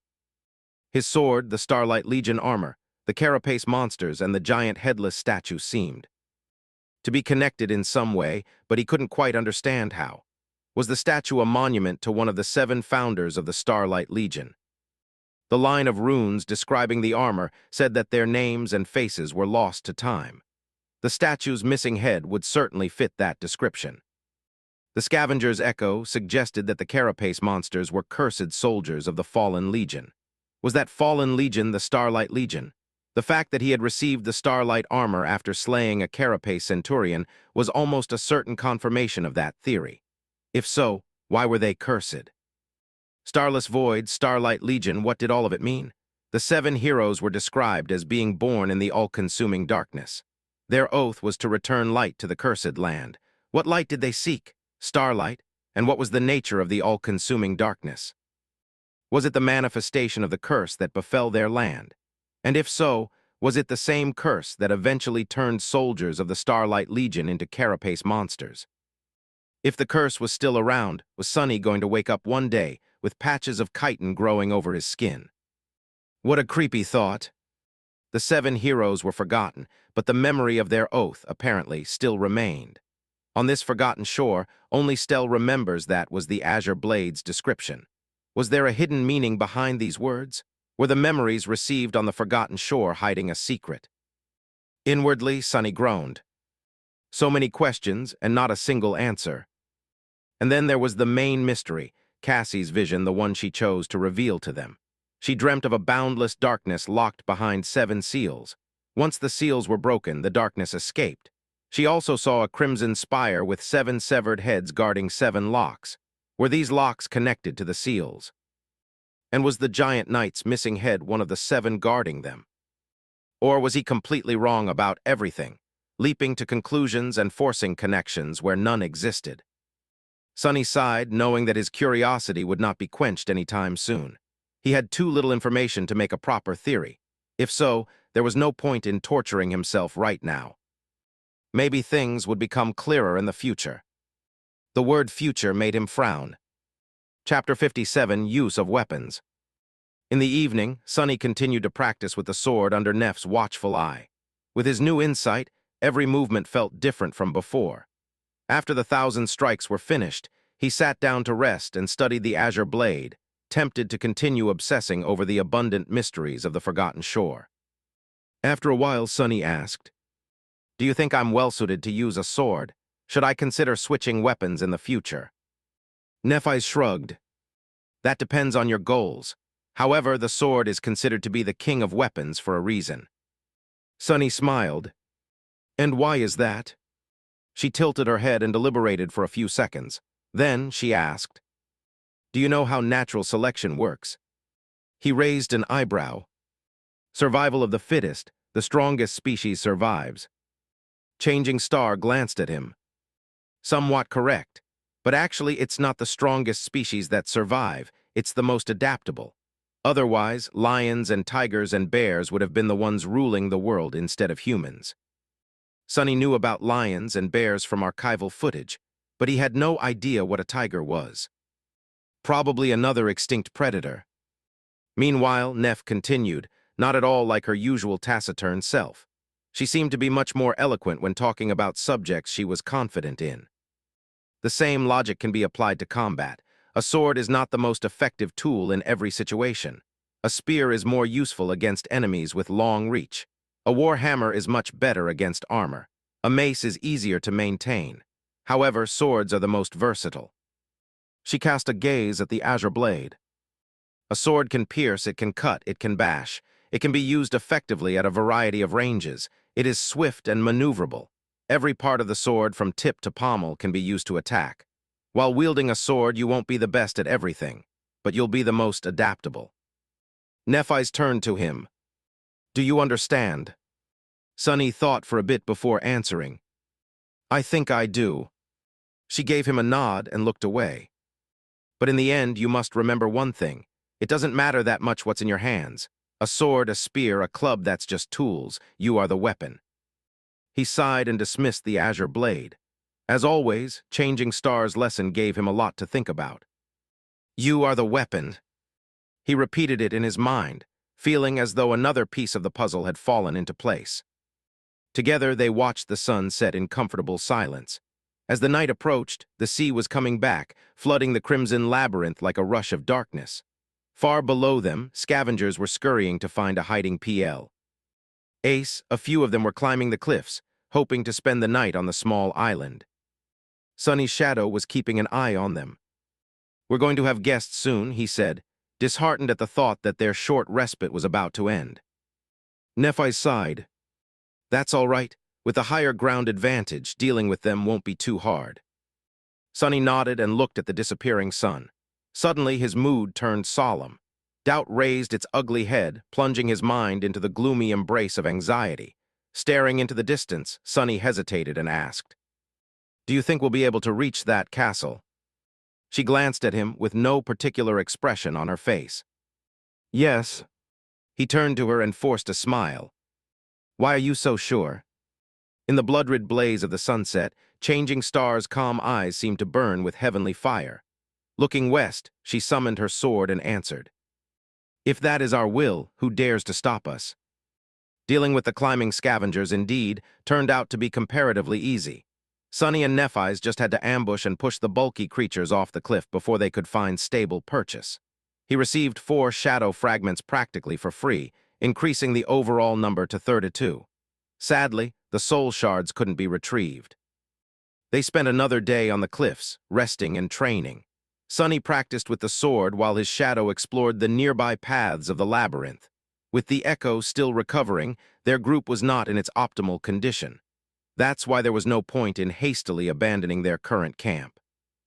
However, very soon they were going to resume the journey west, moving from one height to another in hopes of reaching the mysterious human citadel.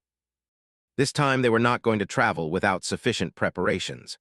Knowing that a sudden storm can come at any moment, covering the world with darkness and summoning the sea back before sunset, the three sleepers decided to thoroughly scout a route before committing to moving their camp to the next landmark. Nephis spent the day meditating. Her eyes were closed. From time to time, it seemed as though a soft white glow was radiating from behind her eyelids. However, when Sunny looked closely, it was always gone, making him think that he was just imagining things. He suspected that Changing Star was training herself to endure the pain of her flaw. If so, he wished her luck. Cassie behaved like her usual self, being cheerful and friendly. It was as though their strange conversation had never happened. However, Sunny could feel that something about her was different. He couldn't quite put a finger on what exactly had changed about the blind girl, but she seemed to possess more resolve. It wasn't a bad thing. They spent some time chatting and remembering their time in the academy. Sunny told her about his lessons with teacher Julius and various strange things he had learned from the old man. Her reaction to the idea of studying dead languages of the dream realm was exactly the same as Sunny's initial protest and bewilderment. Soon the night was upon them again. This time no scavenger tried to climb the cliffs, so Sunny and Nephis could rest easy. However, they still slept in turns, keeping watch over the camp in case something unexpected happens. In the morning, they ate the last of the Centurion's meat and prepared to climb down into the labyrinth. It was time to continue their journey. Chapter 58, Survival of the Fittest. Days later, Sunny was sitting on top of a dead scavenger, calmly cleaning the azure blood off his face. Your shadow grows stronger. His sword was still stuck between the plates of chitin armor, trembling slightly as the beast's body convulsed before falling still. Somewhere behind him, the sound of breaking carapaces announced that Nephis was already digging out soul shards from the corpses of the creatures they had slain. After dozens of such battles, the two of them were nothing if not efficient.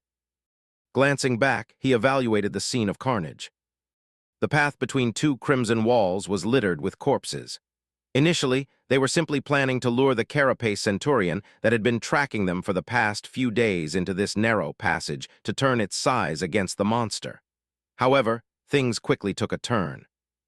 Attracted by the noise of the battle, both the scavengers and the weird centipede creatures that were waging war against the carapace legion in this part of the labyrinth showed up to join the fight. In the ensuing mayhem, Sunny and Nephis used the animosity between the two tribes of monsters to their advantage and ended up as the only victors. Not far from him, the Echo was mutilating the corpse of the Centurion. Its lost arm had long grown back. Now, the scavenger was tearing pieces of monster meat with its new pincer and vindictively devouring them. Technically, an Echo wasn't supposed to experience hunger. This one, however, had seemingly acquired a hatred for Kara. Pace Centurions after their encounter with the massive Scythe Slayer on that fateful stormy night. It had already been 2 weeks since they left the cliffs. In that time, many things had changed, while many remained the same. Moving from one high point to another, they steadily traveled west. With Cassie riding atop the Echo, the speed of the group was dramatically enhanced. Still, they took care to explore paths to their next stop before committing to a day-long journey. This way, the risk of being caught in another storm was minimized, as they could always either reach the next landmark in time or return to the previous one. Their approach to traveling through the labyrinth had also changed. In the past, Nephis and Sunny tried to avoid the scavengers, resorting to fighting them only if there was no other choice. However, the battle with the Centurion opened their eyes to the fact that they desperately needed to become stronger and do it fast. That's why they began to actively hunt the carapace beasts, taking out any creatures that were either completely isolated or moving in groups of no more than 3. The idea of 2 sleepers consciously seeking out nightmare creatures of the awakened rank was pretty ridiculous, but somehow, they made it work. Just as Nephis had said, both of them were abnormal. Clad in the Starlight Legion armor, Changing Star, who had always been an extremely formidable fighter, was now able to showcase the full extent of her combat ability. Simply put, she was a menace. It seemed as though her silver sword had a mind of its own. Whenever the tall figure in white armor appeared, rivers of azure blood were sure to flow. What's more, Neph's powers grew with each soul shard she consumed. Every increase was barely noticeable, but with dozens of them added up together, the difference was apparent. She was slowly approaching the line between the peak of human physical form and the threshold of superhuman prowess. The same could be said about Sonny, although, in his case, it was predicated on the timely use of the shadow. His own body had become considerably stronger due to the rigors of the dream realm, but it was still far away from reaching its peak potential. While Nephis was growing more powerful through the consumption of soul shards, he was quickly collecting shadow fragments. Of course, he wasn't able to get every kill, so their amount was less than that of the shards. But he also didn't have to share them with Cassie, which Changing Star was continuously doing. As the result, the rate of their progress was more or less the same. However, the slow accumulation of power was not the only factor that influenced the rapid growth of their combat effectiveness.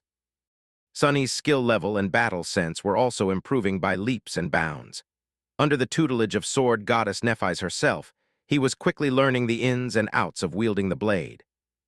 Then he was forced to apply these lessons to practice, participating in bloody battles each day with his life on the line. This brutal, merciless reality was, for better or worse, the best training grounds for a true fighter. There was no room for mistakes, only progress, because a single mistake would most likely become his last. One real fight was worth 1,000 hours of training. With experience, Sonny was able to gain knowledge.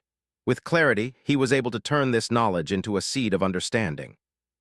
But even that wasn't the biggest contributor to the dramatic increase in the group's overall might. The main culprit was, to his endless surprise, teamwork. After fighting side by side for so long, Sonny and Nephis had developed a tacit, intuitive understanding. Without the need for words and signals, they were able to act in unison with each other, perfectly coordinating their attacks and actions to better control the battlefield and destroy their opponents. The importance of this unity was hard to overestimate. With proper cooperation, it was as though their numbers doubled. The effect was immediate and overwhelming, at least as long as they chose their battles carefully. It was nothing short of jolly. With all this added up together, their group had turned from a trio of lost kids into a cohort of well-equipped, experienced and battle-hardened survivors.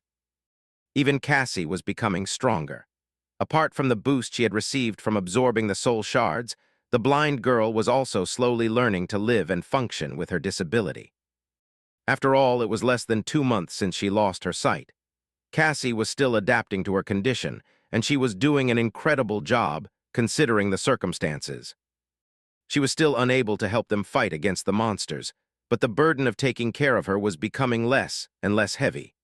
Sonny had also grown accustomed to it, even finding the time spent watching over the blind girl somewhat calming. The goal of reaching the human castle did not seem as impossible as it had been. And now he felt as though they were getting closer and closer. Chapter 59, Shadow of the Crimson Spire. Jumping off the dead scavenger, Sonny retrieved his sword and whistled, letting Cassie know that it was safe to come out.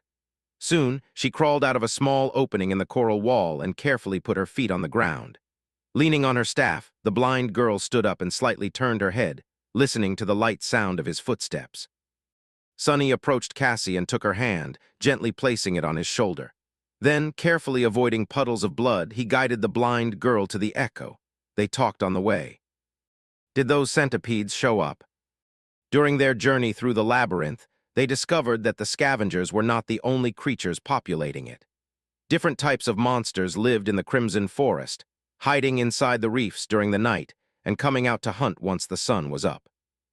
There were sentient colonies of carnivorous worms that attacked from beneath the black mud, flesh-eating flowers that strangled their prey with blood-sucking vines, and weird, transparent tentacles that they had once seen dragging a desperately resisting scavenger into a dark, cavernous crevice. They still didn't know what type of creature had been hiding in the crevice. Sonny hoped that they would never find out. In short, the labyrinth was home to all kinds of horrors, every one of them at least of the awakened rank. They were all carrion eaters, living off the remains left behind by the monsters of the dark sea. Given the opportunity, they were also more than willing to devour each other, not to mention the 3 juicy humans.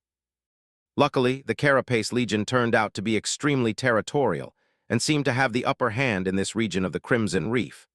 While their armor, size, and physical strength made the scavengers formidable opponents, dealing mostly with one type of creature was infinitely better than constantly facing unknown danger. The centipede monsters were the latest enemy of the Carapace Legion they had met. Some of these critters were more than 3 meters long, with glistening red chitin and hundreds of tiny, scurrying legs. They were abhorrently fast and agile, being able to move through mud, climb the coral walls, and even drop on the unsuspecting victims from above with incredible speed. What's worse, their bodies were able to secrete a corrosive black oil that melted through the strongest armor in seconds. The only redeeming quality of the centipede monsters was that their chitin shells weren't very tough and could be easily pierced by a sword. Sunny answered without turning back. Yeah, 6 of them, and a few scavengers too. We let them fight each other and then finished off the survivors. Cassie gulped. Were you hurt? Nothing our armor couldn't handle. What about the Centurion? He glanced at the half-devoured carcass and smiled. It's not going to bother us again. This was the second awakened monster they had slain after entering the Dream Realm. Compared to the first encounter, this battle went much smoother. No one died, no one was seriously injured. The Echo even kept both of its pincers. How many soul shards did we get? Sunny counted. Should be 11. Now it was Cassie's turn to smile. That's our biggest haul so far, by a lot. He nodded. Yeah. However, they had once again failed to receive a memory. Sunny wasn't sure if his bad luck was to blame, but neither he nor Nephis had been able to acquire a single one for the past 2 weeks. It was almost as though the spell had decided that they had already gotten enough. There can never be enough. He sighed. One of the games he and Cassie liked to play during camp was to discuss what they would buy after coming back to the real world and becoming rich. However, he had to collect a few memories to auction off first. Otherwise, where would the money come from? Consumed by greed and avarice, Sunny approached the Echo and looked up at it with disapproval. Hey, you stop chewing. The scavenger obediently froze, a piece of meat still hanging from its mouth. Spit it out. Shaking his head, Sunny helped Cassie climb to her seat and handed her the reins. This weirdo actually gobbled up almost half of the Centurion. What's up with that? Of all the Echoes in the world, why did I have to get stuck with a defective one? His shadow solemnly nodded, expressing that it completely understood his sentiment. Sunny squinted at it. What a rare show of solidarity. The shadow didn't have any Echoes, though. What defective individual was it stuck with? Cheeky bastard. Cassie laughed. Don't badmouth my steed. He is a great Echo. I like him very much. It's a he now, huh? Sunny shook his head again and got to stripping the remaining meat off the Centurion's carcass. Then, he placed the meat into the seaweed saddlebags attached to the scavenger. He had made these bags himself to increase the group's carrying capacity. After all, the scaven. R was supposed to be extremely strong. Not using it to their advantage would have been an oversight. After that, Sunny sighed and got to the least pleasant task, harvesting the oil sacs from the centipede monster's corpses. Each had 2 of them, connected to a special gland. The whole process was more disgusting than dangerous, since the corrosive effect was only achieved after the liquids from the 2 sacs were mixed. They had not come up with a way to utilize the centipede oil yet, but Nephis insisted on collecting as much of it as possible. She was sure that it was going to be of use one day. At the very least, the oil was highly flammable. Speaking of Nephis, by the time Sunny was done collecting the sacs, she had already gathered all the soul shards and was standing in front of the Echo. He showed her his trophies and carefully placed them in a separate saddlebag. All done? She nodded. Sunny looked at the sky, trying to determine the time. The sun was right above them, high in the gray sky. There was still plenty of daytime left. What do you think? We're right in between the flat hill and the Bone Ridge. Should we return or try to reach the ridge today? The ground level of the labyrinth was not uniform. Some parts of it were situated higher than the others. Currently, they were in one such area. The dark sea was much more shallow here, which meant that there were more natural features that remained above water during the night. That made for shorter distance between them. Nephis thought for a bit, then said, "Let's push to the Bone Ridge." They had already scouted most of the way to it yesterday, so there wasn't much danger of getting lost in the labyrinth and not making it on time. With the Carapace Centurion dead, the unpredictable element that had been making their lives harder for these past few days was also gone. Considering this, changing Star's decision seemed proper. Sonny nodded. Okay. With that, he sent his shadow forward. Some time later, they were approaching the Bone Ridge. The sun was preparing to set, but there was still enough time to get to safety. Sonny, however, felt alarmed and uncomfortable. This feeling began to pursue him soon after they had left the cliffs. It always appeared close to the evening and persisted until the last minutes of the sunset, then disappeared, leaving him puzzled and uneasy. The further west they traveled, the stronger the feeling became. It was as though something was not quite right with the world during that time. But no matter how hard Sonny tried to understand what that wrongness was, he couldn't. In the end, he decided to share his uneasiness with the group.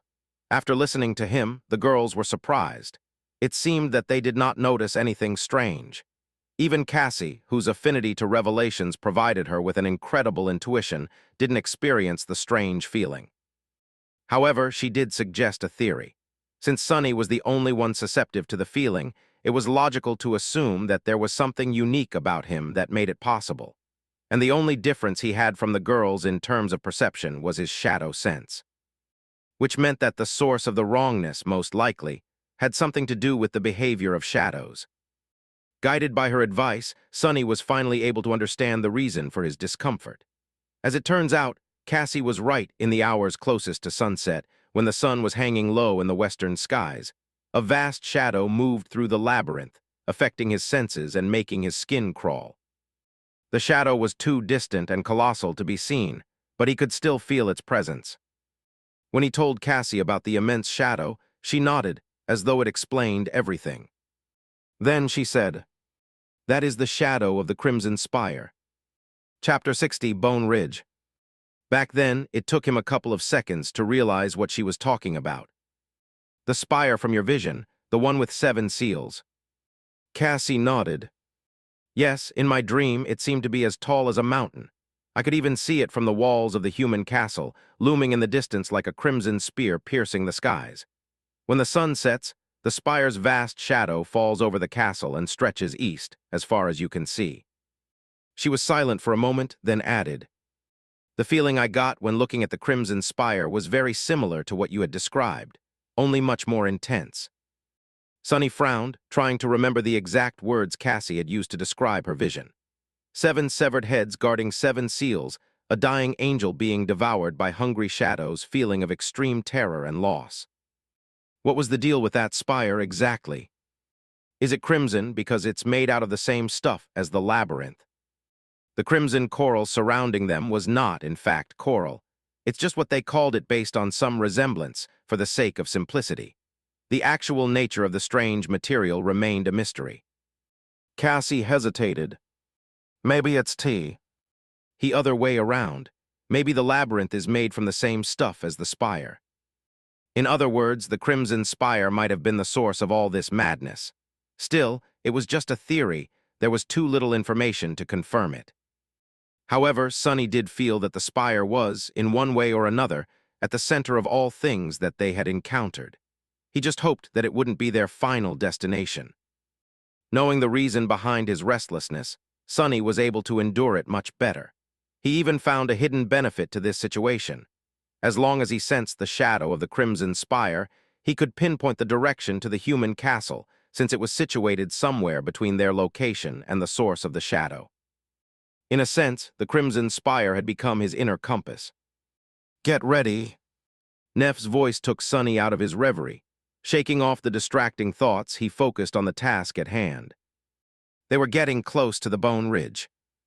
This name came to their minds as soon as they had first laid their eyes on this towering landmark. It was visible from quite a distance, sharply contrasted against the crimson coral and the gray sky in all its ivory splendor. The Bone Ridge was, in fact, made of bone. The skeletal remains of a colossal sea monster lay on an enormous mound of chaotically growing coral, with its arching spine protruding especially high above the ground. It was impossible to say what the terrifying creature had looked like while it was still alive, but one thing was certain. It was gargantuan even by the standards of the Dark Sea. This wasn't the first giant skeleton they saw during their journey. In fact, the labyrinth was littered with remains of dead leviathans, their massive bones forming natural arches and palaces throughout it. They were easy to spot because the coral formations were especially tall and dense in their vicinity, as though trying to bury any sign of whiteness in the sea of crimson. Sonny, however, had a feeling that the situation was actually reversed.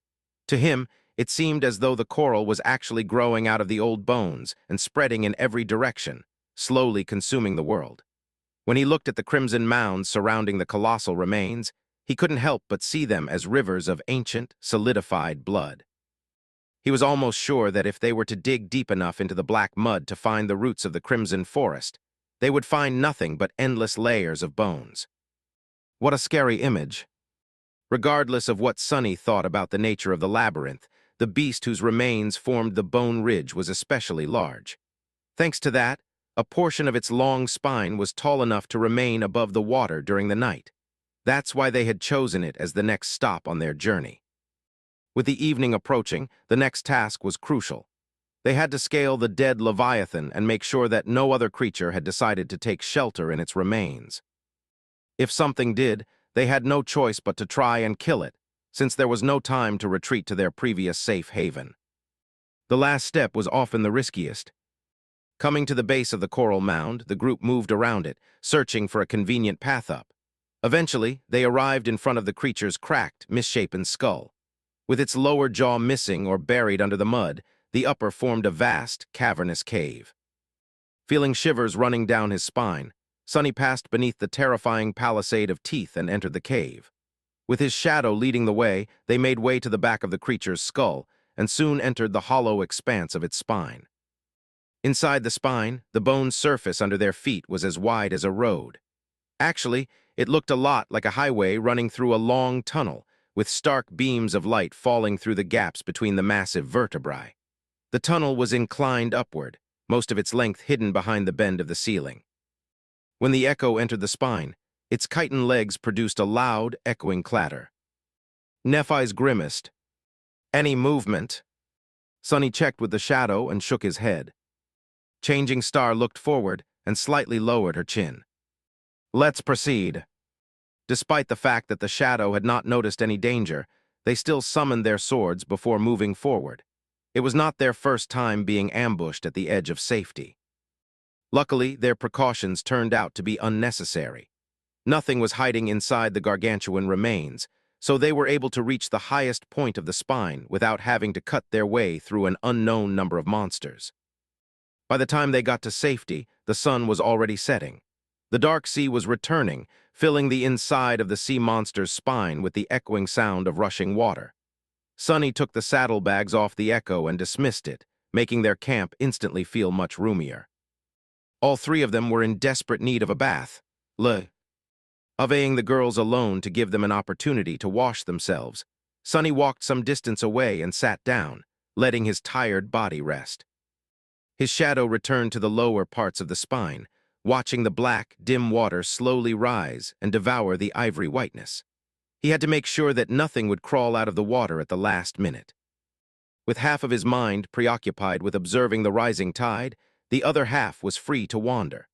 Sonny summoned the runes and checked the number of shadow fragments in his possession. Shadow fragments, 96/1000. Not bad he only had 12 at the beginning of all this. In less than a month, the amount increased dramatically. He was stronger and faster now. He was also more experienced. However, that still left him far inferior to even the weakest nightmare creatures of the Forgotten Shore in terms of raw physical might, even with the help of the shadow. How long before I'm able to wrestle a scavenger with my bare hands? The answer was pretty obvious, not to mention extremely disappointing. Not before his own shadow core had awakened, which could only happen after returning to the real world. Sonny sighed. Soon it was his turn to wash. Taking the bottle of endless water from refreshed, rosy Cassie, he walked back to his secluded spot and dismissed the Pupitar's shroud. A cold breeze touched his pale skin, making Sunny shiver. He looked down, shaking his head at the amount of dirt, sweat, and dried blood that was covering his body. Being an awakened was not the cleanest of professions. While he was washing up, Nephis used the remaining time before nightfall to make a fire and cook some meat. These days, they even had salt to season it. At first, the idea of using the sea salt left behind by the dark sea did not seem very appealing, but after a while they grew accustomed to it. Salt made every meal they had much tastier. They ate in silence, too hungry and tired to talk. Soon it was time to sleep. Sunny took the first watch, planning to fit in some sword practice before it was his turn to rest. Going through the motions of the basic kata, he split his mind in two. One part was concentrating on the movements of his body, while the other, smaller part, was observing the surface of the black water through his shadow. In the absence of wind, the dark circle covering the lower part of the spine was strangely calm. This was his first time seeing the black water without the constant undulation of waves, with its surface strangely flat and absolutely still. It looked like a giant mirror, one that was made of pure darkness. It was unnaturally mesmerizing. Suddenly, he felt a strong desire to come closer and take a look at his reflection. However, Sunny didn't move. He was terrified of what might look back. Chapter 61, Sea of Ash. In the morning, Sunny woke up feeling grim and uneasy. The memory of the frightening dark mirror was still fresh in his mind, making every shadow seem sinister and foreboding. He scowled sullenly. What the hell? I'm the child of shadows. Why do I have to be afraid of my own domain? But then again, darkness and shadow were not the same, even if a lot of people tended to mistake one for another. Shadows were born from the absence of light. In a sense, they were manifestations of emptiness. True darkness, on the other hand, true darkness was its own entity. In a sense, shadows shared more in common with light than they did with darkness. I guess they do they? Philosophical debates with his internal monologue were not the best way to start the day, at least as far as Sunny was concerned. His already sour mood only got worse. With a short sigh, he sat up and stretched his arms, yawning. Good morning. The sound of his voice was almost drowned by the echoing noise of rushing water. With the sun rising, the dark sea was in a hurry to retreat. Sunny was finally able to relax a little. Morning. Nephis had been guarding the camp during the latter part of the night, so she was already awake. As usual, she was meditating with her eyes closed, in the absolute darkness of the night. Watching over something actually meant listening for suspicious sounds, so keeping one's eyes open was not that useful. For everyone except Sunny, that is, who had perfect night vision thanks to his attributes. Hearing him stand up, Changing Star slowly opened her eyes. A soft afterglow left behind by the dancing white flame could still be seen in their depth, quickly disappearing as her sight adjusted to the twilight of dawn. She looked at Sunny and offered him a polite smile.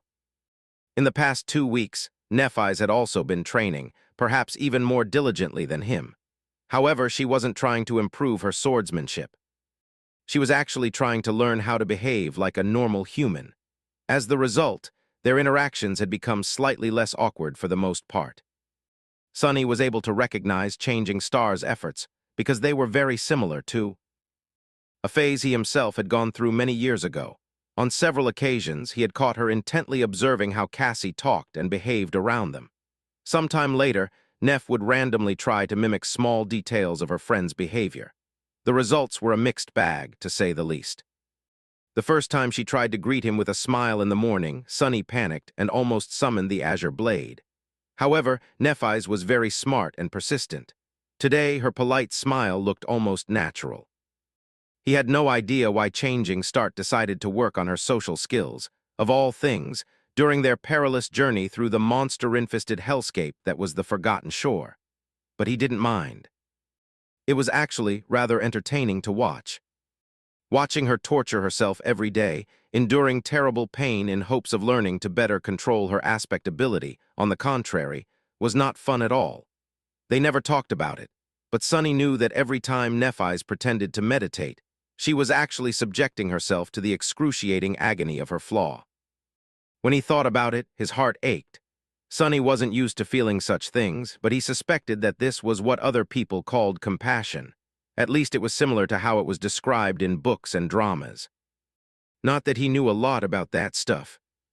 After they had breakfast, Nephis stood up and looked at the beam of light falling through the nearest gap between giant vertebrae. Turning to Sunny, she said, "Let's study the surroundings." They needed to get the lay of the land and decide on their next step. Usually, that implied looking for the nearest natural features that were high enough to stay above the surface of the sea and deciding on which one they would try to reach next. Then came a day or two of scouting and hunting, followed by moving the camp to that feature. Sunny gave her a nod. "All right." He summoned the echo to guard Cassie while they were away and left the shadow behind to keep an eye out, just in case something happens. Then Sunny followed Nephis to the gap. Boosting her, he watched as Changing Star flew through the air and then seemingly ran up the wall, kicking herself off at the last moment and propelling her body even higher before grabbing onto a bone protrusion. Relying only on her upper body strength, she then climbed up and disappeared into the cascading light. Soon, the golden rope fell down, allowing him to follow.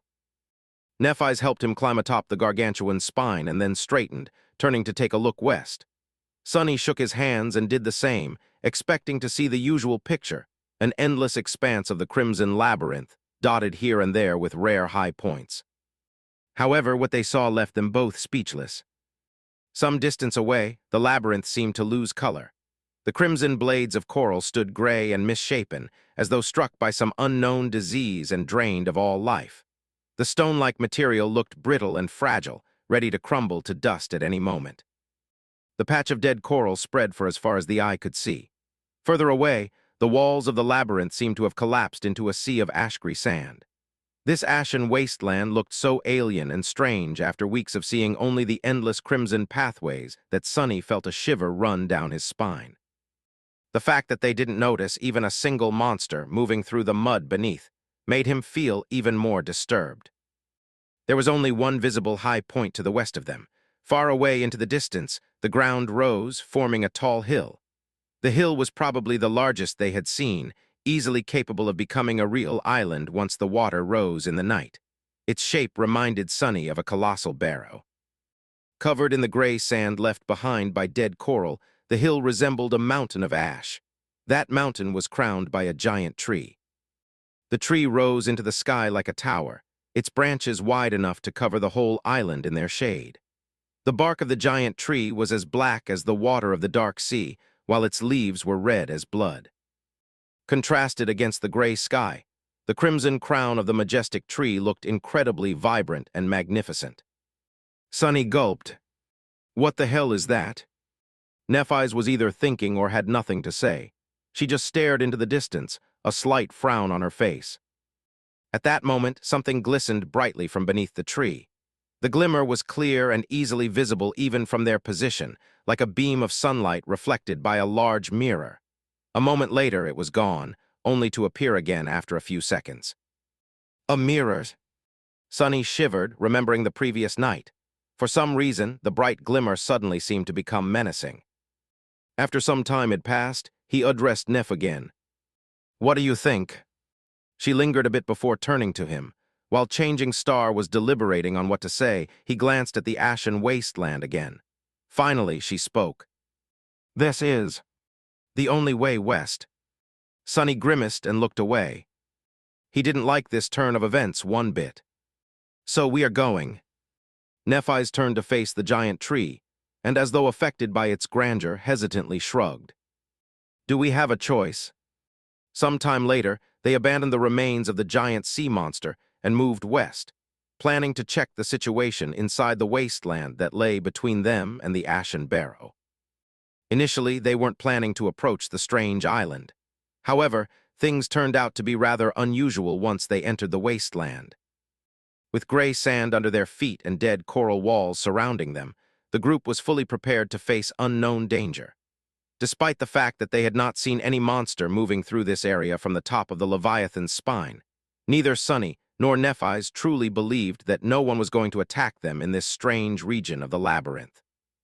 There were too many ways for the nightmare creatures to hide themselves, and if there was one thing the sleepers had learned during their time on the Forgotten Shore, it was that everything here was either deadly or concealing something capable of killing them. In that regard, their first encounter with the carnivorous worms was especially traumatic. However, their common sense turned out to be wrong this time around. The wasteland was quiet and empty, completely void of any signs of life. The absence of monsters was, in theory, supposed to make Sonny feel better, but he felt even more nervous than usual instead. This whole situation reeked of danger. It was strange and unnatural. If even the monsters were afraid to approach this place, what were they doing walking deeper and deeper into the wasteland of their own free will? Were they fools not to turn around and run away immediately? Soon they reached the point where the walls of the labyrinth had crumbled into dust. Now, there was nothing but a vast expanse of gray sand between them and the hill crowned by the giant tree. Nothing could hide on that ashen flat. However, they would also be unable to conceal themselves from anyone's gaze. Sonny glanced at Nephis. "Are you sure you want to do this?" Changing Star scowled and lowered her chin. Then, looking forward, she scowled and said, "Let's go." Chapter 62, Hide and Seek. As soon as they left the familiar confines of the labyrinth and stepped into the vast expanse of the ashen wasteland, Sonny felt strangely uncomfortable. It was as though he had unknowingly turned slightly agoraphobic while traveling through the complicated madness of the Crimson Maze. He had grown accustomed to being surrounded by tall walls of coral, with endless tangled paths stretching in all directions for as far as he could see. Despite the fact that the labyrinth was hiding numerous dangers, it also offered a strange sort of safety. At least in the case of Sonny, who had the advantage of being able to see beyond its twists and turns thanks to his stealthy shadow scout. Now, with gray sand beneath and nothing to break the line of sight, he had lost that advantage. The idea of not being able to hide from the enemy made him feel naked. "Keep cool, there's no one here." That thought, which was supposed to calm him down, had the opposite effect instead. Indeed, there were no nightmare creatures anywhere in the desolate wasteland, but why was that? What made them so eager to avoid this place? Nephis was walking in the front of the group, with Sonny right behind her. The Echo was in the rear, moving at a slow pace. He looked around and, after a bit of hesitation, said in a low voice, "I don't like this."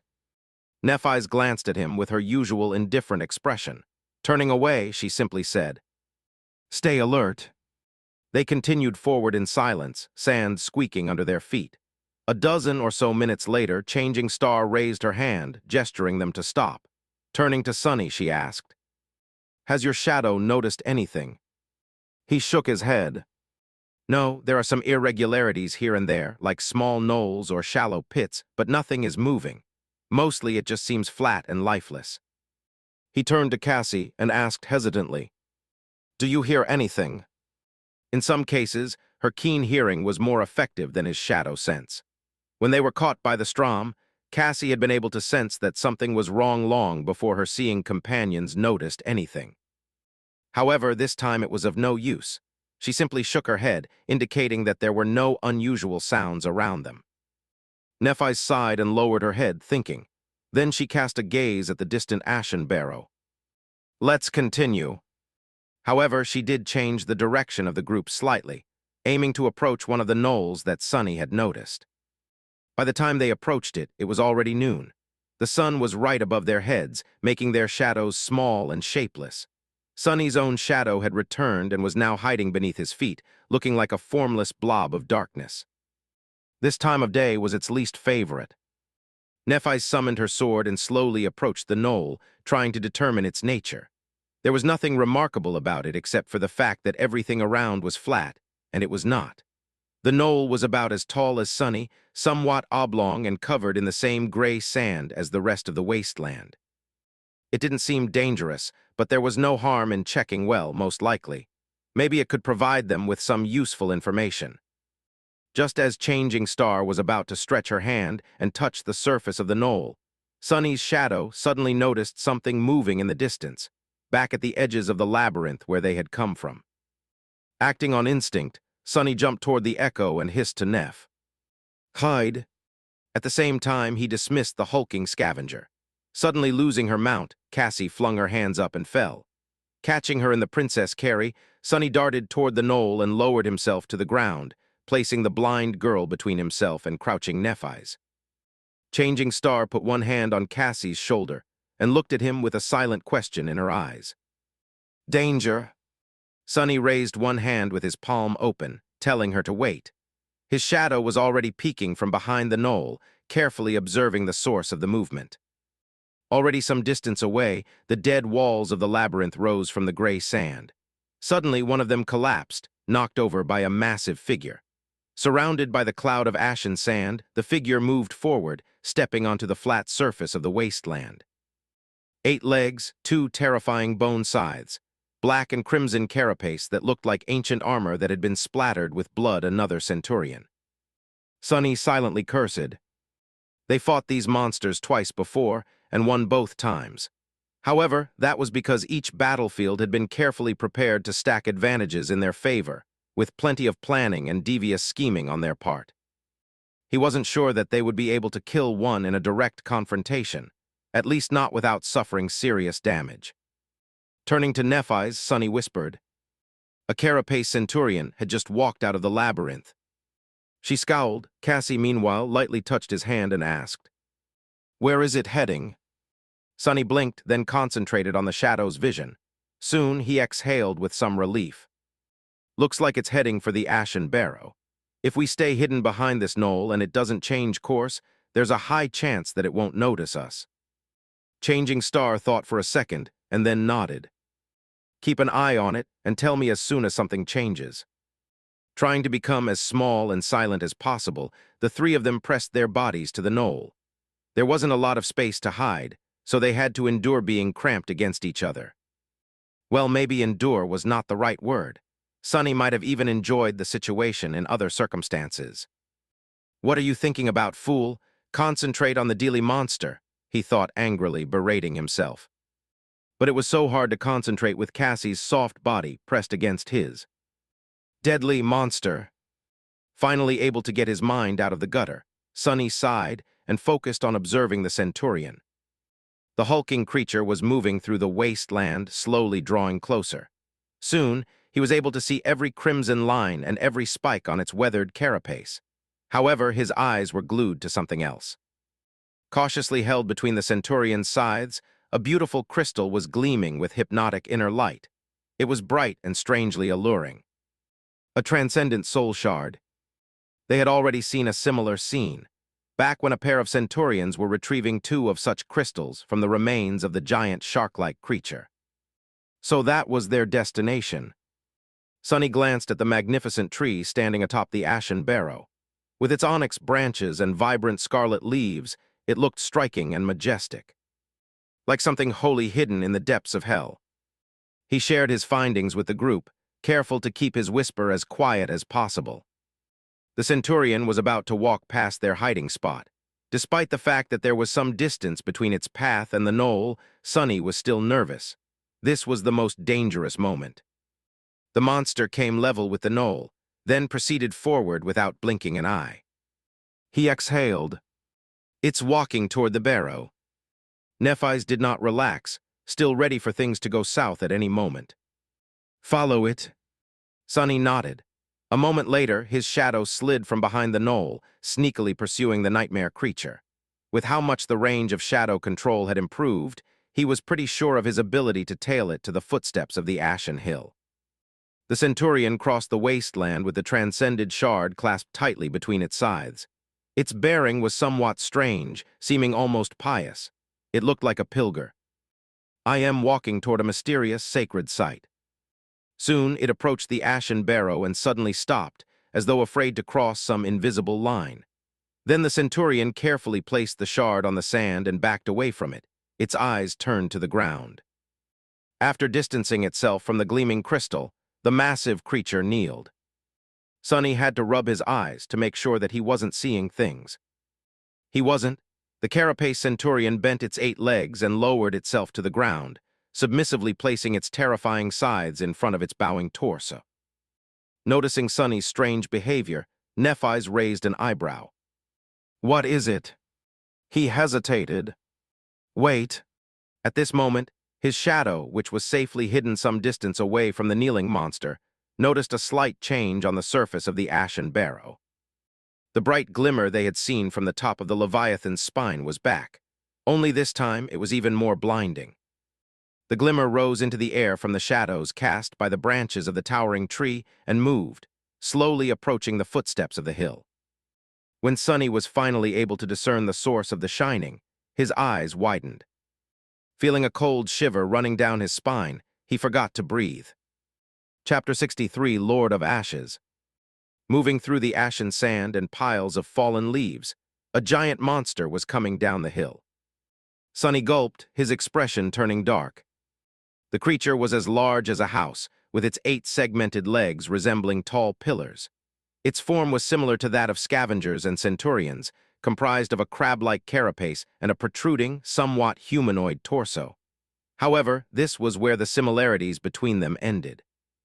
Instead of chitin, the behemoth's shell was seemingly made out of polished, lustrous metal. It was as though its whole body had been once submerged into a crucible of molten steel, emerging from it encased in an impenetrable suit of shining armor. Beams of sunlight were reflecting from the chrome surface of the carapace, creating the bright glimmer Sonny had noticed. Massive but strangely elegant, the steel monster resembled a giant knight. Sonny was ready to swear that he had noticed the shapes of 7 stars carved into its chest. However, that knight was corrupted and evil. It radiated a sinister aura, like a demon summoned from hell to sow death and slaughter. The polished armor of the creature was covered with long, jagged spikes. Its humanoid torso had 4 mighty arms, 2 ending with powerful pincers, the other 2 with razor-sharp, terrifying scythes. The demon's head was more pronounced than that of a scavenger and crowned with several tall, sharp horns. Its metal face was almost human-like, but simultaneously repulsively monstrous and bestial. Just looking at it made Sonny's skin crawl. That thing is scary. Whatever that creature was, its rank within the Carapace Legion was clearly higher than that of a centurion, not to mention of a lowly scavenger. It was the next step in their evolution. A general or a commander, perhaps. What were they called, legates? Praetorians. Holding his breath, Sonny watched as the Carapace demon descended from the ashen barrow. Stopping in front of the transcendent soul shard, it looked briefly at the kneeling centurion. The deadly awakened monster shrank under its gaze, as if terrified of the larger nightmare creature. Sonny knew how it felt, since he did the same when the behemoth's eyes had briefly glided past his shadow's hiding place. Not paying the centurion any attention, the Carapace demon picked up the gleaming crystal and turned around. Then, it unhurriedly returned to the shade of the giant tree's branches. Sonny slowly exhaled. "Sonny, what is happening?" He looked at Cassie, whose face was full of worry and curiosity. After hesitating for a little while, he said, "There's a new threat. Stay quiet a bit longer, I'll explain later." Back at the footsteps of the tall hill, the Carapace centurion was finally ready to stand up again. Sonny was in a dilemma. He had to follow the monster to make sure that it doesn't stumble on their hiding place on its way back to the labyrinth. However, he was also extremely curious to see what the Carapace demon was up to in its lair on the top of the ashen barrow. There was no time to think things through properly. Making a hasty decision, Sonny sent his shadow sliding over the gray sand. It masterfully avoided the Carapace centurion's eyes and was already climbing the tall hill a few seconds later. "One look, I'll just take one look." Hiding in the deep shade cast by the majestic tree's scarlet crown, the shadow glided up the slope and approached the place where the Carapace demon had disappeared from its sight. On top of the hill, the ground was covered with fallen leaves. The ashen barrow was indeed larger than any high natural feature they had encountered before, vast and spacious as an actual island. However, the traces left behind by the massive creature's pillar-like legs could be easily seen. They led the shadow to the center of the island, where the obsidian tree's enormous trunk was rising from the ground, with its broad roots stretching in all directions. The Carapace demon was standing beneath the tree, looking up at its lower branches. The transcendent shard was still clenched in its pincer. "What is it looking at?" Sonny made the shadow trace the creature's gaze and noticed several round, appetizing fruits hanging between the scarlet leaves. One of them looked especially ripe. Suddenly, the demon dropped the soul shard into the sand and, completely forgetting about it, raised its body. It stretched a pincer up and gently grasped the fruit, then pulled on it. Without any resistance, the fruit tore off the branch. Holding it as something fragile and extremely precious, the massive creature slowly lowered itself to the ground. Then it carefully brought the fruit to its mouth and took a small bite. It's eating fruits. This abomination is vegetarian. Bewildered and not quite sure of what he had just seen, Sonny had no choice but to command his shadow to leave and hurry to the base of the hill.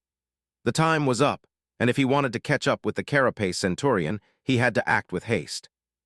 Gliding over the fallen leaves, the shadow descended from the ashen barrow and flew back in the direction of the labyrinth, soon catching up with the retreating monster.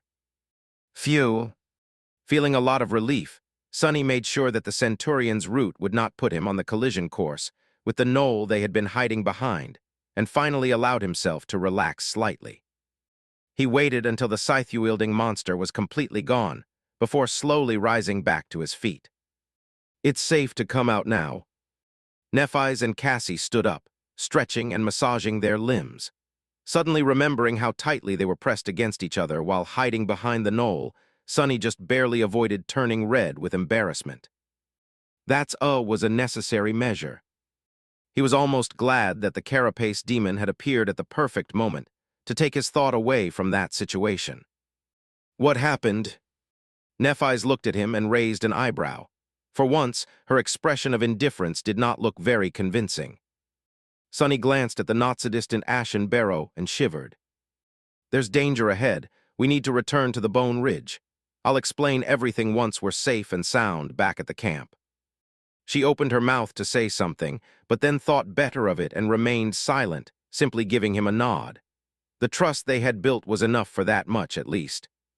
Sonny summoned the echo, tied the golden rope around its torso, placed Cassie's makeshift saddle back on its carapace, and helped the blind girl climb to her seat. Picking up the saddlebags, he fixed them back onto the scavenger and took a step away. They were ready to go. Before that, however, Sonny had one more thing to do. Coming close to the knoll, he used his hands to brush the sand off its surface. Soon, the onyx-black surface was revealed beneath. It was the same exact color as the bark of the colossal tree growing from the center of the ashen barrow. The knoll was, in fact, just a small portion of one of the tree's giant roots, raised slightly above the ground in this part of the wasteland. Sonny looked around, trying to calculate the size of this sea of ash. Finally, he was starting to understand what had drained all life from the giant patch of the Crimson Labyrinth. Back inside the Bone Ridge, they were sitting around the fire. The delicious smell of roasting meat filled the air, making Sonny's stomach produce embarrassing sounds. However, it wasn't time to eat yet. He was in the middle of telling the girls about what he had seen. After the centurion kneeled, another carapace creature came from the top of the ashen barrow. Only this one was not one of those we had seen before. It was easily twice the size of the centurion, 6 or 7 meters tall. I can't even imagine how much it weighs. It looked like a moving house.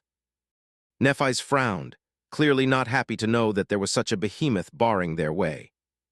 What's more, its carapace is not made of chitin. Instead, it looks like some strange metal alloy. I don't think we'll be able to cut through it. I also didn't notice any gaps in that monstrosity's armor, not even around the joints. Cassie gulped, turning her head to her friend. Changing Star, however, remained silent. Sonny sighed. In addition, that thing has 4 arms instead of the usual 2, a pair with pincers and a pair with scythes.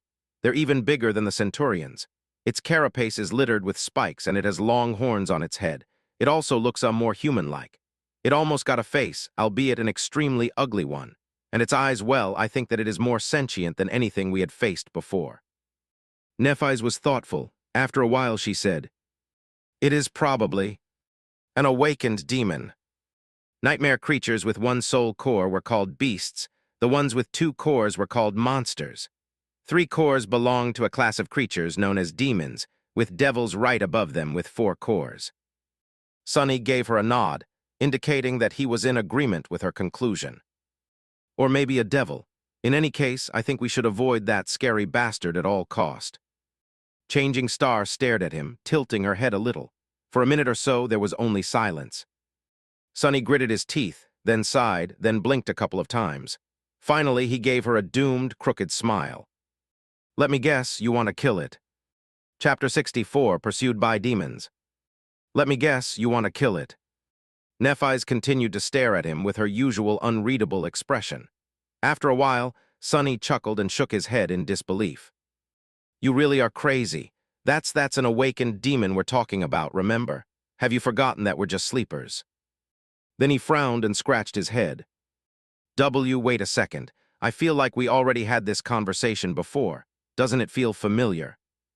Cassie glanced at the two of them and politely cleared her throat. Actually, you had said pretty much the exact same thing right before we decided to attack that first carapace centurion. Sonny beamed. Yes, exactly. And how did that end up? I almost got killed. Nephis shrugged indifferently. You survived, didn't you? He froze with his mouth open, too flabbergasted by the sheer audacity of her remark to answer immediately.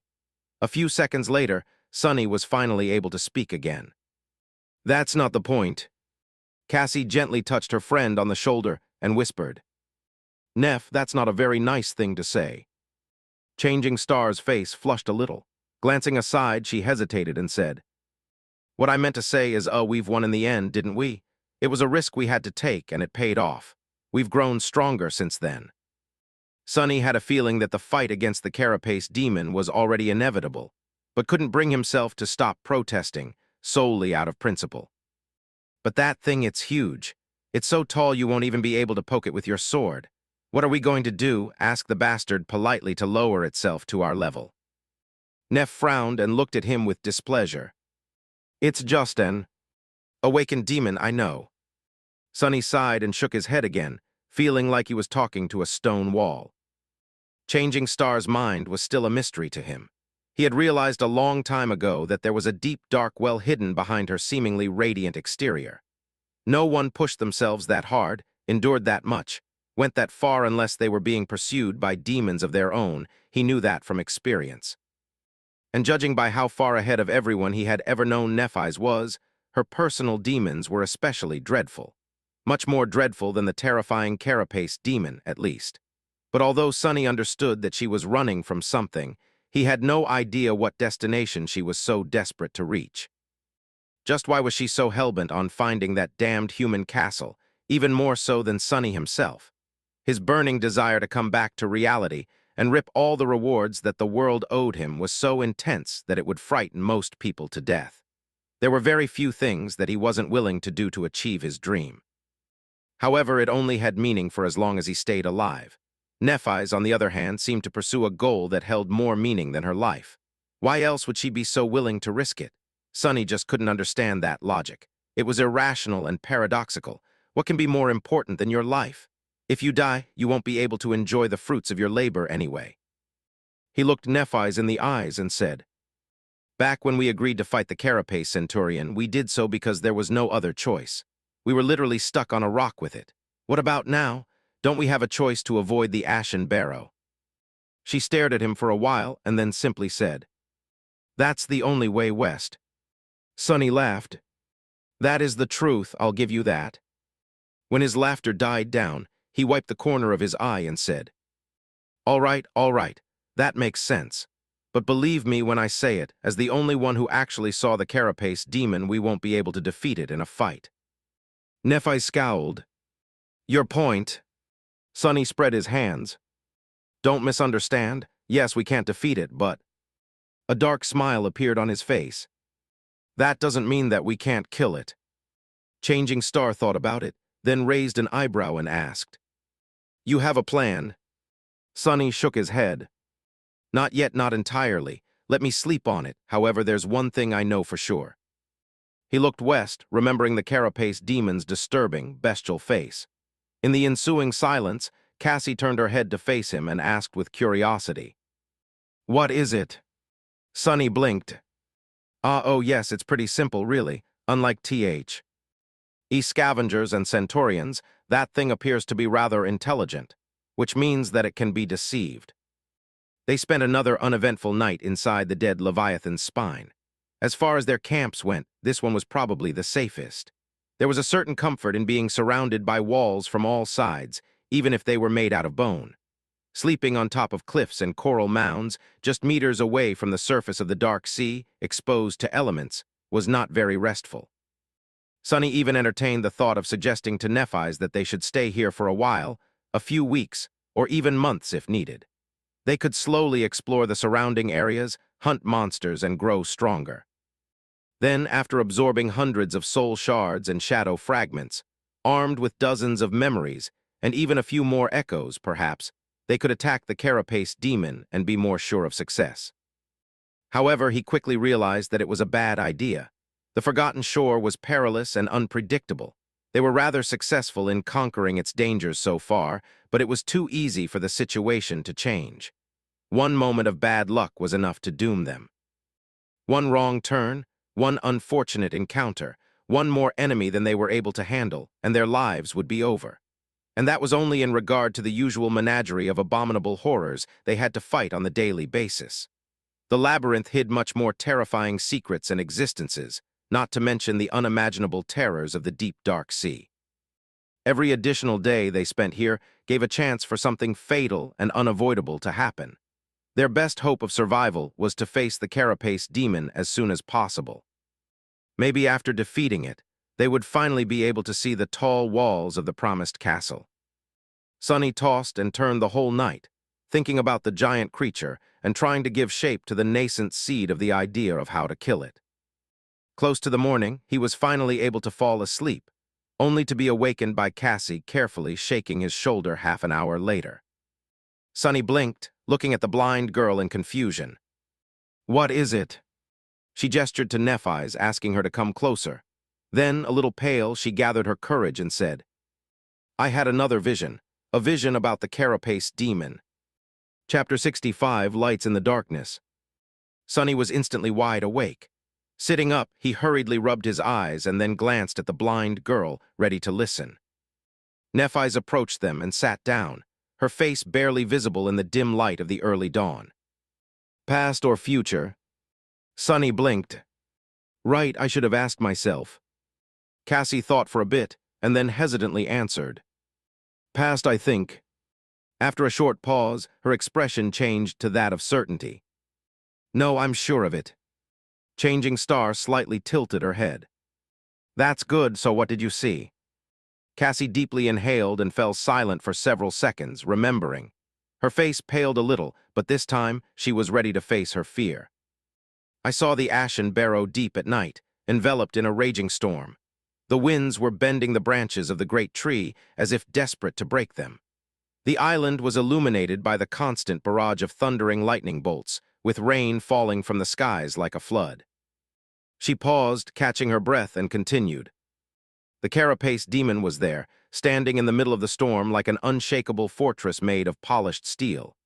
Arcs of electricity were dancing between the spikes on his armor, but the demon did not pay it any attention.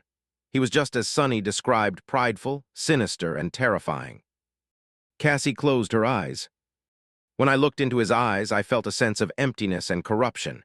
He observed the storm until it began to dissipate. The winds weakened, the rain stopped.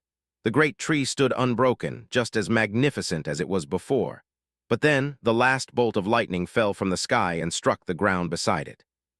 Sunny was listening to her tale with great attention, hopeful to hear a piece of useful information. "So that monstrosity is not afraid of lightning. Shame. With its metal carapace, I was almost tempted to try and lure it from under the tree during a storm. Apparently, that wouldn't work." Meanwhile, Cassie was ready to carry on. "That bolt of lightning could never hurt the carapace demon, let alone the miraculous tree.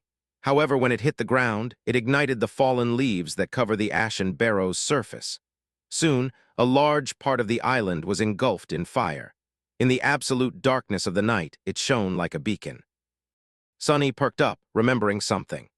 Back when the three of them first met at the beginning of their deadly adventure through the dream realm, the girls mentioned that the light he had seen from the giant knight's statue a few nights prior was indeed made by them.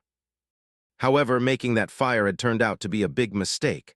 At night, any source of light was like a lure for the monsters of the Forgotten Shore, including the terrifying creatures that lurked in the depths of the dark sea. That's why, ever since, they were careful to never light a fire after sunset, preferring to endure the darkness instead of attracting unknown horrors from beneath the waves. Having a guess of what had happened next in Cassie's vision, he waited for the blind girl to continue. Her voice trembled a little.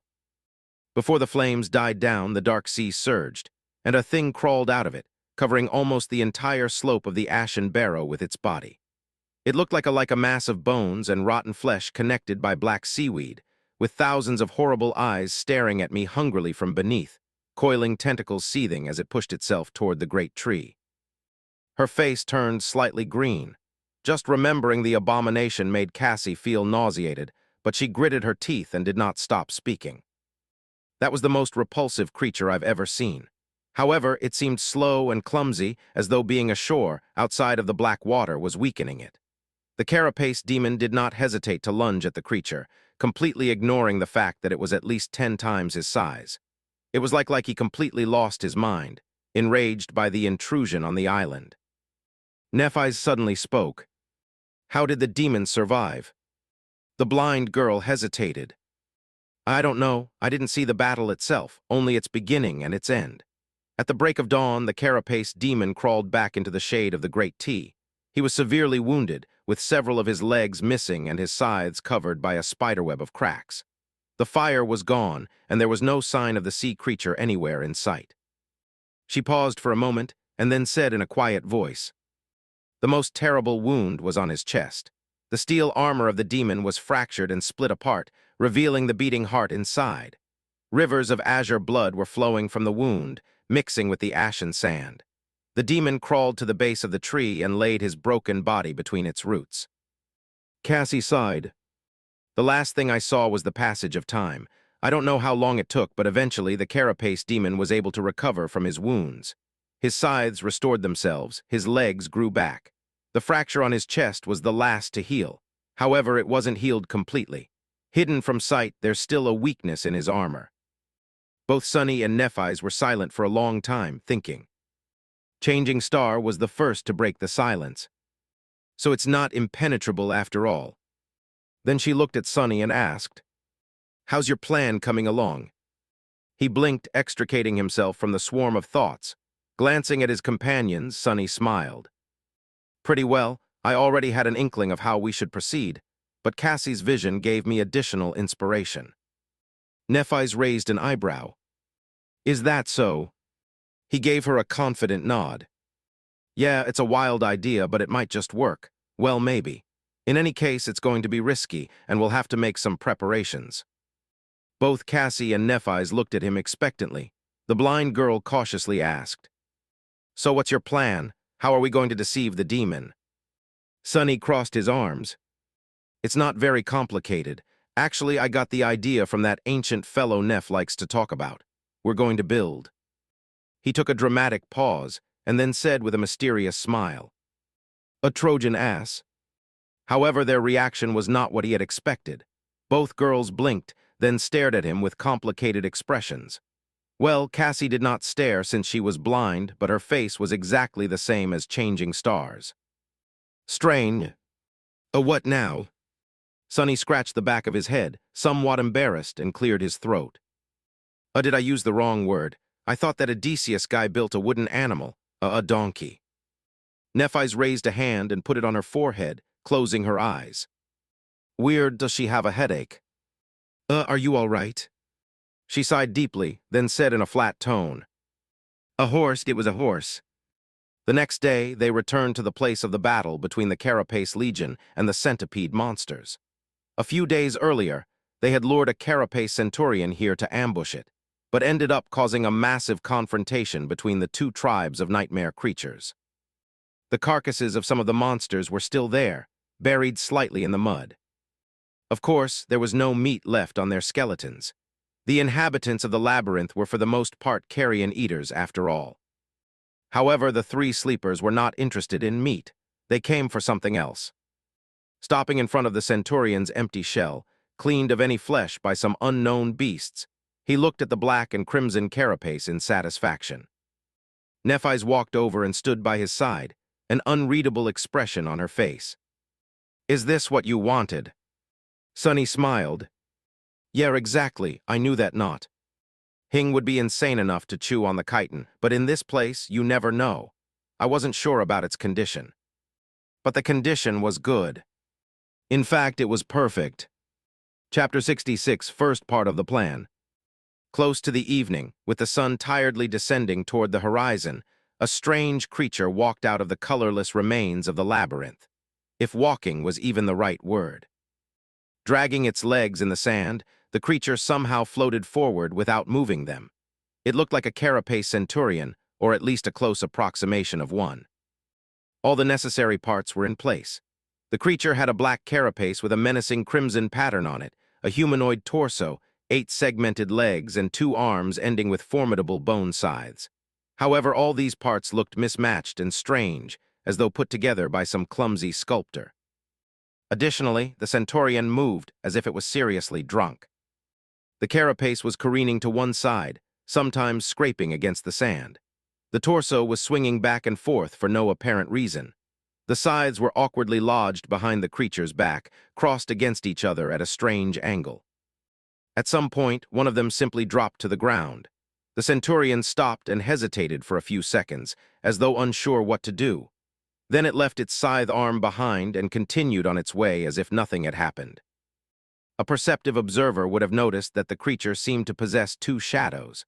The first shadow was, as one would expect, its shape identical to the creature itself. The second one resembled a human. It briefly showed itself from beneath the larger shadow when the Centurion abandoned the runaway limb. The human shadow then proceeded to facepalm and shake its head in utter contempt. The whole situation was nothing short of being completely bizarre. But, for better or worse, there was nobody around to notice the weird creature.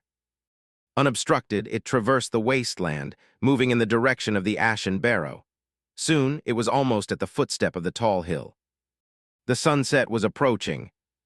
The strange Centurion plopped on the ground at the base of the Ashen Barrow and stopped moving completely. Awkward and lopsided, it looked like a parody of the other monster of its kind who had kneeled gracefully at the same spot a few days prior. Additionally, it arrived without a tribute. There was no transcendent soul shard in sight. Added to the disrespectful pose, this transgression was more than enough to get the Centurion killed.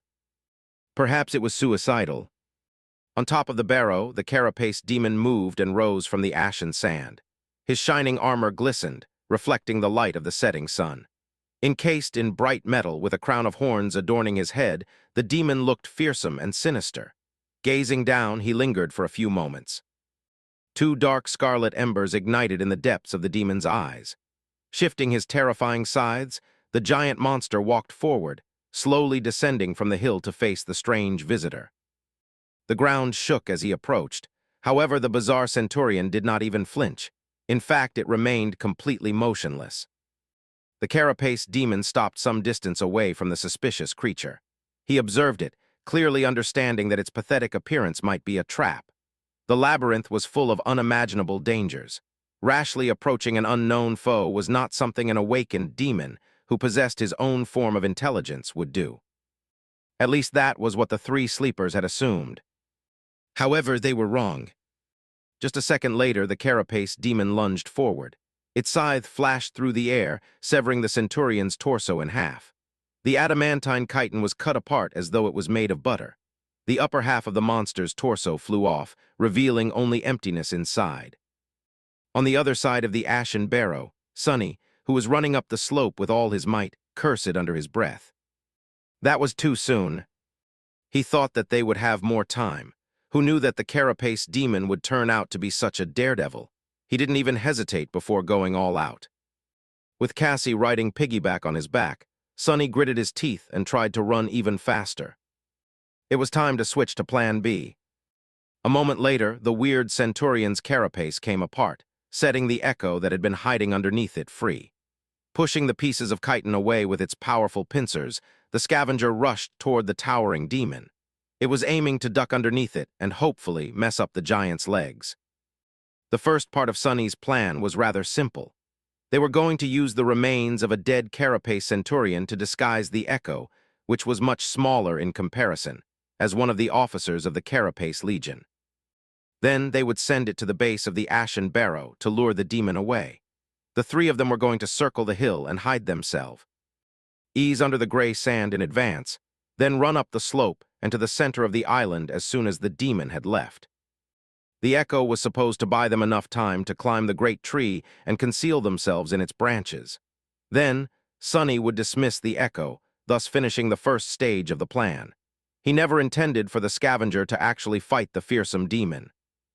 However, the carapace demon's unusually swift act of aggression had messed up the timing of the whole thing.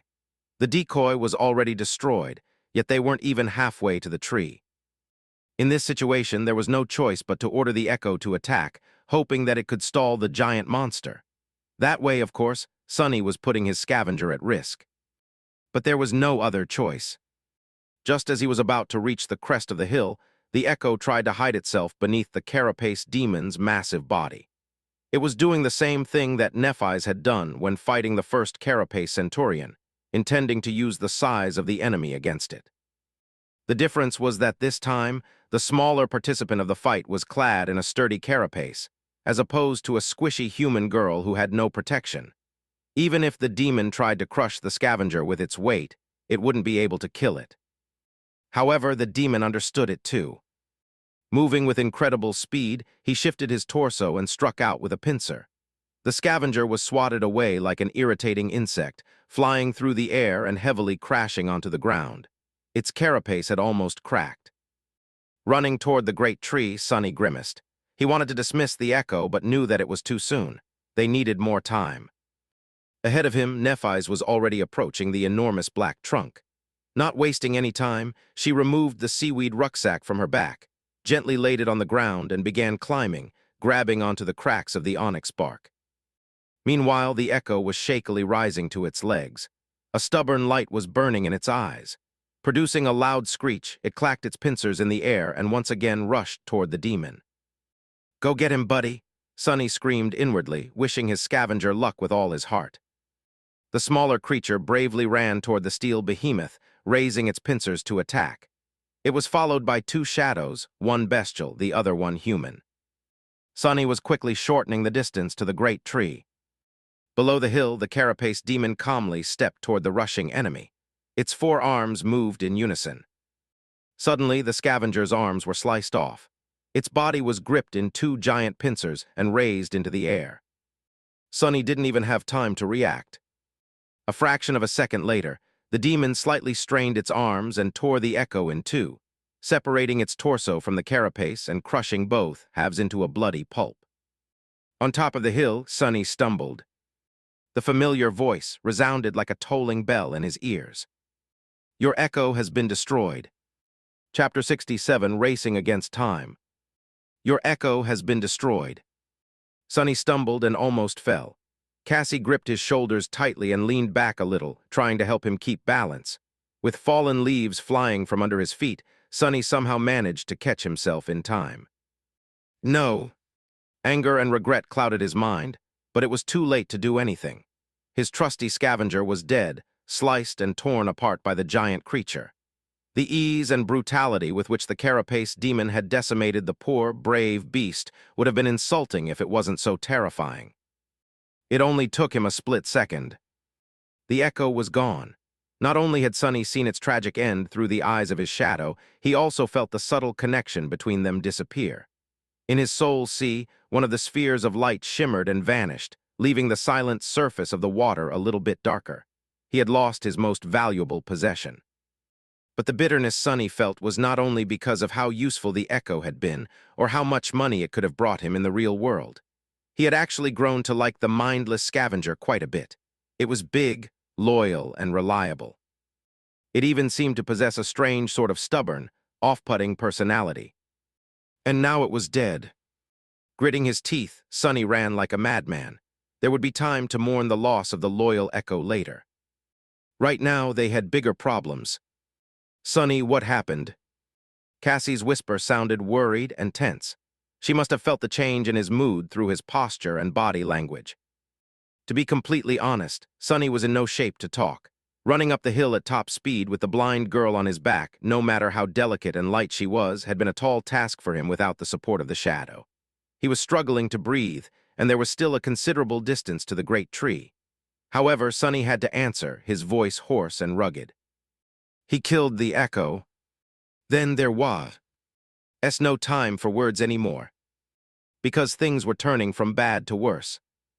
Down at the bottom of the hill, the carapace demon was standing above the mutilated remains of the scavenger, looking at them with contempt. Heavy drops of azure blood were falling from each of his 4 upper limbs. Suddenly, the corpse of the echo began to shine with soft light. Then, it shimmered and dissolved into a river of tiny sparks, which then fell to the ground and disappeared, leaving no trace of the hulking scavenger behind. Even its blood on the demon's scythes and pincers was gone. After all, the echo was just a manifestation of a slain nightmare creature and not the real thing. It came from nothing and was now returned to the state of nothingness. However, the carapace demon was not looking at the unexpected light show. Instead, he was staring at one particular spot on the ground. There, a lonely human shadow was frozen in confusion, uncertain what to do. With the body of the echo, and consequently its spacious shadow, gone, it was instantly revealed and had nowhere else to hide. Crap! The demon tilted his head, then moved with the speed of lightning and pierced the shadow with a scythe. Sonny flinched, ready to experience blinding pain. But nothing happened.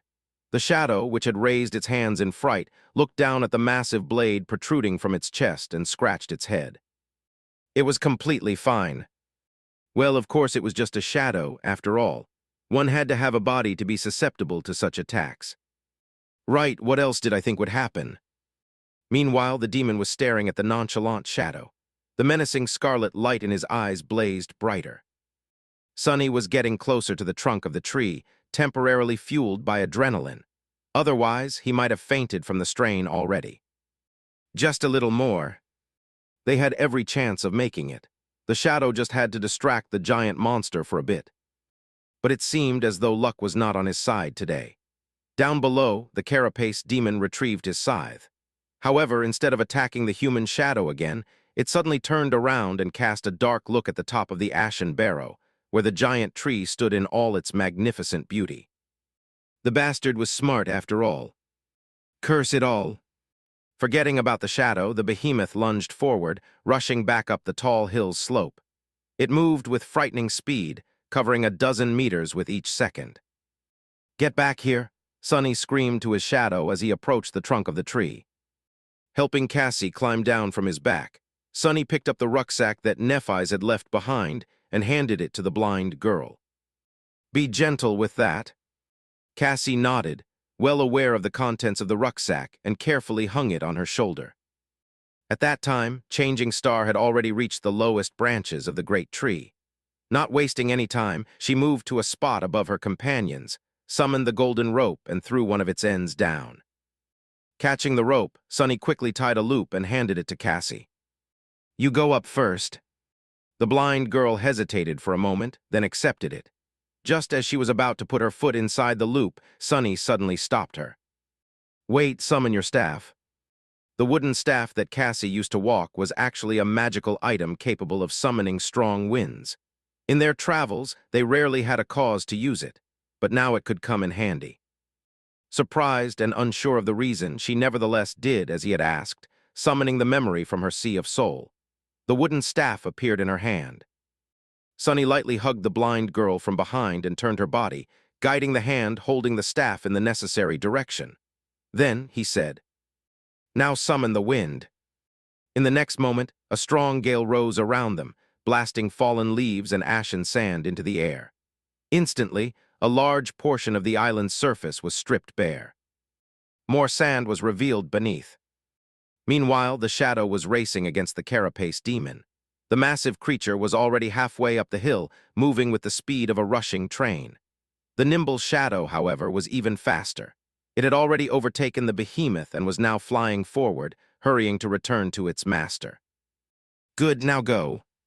Sonny helped Cassie put her foot into the loop and stepped back, watching as Nephis pulled the rope up. She was going as fast as she could, which was really fast by human standards. But was it fast enough? Sweating, he counted seconds and waited. His life now depended on whether or not the rope would return before the demon arrives. Every moment felt like an eternity. He could already hear the distant, but quickly approaching sound of the carapace demon's 8 towering legs stomping furiously through the sand. Finally, Cassie was at the level of the giant tree's lower branches. Nephis helped her step out of the loop and settle on the wide surface of the branch, then threw the rope. Down again. The demon was approaching the tree, still hidden from sight by its massive trunk. The shadow slipped beneath Sunny's feet and wrapped itself around his body. Catching the rope, Sunny practically flew up, climbing with incredible adrenaline-fueled speed.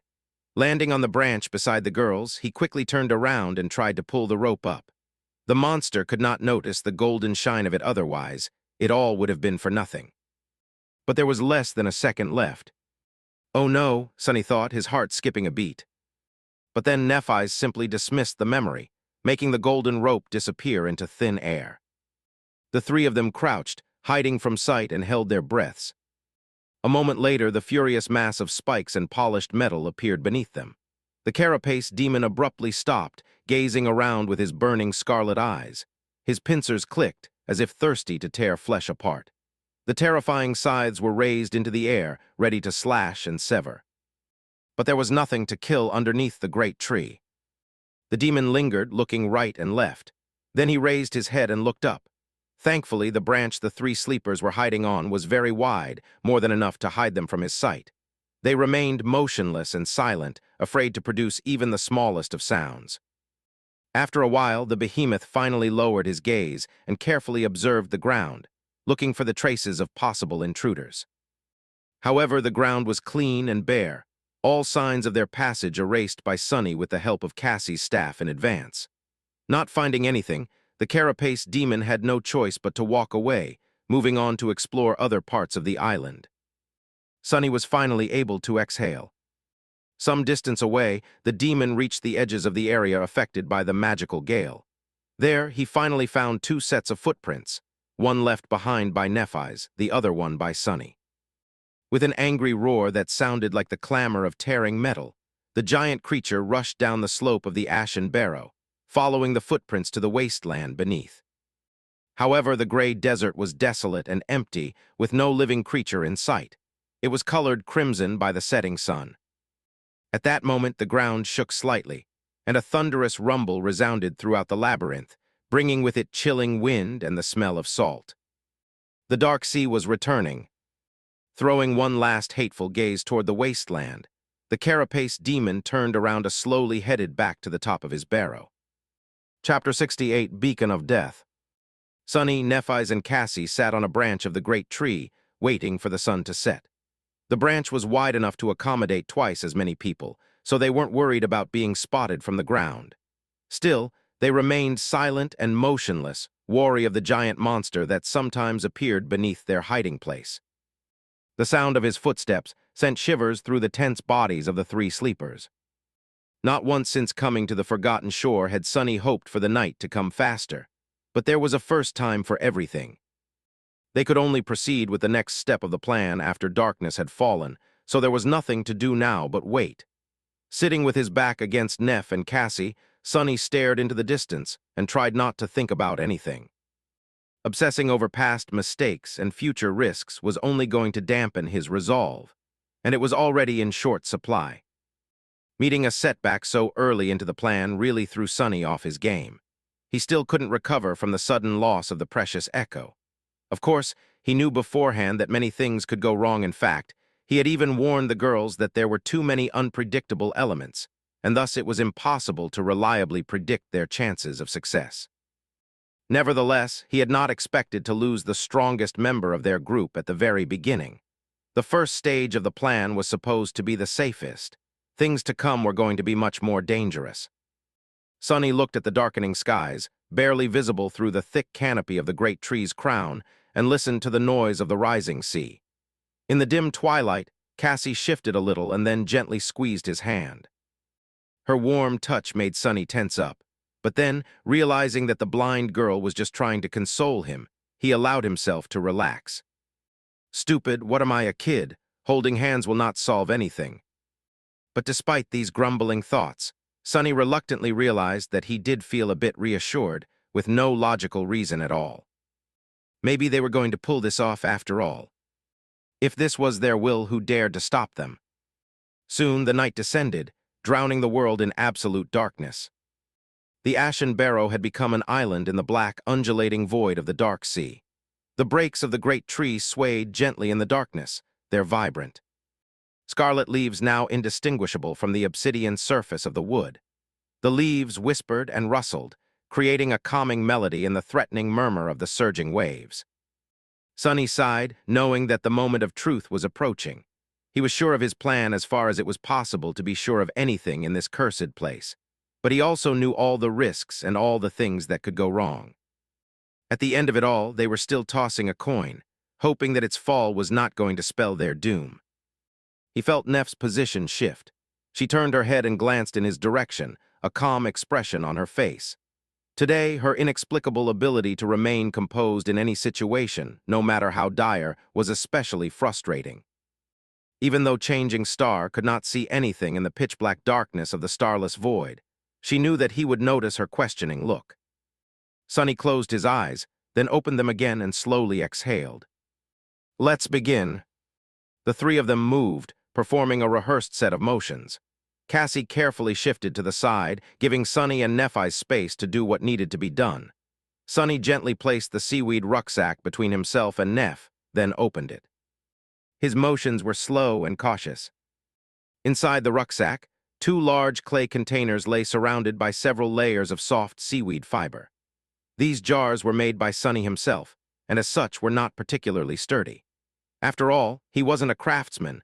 All his knowledge about pottery was received in a single day of listening to teacher Julius's rants about the importance of clay in the development of human civilization.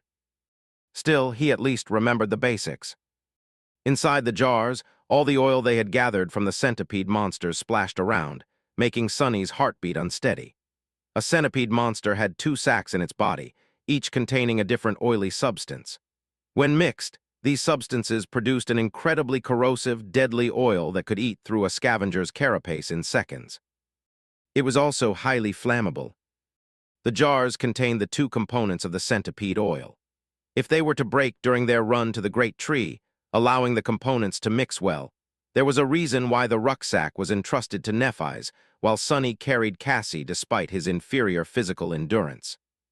The centipede oil was the centerpiece of his plan. Placing the clay jars on the branch, Sonny took out one last thing from the rucksack. It was a makeshift torch made out of bone and, more seaweed. Traditionally, torches were supposed to be made out of wood, but on the Forbidden Shore, bones were much more easily found than sticks. In the darkness, he found Neff's cool hand, took it into his own, and then placed the torch on her open palm. At that moment, Sonny couldn't help but remember the other times Changing Star's hands had touched his body. The first time was when he was dying, his chest crushed by the Carapace Centurion's bone scythe. The other time was on the day he handed her the Starlight Legion armor and learned about her cruel flaw. Both days were very memorable, although for different reasons. He had a feeling that this day was also going to be forever etched in his memory, provided they lived to see the morning. Sonny deeply inhaled. "I'm ready." Nephis nodded and then rose to her feet. Standing tall, she grasped the torch and closed her eyes as though praying. Clad in white armor with her silver hair dancing in the wind, she looked like a beautiful, solemn angel. Then white radiance ignited beneath her eyelids. In the next moment, bright fire burst from beneath her hands, igniting the top of the torch. Changing Star opened her eyes, extinguishing the light shining in them, and raised the torch high above her head. In the lightless world, this single small flame looked like a lonely star drowning in the sea of darkness. Simultaneously, Sonny stepped to the edge of the branch, inhaled deeply, and screamed at the top of his lungs. "Hey, asshole, come get me if you dare." Then all hell broke loose. Attracted by the sudden burst of light and Sonny's belligerent cries, the Carapace demon appeared out of nowhere in a storm of fury. Its towering legs tore through the ashen sand, throwing clouds of it into the air. 2 scarlet eyes immediately focused on the shouting human, sending a nervous shiver through Sonny's legs. "Yeah, right here, you pile of scrap.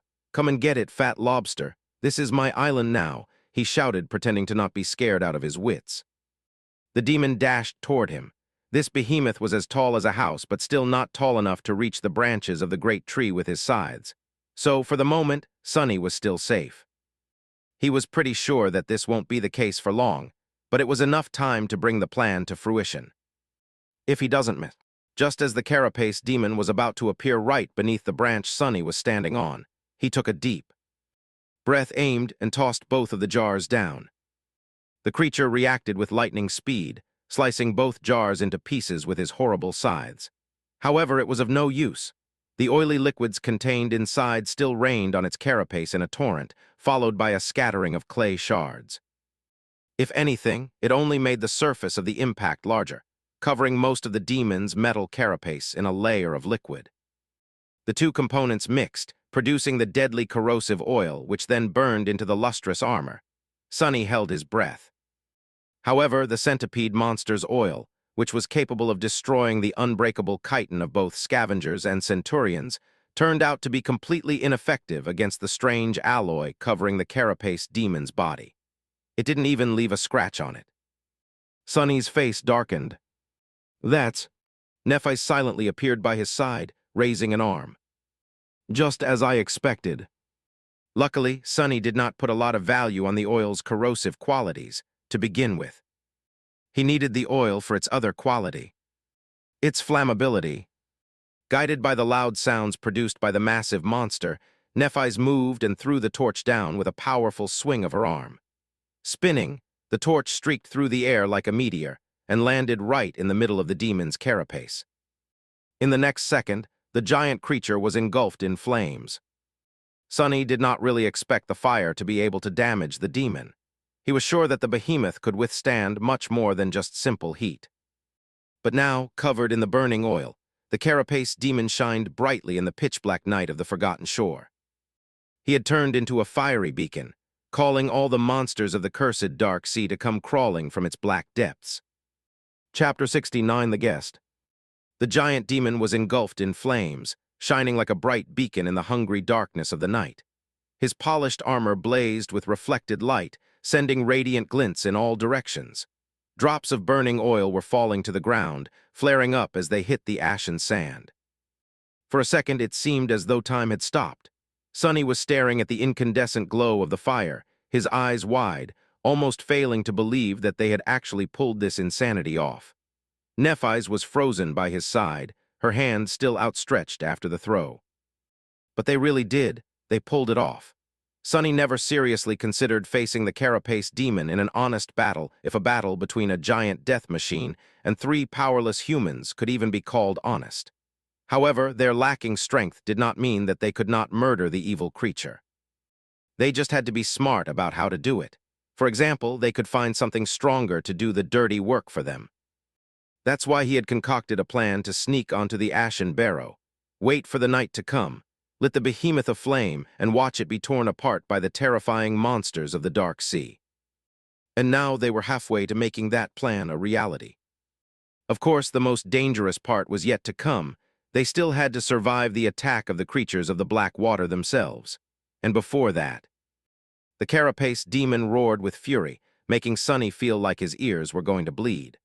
The roar sounded like a deafening cacophony of rusted metal being torn apart by giant claws. Two scarlet eyes shone through the conflagration of flames, piercing the young man with a concentrated beam of murderous hatred. Before that, they had to last until the sea monsters arrive. The infuriated demon was out for their blood, and no one knew how much time it would take for the dark sea creatures to appear on the ashen barrow. Sonny was scared that the demon was capable of performing ranged attacks. If not, he might be able to climb the tree to get to them, or try to kill them in a way that they had not even considered. In the worst-case scenario, they would have to endure his rage for quite a while.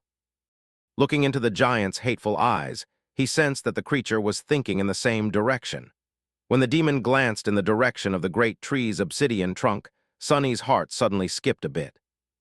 However, in the end, cold rationality won over seething rage in the carapace demon's mind. Instead of wasting time trying to get to the three tiny humans, he suddenly rolled on the ground, hoping to use the sand to douse the flames dancing on his carapace. The whole island shook, almost throwing Sonny off the branch. Crap! Why did the bastard have to be so smart? For a moment, Sonny entertained the idea that the demon was actually going to succeed in extinguishing the fire before the dwellers of the depths had noticed it. But he didn't have to worry. Suddenly, Nephis turned to face the dark surface of the sea. Her face paled slightly. Sonny was a second late to react, but almost instantly he too felt a strange change in the world around them. It was hard to describe with words. He rustle of the scarlet leaves suddenly felt quieter, the sound of the waves crashing against the shores of the ashen island louder. It was as though some invisible pressure descended on the world, making everything feel slightly different. Then the air became colder, and a wall of thick fog appeared above the dark waters. The carapace demon had also noticed this change. He stopped trying to douse the flames and rose from the sand, the oil still burning on his carapace. Not paying it any attention anymore, the demon turned to the sea, a sense of grim resignation radiating from his posture. Then it was replaced by dark resolve and frenzied bloodlust. The fog slowly moved, crawling onto the island. Sonny felt shivers run down his spine, realizing that it was flowing against the wind. The sound of waves was now muffled and changed, almost imperceptibly so. And there in the fog something was moving. He could almost make out a figure. It was. Suddenly, Cassie's small palm covered his eyes. With her voice trembling with tension, she whispered, "Don't look, no matter what happens, don't open your eyes." Sonny froze, obediently shutting his eyes. A cold sense of fright wrapped itself around his heart. He had never heard the blind girl's voice sound like this before, not even when she was recalling her terrifying visions. Cassie slowly removed her hand. Blinded, he could only rely on his hearing. At least that was what he thought until the cold fog touched his skin. Then, in the muffled silence, he heard Cassie's voice again. Only this time, it was distorted and coming from the wrong direction. "Don't look, don't look, don't look." Sonny gulped, feeling his hair stand on end. The sound of the blind girl's distorted voice echoed in the fog, surrounding him from all sides. Instead of growing quieter, it was becoming louder, overlapping over itself. "Don't look, don't look, don't look, don't look." Then it grew even louder still and turned into a cacophony of screams, crashing into Sonny like a wave, sounding nothing like what human vocal cords could ever produce. "Don't look, don't look, don't look, don't." Sonny stood paralyzed, stunned by the onslaught of inhuman shrieks.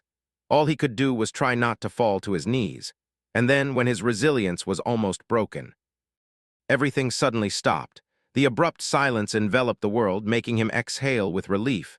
It was over. A few seconds later, Cassie whispered into his ear, "Open your eyes." After hearing the clear sound of her voice, Sonny was about to do as she told. Then he stopped. Her voice did not sound terrifying and distorted. It was just as usual, sweet and melodic. It even came from the right direction. But something about it was wrong. What? He lingered, keeping his eyes closed.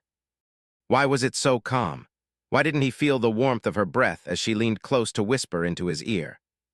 And how could she lean if he was taller? Sonny froze, afraid to even breathe. Cassie's clear, familiar voice repeated, "Open your eyes, open." Then, mere centimeters away, it exploded with cold, malevolent authority. "Open your eyes." But he didn't. A second passed, then another, then one more.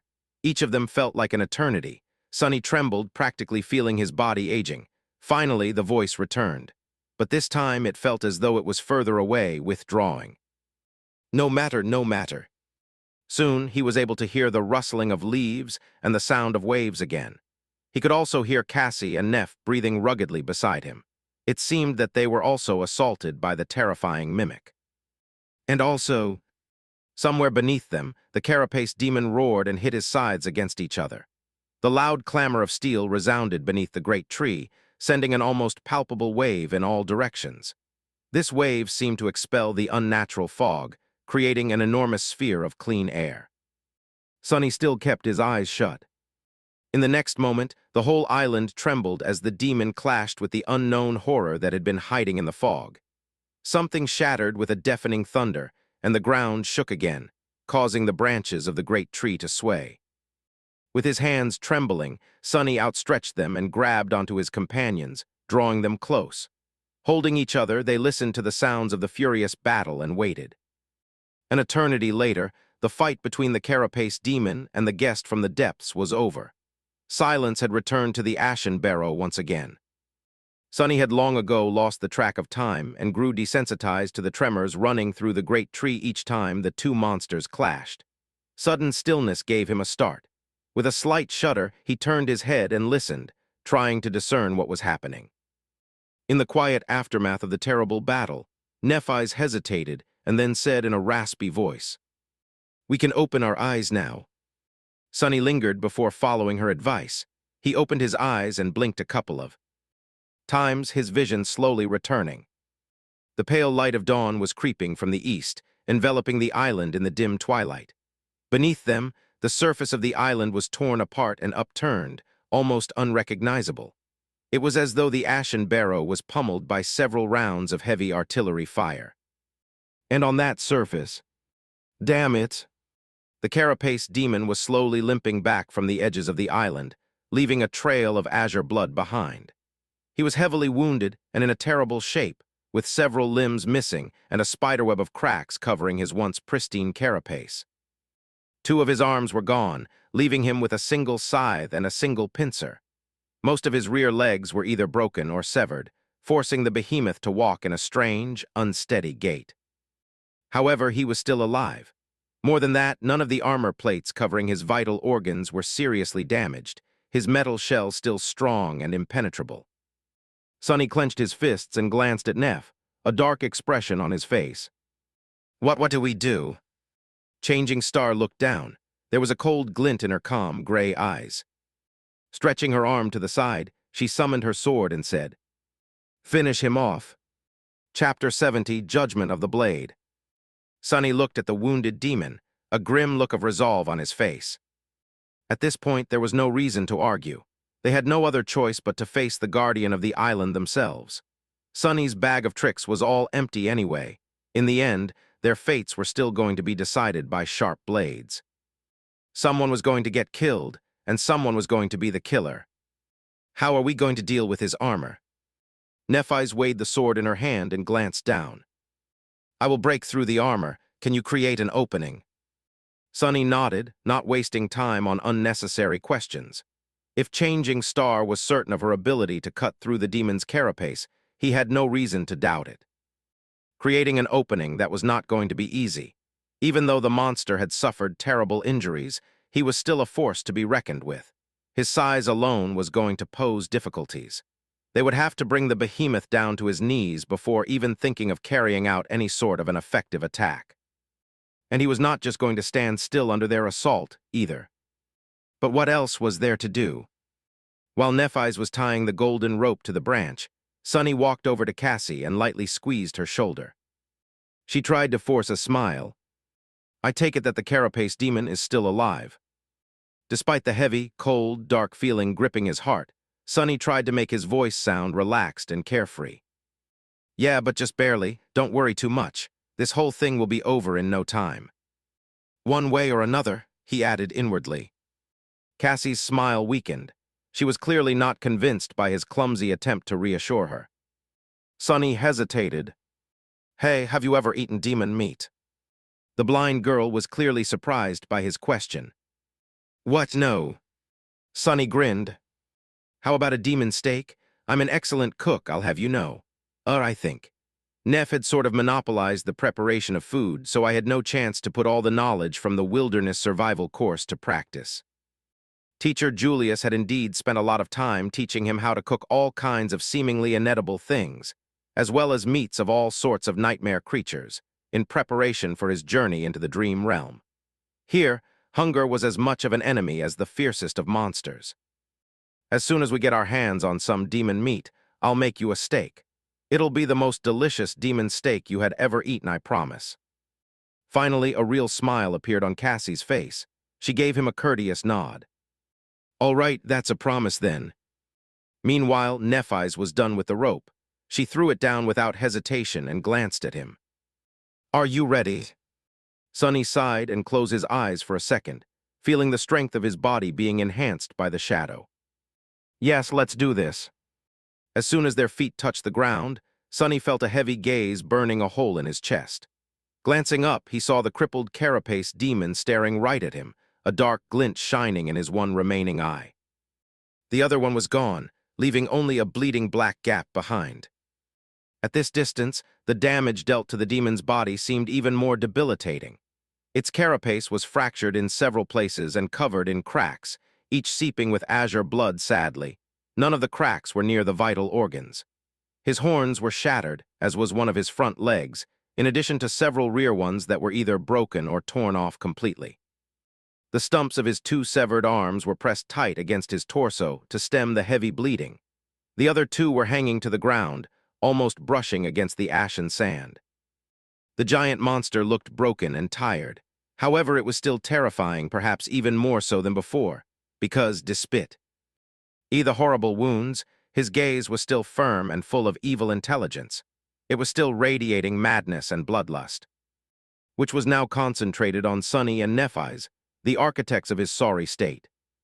The first beams of the rising sun shone on the spikes covering the demon's once lustrous carapace, painting them in shades of burning crimson.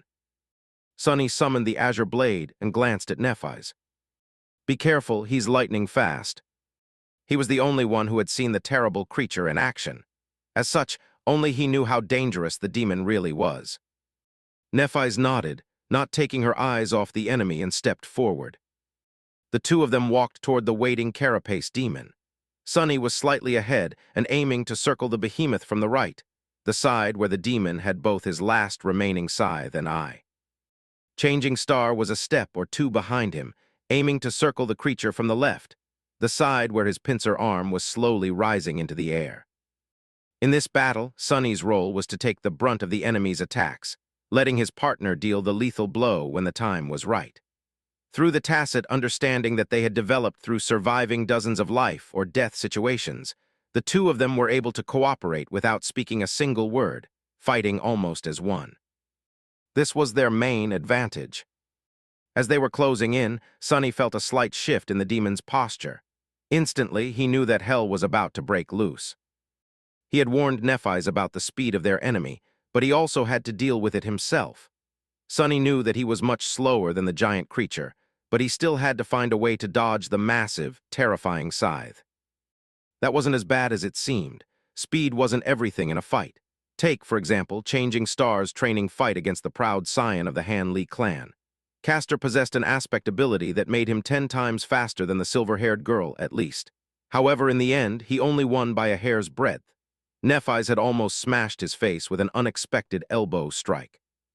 She had been able to catch Castor unaware not because of her fast reaction. With that big of a difference between their speeds, no amount of reaction could have helped her. Instead, she was able to predict and manipulate the opponent's attacks, starting the strike even before Castor himself knew that he was going to end up in the path of her elbow. She was in control of the battlefield. And now they had to repeat that feat against the ancient demon of the Forgotten Shore. Luckily, his speed advantage was not nearly as insane as Castor's. Almost simultaneously, Sonny and Nephis lunged forward, attacking the behemoth from different sides. He also moved, ready to tear them apart. Both his pincer and his scythe rose into the air. Sonny was running as fast as he could, the azure blade outstretched behind him. A fire of cold resolve was burning in his heart. He was ready to live or die by his blade. However, in the next moment, his leg seemed to slip in the sand, and as his eyes opened wide, Sonny stumbled. Not wasting the opportunity, the carapace demon attacked. The terrifying scythe tore through the air, aiming to cut the helpless human in half. But it hit only sand. Sonny, who had feigned his loss of balance to bait the demon's strike, easily avoided the deadly blade by jumping to the side at the last second. He wasn't quite at the level where he could predict every move of the enemy. Instead, manipulating the enemy into performing a predictable attack was easier. After all, deceit and manipulation were his forte. Temporarily safe from the threat of the scythe, Sonny dashed toward the demon's legs. At the same time, Nephis had managed to avoid the massive pincer and was closing in on them, too. They reached their goals almost simultaneously, one from the right, the other from the left. Sonny slashed with the azure blade, feeling it hit the polished armor and bounce back without leaving even a slight scratch on it. Dull pain radiated through his hands. On the other side of the behemoth's massive body, Nephis achieved more success. She had attacked the already injured front leg of the monster, cutting deep into his flesh through the wide crack in the metal plate. Severely damaged, the leg wasn't able to support the weight of the giant creature anymore. It buckled, sending the demon reeling. At this point, a scavenger or a centurion would have lost their balance and fallen to the ground.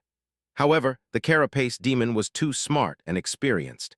He compensated for the loss of another leg by shifting his body weight to the opposite side and thrusting his scythe into the ground to remain stable. Damn it! Sonny had really hoped that the bastard would fall down, because then he wouldn't have had to do what he was about to do next. But now there was no other choice. Cursing inwardly, Sonny briefly looked up at the massive body of the giant demo. And heavens only knew how much that thing weighed. Then he held his breath and ducked right beneath the carapace demon's steel abdomen. Chapter 71, One Small Mistake. With the carapace demon using his deadly scythe to support the weight of his body, Sonny was temporarily safe from its sharp blade. Of course, the monster had other means of attack. Each one of his towering legs was like a siege ram, dangerous and capable of devastating destruction. But at the moment, his position was too precarious to lash out with them. Sonny had at least a second to do whatever he wished to, with no risk involved. The only thing he had to avoid was going directly under the behemoth, thus putting himself in danger of being crushed to death by the demon's giant body. Coincidentally, that was exactly what he had to do. Crap, crap, crap. Glancing up at the massive armored creature, Sonny cursed and dashed forward. A moment later, he dove underneath the carapace demon, feeling the thick shadows swallow him whole. Instantly, Sonny was covered in cold sweat. There was nothing but polished metal and murderous intent above him now. All the monster had to do to turn the tiny human into a puddle of blood was to rest his body on the sand. Under the crushing weight, Sonny's organs would burst and his bones would turn to dust. There wouldn't be anything solid left of him at all, only a thin layer of bloody goo smeared across the ground. Not the best situation to find yourself in. With his nerves on the verge of melting, Sonny brandished his sword and rushed forward. His eyes were glued to the joints of carapace demon's legs. He was utterly focused, looking for the slightest movement, waiting for it.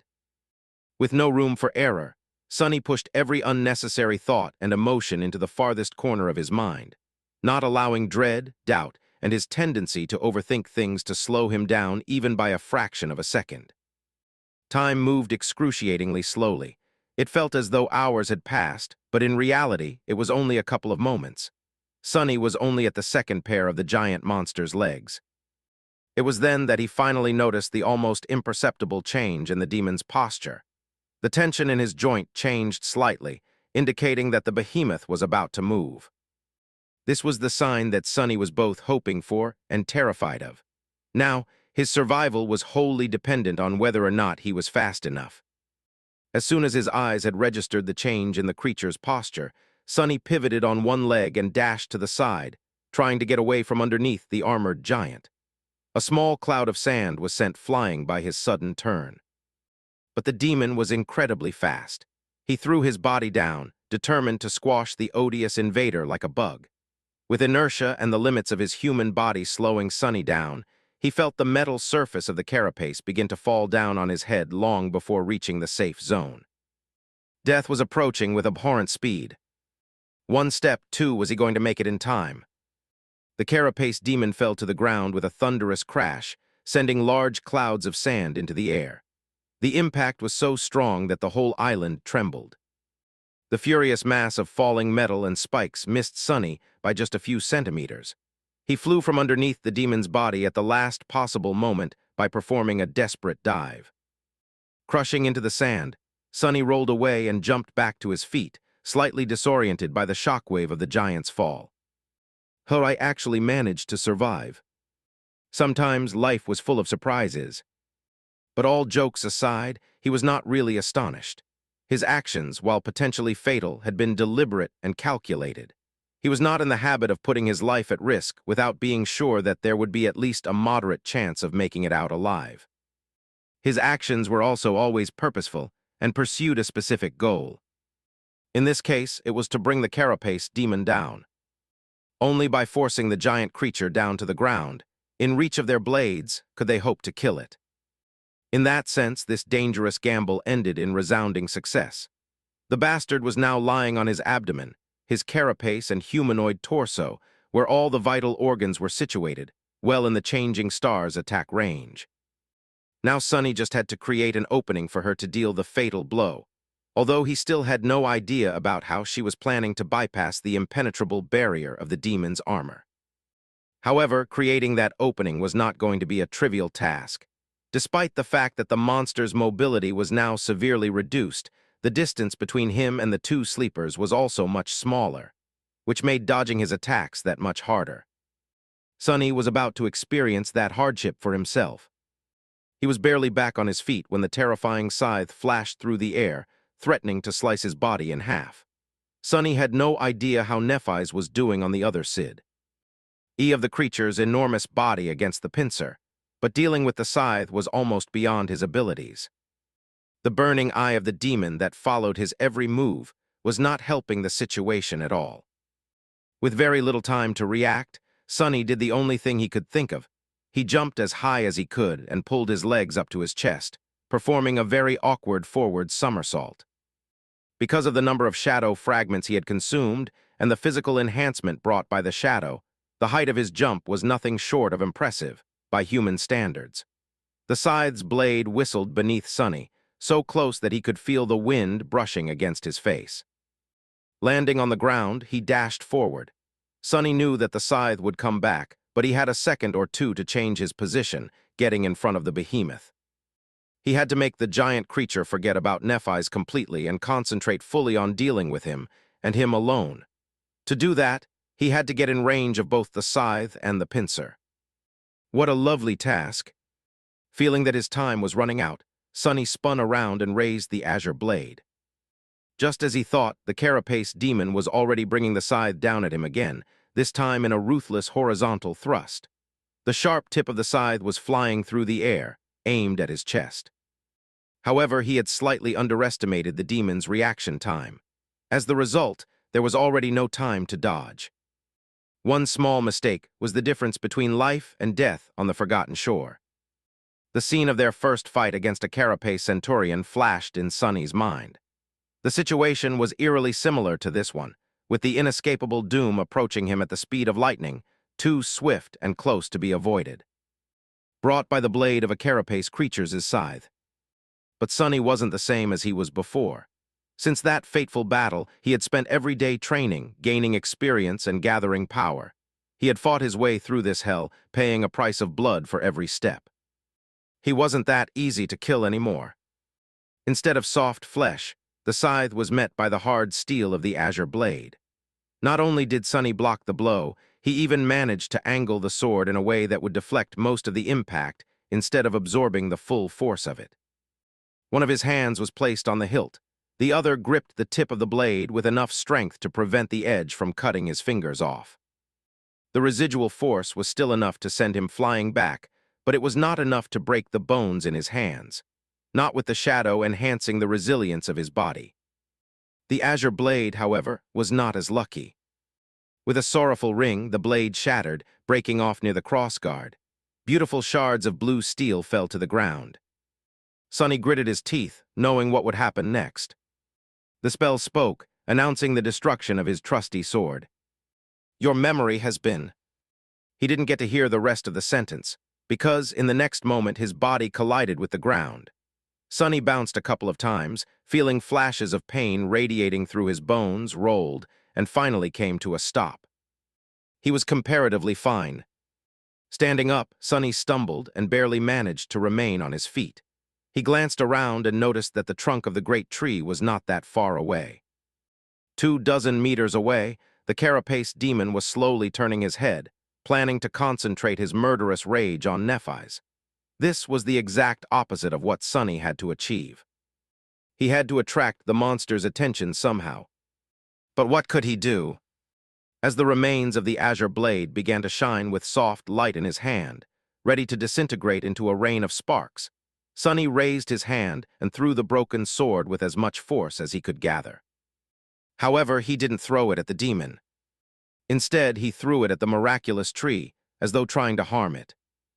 Not far away, the demon suddenly froze, even if only for a second. His scarlet eye followed the shining memory as it flew through the air, approaching the trunk of the great tree. Then the broken sword fell apart, turning into a shower of white sparks, which then disappeared without a trace. None of them even touched the obsidian bark. However, the azure blade had already fulfilled its purpose. It distracted the giant for a few precious moments. For Changing Star, that was more than enough. Chapter 72, Demon Slayers. As soon as the carapace demon froze, distracted by the feigned threat to the great tree, Nephis lunged forward. There was no hesitation, no doubt, not even the slightest pause between the moment her enemy had lowered his defenses and her reckless attack. Just like Sunny had been utterly focused on observing the monster's movements before, she had been watching and waiting for this exact moment since the beginning of the battle. Changing Star knew that, when the opport unity presents itself, it will only last for a second. Even that single second almost cost Sunny his life. Nephis wasn't going to waste it. Her graceful figure flew through the air like an arrow released from a powerful bow, almost leaving afterimages behind. The silver blade of her longsword glimmered, reflecting the light of dawn. The black and white armor seemed to turn into a blur. She was going all in, rushing at the enemy without leaving herself even the slightest chance to retreat. WH. Things were happening too fast for Sunny to form a coherent thought. He could only watch, time slowing down to a crawl, a storm of emotions raging in his mind. The demon reacted almost immediately, recognizing the threat, but almost didn't count on a battlefield. A moment of distraction was all it took to lose everything. That one mistake, no matter how small, had been enough to seal his fate. If Nephis was really capable of breaking through the creature's indestructible carapace, that is. Otherwise, it was all for nothing, and they would be the ones dying instead. The fearsome giant moved his scythe, trying to slice her apart. The pincer flashed from the other side, threatening to crush her body into pulp, but he was a fraction of a second too late. Changing Star was just a tiny bit faster. As she ran, something changed about the cadence of her steps. Sunny couldn't see her face behind the visor of her helmet, but if he could, he would see a grimace of agony contorting Neff's pale face. In the next moment, a soft white radiance ignited beneath the skin of her hands. However, this time it didn't stay there. Instead, the white flame flowed outward, into the hilt of the silver sword and then into its blade. The sword suddenly turned into a sharp, radiant edge, burning with incandescent white light. It shined so brightly that Sunny felt the desire to close his eyes. However, the radiance wasn't soft and warm anymore. Instead, it seemed to be capable of reducing anything it touched to ash and sharp enough to cut the fabric of the world itself. Perhaps it was even sharp enough to cut the strings of fate. Sunny remembered how Nephis had described her aspect ability. It can be used for healing. Back then, he had suspected that this phrase of hers implied that there was more to it. He even marveled at how precious and rare such an ability would be. It seemed as though he was right. Changing Star's miraculous flame was capable of both healing and destroying. It possessed an enhancing effect similar to his own shadow control, at least when applied to weapons. Who knew what else it could do? An incredible ability, indeed. Looking back, he understood that Nephis had not tortured herself in vain. All the time she pretended to meditate while enduring the excruciating agony of her flaw in secret were meant to make this moment possible, to give her enough fortitude to use this ability in battle without passing out from the pain. She succeeded. The question was, would that be enough? Was her sword strong enough to break the mighty carapace of the awakened demon? After all, no matter how incredible the ability, it was still powered by a weak, dormant soul core of a lowly sleeper. They were about to find out. A few steps away from the carapace demon's towering torso, Nephis bent her legs and jumped, soaring high into the air. Her sword flashed forward in a vicious thrust, so fast that, for a moment, it looked like a beam of pure white sunlight. Then it collided with the strange alloy of the giant's lustrous armor, right at the spot where his heart was supposed to be. Of course, back when they were hiding in the dead Leviathan's empty spine, Cassie had told them about her vision. In that vision, she saw the carapace demon being attacked by a terrible creature of the deep, dark sea. In the aftermath of the battle, the demon was severely wounded and on the verge of dying. The most horrible wound was on his chest, where the armor was torn apart and shattered, revealing the monster's beating heart. With time, all his injuries had healed. Except for this one. While the carapace of the demon seemed to have recovered, in truth, it was never fully restored. In this one spot, the armor was secretly weakened, and it was exactly to that spot that Nephis had delivered her blow. It didn't matter whether her radiant sword was really capable of breaking through the impregnable armor of the awakened creature, because she attacked the only weak spot on his body, the place where his armor had already been broken. With a flash of white light, the incandescent sword pierced through the metal of the demon's carapace and plunged into his body, unleashing a fury of fire inside the adamantine shell. It seemed as though the giant was suddenly illuminated from within, with beams of light shining through the cracks in his armor. For a moment, the surreal sight was burned into Sunny's mind. Then Changing Star's sword had reached the carapace demon's heart and set it apart, incinerating everything around it, and making the azure blood of the fearsome creature boil and evaporate. Sunny's legs buckled, and he gracelessly fell on his ass. Wow, we did it. The demon staggered. His arms slowly rose as though trying to pull Nephis into a final embrace. But then, as his body twitched, they fell to the ground. Neph landed in the sand and jumped back, ready to defend herself. But there was no need. The proud guardian of the Ashen Barrow was dying. The scarlet light in his one remaining eye was dimming, any semblance of intelligence quickly disappearing from his gaze. The demon heavily slumped, all remnants of strength abandoning his mighty body. Turning his head with incredible effort, he cast one last look on the great tree. Then his gaze stopped on Sunny. There was no fury or madness in that gaze anymore, only some strange, calm, inexplicable emotion. It almost felt like relief. Before Sunny could discern the meaning of that emotion, the last glimmer of light was gone from the eye of the carapace demon. His head rolled back and fell. They won. In front of the giant body, Nephis had dismissed her helmet. Behind it, her face was pale and tired, her hair sticking to it in a sweaty mess. The afterglow of the white radiance was already extinguished, leaving her eyes gray once again. Changing Star kneeled, then lay down on her back, too exhausted to move. The whole fight lasted less than a minute, but it took everything out of both of them. Sunny followed Neff's example and lay on the ground, trying to catch his breath. They actually won. He couldn't quite believe it. I want to sleep for a week. Remembering that Cassie was still waiting in the branches of the great tree, not knowing who lived and who died, Sunny sighed. A few moments later, he deeply inhaled. Then, straining his vocal cords, he screamed at the top of his lungs.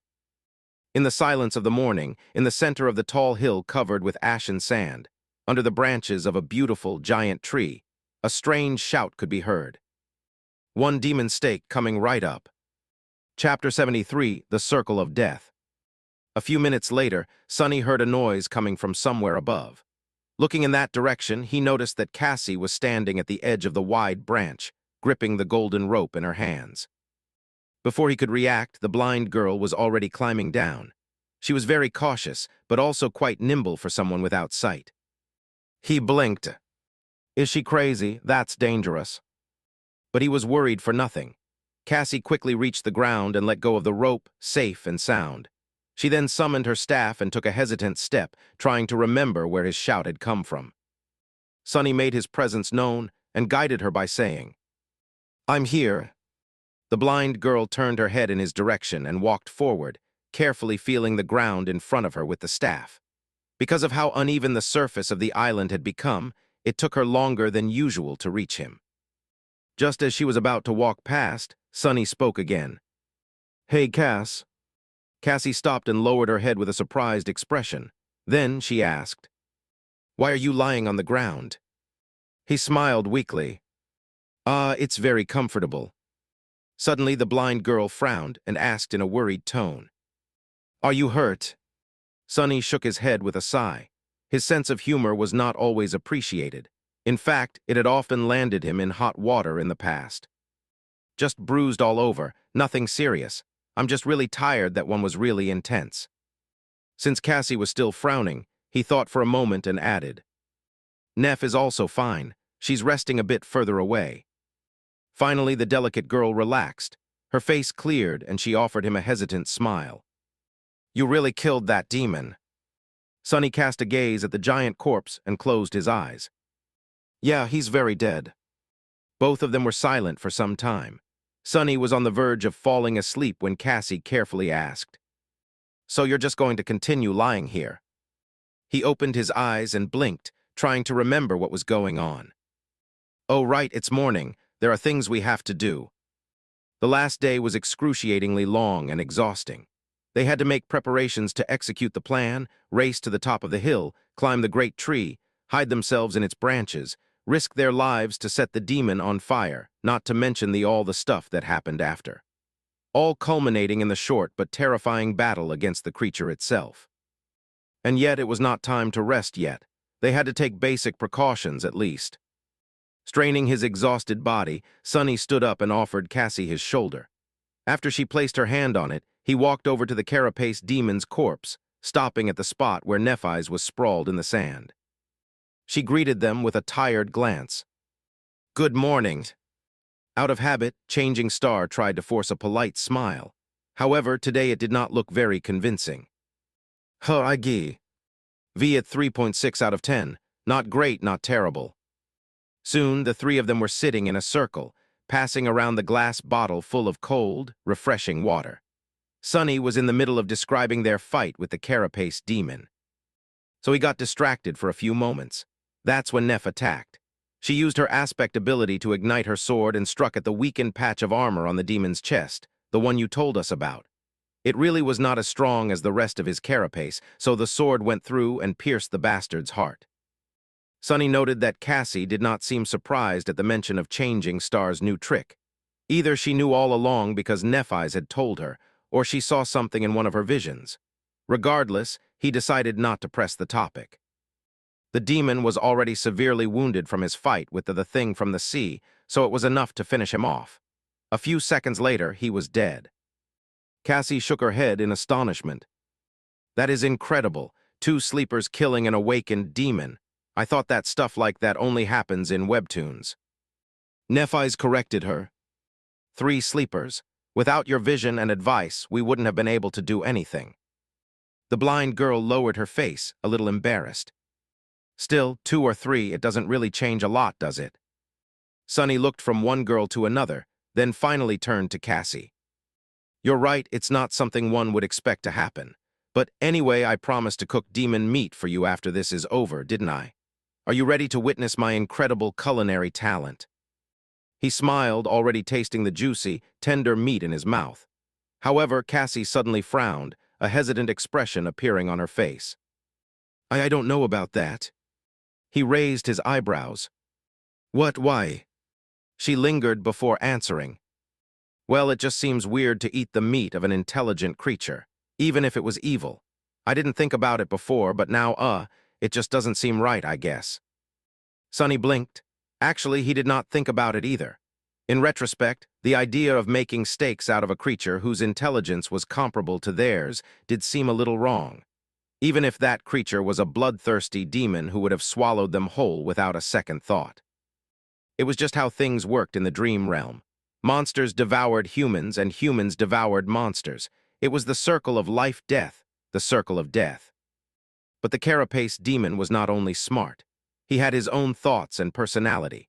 Even though nightmare creatures were universally insane and obsessed with murder and destruction, just like he was, there were also other qualities to the ironclad giant.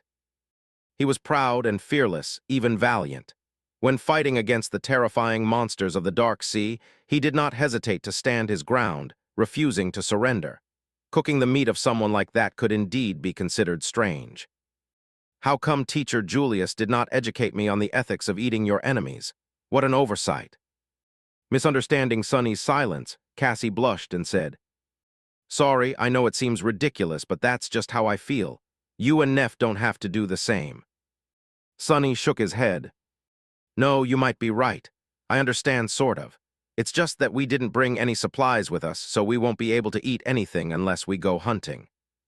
The blind girl sighed. Then her face brightened and she said, "What about the great tree's fruits? I bet they're delicious."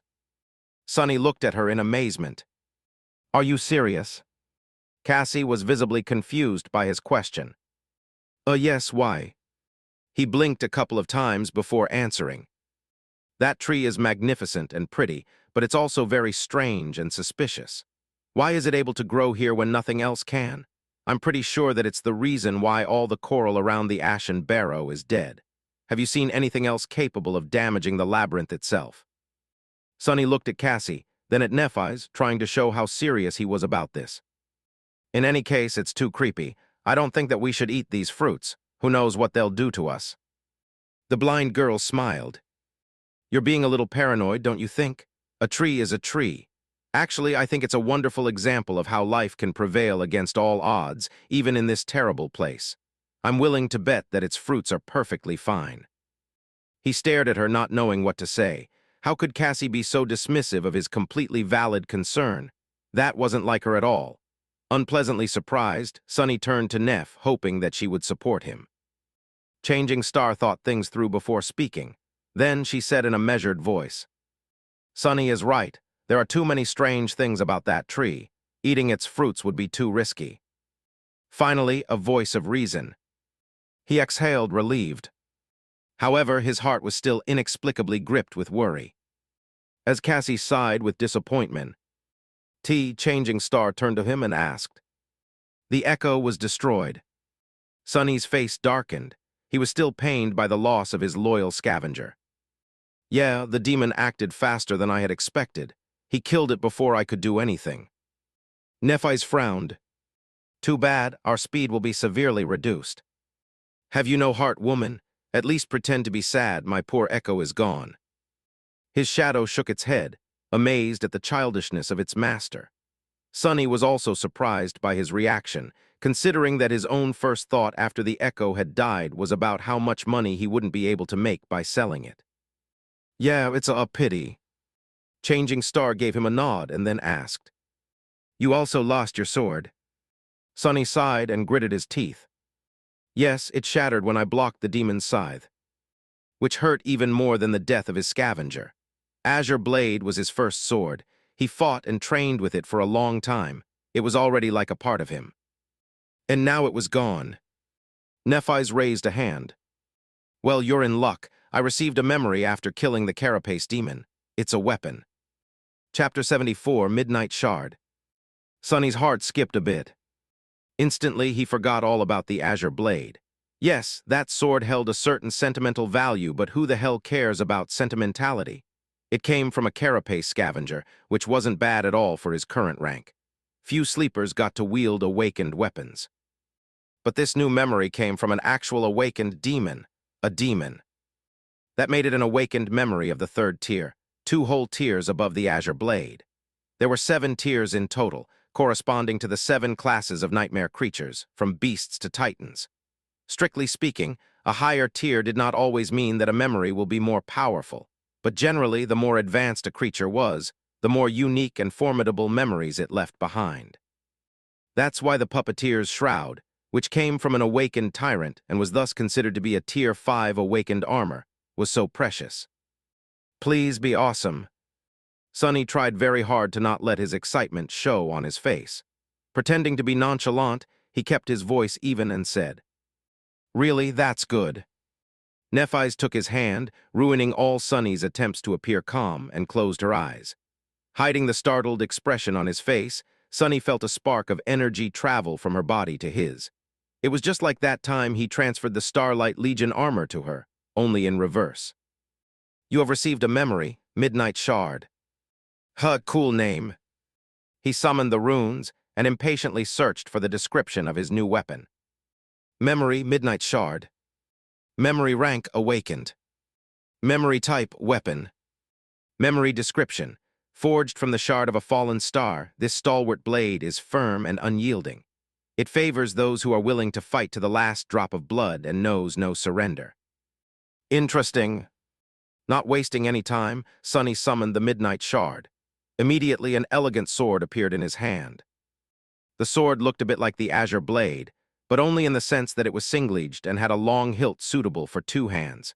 However, this was where the similarities ended. For starters, its blade was much longer, somewhere between 70 and 80 centimeters, and slightly curved. It was forged out of the same bright, lustrous metal as the carapace demon's armor. It was incredibly sharp. The hilt was made out of polished black wood, quite similar in appearance to the onyx branches of the great tree. The crossguard was round in shape and more pronounced than that of the azure blade, offering better support and protection to the wielder's hand. The sword had no decorations, no ornaments, no embellishments. It was simple and austere, like a true weapon designed for battle and battle alone. It seemed to radiate a cold, fearsome aura. As soon as his hand touched the midnight shard, Sonny felt that this sword possessed an unbreakable will. Its blade was strong enough to withstand devastating blows without suffering any damage. With this sword in his hand, nothing would be able to leave Sonny unarmed again. More than that, there was a strange new sensation somewhere deep in his heart. When Sonny held the midnight shard, he could feel a subtle presence, as though there was a deep well of power hiding inside of him, just beyond reach. He couldn't quite understand how to access that power yet, but it was certainly real. I guess I'll have to win its favor first, but how do I do it? I'll have to experiment later. Admiring his new weapon, Sonny looked at Nephis and said, "Even I know what type of sword this is. It's a katana, right?" She studied the midnight shard and then answered, "Technically, it's a takai. It's longer than a traditional katana and has a slightly different blade shape, but they're quite similar." A takai, well, it sounded nice anyway, and most of the principles he had learned with the azure blade could be applied to a sword of this type as well, since they shared the same foundation. The new acquisition wasn't quite enough to make Sonny forget about the loss of the echo, but his mood did improve significantly. He liked the midnight shard a lot. There was beauty in its simple, resolute design. It was understated and deadly, kind of like Sonny himself. It was a significant upgrade. Suddenly, a dark thought appeared in Sonny's mind. Glancing at Nephis, he cleared his throat and said after a bit of hesitation, "Oh, it's a very nice weapon. Tier 3, no less. Are you sure that you don't want to keep it for yourself?" Changing Star was the one to deal the final blow to the carapace demon after all. By right, the memory belonged to her. But Sonny really hoped that she would refuse. Nephis shook her head. "I already have a sword. It suits me." Inwardly, Sonny sighed with relief. Good, he thought. Makes you wonder, though, if she's unwilling to exchange her longsword for a Tier 3 weapon, then what is the tier of that silver sword of hers? He didn't buy the idea that it simply suited Changing Star better even for a second. She had told him herself that the principle of using these types of swords was basically the same. Upgrading to the Midnight Shard and giving the old weapon to Sonny would not have caused her any problem. The only reason she would refuse it was that it would have been a downgrade instead. Once again, he became curious about the exact circumstances of how Neph had gotten her true name. To receive his own, Sonny had to kill an awakened tyrant. Could it be possible that she had done the same, or even something more incredible? But he was too tired to try and fish for information. They all were. Afraid that the strange winged creature they had seen devouring a dead centurion would appear again, this time to claim the remains of the carapace demon. The three sleepers relocated to a far side of the island and hid behind the trunk of the great tree. Only when they were sure that nothing would be able to notice them from above did they finally allow the exhaustion to prevail and went to sleep. Sonny fell into dreamless darkness almost instantly, happy to finally be able to rest. However, this time something strange happened. He actually saw a dream. Strange, Sonny thought. This isn't supposed to happen in the dream realm, right? Then there was no more time to think. Chapter 75, Broken Dreams. Sonny woke up from the insistent sense of alarm coming from his shadow. Groggy and disoriented, he opened his eyes and sat up. What's wrong? He looked down at the shadow and saw it repeatedly pointing up with a tense expression on its well. It didn't have a face. He could just tell that it was nervous. Trouble. Sonny looked up and saw nothing but the scarlet leaves of the great tree. The sky was hidden, but he could easily tell that the sun was still up. It seemed that he was asleep for just a few hours. There was no threat anywhere in sight. He frowned. What got you so spooked? The shadow just pointed up again, seemingly irritated by his stupidity. Sunny blinked a couple of times and addressed it again. High in the tree, higher in the sky. Finally satisfied, the shadow crossed its arms. Something dangerous is above the island, that creepy raven thing again. He had to check, but why did he feel as though he was forgetting something? Sunny scowled, trying to understand where this feeling of missing something important had come from. What was there to miss? He was asleep, then woke up and conversed with the shadow. Asleep. Suddenly, he remembered bits and pieces of a strange dream. At least it seemed like a dream, was it? People weren't supposed to dream in the dream realm. It was just how things worked from what he knew. Only Cassie seemed to be an exception from this rule. He didn't remember much about this supposed dream of his, with even the remaining fragments already fading from his memory. There was a woman grabbing him by the shoulders, an expression of horror and panic on her face. She was saying something, but he couldn't hear what. No, not a woman, it was Cassie. Yes, it was her, and the thing she was saying. Sunny strained his memory, trying to catch the pieces of the dream before they completely disappeared. Yeah, I think she was saying, Suddenly, he could clearly hear Cassie's frightened, tense voice as she was hurriedly telling him to remember something, repeating the same sentence over and over again in a begging tone. You have to remember, Sunny. 5, it's 5, remember, you have to remember, it's 5. What a strange dream. Sunny cast a glance at Cassie, who was sleeping peacefully near Neph, and shook his head in bewilderment.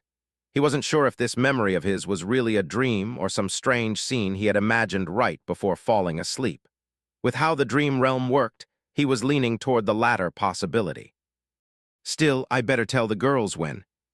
He was distracted, from this thought by the shadow, which waved its hands impatiently. Oh right, there's a threat in the sky. Instantly, Sunny had forgotten all about his intention to share the contents of this strange memory of his with Nephis and Cassie. In fact, he had forgotten that it was strange and possibly important altogether. This lapse in his judgment was sudden and unnatural, but since Sunny couldn't remember things that he had forgotten, he didn't notice anything amiss and went about his business as if nothing had happened. If he did, he could have realized that this might not have been the first time he had forgotten something important since they arrived at the Ashen Barrow. Standing up, Sunny summoned the Midnight Shard and glanced darkly at the blood-red leaves of the great tree. Feeling the coolness of the black polished hilt in his hand, he felt a little calmer. Woken up by his quiet movements, Nephis opened her eyes and looked at him, her body tensing up. There was a silent question in her eyes. Sunny shook his head. I don't know yet. Stay with Cassie while I check things out. Leaving the girls behind, Sunny walked forward. He was planning to reach the edge of the island, where the branches of the colossal tree were not as thick, and the sky could be seen through the openings in its crown. Technically, he could have sent his shadow to do this instead of going himself. But in situations like this, where the danger was unknown, Sunny usually preferred to keep the shadow close by in case he needed to use it. Reaching the eastern slope of the Ashen Barrow, he carefully looked up, still hidden in the shadow of the great tree. Up above in the vast gray sky, a small black dot was circling around the island. Sunny's chest became heavy with wariness. Back when the terrible winged beast had first appeared, it looked exactly like this from the distance. Leaving the shadow behind to keep watch on the black dot, he returned and briefly told Nephis and Cassie about his discovery. Right now, it's just flying above the island. I don't know if it's the same creature or not, and when it is going to land. Changing Star frowned. Last time, it wasn't very interested in searching for live prey. Perhaps it's mostly a carrion eater, and thus is only interested in the carapace demon's carcass. Cassie offered her own opinion. Maybe we're too weak and little to satiate it. After all, it never came for the corpses of the scavengers we had slain, as if eating mere beasts is beneath it. Sunny shook his head. Back then, it did come for the carapace centurion's meat, but it took a few scavengers with it as well before leaving. So it'll be too optimistic to think that this abomination will not try to devour us too if given a chance. Nephis thought for a while, then gave him a nod. You're right, the best course of action would be to stay away from the carapace demon for now and hide when it decides to land. Then looking up, she added, but first, we must observe it to make sure that it's the same creature and confirm its intentions. Not having an argument against this logic, Sonny led the girls to the spot where he had left his shadow. There, they sat on the ground and watched the black dot as it circled around the ashen barrow. Observing the flying creature left them disturbed and unsure of what to do. The black dot drew closer a few times, allowing them to discern that it was indeed the same terrible monstrosity that they had encountered a few weeks before, or at least a creature of the same type. However, it never got too close to the crown of the great tree, as though hesitating to land in its shadow. What's worse, as hours passed by, it was joined by two other abominations of the same breed, each as horrifying and repulsive as the first one was. Now, 3 black dots were circling in the skies above their heads, filling Sonny's heart with dread. One of those creatures, with its corpse-like white body and raven-black feathers, with an unnatural mess of powerful limbs protruding from its wide chest, each ending with a set of terrifying talons, was enough to wipe out their entire group. The memory of how easily the creature had broken through the adamantine shell of the carapace centurion with its massive beak was still fresh in his mind. He suspected that these abominations were at least as powerful as the carapace demon was, or perhaps even more so. And now there were 3 of them. We'd better hide well, he thought, cold sweat running down his back. However, the flying monsters seemed to be reluctant to approach the ashen barrow for some reason. They just circled around it, sometimes hesitantly approaching, but then gaining height again. Their behavior was strange and disturbing. After some time, Cassie quietly said, "Maybe they're not hungry." Sonny blinked, trying to imagine a world where a nightmare creature might not be hungry. Was it even possible? He, on the other hand, "I don't know about these albino chickens, but I'm hungry as hell." This was true. The 3 of them had not eaten anything since yesterday. Sonny was afraid that if the abominations did decide to land on the island, the loud growls of his stomach would give away his position. Nephis glanced at him and asked, "Want to eat some grilled chicken?" Sonny opened his eyes wide and hissed, "Don't even think about it." She stared at him, then turned away with a smile. That was a joke. She knows how to joke. Well, at least someone's sense of humor was worse than his. In the end, their worst fears did not come true. After the sun began to roll toward the horizon, the 3 flying abominations finally made a decision and left the skies above the ashen barrow, flying west in a loose wedge formation. They never descended low enough to notice the 3 sleepers, let alone landing on the surface of the large island. Sonny was left drenched in sweat and tired from anticipating a disaster, almost disappointed at the fact that all this worrying had turned out to be for nothing. Looking at Cassie, who couldn't see that the danger had passed, he said, "They're gone." The blind girl exhaled with relief and relaxed, the frown disappearing from her face. Thank heavens, sitting here and waiting was 5 times worse than hiding from one of them at those cliffs. For some reason, Sonny flinched a little. What did you say?" "I said that waiting for them to land was very tiresome." He blinked, not understanding why he had reacted so strangely to this innocuous sentence. Did he see a dream having to do with Cassie and number 5? Right, he did. Not that it was anything to think twice about. "Oh yeah, you're right." Then he turned to Nephis and asked, "What do you want to do now?" Changing Star looked west, where the black dots had disappeared from sight, and said after a short pause, "Let's check the western edge of the island and decide on the next high point to reach." Sonny shrugged, not having any objections. Cassie smiled. "Good idea. Who knows, maybe we'll finally see the walls of the castle." Soon they had crossed the island and approached its western slope. Here, the ground was raised just before plunging down, forming a natural rampart that hid the landscape from their eyes. Nephis was the first to climb up and reach the top. Sonny was just behind her when he felt that something was wrong. Changing Star's posture was somehow strange, stiff, and rigid, as though she had suddenly turned to stone. Stepping on the ashen surface of the natural rampart, he worriedly looked at Nephis and noticed a grim, resentful expression on her face. He had never seen her in such a state before. Turning his head, Sonny looked west and then narrowed his eyes. His face instantly darkened. Feeling the desire to curse, Sonny gritted his teeth and clenched his fists. Inside his head, only one word was repeating over and over again. "Damn, damn, damn." Chapter 76, The Abyss. Beyond the western edge of the Ashen Barrow, the landscape of the forgotten shore was not at all like what Sunny had expected and hoped to see. On this side of the island, the slope was much steeper. At the spot where it was supposed to end, the familiar sight of the flat wasteland was nowhere to be seen.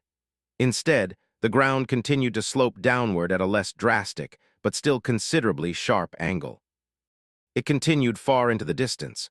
In fact, the whole island appeared to be standing on the edge of a colossal depression in the earth, one that stretched as far as the eye could see.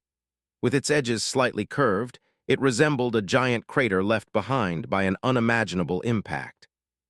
From what Sunny was able to observe, the crater's diameter could only be calculated in hundreds of kilometers.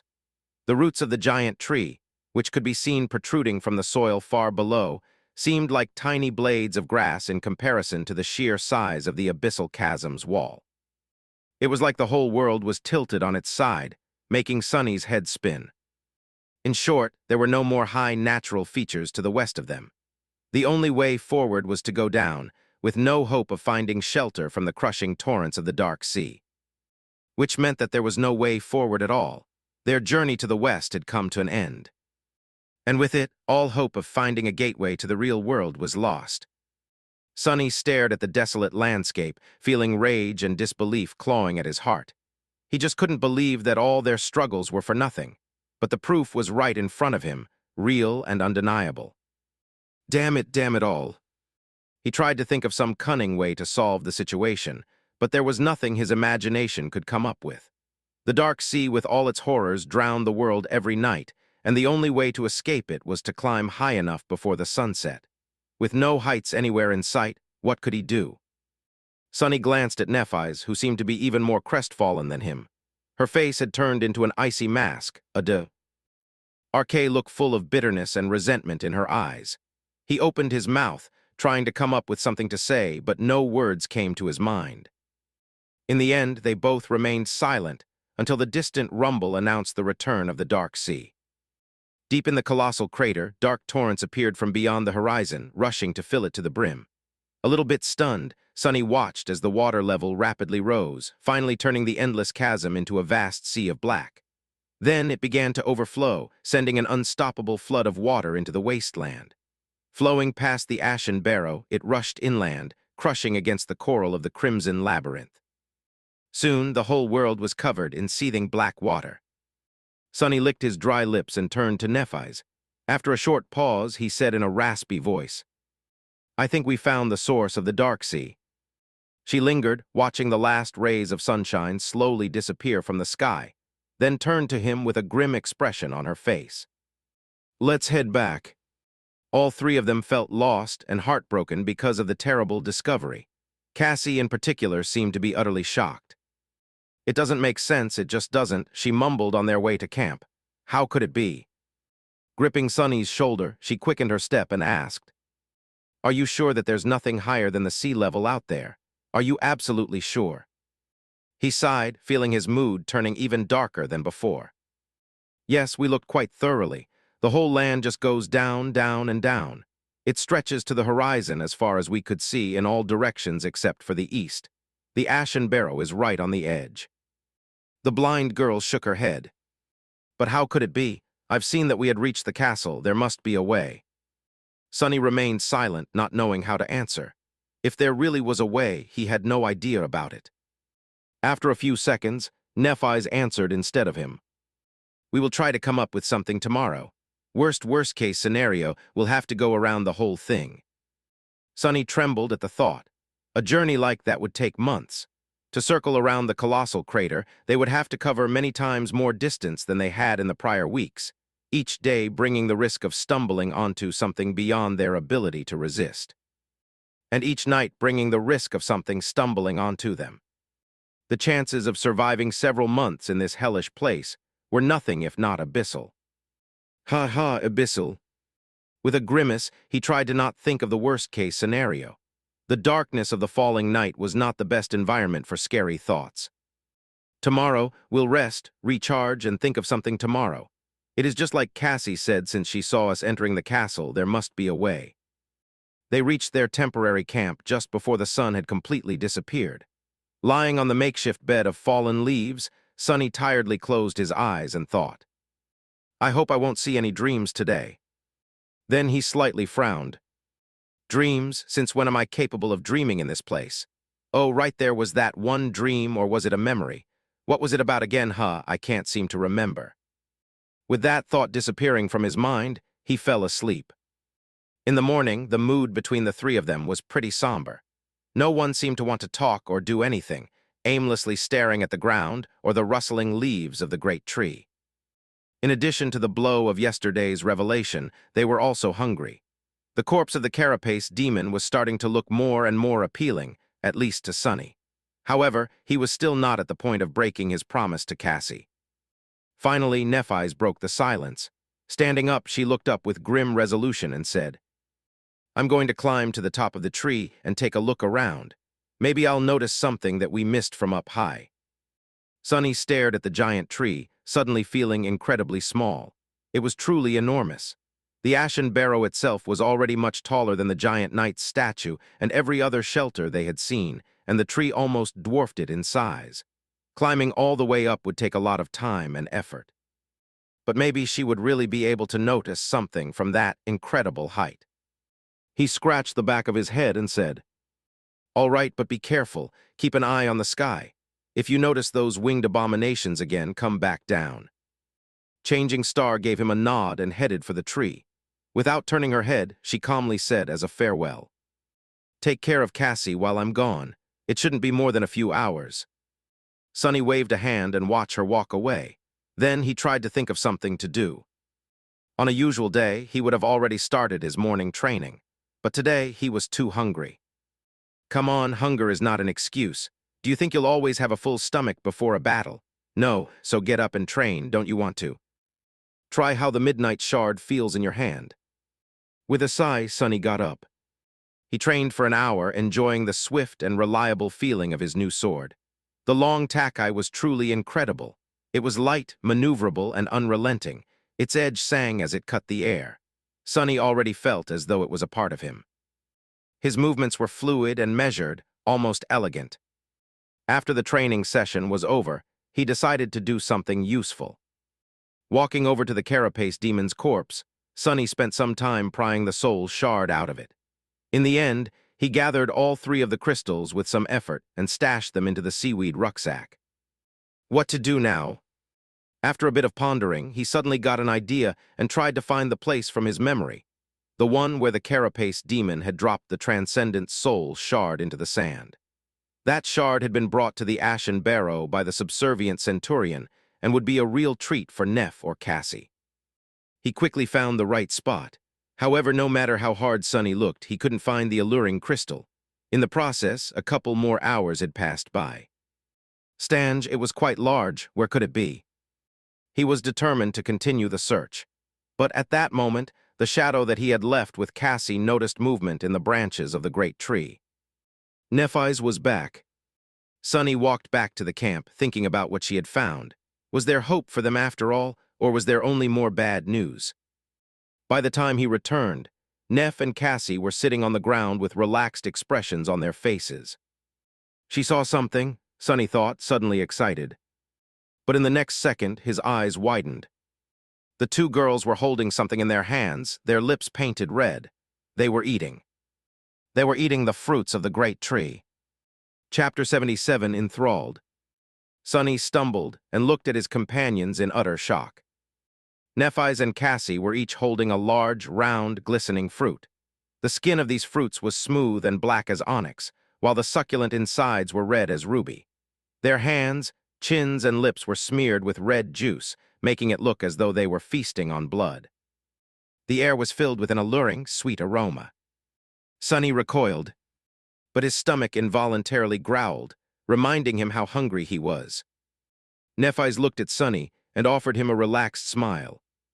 Hey. He stared at her, lost for words.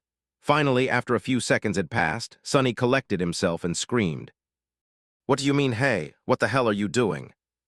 His voice was loud, full of disbelief and anger. Both Neph and Cassie turned to face him. They were visibly confused. Why are you shouting? Sonny gaped at them, feeling like he had lost his mind. Why were they so nonchalant about this? What was going on here? Trying to find some sense in the situation, he took a cautious step forward and looked at Nephis. Did she wait? What was he thinking about? He was so hungry. It was hard to concentrate on anything except for food. Shaking off the unexpected memory lapse, Sonny remembered what he was about to say and pressed. Why did you change your mind? Changing Star frowned. Changed my mind? About what? He clenched his teeth, thinking that she was trying to fool him. About the fruits. I thought we had agreed to avoid eating them. Nephis blinked, a confused expression appearing on her face. Did we? Why? Sonny opened his mouth to answer, but then froze. Actually, why did they make that agreement? Oh, I can't quite remember. He was sure that there was a reason, but his memory was completely blank. There definitely was an agreement, wasn't there? He was pretty sure that there was, at least up until a few moments ago. Now, however did he imagine the whole thing, there really was no reason not to eat the alluring fruits, especially when the three of them were so hungry. No, wait, that's not right. Are you all right, Sonny? He flinched and glanced at Nephis, who was looking at him with concern. Suddenly, Sonny felt lost and confused. What were they talking about? Something about some sort of agreement. What agreement? Not knowing how to answer, he just stood there with a frown on his face and pouted. This is embarrassing. Did I completely space out while she was talking to me? Fortunately, Cassie quickly came to his rescue. She always knew how to make the situation less awkward. Are you angry because we started eating without you? He looked at her and noticed the big, delicious fruit in her hands. His stomach growled. So hungry. Oh, I guess. Cassie smiled and pointed to the ground, where another fruit was placed on the pile of fallen leaves. Her teeth were smeared with red juice. Don't worry, Neph brought 3 of them, 1 for each. How nice of her. Sonny picked up the fruit, looked at it, and took a bite without thinking. Instantly, his mouth was filled with delightful, cool sweetness. The succulent, juicy fruit was probably the most delicious thing he had ever tasted. It was both nourishing and refreshing, with rich texture and soft, lingering aftertaste. The ruby flesh practically melted on his tongue, making his whole body tingle. It was pure joy in the form of a fruit. Well, despite his delight, Sonny felt disturbed for some reason. Something was very wrong about the whole situation, but what? Taking another bite, he frowned and tried to understand the source of this anxious feeling. It was hard to think about anything except for how heavenly the fruit of the soul tree tasted, but he forced himself to concentrate. Soul tree, since when wait, don't get distracted. Sonny was finally able to pinpoint the source of the strangeness. It was his shadow. When he reached out to pick up the fruit, the shadow did not copy his movements, as though reluctant to touch it. Even now it was motionless, refusing to mimic him eating the fruit. Weird, what is it with this guy? Sonny took one more bite and looked at the shadow, lost in thought. The shadow had an eccentric temper, but it rarely did something without a reason. If it didn't like the fruit, there had to be something wrong with the fruit. Sonny frowned, suddenly feeling a sense of dread grip his heart. There was something wrong with the... Damn, why is it so hard to think about this stuff? There was something wrong with the fruit. Why would there? Wait, is this why I screamed at Nephis? She broke an agreement. What was the agreement? Sonny was at the precipice of remembering something very important. He felt as though he just needed to pull on the thread, and the whole truth would reveal itself. Something terrible was going to happen if he failed. But then Sonny got distracted. Something unexpected happened, something that required his full attention. Instantly, he somehow forgot all about the problem with the soul tree's fruits. Because at that moment, the spell was talking into his ear. Your shadow grows stronger. What? He blinked, then looked at the delicious fruit in his hands. The spell announced the increase in his power right after Sonny swallowed his 3rd bite. Stunned, he raised his head and looked at Nephis. Changing Star, too, was staring at her fruit with a strange expression on her face. Feeling his gaze, she looked up. Sonny licked his lips. Did you? At the same time, Nephis said, I just absorbed a point of soul essence.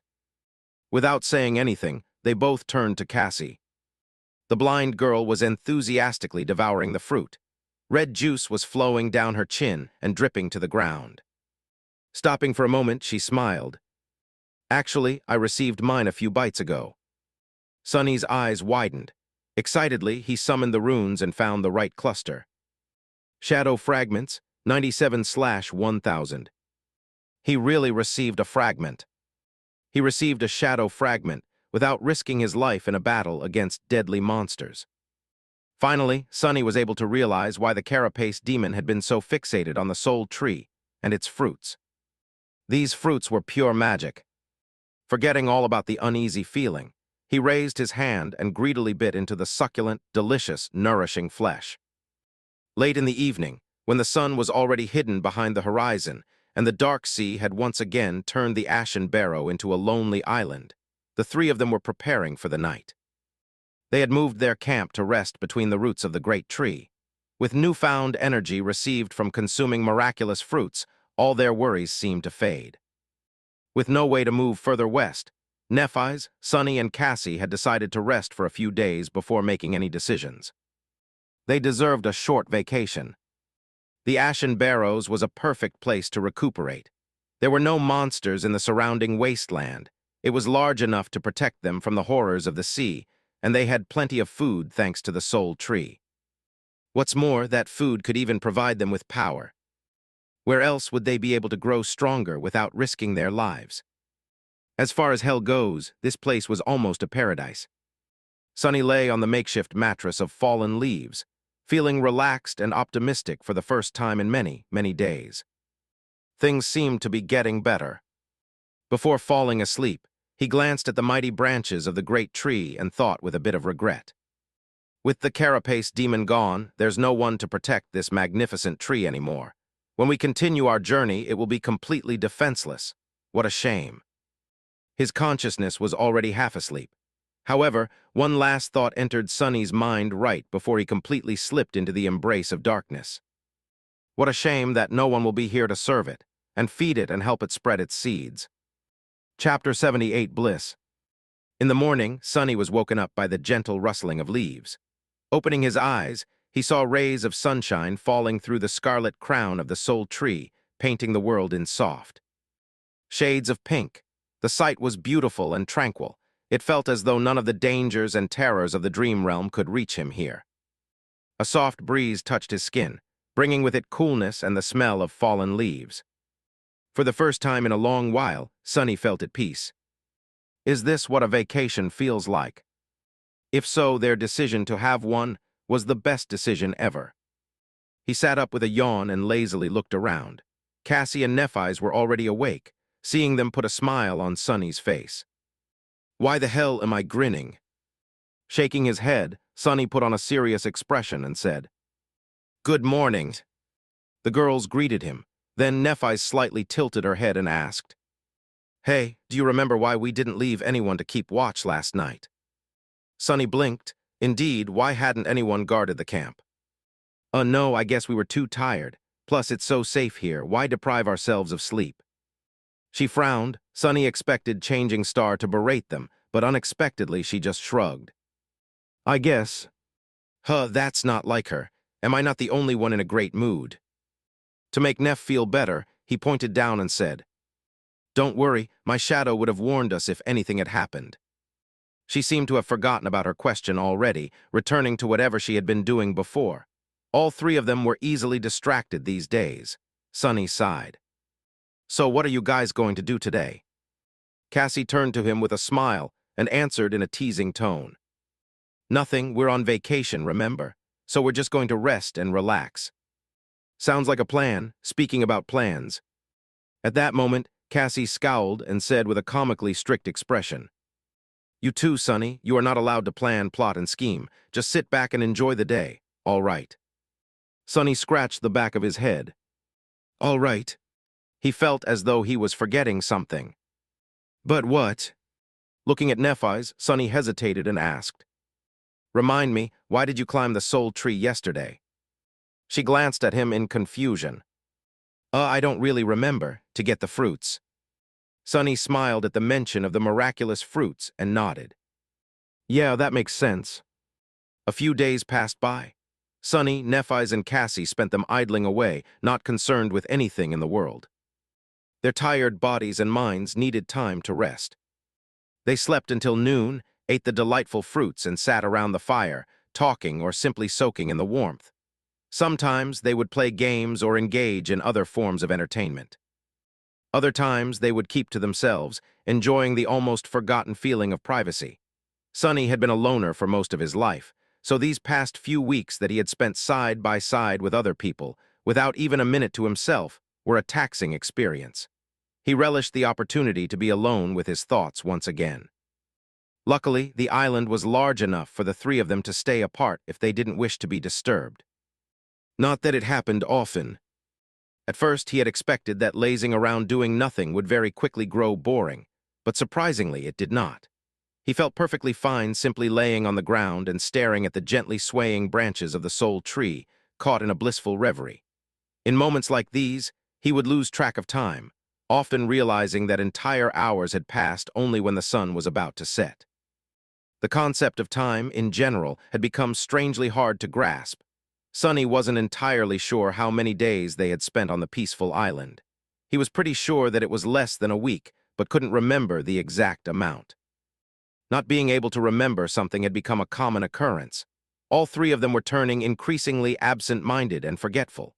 Sometimes, Sunny would catch himself straining to remember details of his previous life or notice the strangeness of their behavior. But a minute later, he would forget about these concerns, distracted by some innocuous thought or occurrence. His memory was becoming hazier and hazier.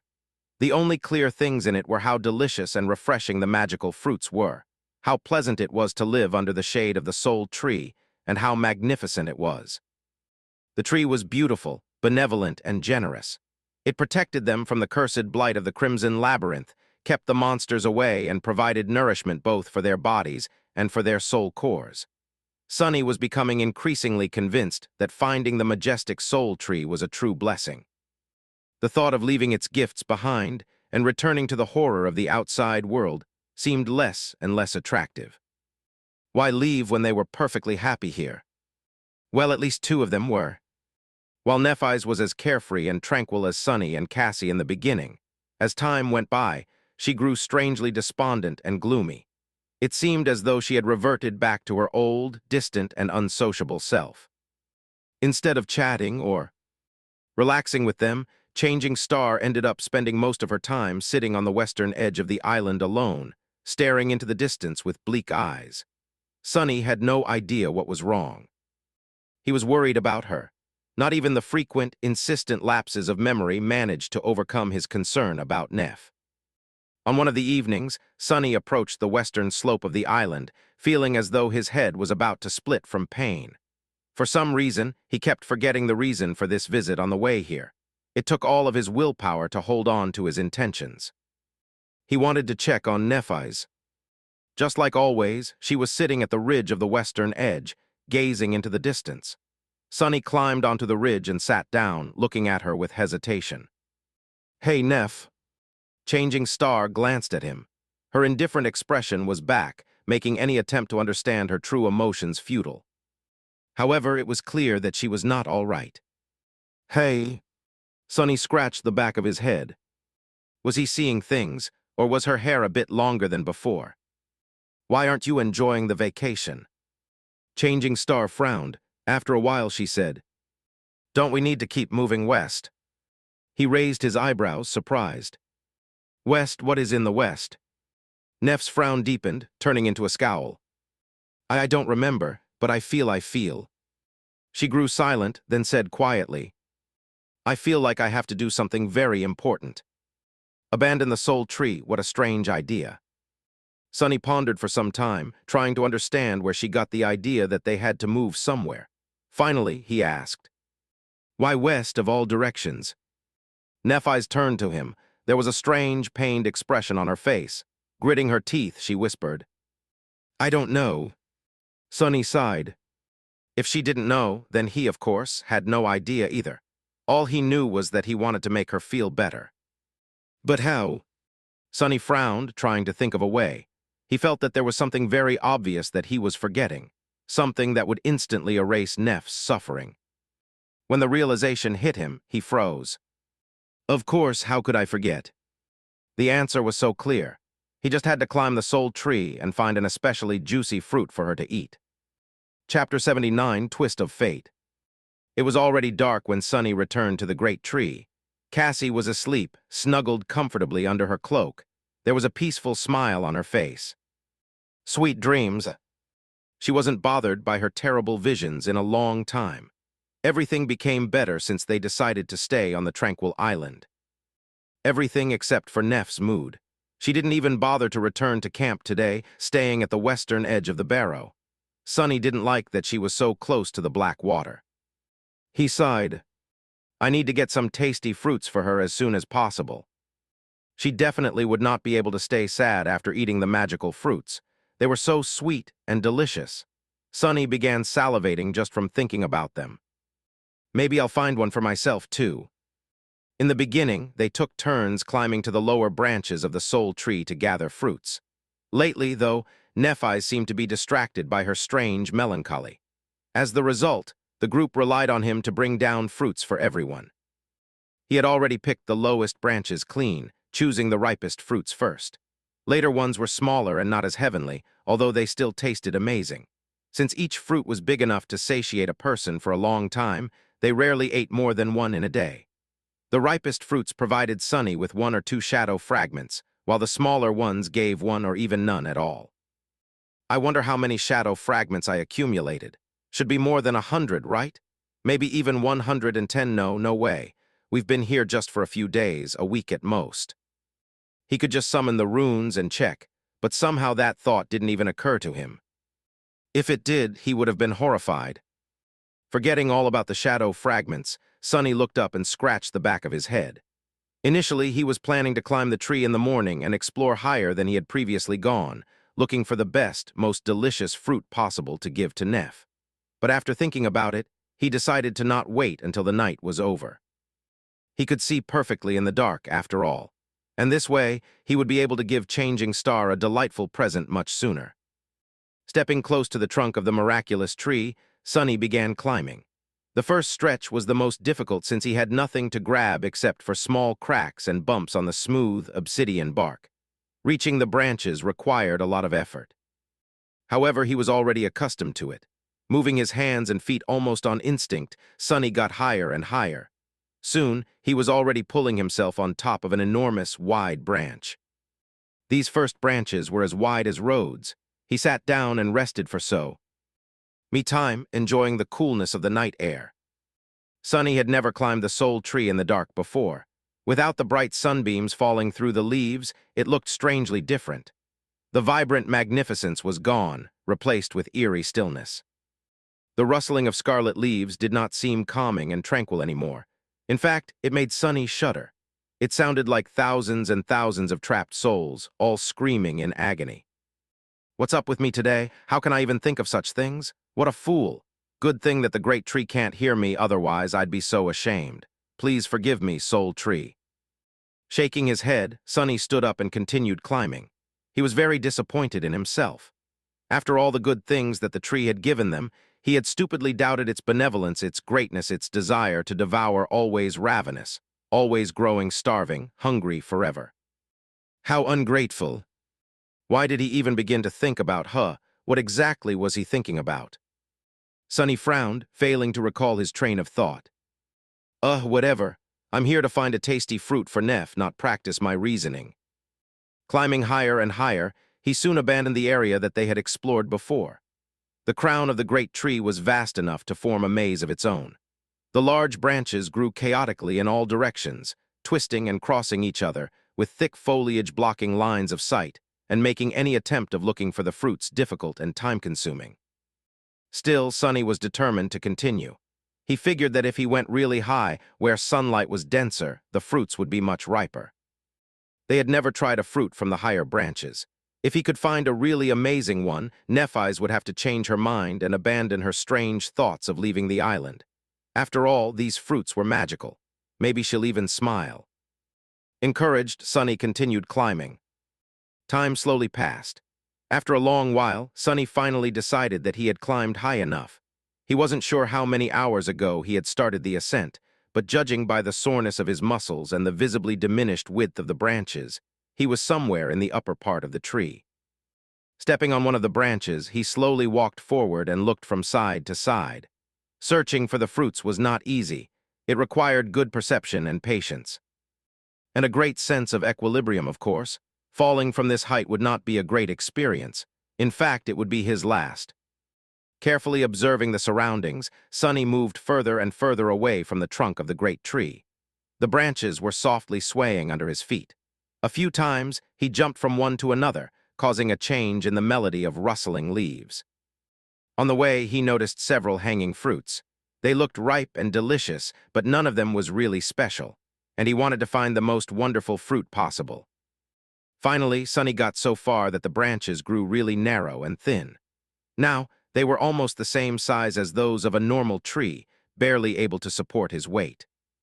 But he still did not find a suitable gift for Nephis. Sonny helplessly looked around, crestfallen. He really thought that he would be able to. Then he noticed something strange.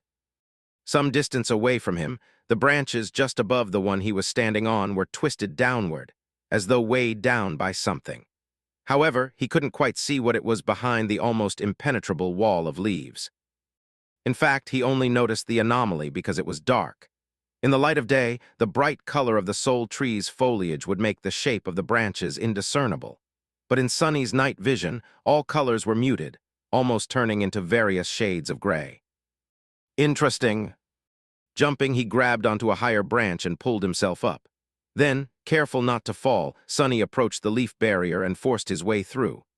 In the process, he had to enhance his strength and agility with the help of the shadow.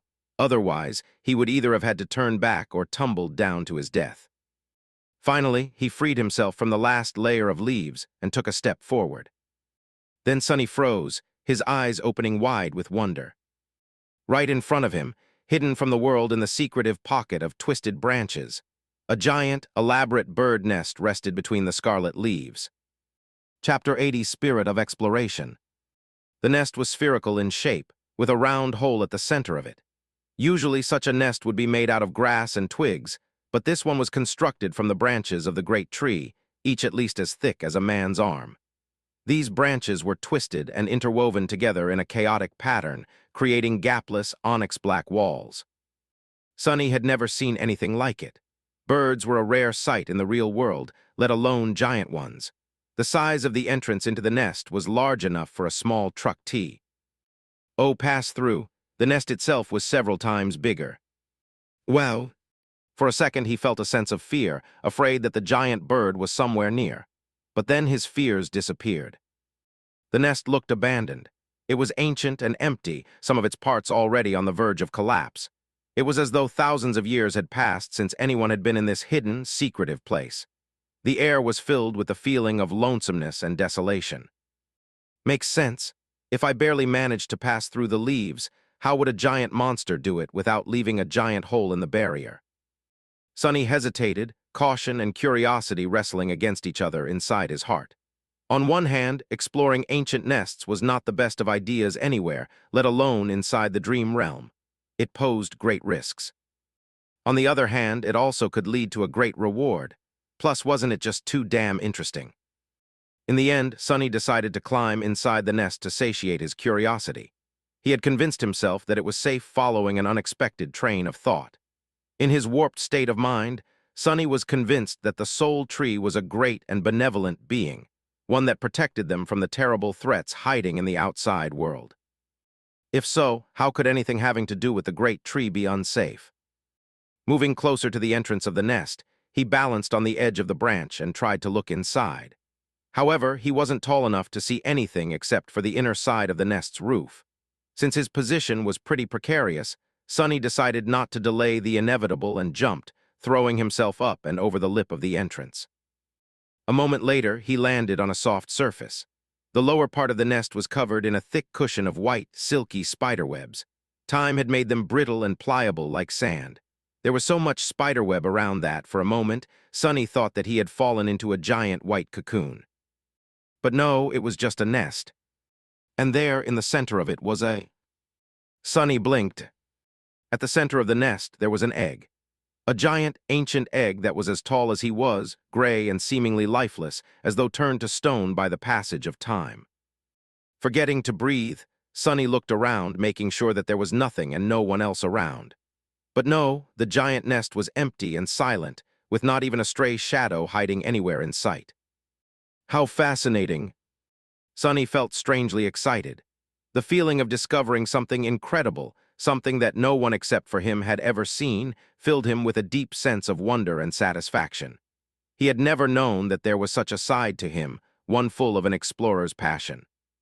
Let's check this thing out. Walking on the soft silk, Sonny slowly circled the massive egg and studied it.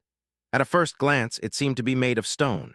The surface of the egg was colored in various shades of gray, which were overlaid over each other like moving clouds.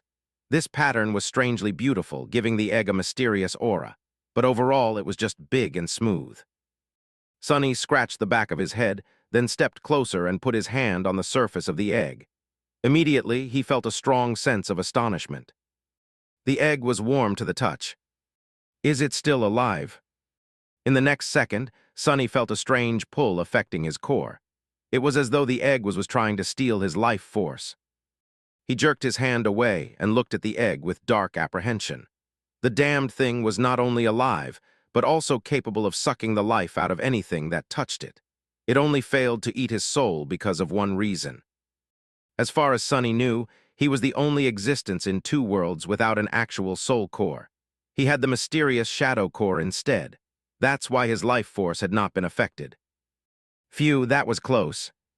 Looking at the giant egg, Sonny thought about how to get back at it. The nest, without a doubt, once belonged to an extremely powerful nightmare creature. Therefore, its spawn was also a being of considerable strength. However, due to some unknown reason, that being had not been able to hatch and was left behind by its parent, destined to remain trapped within the egg for all eternity. Or at least until some unfortunate fool came close enough to feed it with soul essence and give it enough power to break free. Luckily, I'm not a fool. Wait, maybe I am. His decisions have been very strange lately. He couldn't quite explain some of them, including this latest one. It was as though his thinking ability had been reduced. Whatever, I'm still smarter than a damn egg. Like a true explorer, he went where no one had gone before and made an incredible discovery. He found an unbelievably mysterious, rare being, one that not a single human had ever heard of. Naturally, he had to kill it. That's what the spirit of exploration was all about, wasn't it? Summoning the midnight shard, Sonny thrust it into tea. He stoned the surface of the egg, causing a rain of sparks to fall on the spiderwebs. The sharp blade slid harmlessly across the stone, leaving only a shallow scratch on it. Tough bastard. The egg was sturdy enough to withstand a strike from an awakened weapon. If it was that resilient, Sonny was scared to imagine how powerful the adult monster would be. It was definitely not an average nightmare creature. But then, he was not an average sleeper. His shadow flowed from his hands onto the midnight shard, turning the polished metal of the blade black and lusterless. Immediately, a cold aura radiated from the sword, making it feel sharp enough to cut the world apart. Stepping forward, Sonny raised the shard above his head and sliced down, delivering a crushing blow. Enhanced by the shadow, the dark blade bit into the stone surface of the egg and split it apart. Cracks ran through the giant stone egg as Sonny's sword plunged into it. A flash of sinister crimson light shined through the cracks, then disappeared, leaving behind nothing but darkness. A torrent of viscous, black liquid flowed onto the white spiderwebs. In the ensuing silence, Sonny heard the spell's bewitching voice. You have slain a great devil, vile thieving birds spawn. Your shadow grows stronger. You have received a memory. Chapter 81 Weaver's Eye. Chapter 81 Weaver's Eye. Sonny blinked. You have received a memory, drop of ichor. Wait a moment, wait a moment. A great devil, he gulped. Nightmare creature with 4 soul cores was called a devil, just one class below the dreaded tyrant. From that detail alone, the evil ancient egg had been potentially more powerful than the carapace demon. However, what shocked him the most was its rank, not class. The quality of most things having to do with the nightmare spell followed a similar hierarchy, from dormant to awakened, ascended, transcendent, supreme, sacred, and divine. Humans had only ever managed to reach the transcendent rank. These heroes were known as saints, each wielding an unimaginable amount of power and leading humanity in its war against the nightmare creatures. The nightmare creatures, too, were different from each other in a similar fashion, with 7 ranks of power. They were in order of growing strength: dormant, awakened, fallen, corrupted, great, cursed, and unholy. A great devil, therefore, was a nightmare creature with 4 soul cores, each one of the great rank, which were the same in terms of power as a supreme soul core would have been if a human ever managed to pass the 4th nightmare and rise one step above the saints. Sunny had just killed one of the most powerful nightmare creatures to ever fall by a human hand, at least as far as he knew. Victories against the great devils were rare enough to be of historic importance. What a stroke of luck to find one absolutely defenseless, yet to be fully born and weakened by thousands of years of neglect. Not to mention the fact that he was probably the only human alive to be partially immune to the egg's terrifying life-sucking powers. Wait, how many shadow fragments did I get? Sunny felt stronger, a lot stronger. He was used to receiving 2 fragments for each awakened beast he killed. Thus, it was fair to assume that a fallen beast would give him 4, a corrupted beast would give him 8, and a great beast would give him 16, forgetting the ridiculousness of the notion that a sleeper would ever be able to slay a great beast. However, the vile thieving bird's spawn was not a beast, it was a devil. It had 4 cores, so 6 to 4 fragments. Dumbstruck, Sunny summoned the runes. In his excited state, he even disregarded the insistent forgetfulness that prevented him from doing so earlier. Shadow fragments, 196/1000. After seeing the number, he was giddy with joy at first, but then Sunny frowned.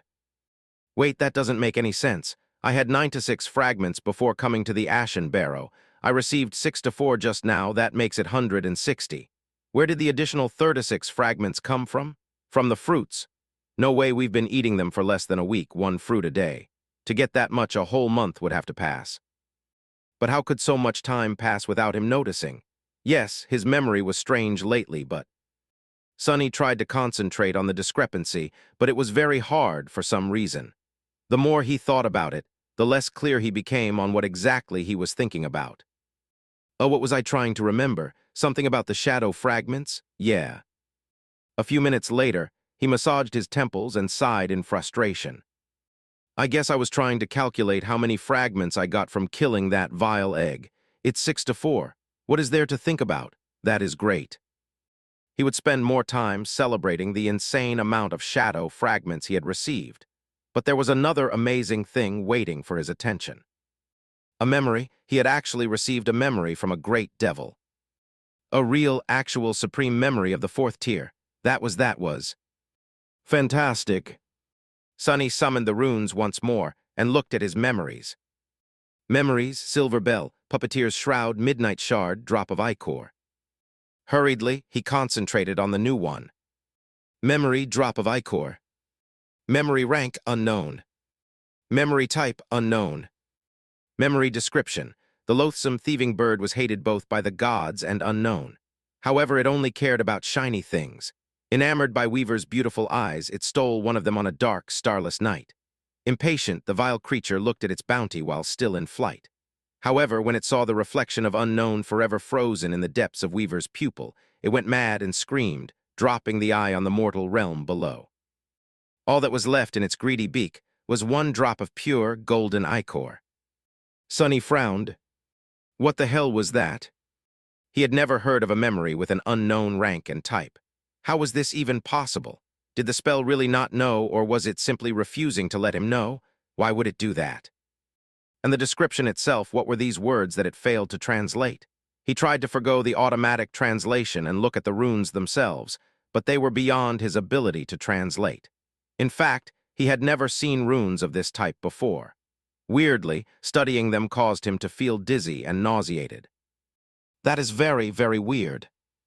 Also, to his shame, Sunny had to admit that he had no idea what the word ichor meant. It simply wasn't in his vocabulary. Maybe if he went to school and got an education like other sleepers, he would know. Sonny hesitated for a minute or two, then cautiously summoned the strange memory. Instantly, golden sparks of light appeared in the air in front of him, coalescing into a spherical drop of radiant, golden liquid. What am I supposed to do with Thigh? Before he finished his thought, the spell spoke again. Its voice sounded a bit strange. It was almost excited.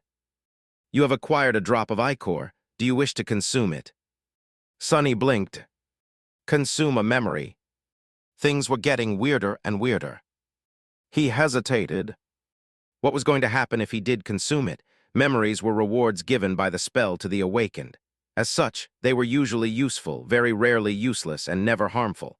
At least that was the common knowledge. However, this one was out of the ordinary, and it was the spell he was talking about. The damn thing was nothing if not unpredictable, usually with catastrophic consequences. The safest approach would be to put the golden liquid back into his soul sea and never touch it again. But it was a memory received from a great devil. Chances were he would never hold another one in his whole life, not even in his dreams. Sonny was simply unwilling to let this opportunity go. Trying to calm his rapidly beating heart, he licked his lips and said, "Yes, I want to consume it." "As you wish." The golden sphere separated into two streams of beautiful, radiant liquid. The streams flowed through the air, approaching Sonny's face. He felt a gentle touch caress his cheeks. Then the golden liquid reached his eyes and flowed through them, entering his soul through the pupils. Soon it was gone. Sonny was frozen, not knowing what to expect. A second passed, then another. He raised his trembling hands to his face, finally feeling something. In the next moment, Sonny opened his mouth and let out a terrible, wailing shriek as unimaginable. Blinding pain tore through his entire being. Chapter 82, Fear of the Unknown. Sonny fell into the soft embrace of spider webs, screaming, his whole body convulsing in spasms of terrible pain. The unbearable agony radiated through his nervous system, his mind drowning in the endless torrent of torturous, excruciating, harrowing suffering. It felt as though every muscle, every fiber, every molecule of his body was being torn apart and reassembled, only to be torn apart again. His eyes, especially, felt as though there were two white-hot metal rods inserted in them, making all the other pain pale in comparison. Or maybe they had become searing spheres of molten metal themselves. He clawed at his face, leaving bloody marks on it. However, seconds later they were already gone, erased by some unknown force. His voice was soon gone, too, leaving Sonny without an outlet to express his horrible torment. The process was the opposite of the gentle rebirth he had experienced after passing the first nightmare. It was violent, ruthless, and unnatural, forcefully reshaping Sonny's body into something that it was not meant to be. That nothing was ever meant to be. Powerless to stop it, Sonny had no choice but to endure the agony. All he could do was try not to go mad from pain. Tears were streaming down his face, leaving bloody trails in their wake. There was no end to torture. Then, after what felt like an eternity, there was. The pain subsided, lessened, and finally vanished. Sonny was left lying on the thick carpet of spiderwebs, utterly drained and depleted. In the silence that was broken only by the hoarse sound of his ragged breathing, the spell's voice whispered, "You have acquired a new attribute. One of your attributes is ready to evolve." Sonny remained motionless for a long time, slowly coming back to his senses. The memory of the terrible ordeal was still echoing in his mind, making him shudder from time to time. He was afraid to open his eyes and look at his body, afraid to see himself changed in some horrific, repulsive way. Have I become a monster? Feeling a sense of dread, Sonny shut his eyes tighter. However, he did not feel like a monster. In fact, he didn't feel different at all. From what he could tell, he still had 2 hands, 2 legs, and soft human skin. There was no change in his strength and resilience. It was as though nothing had happened. Come on, just do it. With a nervous sigh, Sonny opened his eyes and looked himself over. Everything was the same. He shifted his perception and studied himself again through the shadow. He was still human. Well, something did change, but he couldn't quite describe it. It was as though his vision was slightly different from before. The world seemed deeper somehow. Sonny only noticed the difference because of the contrast between his own perception and that of the shadow. Previously, they were more or less similar. A drop of ichor that came from the weaver's eye. Carefully, he raised a hand and touched his eyes. They felt the same. But they were also different. He just couldn't understand in what way. Lowering his hand, Sonny noticed a drop of blood on one of his fingers. It came from a small scratch on his cheek, one that had not healed like the others. Deep inside his blood, Sonny noticed a barely visible hint of the golden shine. As if the radiant drop of golden liquid he had absorbed was still there, now a part of him, strongly diluted and fused into his own bloodstream. The shine was so faint that he had almost missed it. Sonny suspected that in the light, it wouldn't be visible at all. What the hell have I done to myself? That was the moment when he accidentally glanced at the Pupitor's shroud, simultaneously thinking about the golden shine. Something switched in Sonny's head, and suddenly he saw the memory differently. His eyes widened. Under the surface of the gray fabric, 5 glowing embers were shining with ethereal light. Each of them represented a nexus and anchor of countless diamond strings that stretched to different parts of the armor, weaving an intricate, elaborate, unpredictable pattern. It looked a lot like the inner void of the spell, only at an infinitely smaller scale. However, Sonny was surprised to find out that he sort of understood the pattern. A newly found innate knowledge helped him sense the traces of logic behind the seemingly chaotic placement of the strings, a defined purpose behind every twist and turn. They were meant to achieve certain effects: durability, resilience, and another, more complex type of protection. The hint of understanding came naturally to him, as though it was his innate ability.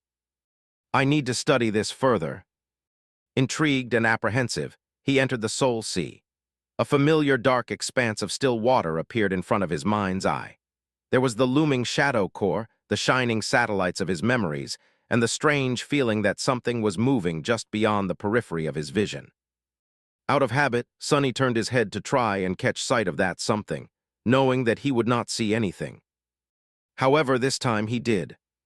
With a startled yelp, Sonny flinched away and lost his balance. What the hell, what the actual hell? Out there in the darkness, at the border of the dim light cast by the shining memories, stood motionless black figures. They were shadows of creatures he had killed. There was a shadow that resembled the slave with broad shoulders and bloodied back, one whose name Sonny had never bothered to learn.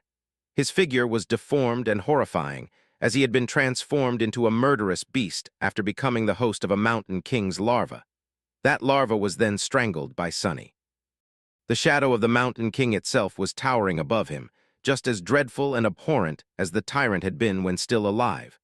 Sonny shuddered as he remembered escaping from the horrid creature's claws.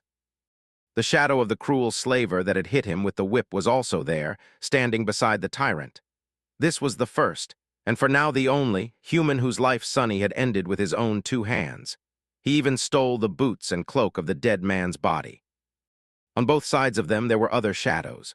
Hulking carapace scavengers stood silently, their pincers lowered to the ground. A fearsome centurion's savage silhouette could be seen among them, surrounded by the giant centipedes, bulbous knots of carnivorous worms, and a few strange, manating flowers. Every single being that had fallen by Sonny's hand was there in the form of a shadow. Or, to be more precise, every being whose shadow's fragments had been absorbed by him. Despite the fact that shadows had no eyes, he couldn't help but feel that they were all staring at him. Silent, motionless, watching. Feeling cold shivers running down his spine, Sonny gulped and stood up, his legs shaking a little. Finding out that a small army of dead shadows had appeared inside your soul sea was not the most pleasant of surprises, let alone if those shadows once belonged to creatures who you had personally slain. He clenched his teeth. Can I repeat what the actual hell? Chapter 83:5. The shadows stared at Sonny, and Sonny stared at the shadows. After a while, the situation became a bit awkward. Sonny shifted a little, then hesitantly asked, are you guys not going to do anything?" The shadows did not react, remaining as motionless and quiet as they had been from the start. As a matter of fact, he didn't see them move or show any sign of life at all. In that regard, they were even more lifeless than his echo had been here in the Sea of Soul. Sonny scratched his head. His initial fear was slowly disappearing. At first, he was scared out of his wits, but more so from being startled than from feeling an actual threat. This was his soul sea, after all. Very few things could harm him here. Sonny was pretty sure that the shadows were not capable of doing anything, let alone attacking him. They seemed more like manifestations of some weird facet of his aspect rather than actual beings. As such, they weren't dangerous. The question was, why did the shadows suddenly appear? After briefly thinking about it, Sonny came to the conclusion that they did not actually appear per se. Instead, they were always here, it's just that he had not been able to see them. But now, with his eyes changed by the strange transformation he had gone through, he could, just like he could see the diamond strings inside the puppeteer's shroud. Speaking of the puppeteer's shroud, glancing at the silent shadows one last time to make sure that they would not lunge at him, Sonny frowned with suspicion and turned away. His back instantly began to tingle. Just think of them as fashionable pieces of furniture. Who says Soul Seas don't need a touch of interior design?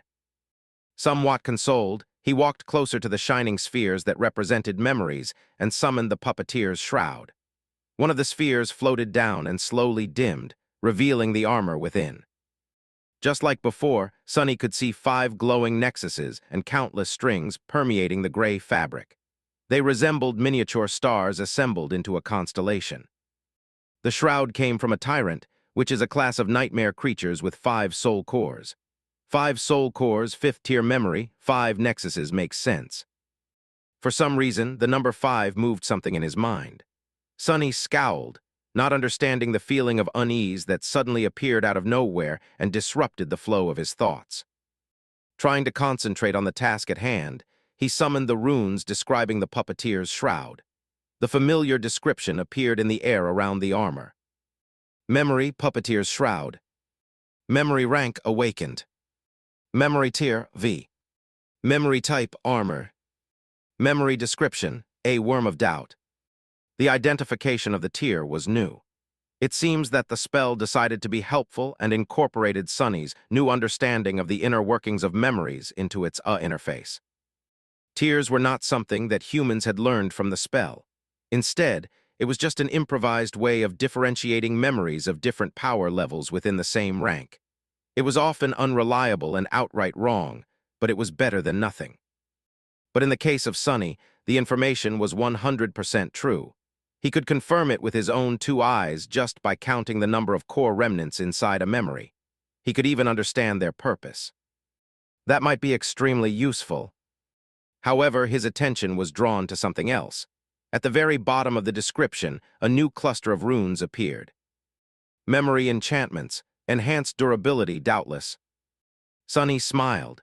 That was what he was hoping for. Previously, he had only been able to intuitively sense the special qualities of his memories, with no way to learn their true nature and limits except for the trial and error approach. And using that method during a battle was not conducive to survival. Now, however, he concentrated on one of the enchantments. Enchantment, doubtless. Enchantment description. Provides the wearer with a small amount of protection against mind attacks. Good to know.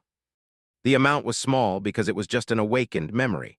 Since enhanced durability was self-explanatory, Sonny dismissed the puppeteer's shroud and summoned the silver bell. The small bell had only 1 spark of light, which was much less bright than the ones inside the puppeteer's shroud at that. Studying the runes did not show anything interesting. It was a Tier 1 dormant memory with a single enchantment that increased the range at which its ringing could be heard to several kilometers. Finally, it was time to take a look at the Midnight Shard. The graceful blade appeared in front of Sonny in all its austere beauty. Memory, Midnight Shard.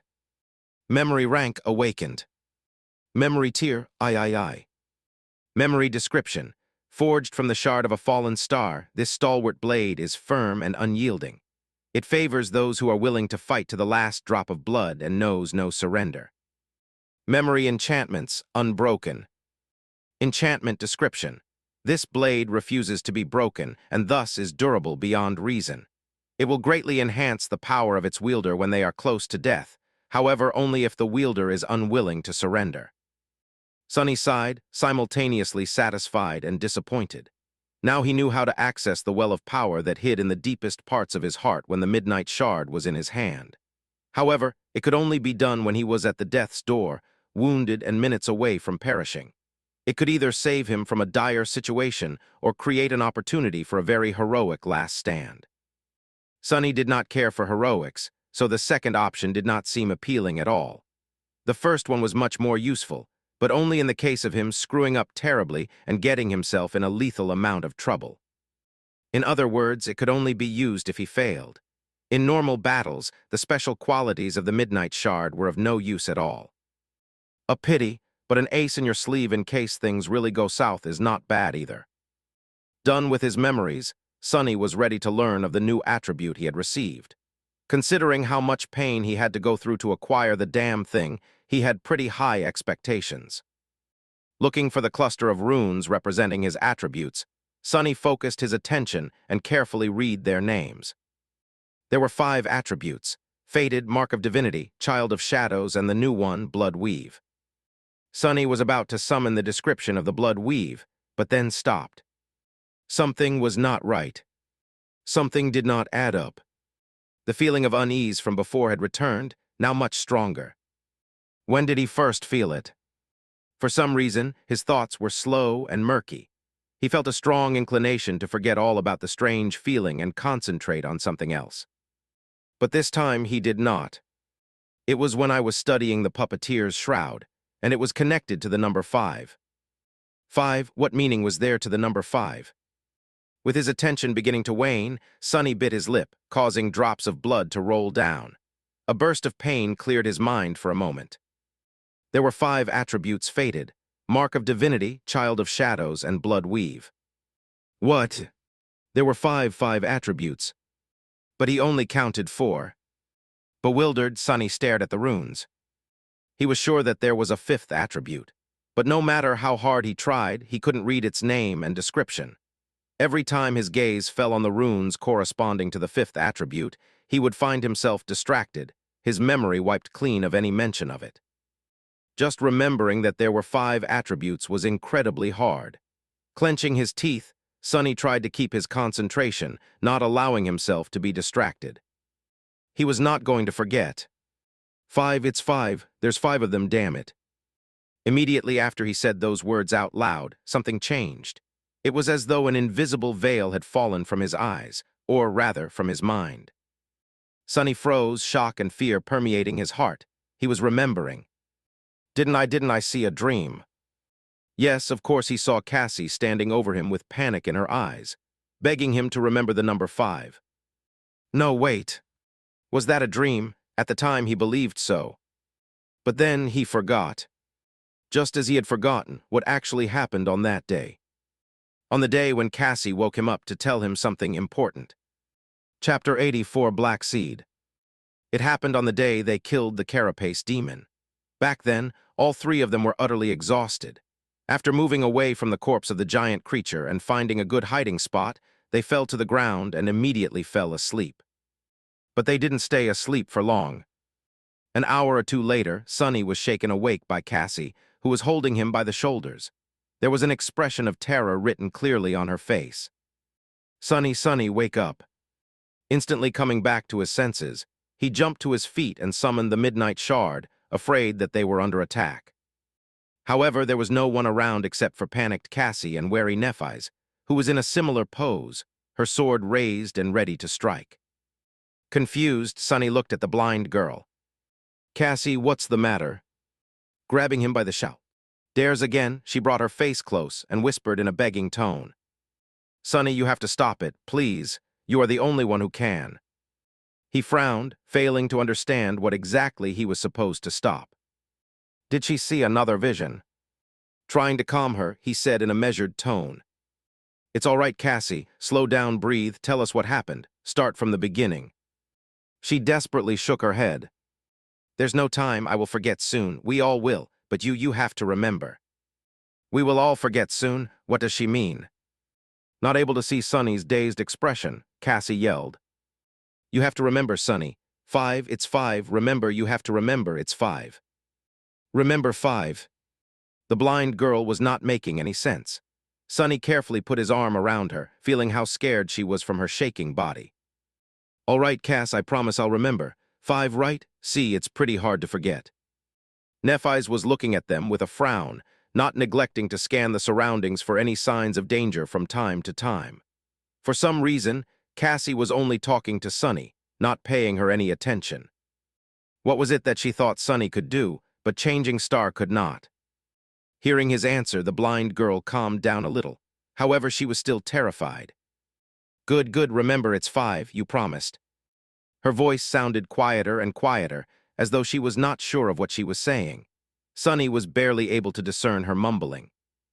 "The more complex a thought, the harder it will be to hold on to it. That's why I can only tell you this one word, the simplest thing to impart when the right time comes. It might change things." Carefully choosing his words, Sonny hesitantly asked, "Cassie, can you tell us what happened exactly?" Hearing his voice, the blind girl flinched and raised her head to face him. There were still traces of fear in her eyes, but mostly it had been replaced by confusion. "Huh, did something happen?" Sonny blinked. Wasn't she the one who woke them up in a panic? Wait, why did she wake us up to begin with? For some reason, he had trouble remembering the details of the past few minutes. The conversation they just had was already hazy in his memory. "I guess I'm still groggy from waking up so abruptly. Lack of sleep affects concentration." "You wanted to tell us something. It had to do with the number 5. Cassie raised her eyebrows. "5, why 5? Sonny didn't know what to say. He was going to ask the same question. "I have no clue." Perplexed, he looked at Nephis, hoping that she will be able to clear the situation. Changing Star was standing a few steps away with a distracted expression on her face. Sensing his gaze, she stared at him and asked, "Why do you have your sword out?" Sonny glanced at the midnight shard and tried to remember what had caused him to summon the memory. "I'm not sure. Why did you summon yours?" Nephis looked down, as though noticing the sword in her hands for the first time. An expression of doubt appeared on her face. "What's wrong with our heads today?" Understanding that it was pointless to expect help from Nephis, Sonny sighed and turned back to Cassie. "Did you see another vision?" The blind girl trembled. Her eyes opened wide, once again filled with fear. "A vision, yes, I saw a vision. An awful, awful vision." "What did you see?" She was silent for a few moments, trying to remember. A deep frown appeared on her face. Finally, Cassie quietly said, "I saw a mountain of corpses. Countless bodies piled on each other until they formed a blood-soaked hill, and at the top of it, a tiny black seed was floating in a pool of blood." She grew silent, then continued. "That was the past, I think, but then I saw the future of future. It was us. Oh, gods, we were. Her voice trembled. As though not daring to say something aloud, Cassie stopped. Sonny waited for a while, then carefully asked, "We were what?" The blind girl turned to him in confusion. "What?" He scratched the back of his head. What were they just talking about? "You were telling us about your vision, I think." Cassie frowned. "What vision?" To his embarrassment, Sonny wasn't sure either. He just remembered something about the number 5 and a seed. For some reason, he felt as though that number was very important. But why? He had no idea. "I forgot." Suddenly, Nephis, who was standing nearby, lowered her hands and dismissed the sword that she had been holding for some reason. Looking at them with a bit of confusion, she hesitantly asked, "Why are you guys awake? We need to rest. Something might get attracted by the demon's corpse, so we'd better return to peak condition as soon as possible." Distracted and already forgetting about the conversation with Cassie, Sonny blinked a couple of times, shrugged, and decided to go back to sleep. None of this made sense anyway. They were probably struck dumb by exhaustion. He felt so tired. A few hours later, when the shadow noticed the winged creature circling around the island, he awoke again. By that time, the memory of Cassie's warning was so fragmented and hazy that it seemed like a strange dream. But the seed was already planted deep into his subconscious. And now that it had blossomed, Sonny was finally able to fight through the haze of oblivion and remember everything. Chapter 85, one step at a time. Sitting inside the vile thieving bird's nest, Sonny frowned and clenched his fists. Something unnatural was happening to them ever since they came to the Ashen Barrow. Now that he had remembered Cassie's warning, it was apparent that their minds were affected, making them forgetful and easily distracted. Even now that he knew about it, thinking straight was strangely hard. It took all of his will just to keep the knowledge of the anomaly in his memory. The events of these past few days were still hazy. Remembering something else, Sonny closed his eyes in frustration. Had they really spent mere days on this island? The number of shadow fragments he received from eating soul tree fruits suggested otherwise. It was quite possible that as much as a whole month had passed since the first time they ate them. And their minds were corroded a bit more with every day that passed. Pretty soon, there would be nothing left of them at all. Only empty shells walking around wearing their faces. Sonny's face paled. With a growing feeling of dread, he realized that there were large gaps in his memory. He could not remember how they got to the Ashen Barrow and where they were going. Other things, too, were unclear and blurry. Stay calm. Despite how compromised his memory was, there were still ways to understand what was going on and then maybe undo it. After all, he was able to remember Cassie's warning. That meant that their memories were not gone, just obfuscated. First step, resist the impulse to forget everything again. Not succumbing to the constant pull on his mind was not an easy task, but he was able to manage, at least for now. Second step, try to understand the reason why you were able to remember these things. When Cassie begged him to remember the number 5, she must have already known that he would receive a new attribute. He had noticed the existence of the mysterious 5th attribute as the result, which triggered the frightening revelation. However, why was he able to not forget about the existence of the 5th attribute altogether? What made him so special? Cassie had even said that he was the only one who could do it. Why him and not Changing Star? Sonny massaged his temples. Then a sudden realization came to him. Doubtless, one of the enchantments of the puppeteer's shroud was providing him with a small amount of resistance against mind attacks. That's why he was slightly less susceptible to the frightening forgetfulness that infected them on the Ashen Barrow. That was the reason why he had been the last one to agree to eat the miraculous fruits, why he had often felt that things were wrong. He was also the only one who had managed to remember Cassie's warning, even if it took him a long time. Cassie knew about the puppeteer's shroud, and that's why she had chosen him instead of Nephis. Smart girl. So their warped state was the result of a mind attack. But who could attack them on this desolate island? The answer was pretty obvious. That damned tree. Looking down, Sonny felt cold sweat running down his back. The soul tree was, in fact, a colossal, ancient, and utterly horrifying nightmare creature. If he was right, then its power had to be simply unimaginable. He was afraid to even think about what its rank and class were. No wonder it was able to drain a whole area of the crimson labyrinth of all life. No wonder it was able to survive and thrive in this hellish place. Of all the horrors in this hell, it might have been the most terrifying. Finally, Sonny knew the reason why no other nightmare creature dared to approach the Ashen Barrow. Even monsters were afraid of the soul tree. Except for equally harrowing things that dwelled beneath the waves of the deep, dark sea. There was no way for them to destroy it. The soul tree was just too big, old, and powerful. For a moment, Sonny entertained the idea of setting it on fire, but quickly abandoned it. He would need a volcanic eruption or some sort of divine intervention to burn that colossus down. So what to do? After thinking for some time, Sonny decided not to be hasty and move forward one step at a time. First, he had to know the exact situation with his attributes. Summoning the runes, he tried once again to read the description of the hidden 5th attribute. The result was the same. He knew it was there, but could not remember what it was no matter how much he tried. Figures. Confirming that it was still impossible for him to solve that mystery on his own, Sonny moved his attention to the Mark of Divinity. New runes appeared under its description. Mark of Divinity attribute description, Uber. A faint scent of divinity, as though someone briefly touched by it once, a long time ago. Mark of Divinity is ready to evolve. Proceed.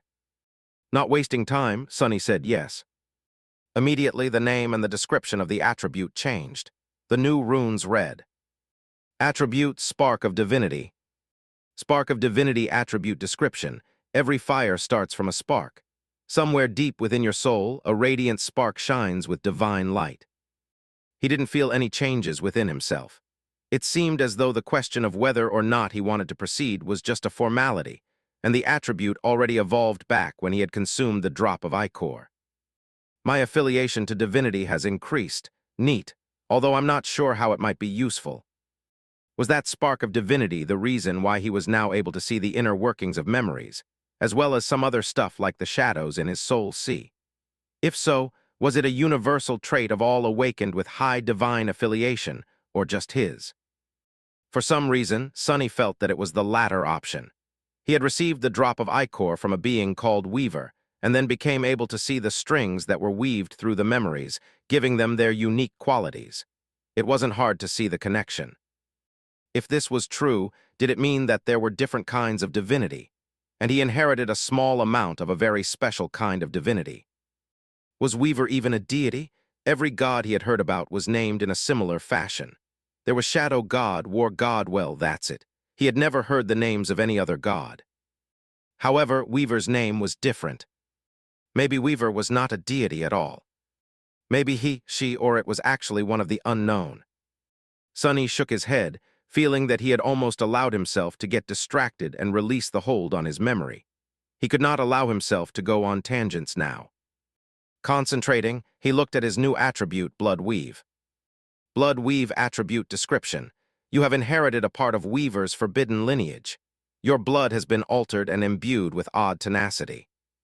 So he would be less likely to bleed out in the future. That was a very nice enhancement. However, it did not help Sonny with his current situation. It was time for the next step.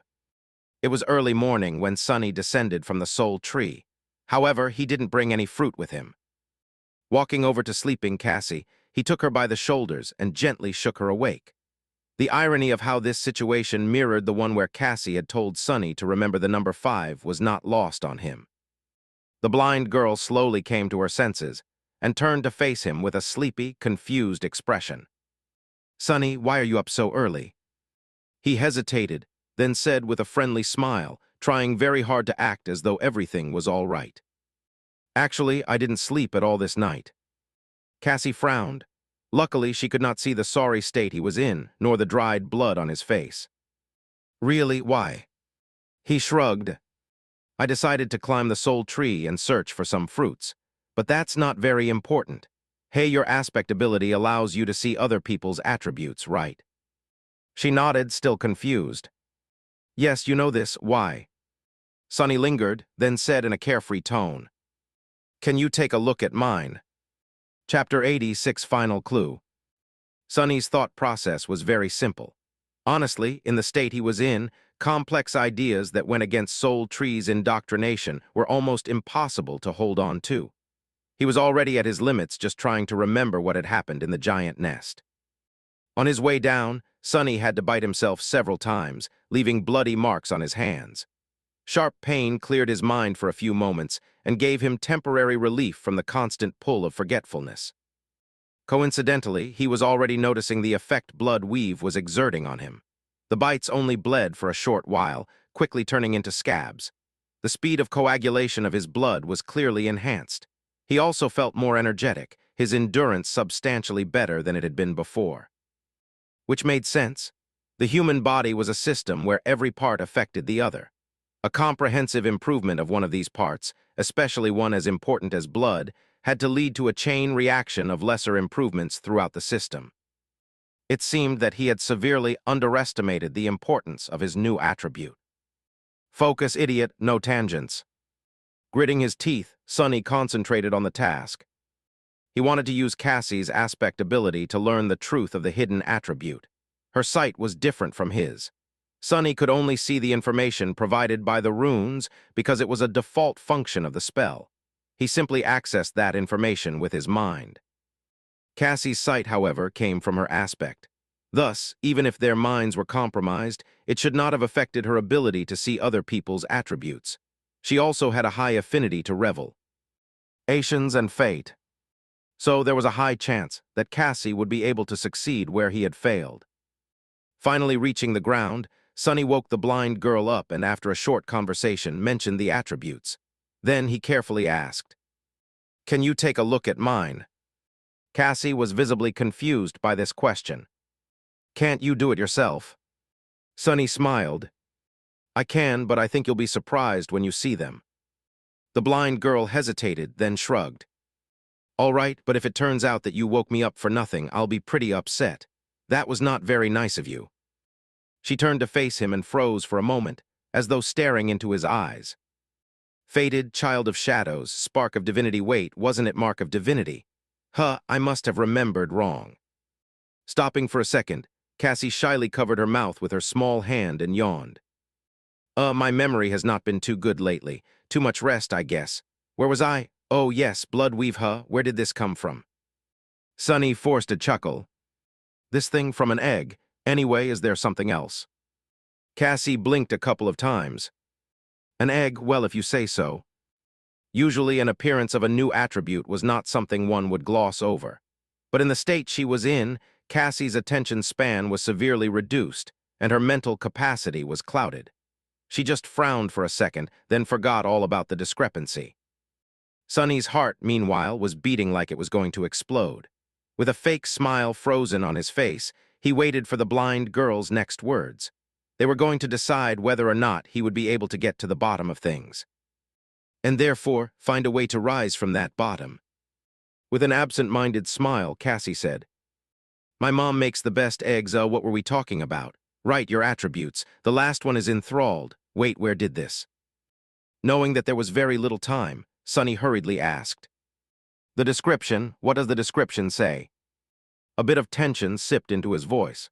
Startled by this intensity, Cassie didn't ask the same question again and simply said, "You've been mesmerized by the ancient fiend, soul-devouring tree, and are being turned into its thrall. Once the process is complete, there will be no escape." As soon as Sonny heard these words, it was as though heavy chains fell from his mind. Suddenly, his memories returned in an avalanche, making him stagger. His eyes opened wide. Only now that he had fully recovered his memory did Sonny realize the extent to which his mental state was warped. How much of his true self was gone. How close he came to being completely obliterated, without even knowing that a terrible monster was slowly devouring his mind. An extreme feeling of terror filled his heart. For a few moments, Sonny lost the ability to speak, covered in cold sweat and shaking. "See, calm down, it didn't happen, you stopped it. You're back, it didn't eat you." Slowly, he was able to get a grip on his feelings and achieve some semblance of composure. He came very close to the edge, but did not take the last step. He was still himself. It wasn't over yet, they still had a chance. Looking at Cassie, Sonny slowly exhaled and said, "Thank you." The blind girl smiled and raised her eyebrows. "For what?" She had already forgotten all about their conversation. Sonny was free from being mesmerized by the soul devourer, but Cassie was not. Her memory, mind, and thinking were still compromised, turning worse as they spoke. A pained smile appeared on Sonny's face. Struggling to keep his tone light and cheerful, he said, "For helping me out just now. Sorry about waking you up so early. Go back to sleep. I'll take it from here." Cassie hesitated for a few moments, then got distracted and forgot that he was there at all. Yawning, the blind girl lay down and covered herself with her cloak. Soon, she was asleep again, happy and blissfully ignorant of the fact that her days were numbered. Sonny watched her for a while, a grim expression on his face. Finally, he turned and walked away, thinking, "Over my dead body." Chapter 87, Plan of Escape.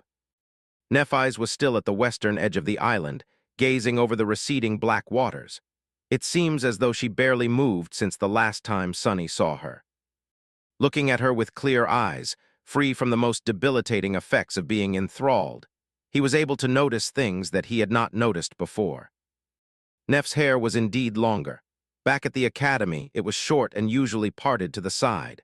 Now silver strands were already long enough to cover her ears, hanging messily without their usual luster.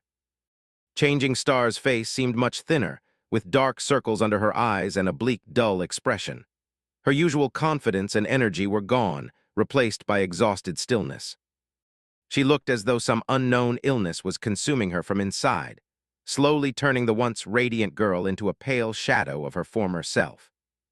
Sonny suspected that he knew what that illness was. He had known for a long time that Nephis had a mysterious goal, and that her determination to achieve that goal was nothing short of frightening. That burning desire of hers, it seemed, was strong enough to resist even the enthrallment of the soul devourer. However, while the feelings remained, the actual memories were gone.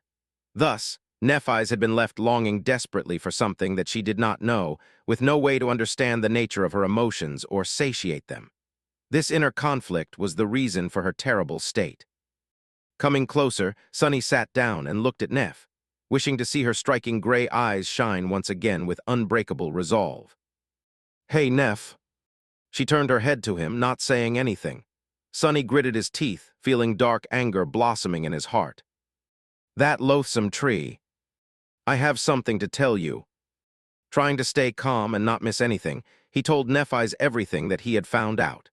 He told her about his trip to the upper parts of the soul tree, the giant nest he had discovered, the vile, thieving bird's spawn and how he had killed it, the strange memory with no rank and type, the new attribute he had received, and the hidden one he had accidentally discovered. Finally, Sonny told her about the nature of that attribute, the true nature of the soul devourer, how long they had been on the island, and what they had forgotten. When he finished, Changing Star's expression didn't change one bit. Looking away, she simply said, "I see." Sonny blinked. I see, that's all you have to say." She glanced at him and smiled darkly. "What do you want me to say?" He gaped at her and clenched his fists. "Wow, how horrible. Good job, Sonny, say something at least. Is it so hard to behave like a human?" She turned away, not answering. Sonny stared at her for several seconds, then said in a tired, defeated voice, "I don't know what to do. Tell me what to do, Neph. How do I get us out of this?" She was silent for a while. Sonny almost assumed that Changing Star had already forgotten everything that he had told her, but then he noticed sparks of white radiance dancing in the depths of her eyes. Nephis had activated her aspect ability, using pain to stay lucid for as long as possible.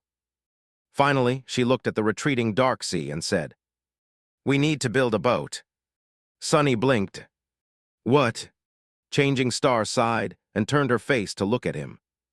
"We've been here on this island for many weeks. Our minds are slowly being erased by the soul tree, turning us into its slaves. Forever. However, the process is not complete."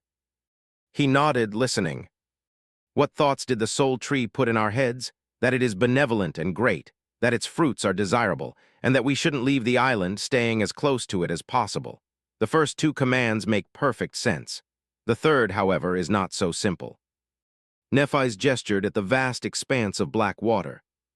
"From that third command, we can deduce that the effect of the soul tree's enthrallment weakens with range, and that if we put enough distance between ourselves and the tree, it will be broken." Sonny's face brightened when he understood Neff's logic. So there was a way. They just had to leave the ashen barrow and flee, not looking back until the soul devourer's brand was gone from their souls. However, but why a boat? Why not just run away on foot? Changing Star lowered her head and said quietly, "We'll never make it to the castle on foot. We'll just die. I was too arrogant before to think, well, it doesn't matter now. It will take many months to go around the crater through the labyrinth, especially now that we don't have the echo. And every day we spend there is another day we risk encountering something that will kill us without even breaking a sweat." She sighed. "We were already lucky to survive for as long as we did. But in the end, no matter how much we fought and persevered, we still encountered the soul tree. This should have been our end. Do you know how improbable it is that we even got a chance to have this conversation?" Sonny hesitantly shook his head. "First, we had to have an oracle in our group to see the future. Then, Cassie had to formulate and execute an ingenious plan in the short amount of time her memory remained intact. That plan was based on the fact that there was someone with an awakened armor of 5th tier in our group, one enchanted with the extremely rare mind protection trait, no less. Awakened with the revelation affinity were few and far between. Sleepers with a memory equal to the puppeteer's shroud were even rarer. That person then had to find and kill a great devil. More incredibly, he had to receive an actual lineage memory from it. Do I need to explain how implausible this combination of events is?" Sunny slowly shook his head. Nephis closed her eyes.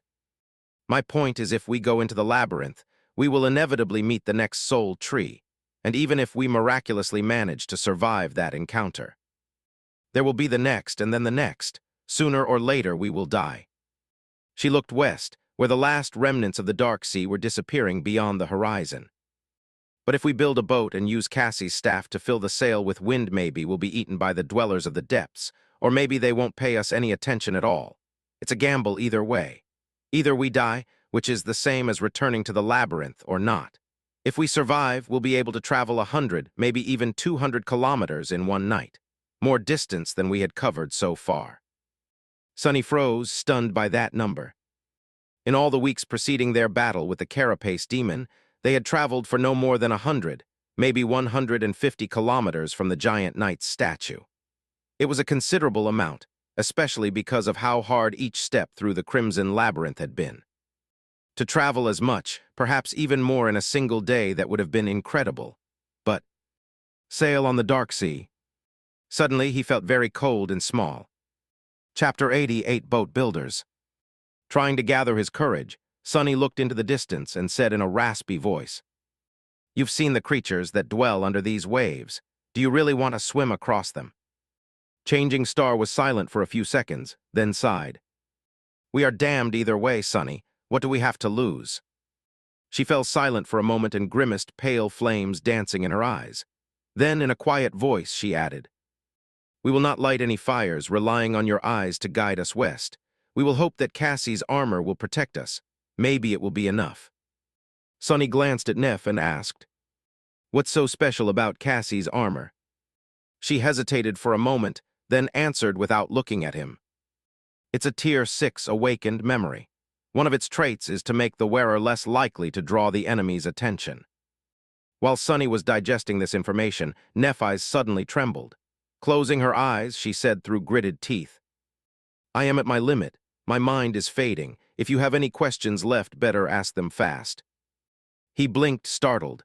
Then, knowing that there was not much time left, Sunny asked the first thing that came to his mind. "Do you even know how to build a boat?" Changing Star simply nodded, letting him know that she did. Her expression was slowly turning lost and dull again. Racing against time, Sunny frantically thought of another question. "How do I convince you to leave the island once your memory is gone?" Nephis looked at him, struggling to hold on to the last shreds of lucidity. For a moment her eyes became clear again. White flames ignited in their depths, illuminating her pale, beautiful face. "Aster Song Vale, say those words to me and I will listen."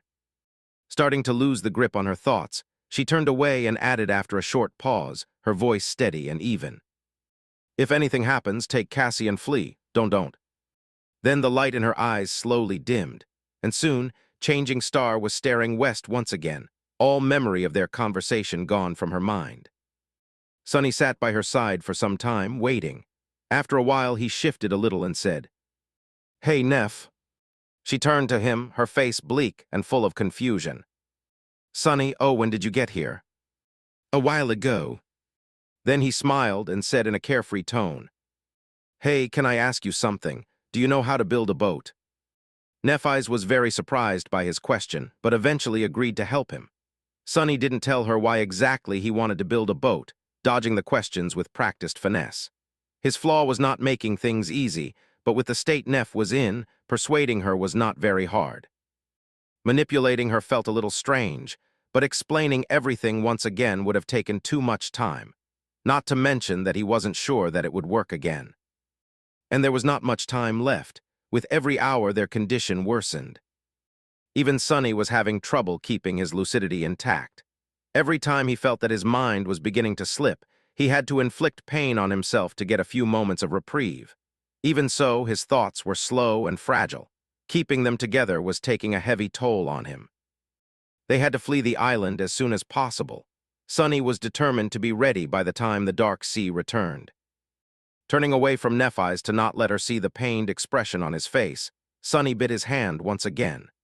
Feeling the bitter taste of blood on his tongue, he let the wave of pain clear his mind and blinked, amused at the irony of the situation. He was gnawing on himself to prevent himself from being eaten, What a funny contradiction. Hiding his bleeding hand behind his back, Sonny turned to Neff and asked, "So how are we going to make the boat?" She thought about it for some time, then said indifferently, "We will have to use the materials at hand. For the hull, we will have to use the dead demon's carapace. We can strip several armor plates of suitable. Shape and tie them together with the golden rope." Sonny raised his eyebrows. The carapace demon's armor, it's made out of some strange steel, can steel even float. Nephis glanced at him with reproach. "Anything can float, Sonny. You just have to make sure that you're displacing more water than the weight of the floating object. That's how boats work." He blinked. Okay, about the sail, I think we can ask Cassie to lend us her cloak. What do you think?" Changing Star gave him a strange look. "I mean, yes, I still don't understand what got you so excited about boat building, but I'm sure she'll be willing to help you out with this passion project." Sonny smiled. "Great, let's go butcher the demon then." A strange sentence to say with a smile, but not the strangest one he had to say to convince Neff to help him. A few minutes later, they reached the giant carcass of the carapace demon. It was towering above them like a small hill of polished metal. After that first day when the strange winged abominations had circled around the island for several hours, never daring to approach, nothing else had shown up to lay claim to the fearsome creature's meat. As the result, the carcass was largely intact. Strangely, the demon's corpse had not begun to rot. Only the metal of its carapace slowly deteriorated, losing its luster and shine, then turning less and less durable. By now, its surface was marred by large patches of rust. Nephis climbed up on top of the carcass and walked from side to side, looking under her feet. Then she gestured at several spots. "These curved plates will be perfect if we can fit them together tight enough. Each one is long enough to form the entirety of the hull, leaving enough space for the three of us to sit side by side." Sonny had no knowledge of shipbuilding, so he decided to trust her judgment. Looking up from the ground, he asked, "What about the mast?" Changing Star scowled. "That I will have to think about." Sonny smiled. "All right, while you're thinking, I'll go fetch Cassie to keep you company." Chapter 89, Demon's Bones. Chapter 89, Demon's Bones. Sonny had a lot to do before the sunset. The parts of the plan spun in his head, making it ache. He had to constantly remain focused, straining his will to its limits, just to keep himself from forgetting everything. When it was not enough, he had to use pain to augment his concentration. His hands and arms were covered in ghastly bite marks. Without the blood weave, Sonny might have fainted from blood loss already. Still, with his pale face turning even whiter from exhaustion and feverish light burning in his eyes, he must have looked like a zombie. Luckily, Cassie couldn't see any of it. It didn't take much to convince her to join their strange endeavor. The blind girl's state was way worse than his or Neff's. She seemed to be barely holding on, her thoughts slow and meek. Sonny's heart was gripped with worry. Why is she affected so much more than us? Is it because we have true names, but she does not? Names were anchors of one's sense of self, after all. Could it be that true names served a similar role, only in matters having to do with the spell? He didn't know. Sonny guided Cassie to the carcass of the carapace demon. Nephis was already busy stripping plates of armor from its back. Her silver sword was seemingly able to cut through the deteriorated metal, making the task not as hard as he had been afraid of. Gently sitting the blind girl down in a spot where Neff could see her, he climbed atop the dead demon and evaluated the progress of Changing Star's work. She looked at him with a frown. "Aren't you going to help? This was your idea, after all." Sonny shrugged. "Maybe later. You seem to be enjoying yourself anyway. Some people might say that it's a fun little project to chase the boredom away, right?" She blinked a couple of times, then said, "I guess." Sonny nodded a couple of times, looking down at the spots where, stripped of armor plates, the demon's flesh was laid bare. The azure blood had coagulated, turning it dark and as hard as stone. Here and there, though, white layers of fat remained in pristine condition. "Actually, I have another project in mind." Nephis raised an eyebrow. "Oh, really?" Sonny summoned his sword and stepped closer to the gap in the creature's armor. "Yeah, I want to make a candle." Saying those words, he began to cut, separating the fat from the hardened muscle tissue. Neff blinked a few times and then looked at Cassie. "Hey, Cass, has Sonny lost his mind?" The blind girl perked up at the sound of her name. I'm not sure. I think he's just bored." Sonny concentrated on his task, not paying them any attention. For a moment, he entertained the idea of cutting himself with the Midnight Shard's razor-sharp blade, but then dismissed it. Cutting through the puppeteer's shroud would have been really hard, and he couldn't dismiss the armor in front of the girls. Well, to be more precise, he didn't want to. With a sizable chunk of the demon's fat in his hands, Sonny jumped down from the carcass and landed on a pile of fallen leaves. Making a candle out of animal fat was not very hard. He just needed fire, water, and time. The wick could be made out of seaweed fibers. It was not going to be pretty, but he didn't care about aesthetics. Leaving Nephis and Cassie behind, Sonny rushed back to their camp. The sun was already high in the sky. He spent the rest of the day doing two things: watching over the process of making the candle and running around the island, gathering as much fallen leaves as he could. From time to time, he would catch a glimpse of Nephis working on the boat, sometimes instructing Cassie to help her with menial tasks. From what he could see, the boat was coming along nicely. Changing Star knew what she was doing. Of course, this was only possible because he had convinced her that this was just something he wanted to do for fun. And the girls knew that Sonny was planning to use the boat to escape the Ashen Barrow. The effects of enthrallment would have kept erasing their memories of the task, making finishing it impossible. As it stood, Sonny was the only one who knew the true purpose of the boat. That's why he was forced to bear the full weight of Soul Tree's mind corruption alone. He felt as though he was about to drop dead of exhaustion. His head felt like it was filled with molten iron. His vision was starting to become blurry. But stubbornly, Sonny refused to give up. No matter how tired he was, how much he wanted to let go and ease this suffering, returning to the bliss of not knowing, he kept his thoughts on one goal and one goal only: escaping the clutches of the Soul Devourer. Finally, with the evening approaching, the boat was ready. Looking like a walking corpse, Sonny slowly approached the demon's carcass, which was now cut open and sliced apart. It was as though a mad vivisector had visited the island to perform an autopsy on the giant and forgot to sew the poor creature back up. Nephis looked at him with concern. "Sonny, are you all right?" Giving her a crooked smile, he shrugged. "I'm fine, comparatively." He did not specify what exactly he was comparing his current condition to. Turning his head, Sonny looked at the boat with dark satisfaction. It was not how he had imagined it. The hull was made out of curved plates of polished metal, with sharp spikes protruding from them in all directions. The plates were held together by the golden rope that was tied tightly around them.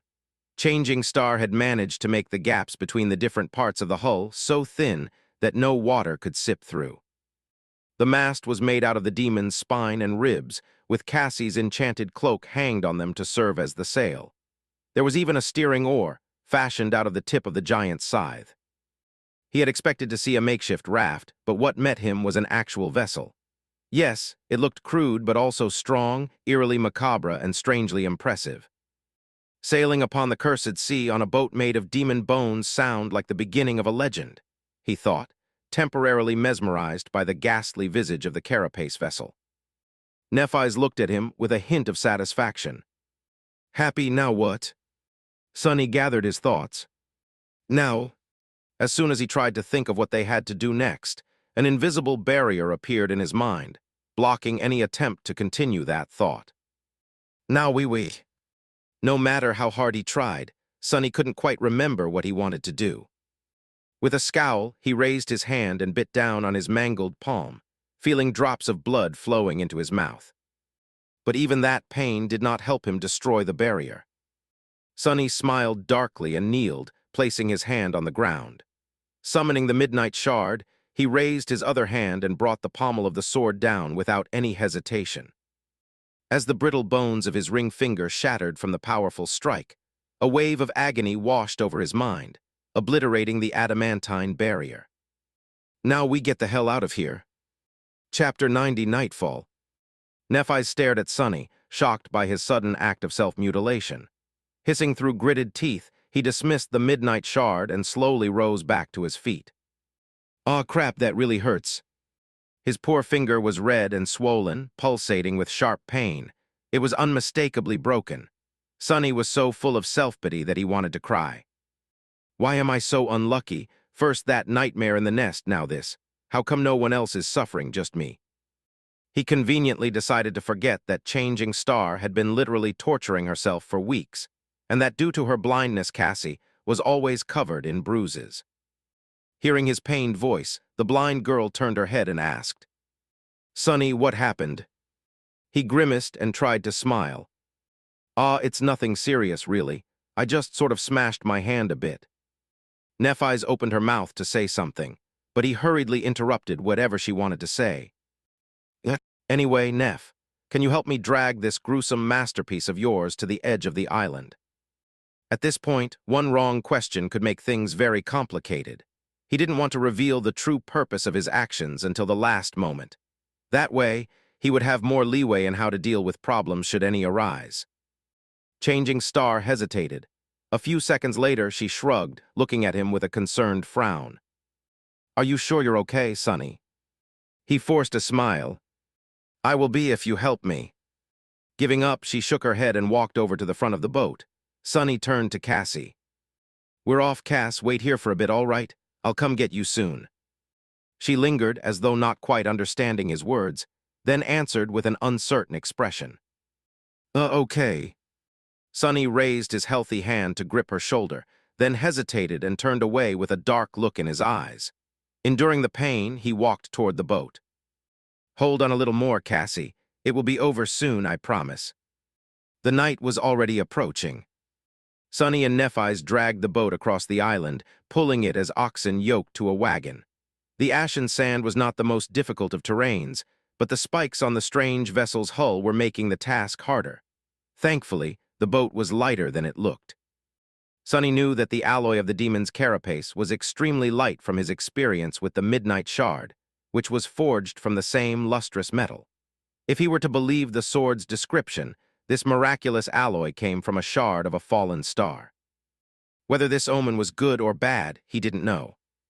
Soon, they heard a thundering rumble in the distance. It came from the direction of the colossal crater.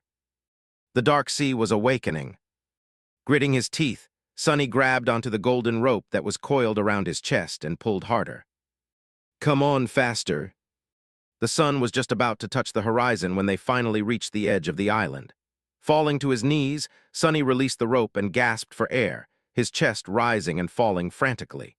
A wave of overwhelming exhaustion was drowning his senses, making it hard to stay awake. "Not yet, you can't let go yet." Nephis was silent, looking at him with a frown. For once, Sonny felt glad that she was weirdly taciturn by nature. Gathering his strength, he stood up and glanced at the darkening sky. Time was running out. Turning to Neph, he strained his parched throat and said in a raspy voice, "I'll explain everything once Cassie is here. Don't go anywhere until I bring her, all right? Please."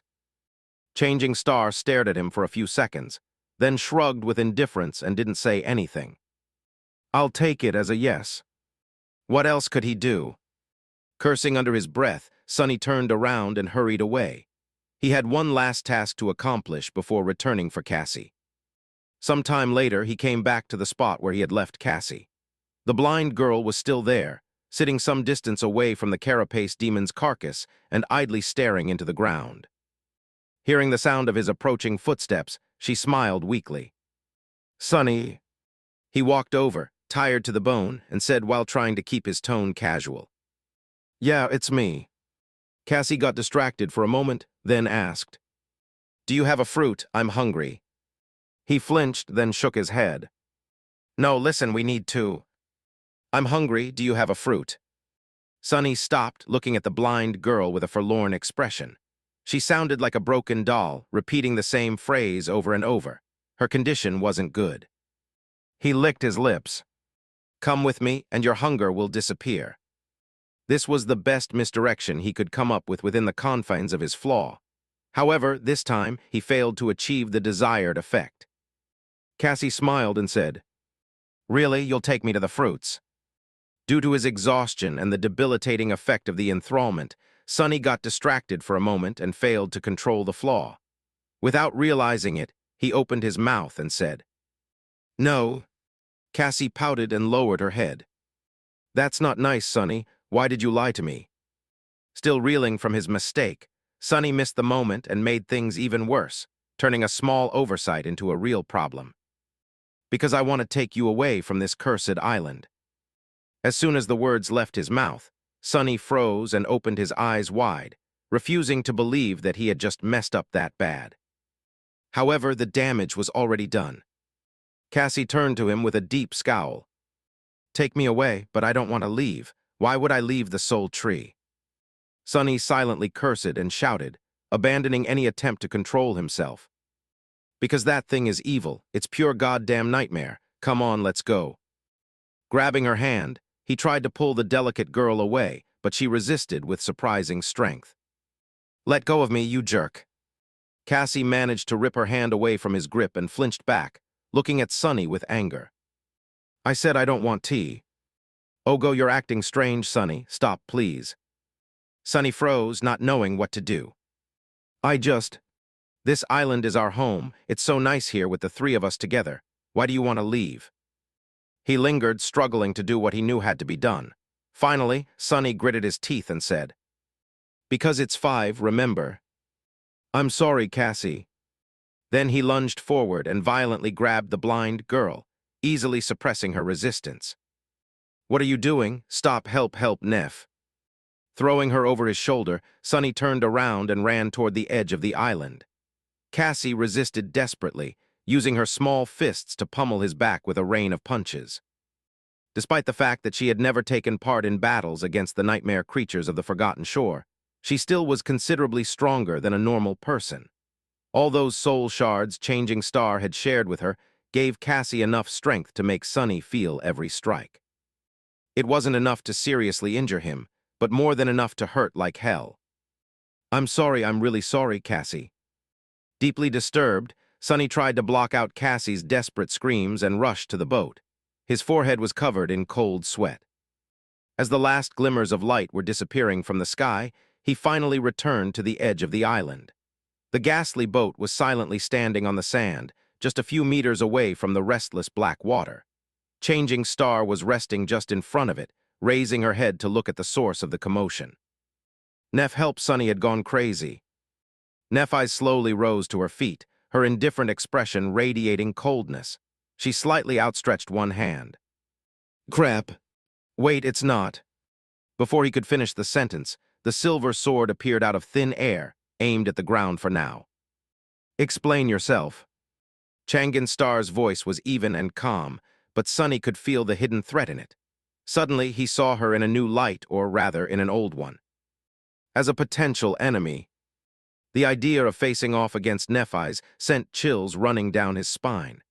He had almost forgotten the feeling he got back in the academy, watching her wipe the floor with most of the sleepers in their batch.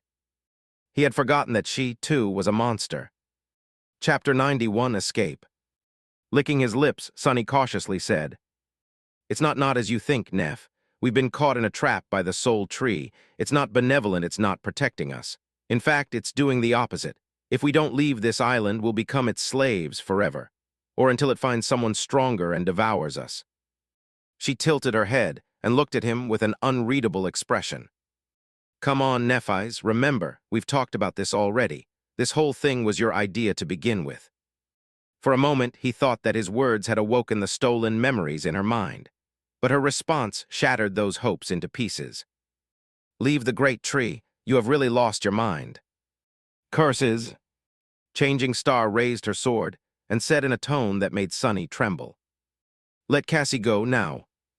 He hesitated, thinking about the best course of action. Then he carefully placed the blind girl on the ground. "All right, I did see. Now listen to me. I have something very important to tell you." Before he was done speaking, Nephis disappeared from his view. Realizing that he was about to be attacked, Sonny prepared to defend himself. However, a moment later, he was already lying on the ground, the tip of the silver sword pressed against his throat. Changing Star was standing above him, pale lights burning in her eyes. Well, that was embarrassing. All his training, all the experience he had won in countless bloody battles, All the power he had gained, Sonny had really thought that he stood a decent chance of standing his ground in a fight against Nephis, maybe even reaching a tie. But in the end, he had only lasted a second. One would be tempted to call this shameful display a premature capitulation. Nice one, idiot. Now stop fooling around and focus. Feeling the cold steel touching his skin, Sonny tried to move as little as possible. He was pretty sure that changing star wouldn't just kill him in cold blood, but it was still better to not give her any reasons to do something drastic. After all, Neff's mind was not all there. Looking up at her cold, indifferent face, Sonny strained his vocal cords and shouted in exasperation. Aster Song Vale. Nephis's hand trembled, making a drop of blood roll down his neck. Her eyes opened wide, full of surprise and shock. Then a dark expression appeared on her face. Pressing slightly on the sword, she took a step forward and pierced him with a burning gaze. When she spoke, her voice was trembling with suppressed emotions. How do you know these names? Who are you?" Sonny blinked, equally as surprised by her reaction. He had thought that these weird words were just a part of some code to jog her memory awake, but as it turned out, they were not. Aster Song Vo. Lo, what the hell does it mean? What can make Nephis lose her cool? It has to be something important. Trying to stay as still as possible, he cautiously glanced at the blade of the sword and honestly answered. "I didn't even know that these were names. It's just what you told me to tell you in case you forget what had to be done. You said if I tell you this, you'll listen to me." Nephis stared at him, a shadow of doubt appearing on her face for a split second. It was gone almost instantly, replaced by grim determination. Gritting her teeth, she snarled. "Which domain do you belong to?" Sonny had no clue what she wanted him to say, so he just asked.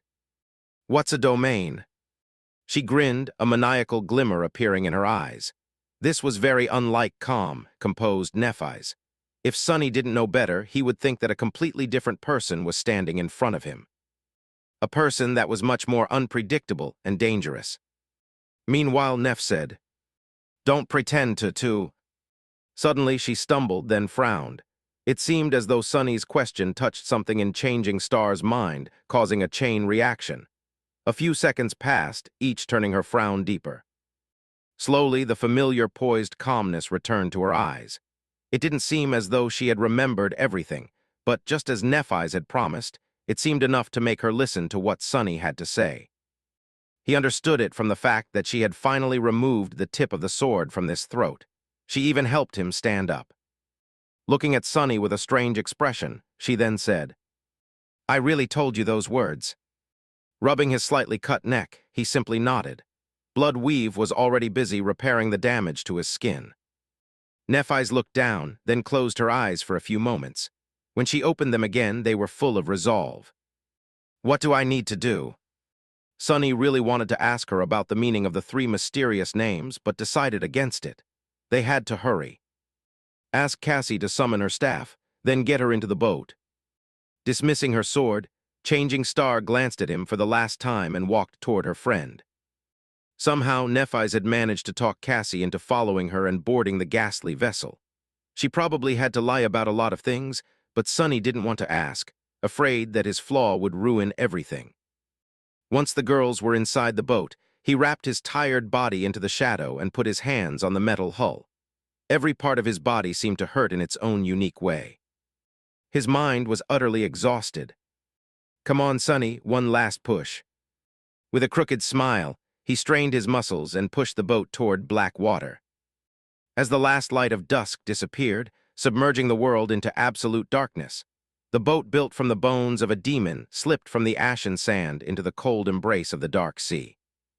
Following Sonny's instructions, Cassie aimed her staff and activated its enchantment, causing a strong gale to fill their modest sail.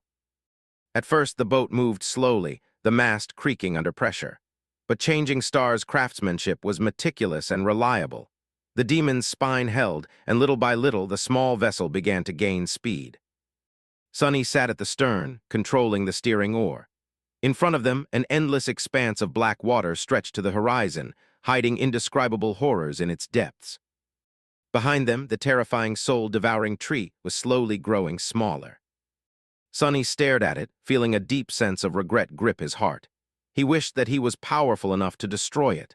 Leaving just like that, without exacting revenge on the ancient monster, filled him with anger. Well, at least he left it a present. Back at the ashen barrow, a candle was burning in a small alcove of stones that protected its flame from wind. Near the candle, a tall pile of dry, fallen leaves was towering over the alcove. It had taken Sonny a long time to gather that pile. He had scoured most of the island, hoping to make it as tall as possible. He had also mixed dry seaweed and the remaining fat of the carapace demon into the leaves. Some time later, the small candle was nearing the end of its life. Most of the wax had already melted, turning it even smaller. Just as the flame was about to go out, it ignited the leaves. After a few seconds, a massive, searing bonfire ignited in the middle of the island, illuminating the scarlet leaves of the evil tree. Almost instantly, the black waters surrounding the island surged with movement. Sonny was already too far away to see any of it. He didn't know if the creatures of the Dark Sea would be able to obliterate the Soul Devourer. He strongly doubted that the ancient fiend was that easy to destroy. However, with the carapace demon dead and the 3 humans meant to replace him gone, there was no one on the island to protect the gluttonous tree. Perhaps it would be seriously harmed, at least. For now, it was the best he could do. Looking back, in the direction of the ashen barrow, Sonny gritted his teeth and thought, "One day I will become powerful enough to destroy that tree, these monsters, and anyone else who would dare to stand in my way. One day I will become powerful enough to never be afraid again of anyone or anything. Instead, all of them will fear me." He didn't notice that, just as he was thinking these words, Cassie suddenly raised her head and turned in his direction. On her face, a dark expression appeared, soon erased by uncertainty and doubt. Chapter 92, Journey into the Night. In the absolute darkness, a small vessel was gliding on the black surface of a restless sea. Its mast, made of a demon's spine, was straining under the assault of the winds. In the eerie silence of this vast and lightless void, the swift boat cut through the waves like a blade. No sounds could be heard except for the creaking of bones and the crashing of water against its polished metal hull. Sonny sat at the oar, steering the carapace vessel. He was guiding them west. With no moon or stars to show them the path, it was hard to keep the boat on course. But there was a mark left in his mind by the cold and menacing shadow of the crimson spire. Using it as a compass, he was able to navigate the treacherous waters without losing his way. Black skies above, dark sea beneath. With nothing but a thin layer of steel separating them from the tenebrous abyss, they sailed through the night. Below them, countless horrors were hiding in the cursed depths. Several times, Sonny felt gargantuan shadows moving close to the small boat, attracted by the sound of its passing. Powerless to do anything, he had no choice but to tremble in silence, praying that the terrible creatures would turn away. So far, luck was on their side. Perhaps they were too small and feeble to satiate the hunger of these ancient leviathans.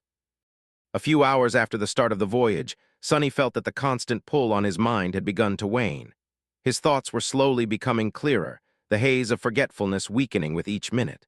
Soon, a ghostly sound of shattering glass resounded in his head. Instantly, the last remnants of the fog that was clouding his consciousness disappeared. He was free from the enthrallment of the Soul Devourer. Relieved, Sonny couldn't help but smile. However, his smile was weak and hesitant. With the effects of the mind hex gone, his usual sharpness had returned. It felt as though an invisible weight had been lifted, allowing his thoughts to finally flow unobstructed once again. Everything became clearer, as though the whole world suddenly came into focus. It was a wonderful feeling, but with it came a better understanding of how terrifying and precarious their current situation was. They were quite literally balancing on the edge of a hungry abyss, their lives relying on nothing but capricious fortune. The decision to venture into the dark expanse of the cursed sea on a makeshift boat was pure insanity. But then again, there was nothing sane about the forgotten shore to begin with. In this desolate hell, the craziest choice was sometimes the best one you had. Gritting his teeth, Sonny held the oar and stared into the darkness. A few minutes later, Cassie suddenly shifted, making the boat gently sway. She handed the magical staff to Nephis and cautiously moved closer to Sonny, feeling her way through the darkness with her hands. Before Sonny could guess what was it that she wanted from him, he was suddenly caught in a tight embrace. The blind girl hid her face in his chest, hot tears streaming down her face. Sunny froze, stunned and having no idea what to do. He could feel Cassie's body pressed against him and shaking from crying, her hands tightly wrapped around his neck. While he was trying to comprehend the situation, she quietly whispered, "Thank you, thank you." Feeling extremely awkward, Sunny pretended to clear his throat. No need to thank me. If it wasn't for your warning, we would still be stuck on that island. So we're even." Then he raised his hand and awkwardly patted her on the back.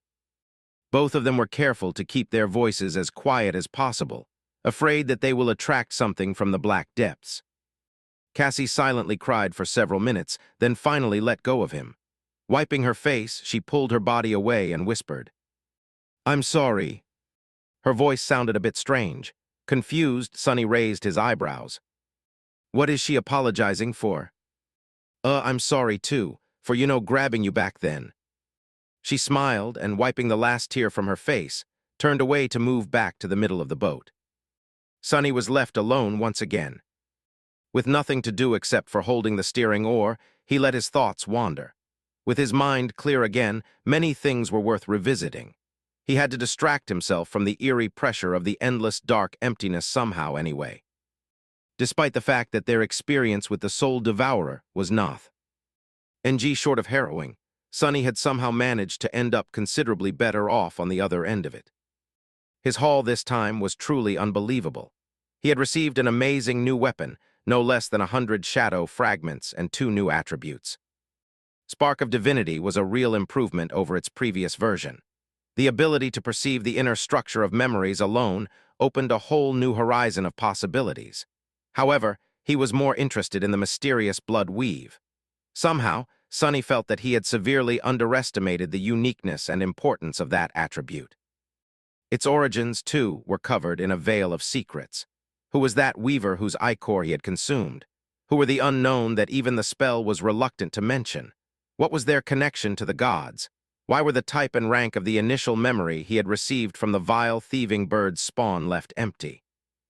How was it even possible for a memory to give an awakened new attributes? That last question guided him to think of something else. Glancing up, he stared at Nephis and tried to recollect their conversation. Looking back, she had revealed a lot of things that he had failed to notice in the moment. First of all, Sunny now knew that Cassie's enchanted armor, which had been given to her by Changing Star, was an awakened memory of the 6th tier. That meant that it came from an awakened terror, a nightmare creature 1 class above Mountain King that he himself had killed in his first nightmare. The secret of how Changing Star had managed to earn her true name was now 1 step closer to being revealed. Chapter 93, Black Water. Apparently, as far as accomplishing the impossible went, Nephis had outdone even Sunny. An aspirant triumphing over an awakened tyrant was already unbelievable enough. But killing an awakened terror gave the word unbelievable a whole new meaning.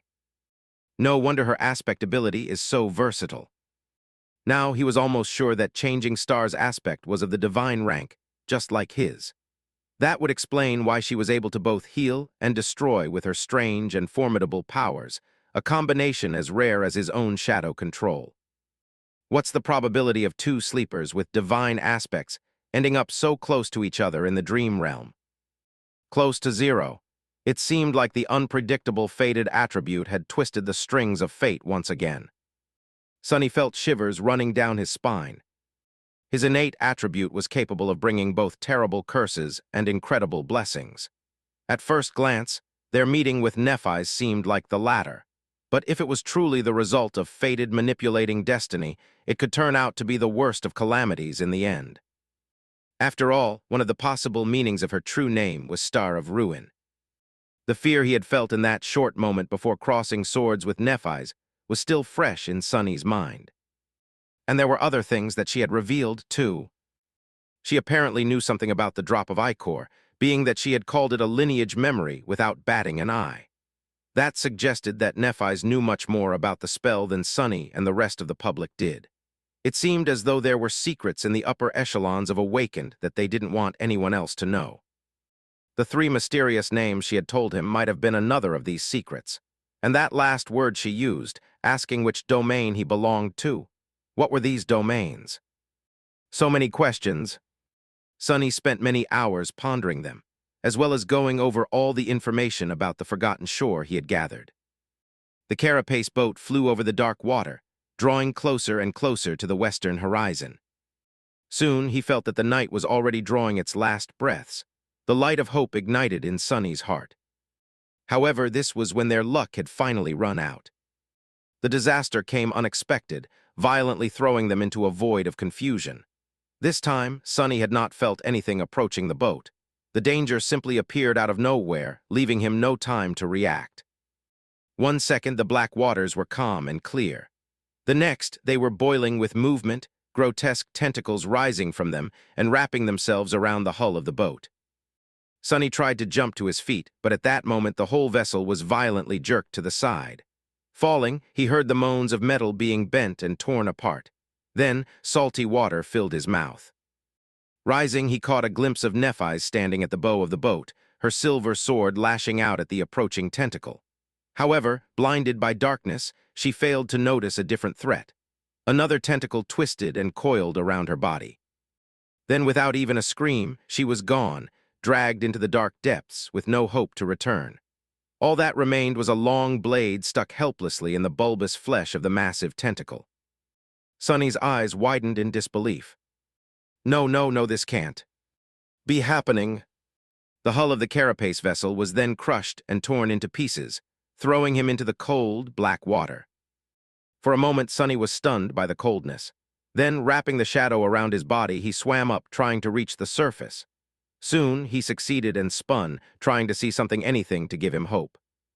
But there was nothing around, only undulating waves and twisting tentacles. Except for...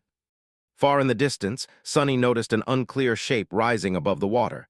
He strained his eyes, trying to discern its nature. Then his heart skipped a beat.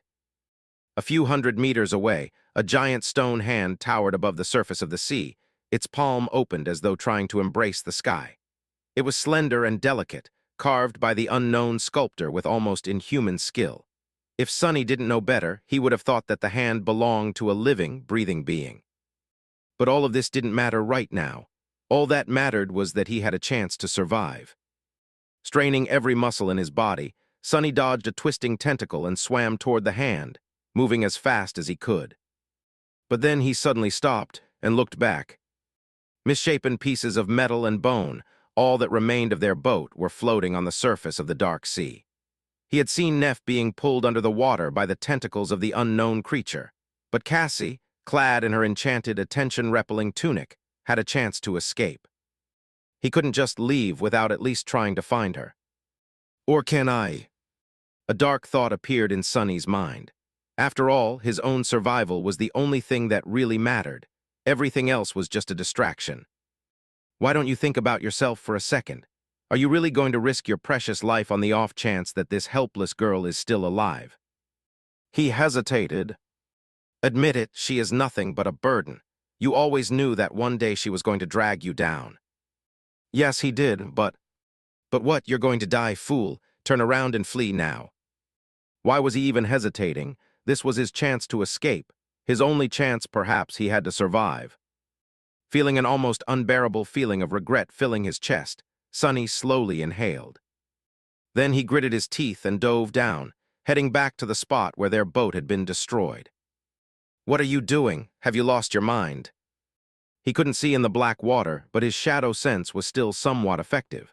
He had a chance to feel Cassie's presence, at least if she wasn't already dead and dragged to the bottom of this cursed abyss. You fool, how is she worth it? Why are you doing this? Grimacing, he forced his annoying inner voice to shut up. In his mind, the answer was clear. Because I want to. Chapter 94, Battle in the Depths. Because he wanted to. For once, Sonny's heart wasn't full of fear and despair. Instead, it was filled with defiant indignation. He was tired of bending under the pressure of the world, furtively clutching to the tiniest glimmers of hope, always afraid, always willing to do anything, abandon anything, just to survive for another day. It wasn't enough anymore. He wanted to make the world bend to his wishes instead. He wanted to live like a human being instead of an animal. In these past months, Sonny had changed without even noticing. Somehow he had grown unsatisfied with his previous way of life, one where his sole goal of survival at all cost overshadowed everything else. Whether he lives or dies had always been the only thing that mattered, but now how he lived mattered more. What was the point of having no master if he lived like a slave? Gritting his teeth, Sonny dove into the dark abyss. The cold water embraced him like a burial shroud. He couldn't see in this cursed blackness, relying only on his shadow sense for guidance. Salt sipped into the bite marks on his hands and the cut on his neck, making them burn. Not paying the agony any attention, Sonny used his considerable strength to propel himself deeper and deeper into the darkness. He could feel the giant tentacles moving in the water around him, pulling the pieces of the carapace boat into the gargantuan maw that was hiding somewhere far below. Once or twice, he had to desperately twist his body to avoid being touched by one of them. But still no sign of Cassie. His lungs were starting to burn. Sonny dove deeper. At this depth, the water pressure was starting to affect his movements, making each stroke feel heavier. Even with his body enhanced by the shadow, there was a limit to how much it could withstand. Sonny suspected that without the blood weave, he would have suffocated a long time ago. What's worse, he felt as though he was getting closer and closer to the actual body of the unknown horror that had destroyed their vessel. He still couldn't sense its massive shape, but judging by the girth of the tentacles that surrounded him, the monster couldn't have been far. And then Sonny noticed something. A short distance away from him, a small shadow was struggling against a much larger and ferocious one. Cassie. Gathering all his strength, Sonny swam toward the blind girl with as much speed as he could muster. As he drew near, he could discern the details of what was happening. Cassie was being pulled down, a smaller tentacle coiled around her body. She was still struggling, trying to get free, but her movements were growing weaker with each second. She was suffocating. Filled with fury, Sonny propelled himself forward and grabbed onto the tentacle, feeling slippery flesh throbbing in his grip. If he had any choice, he would have avoided touching that thing at all costs. But fighting underwater was tricky if he wanted to deliver any sort of a powerful blow. He had to find some form of support first. Summoning the Midnight Shard, Sonny strained every muscle in his body and slashed across the tentacle, right below the point where it was coiled around Cassie's lower torso. He knew that he wouldn't be able to do any serious harm with that strike, which was slowed down to a crawl by the burdensome resistance of the black water. However, his amazing sword was still sharp enough to cut into the fleshy tentacle, causing a cloud of dark blood to gush out of the wound. The tentacle furiously twitched and shot sideways, as though trying to shake the attacker off. Flying through the darkness, Sonny held on for dear life and moved his blade upward, slicing the spongy flesh apart. He never hoped to chop the tentacle off with one strike. No amount of strength would have allowed that to happen. Luckily, swords were able to pierce, slash, and cut. Pushing the blade, Sonny cut deep into the tentacle. When the Tsuba was about to touch the wound, he changed his grip and pulled the takai down. Monster's flesh spread apart under the razor-sharp blade, barely offering any resistance. A torrent of blood surged out, and with the last push, the tentacle was completely severed. Sonny was finally able to turn his attention to Cassie to see how she was doing. What he sensed made him scowl. The blind girl was barely conscious. He needed to get her to the surface as fast as possible. Pushing away the twitching remains of the tentacle, Sonny dismissed his sword and grabbed Cassie across the torso, feeling how cold her skin was through the thin fabric of her tunic. Weakly, she tried to resist, not realizing that it was him and not the monster.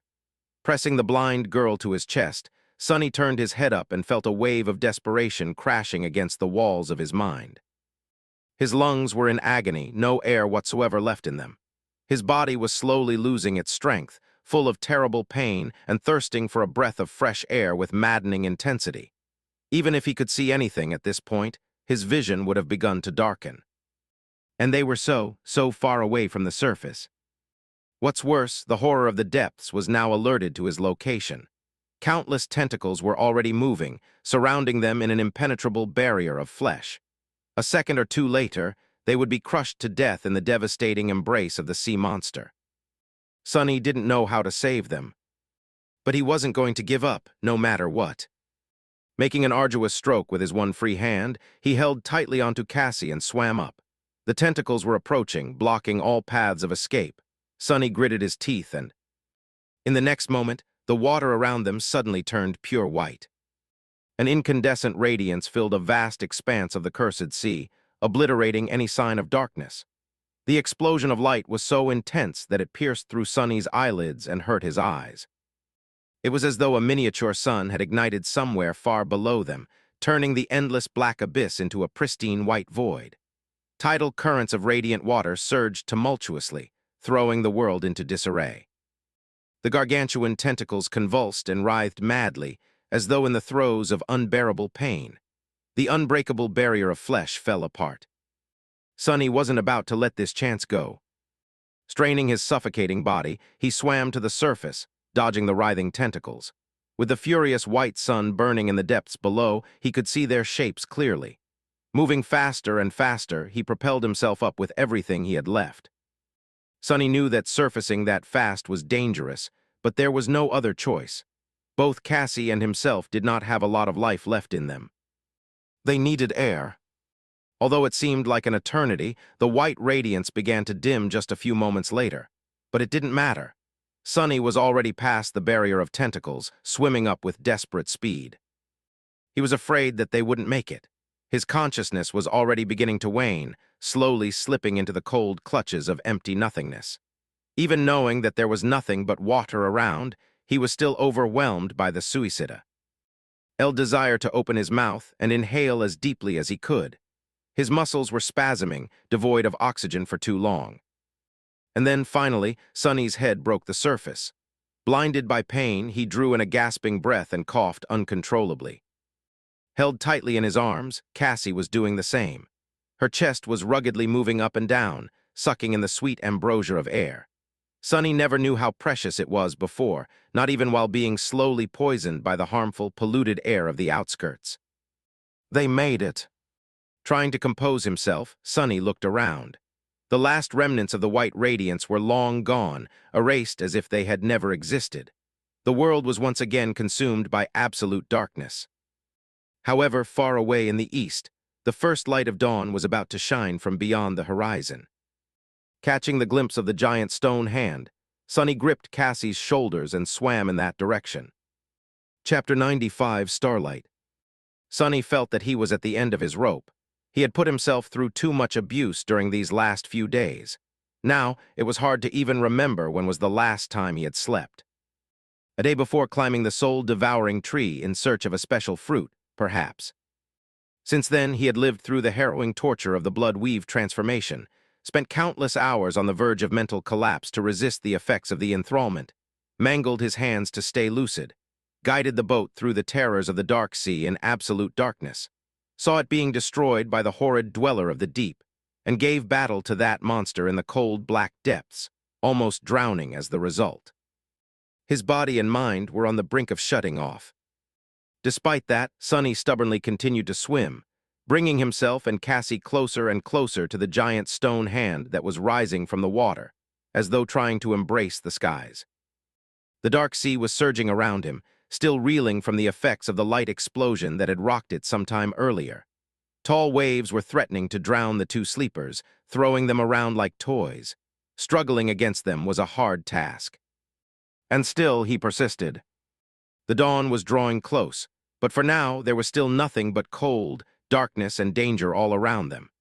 Any second, something could rise from the depths of the abyss and put an end to their desperate attempt to save themselves. At least the tentacles were gone, perhaps scared away by the pain of being exposed to the searing light. By some miracle, Sonny eventually managed to reach the stone hand. Hoisting Cassie up, he helped her climb on the dark rocks and followed closely behind. Soon, they reached the open palm of the hand and crawled to its center, then fell down, utterly spent and exhausted. For a long time, neither of them was able to talk.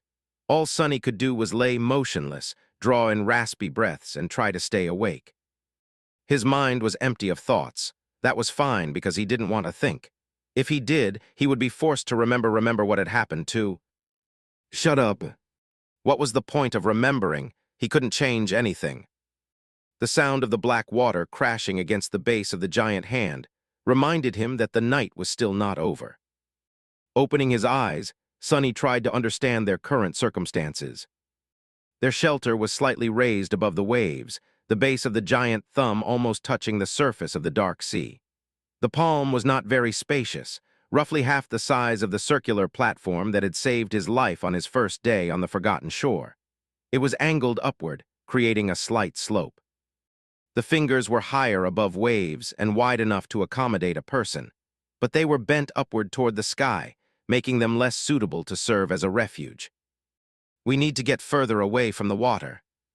With that thought, Sonny tiredly stood up and bent down to touch Cassie's shoulder. Cassie, stand up, we have to move higher. His voice sounded hollow and brittle. The blind girl flinched and raised her head, her skin deathly pale.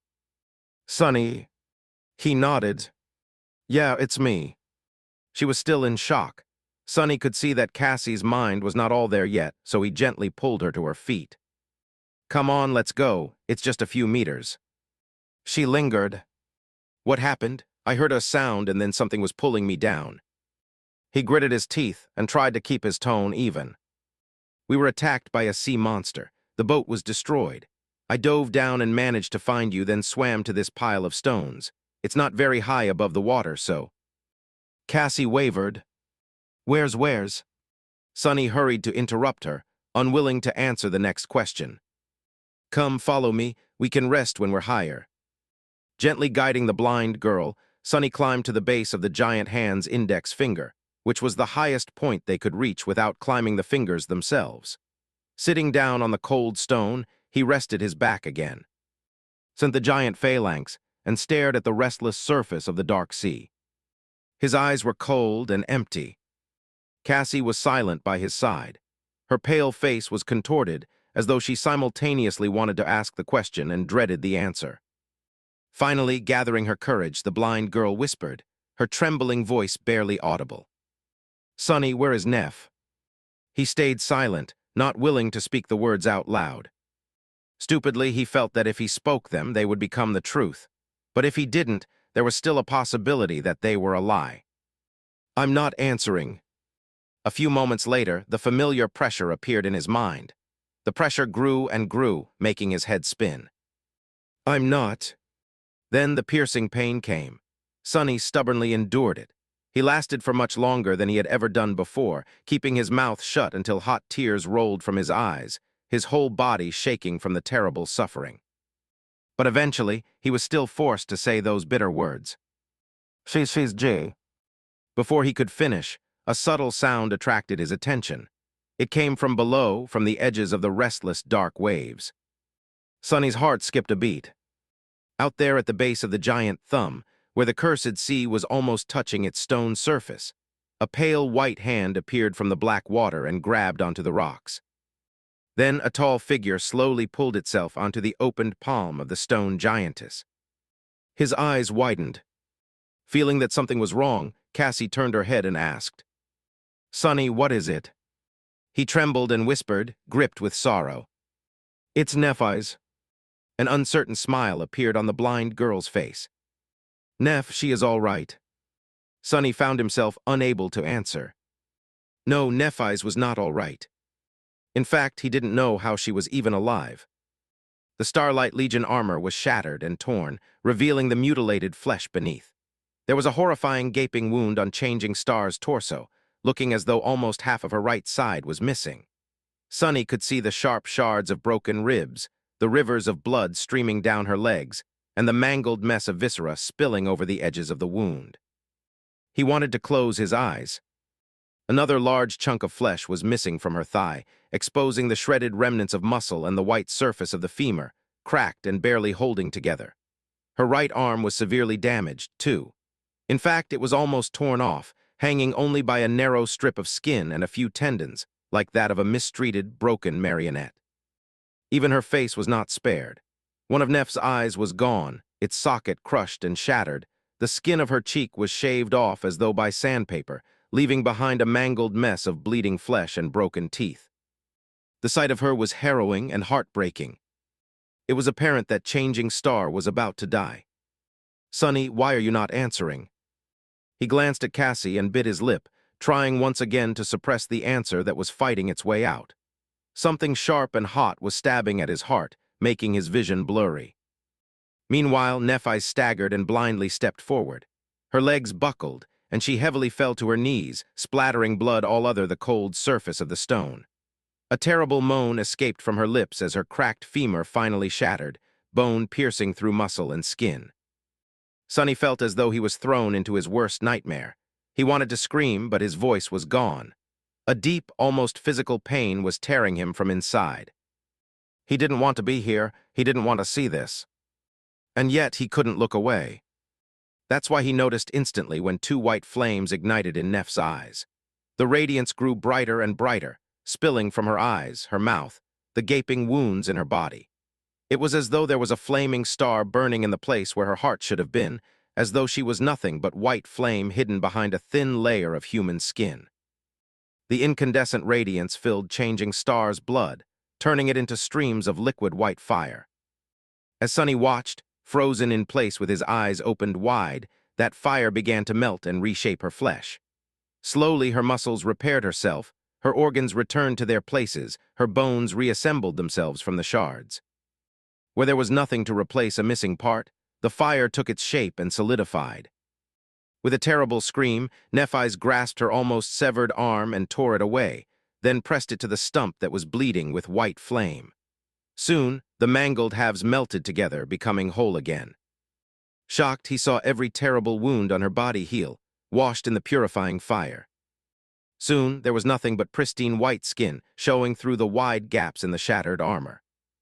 Nephis raised her head, looking at them but not seeing anything. There was no recognition in her gaze, all understanding destroyed by the cruel crucible of the sacred fire.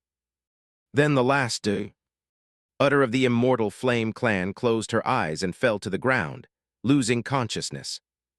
Finally, the first rays of sunshine appeared from beyond the eastern horizon. The dawn was coming. In the end, Nephis had remained unconscious for an entire 2 days. On the third day, she finally opened her eyes and slowly rose, looking around with subtle confusion. Her face, as usual, was calm and indifferent. However, she did flinch a little when her gaze fell on Sonny, who was sitting at the top of the giant hand's index finger and grinning from ear to ear at her. Frowning, Changing Star looked herself over, noticing the embarrassing gaps in her armor, and said, "Why are you smiling?" Sonny gave her a mischievous wink and shrugged. "Look behind you." Lingering for a few seconds, Neph sighed and turned around, wondering what is it that he wanted her to see. Behind her, a dark expanse of land was rising above the slope of the colossal crater. And on it, a tall city wall built of gray polished stone was towering over the giant chasm of the abyss. It looked ancient, but still impenetrable, able to withstand the crushing pressure of the dark sea for 1,000 more years. They've made it. That had found the human castle. End of Volume 1, Child of Shadows. Chapter 96, Exile. Wake up, Sunless, your nightmare is. Shut the hell up. Trying to remain in the blissful embrace of sleep, Sonny hissed through his teeth and stubbornly closed his eyes tighter. He was warm and comfortable under the blanket, on his own bed, where all the problems of the world seemed less serious and dire. For a moment there was silence. That's better. Wake up, Sunless, you're... Got it. Thrusting one arm from under the blanket, Sonny summoned one of his memories. Immediately, a triangular leaf-shaped throwing dagger appeared in his hand, only to be thrown blindly at the source of the irritating voice. Missing its mark, the kunai clinked against the stone wall and fell to the floor. However, the voice did fall silent. Sonny sighed. It was already too late. He was awake. Far in the distance, the waves were starting to crash against the city wall. The night was coming, so it was time to get up. Opening his eyes, Sonny sat up and looked around. His room was beautiful and spacious. The stone walls were engraved with intricate patterns, creating an atmosphere of sanctity and elegance. The furniture was made out of pale, polished wood, with several mismatched pieces that Sonny had scavenged from different places himself. The room had no windows, however. There were light wells cunningly hidden here and there. Sadly, the ingenious system of mirrors that was supposed to bathe the hidden chamber in sunlight was long destroyed, leaving only darkness inside. Sonny didn't mind. In fact, this was one of the features of his secret lair that he enjoyed the most. Darkness was his best friend. Yawning, he stood up and rubbed his face to chase away the last remnants of sleep. His long, dirty hair was getting in the way, so he moved it back. "Let's make some breakfast. But first things first." Sonny moved his hand, pulling on the invisible string that connected his wrist to the ring-shaped pommel of the kunai. The throwing dagger jumped into the air and landed on his palm. This was a trick that had taken Sonny quite some time to master. In the beginning, he almost lost a couple of fingers while trying to learn how to control the flying blade. Walking over to a wall empty of engravings, he used the kunai to scratch a small line into the stone. All around it, there were dozens and dozens of similar lines, grouped neatly into sets of 5. It had already been 4 months since Sonny came to this loathsome, God-forsaken city. Many things had happened during that time. Cassie's vision turned out to be true. Far in the west, they indeed found a vast, ruined city surrounded by tall walls, with monsters wandering its narrow streets. And in the center of the city, there was a hill with a magnificent castle standing on its top. Miraculously, the castle was full of people. However, they weren't awakened, as the 3 of them had hoped. Instead, they were, each and every one of them, mere sleepers. Because there were no gateway in the castle. Hundreds of humans, those who had managed to survive the lethal hellscape of the Forgotten Shore due to their strength or luck, were stuck there with no hope of ever returning to the real world. It was nothing but a graveyard of hope. Remembering his first days in the castle, Sonny couldn't help but laugh out loud. Oh, what a fool he had been. So full of hope and newfound faith in humanity, where's that faith now, huh? Laughing hysterically, he bent over and slapped his knees. "Oh, that's funny. Good one, Sonny. What do you think about that, buddy?" The shadow didn't respond, staring at him with reproach. Its silence only made Sonny laugh louder. He just couldn't stop. To be honest, he had gone a little bit insane some time ago, probably around his 3rd week of living alone in the city. He was more or less all right after leaving the castle due to that unfortunate falling out with, well, it didn't matter. The point was that on his 3rd week, that damn bastard of a knight had almost disemboweled him, leaving Sonny no choice but to crawl away while using his own 2 hands to stop his intestines from falling out. After finding his way to a secluded ditch and lying there for a few days, too weak to move and simply waiting to die, with not a soul around to help him, Sonny wasn't quite the same. Good times. Anyway, he survived. Dismissing the kunai, Sonny walked over to a table that he had scavenged from the ruins of a library and glanced at the gray rock that was lying in its center. No matter how you looked at it, it was just an ordinary rock. However, as soon as Sonny's gaze fell on it, the rock spoke. "Wake up, Sunless, your nightmare is over." That rock was, in fact, one of his most valuable memories. In all ways except for one, it was indeed just a rock which was already useful enough. There were a lot of things that someone as devious as Sonny could accomplish with the help of a rock. However, this particular rock was also capable of parroting different sounds, which made it simply priceless. Right now, it was parroting Sonny's own voice. "Wake up, you vile thing." Struggling with the irrational desire to turn the parrot rock into dust, Sonny dismissed it and removed a piece of cloth from the table. Beneath it, a few strips of monster meat lay on a silver platter. He had hunted this monster himself, which was not an easy task in these parts. In fact, as far as Sonny knew, he was one of the very few people capable of hunting in the city alone. The reason for this was that most of the nightmare creatures populating it were of the fallen rank, with only a handful of weaker ones hiding here and there. No one was crazy enough to hunt the fallen monsters. Instead, large hunting parties used experienced guides to avoid these powerful creatures while searching for easier prey. But to Sonny, singling out stray awakened monsters were comparatively easy. He hunted at night, using deep shadows to make himself nothing short of invisible. If he didn't want to fight a fallen abomination, he didn't have to. Most of the time. In any case, he never went hungry. Sonny grinned and said in a deeply satisfied tone, "Ah, life is good." Chapter 97, Hunter's Dream. Chapter 97, Hunter's Dream. Life indeed was good. In fact, Sonny would even go so far as to say that, currently, it was wonderful. One would expect that being stuck in a cursed city located in the middle of an actual hell, surrounded by nothing but ruins and horrifying monsters, was not really the best way to live your life. But to him, This was somewhat of a paradise. To his surprise, Sonny had found out that this type of existence suited him pretty well.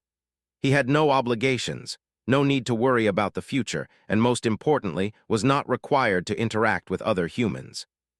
Humans always made things hard and complicated. He was sick of them.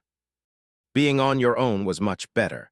He didn't have to pretend to be someone else, force himself to behave differently from how he wanted to, and strain his mind trying to understand people's convoluted feelings. For the first time in his life, Sonny could simply be himself. Turns out his true self was very easy to please. He had no shortage of interesting things to do, explore, and kill. His life was very entertaining and comfortable, all things considered. It was at least way better than his pathetic existence in the outskirts, back in the real world. The key to this harmonious feeling was very simple. It was to have no hope. Sonny discovered that hope was the true enemy of peace. It was the most vile and poisonous thing in the universe. If there was even a glimmer of hope to return home, he would have been desperate, full of anxiety, and probably in the middle of some insane disaster right now. Like he had always been before. But without hope, things were simple and pleasant. He really couldn't wish for more. Keep telling yourself this crap. You might really believe it. Sonny grinned. What is there to believe? It's the truth.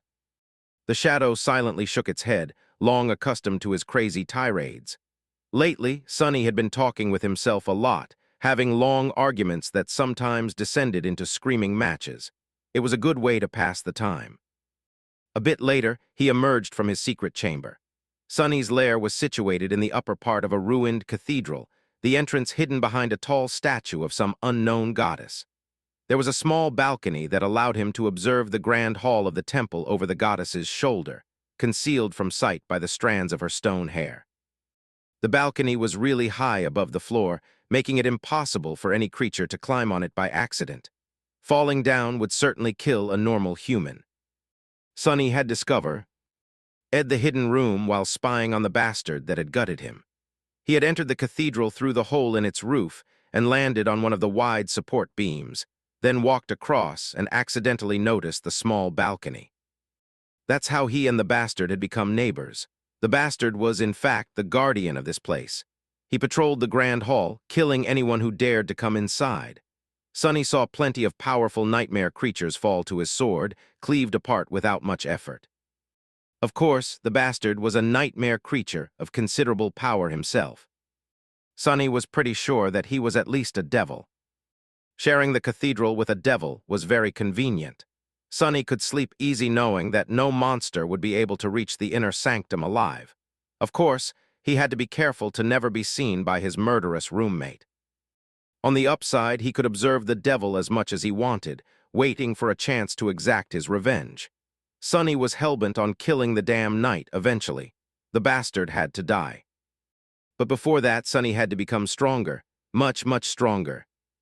Walking across the beams of the cathedral, he approached the hole in the roof and climbed through it.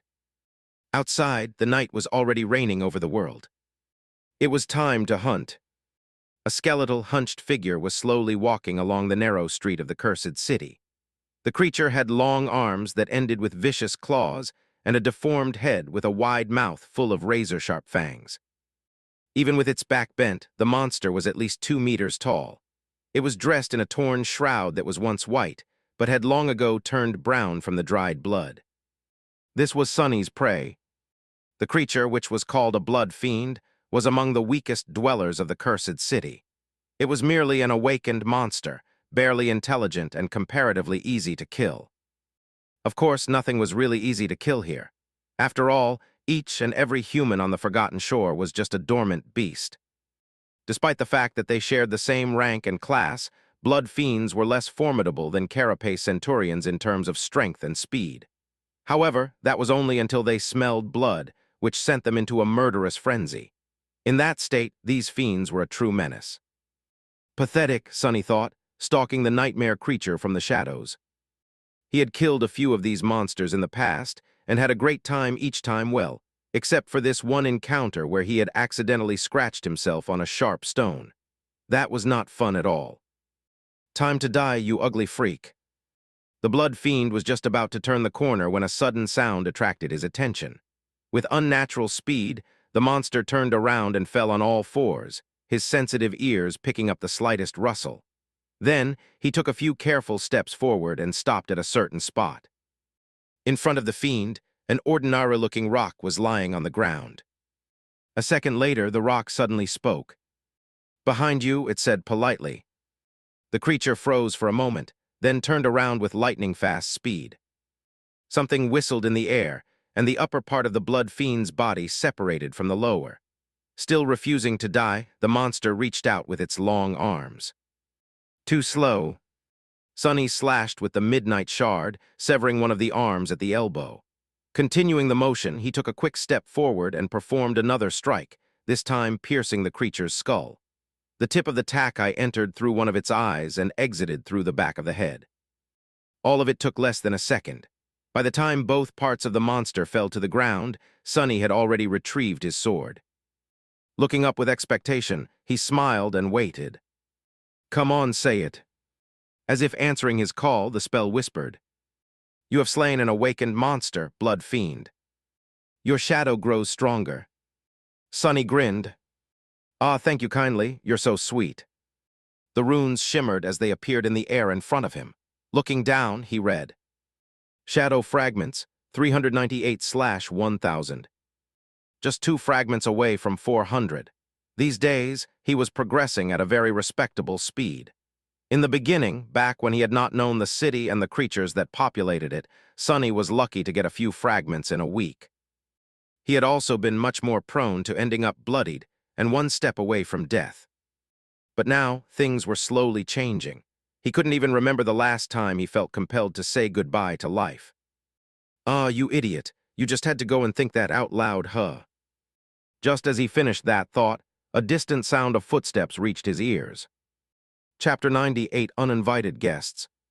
Sonny looked grimly at the corpse of the blood fiend, then in the direction of the approaching footsteps. Who was crazy enough to remain in this cursed city during the night? Only a complete lunatic would do something that stupid. All the sane people were long gone. From the streets, not to mention that very few were willing to enter the ruins to begin with. A dark shadow flowed from the tip of the midnight shard's blade. Coalescing on the ground, it stared at him with sarcasm. Sonny stared back. "What?" The shadow shook its head and didn't answer, forcing him to turn away with a confused shrug. "Whatever, it seems we have guests. What to do, the place is a mess." Looking around, Sonny sighed, glanced at the corpse of the monster once again and summoned the kunai. The smart thing to do was to run away. Who knew what exactly was producing those footsteps? Maybe it was a group of people, maybe it was a nightmare creature with a lot of feet. It was better not to find out. He wasn't done with the hunt yet. He still had to get his trophies. "Go take a look." Sending the shadow away, Sonny kneeled and began to cut the tough flesh of the dead creature. Without the enhancing effect of the shadow, slicing the blood fiend apart was not as easy. However, he still managed to find the first soul shard rather quickly. One more to go.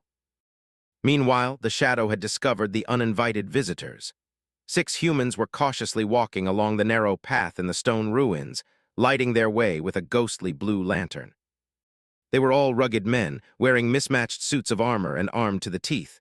Their eyes were cold and hard. Sonny raised his eyebrows. "My oh my, they really are people. What is a bunch of Gunlog's thugs doing outside the castle walls in the middle of the night?" Gunlog was the owner of the castle and the self-proclaimed king of this odious place. Every sleeper on the Forgotten Shore was forced to either serve him or pay him tribute. Even still, the latter usually didn't live long. Dismissing the Midnight Shard and the Parrot Rock, Sonny concentrated on searching for the second soul shard. He wanted to be gone from the street before these gentlemen arrived. But the circle of blue light was approaching too fast. Finally catching a glimpse of the glowing crystal, Sonny grabbed it and hurriedly hid it in his armor. Then he dropped the kunai on the ground and took several steps back. But it was too late. They had already seen him. "Be careful, there's a monster." As Sonny was backing away, several weapons were aimed in his direction. Feeling that things were about to get out of control, he cleared his throat and said in a trembling voice, "Oh, please don't hurt me, I'm a human." Saying this, he mentally looked himself over. With his ghostly pale skin and dirty hair, his ragged armor covered in layers of dried and fresh blood, Sonny was indeed easy to mistake for a nightmare creature. He wasn't really paying much attention to personal hygiene and appearances these days. Hopefully, speaking in a human language would prove his identity. Raising his hands to show that he wasn't armed, Sonny took another step back. The 6 sleepers were really surprised to see another human this far away from the walls of the castle, especially at night. Using their momentary confusion, he cautiously moved even further away. "Don't move." Finally able to comprehend the situation, one of the castle inhabitants hissed a threatening command. Sonny obediently froze, careful not to make any sudden movements. The unexpected guests proceeded to come closer, glancing at the corpse of the blood fiend as they walked past it. One of them was taller and better equipped than the rest. Piercing Sonny with a menacing gaze, he approached him and stopped 1 or 2 steps away. The man was older than Sonny by a few years. He was tall and muscular, with a patchy beard covering the lower part of his face and a mean look in his watery blue eyes. From his demeanor and memories, it was easy to tell that the leader of the group had spent no less than 3 years on the Forgotten Shore. He had experience and time to grow stronger than most sleepers here. However, it was also apparent that he wasn't really high up in the ranks of Gunlog's army. Otherwise, his equipment would have been much more impressive. Still, the heavy battle axe that was resting on the man's shoulder looked really sharp. It would take him only a second to bring that thing down on Sonny's head. "Who are you? What the hell are you doing here?" Sonny blinked a couple of times, then gulped and answered carefully. "Oh, I'm Sunless, I live here." The leader of the hunting party, if that what it was, narrowed his eyes. "What, live here? Do you take me a fool, boy? No one can survive in the city." The other sleepers were of the same opinion, except for one, who looked at Sonny with doubt. Frowning, he took a step forward and said in an uncertain tone, "Wait, Chief, he might be telling truth. I heard that there's a crazy kid who lives in the ruins alone." The taller man scowled. "How is that possible?" His subordinate glanced at Sonny and shrugged. "From what I heard, his aspect allows the boy to hide in the shadows really well. I guess he crawls ND like a rat and picks up the leftovers after the monsters are done eating. I don't really know, but someone was talking about him back in the castle. I thought they were just telling tales." Sonny frowned. Crazy boy, rat, why did everyone feel compelled to call him names? Meanwhile, the helpful sleeper thought for a bit and added, "I think he came into town with that bitch, Changing Star." Sonny's frown turned into a scowl. Looking down, he whispered to his shadow, "These guys are really very rude, don't you think?" Of course, his whisper was easily heard by everyone around. The sleepers stared at him in confusion. Sonny tilted his head a little and opened his eyes wide, as if shocked by something. "What, you think I should kill them all? I mean, isn't it a little bit over the top? I should give them a chance to apologize, at least." The leader of the hunting party took a step forward and said in a low, growling voice, "What are you mumbling about, rat?" Sonny looked at him with scorn and dissatisfaction. "Hey, I was talking to my buddy. Can you please not interrupt?" A wide, dangerous smile appeared on the tall man's face. With a sigh, Sonny turned to him and said, "All right, if you insist. You guys have offended my dearest friend, Nephis of the Immortal Flame Clan. She and I are very, very close. So I'll give you one chance to apologize for calling her a well, you know. If you don't, say goodbye to your lives." The older man stared at him for several seconds, then suddenly raised his head and laughed. "Oh, that's a good one. Have you heard, guys? This tiny weasel will give us a chance. How generous. Should we be generous too, huh? What do you say? The boy is sick in the head after all." The other 5 sleepers were not sharing his enthusiasm. One of them smiled darkly and said, "No, Chief, I think we should just kill him. Put the poor fool out of his misery, you know." The sleeper that had collaborated Sonny's story before, meanwhile, was frowning again. "Wait, guys, he's one of Changing Star's people, remember? The original group, I mean. They had survived 2 entire months in the labyrinth on their own. We shouldn't underestimate TH. However, the leader interrupted him with a contemptuous scoff. "I heard that St. Nephis carried 2 useless sacks of shit on her back all the way to the castle. The bitch is fond of taking care of weaklings, right? That delicious little friend of hers is blind, for God's sake. I'm sure that this one is no better.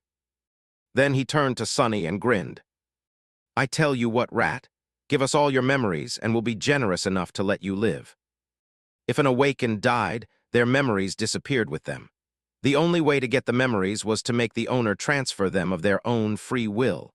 However, whether or not that will was affected by coercion or torture didn't really matter, at least not to people like these. Sonny blinked.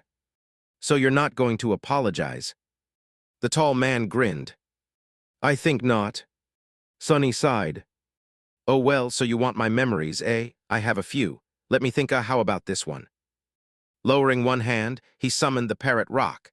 It immediately appeared on his palm, looking as boring and ordinary as always. The leader of the hunting party frowned, not taking his eyes away from Sonny's face. Despite his crude exterior, he was paranoid and careful. Years of experience had taught him to never lower his guard. A moment later, the rock spoke. Behind you. That was the most basic of tricks. The tall man grinned, still looking Sonny in the eyes.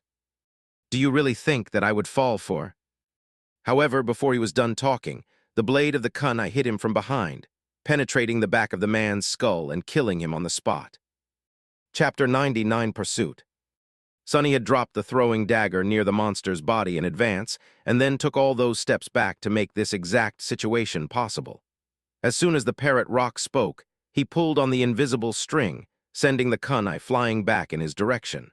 The tall bastard didn't just happen to be in its path, either. You have slain. The leader of the hunting party really should have listened to that rock. Shadow grows stronger. Before the sleepers even had time to react, Sonny was already moving. The shadow had been wrapped around his body a long time ago, making him that much faster. Summoning the midnight shard, he fluidly slashed at the nearest enemy, severing the man's arm at the elbow. The blade struck right between the vambrace and the counter of his enchanted plate armor. To Sonny, these people were slow and clumsy, their power level and technique severely lacking. He had already been more experienced than them after the harrowing journey through the Crimson Labyrinth, learning how to wield the sword in combat from Changing Star herself. The 3 months he had spent hunting and surviving alone in the Cursed City only made the gap that much wider. Despite looking like easy prey, Sonny was anything but. However, he wasn't. Foolish enough to challenge all 5 of them. People might have been weaker than nightmare creatures, but what made them really dangerous was their unpredictability. Each aspect was unique, arming humans with a formidable arsenal of inexplicable abilities. Facing something you couldn't understand was the surest way to end up dead. With his advantage of surprise gone, Sonny decided that it was time to retreat. Turning around, he jumped out of the circle of light and ran. It was really hard to pursue someone who could see in the dark on these narrow streets, so there was a real chance of escaping unscathed. However, the kunai was still attached to Sonny's wrist. Sliding out of the dead leader's skull, it fell to the ground and clinked loudly against the stones, then jumped a few meters away and hit the pavement again, creating more noise. Get the bastard, he killed the chief. Following the sound of metal striking against stone, the sleepers lunged forward, following in Sonny's footsteps. What a persistent bunch. Even the guy who had lost his arm was on his heels, either having a way to stop the bleeding or simply unwilling to let the attacker escape, even if it cost him his own life. This part of the city was Sonny's hunting ground. He knew every nook and cranny of these streets like his own 5 fingers. Honestly, he was unsure what these guys were even thinking. If it wasn't for him carefully choosing the path, they would have ended up disturbing some terrifying fallen creature and becoming its dinner a long time ago. Something wasn't quite right here. Gunlog's people might have been thugs, but they were experienced and accomplished hunters. They feared the city and knew how to behave while outside the castle walls. Otherwise, all of them would have been dead a long time ago. Come to think of that, it was extremely rare to see them going anywhere near the city at night. Were these fools even real hunters? If not, what were they up to? Sonny briefly considered leaving one of them alive to interrogate later, but then decided against it. To be honest, he wasn't really curious. Human business had long ago lost its allure in his eyes. He had much more interesting things to do. Finally reaching his goal, Sonny lingered on the steps, pretending to be in a panic. The 5 sleepers were once again able to lay eyes on their victim. The scrawny kid was hesitating in front of the entrance to a large, ruined building, fear clearly written on his dirty, pale face. It seemed as though he didn't know where to go, afraid to run into a dead end. Noticing them, he flinched and dove into the building with desperation in his eyes. "You have nowhere to run now, rat," hissed the man who had lost his hand to Sonny's blade. Full of killing intent, the sleepers followed the crazy young man into the building. However, once they got inside, they saw no sign of the scared kid. The only thing they saw was a simple rock lying on the floor. As the one-armed man belatedly realized that something was wrong, the rock said in an ominous tone, "Say goodbye to your lives." A second later, a massive silhouette stepped out of the darkness. The man's eyes widened as the figure of a regal knight clad in a menacing black armor reflected in them. The creature was more than 2 meters tall, his Gothic armor forged from a lusterless, anthracite steel. Every part of the armor was decorated with intricate engravings that told a tale so horrifying that anyone would go insane from looking at them for too long. The helmet of the Black Knight was crowned with curved horns that might have been wings once. In the narrow fissure of his visor, 2 ghastly red flames were burning with indescribable menace. Before the sleeper had time to react, a heavy black blade fell from above, effortlessly severing his body from head to groin, cutting through flesh, bone, and armor with similar ease. A torrent of blood surged to the floor. Climbing onto one of the supporting beams of the ruined cathedral, Sonny sat down and looked at the slaughter that was happening below. The bastard is in a really bad mood today. Well, have fun." Some time later, as the echoes of screams began to fade away, he sighed and counted the corpses lying on the distant floor. It was hard to count because most of them were in pieces. Making sure that not one of the pursuers got away alive, Sonny frowned and shook his head. 6 people, their disappearance won't go unnoticed, especially if they were really up to no good. Why do I feel like I had just gotten myself in trouble? Chapter 100, Clear Conscience. The Black Knight remained motionless for several minutes, silently observing the corpses of his enemies. Drops of blood fell from the blade of his fearsome greatsword, gathering into a puddle beneath his feet. The thoughts of the cruel creature were a mystery. To be honest, Sonny wasn't even sure that this unstoppable mountain of murderous black steel was sentient. In that regard, the monstru inhabitants of the cursed city were a bit strange. Usually, nightmare creatures of higher classes possessed a perverse form of intelligence, which was often comparable to that of humans, and sometimes even surpassed it. However, that rule did not apply to every monster in this eerie place. From Sonny's observations, the dwellers of the ruined city could be roughly divided into 2 groups. The first group consisted of various creatures that came here from outside the wall, be it from the labyrinth or from the depths of the dark sea. These abominable things, more or less, followed the unnatural laws of the spell that every awakened was familiar with. The second group was different. These creatures, he suspected, were either created from the remains of the ancient residents of the city or, creepily, had actually been them once. The wraiths, as he called them, were much more unfathomable and dangerous.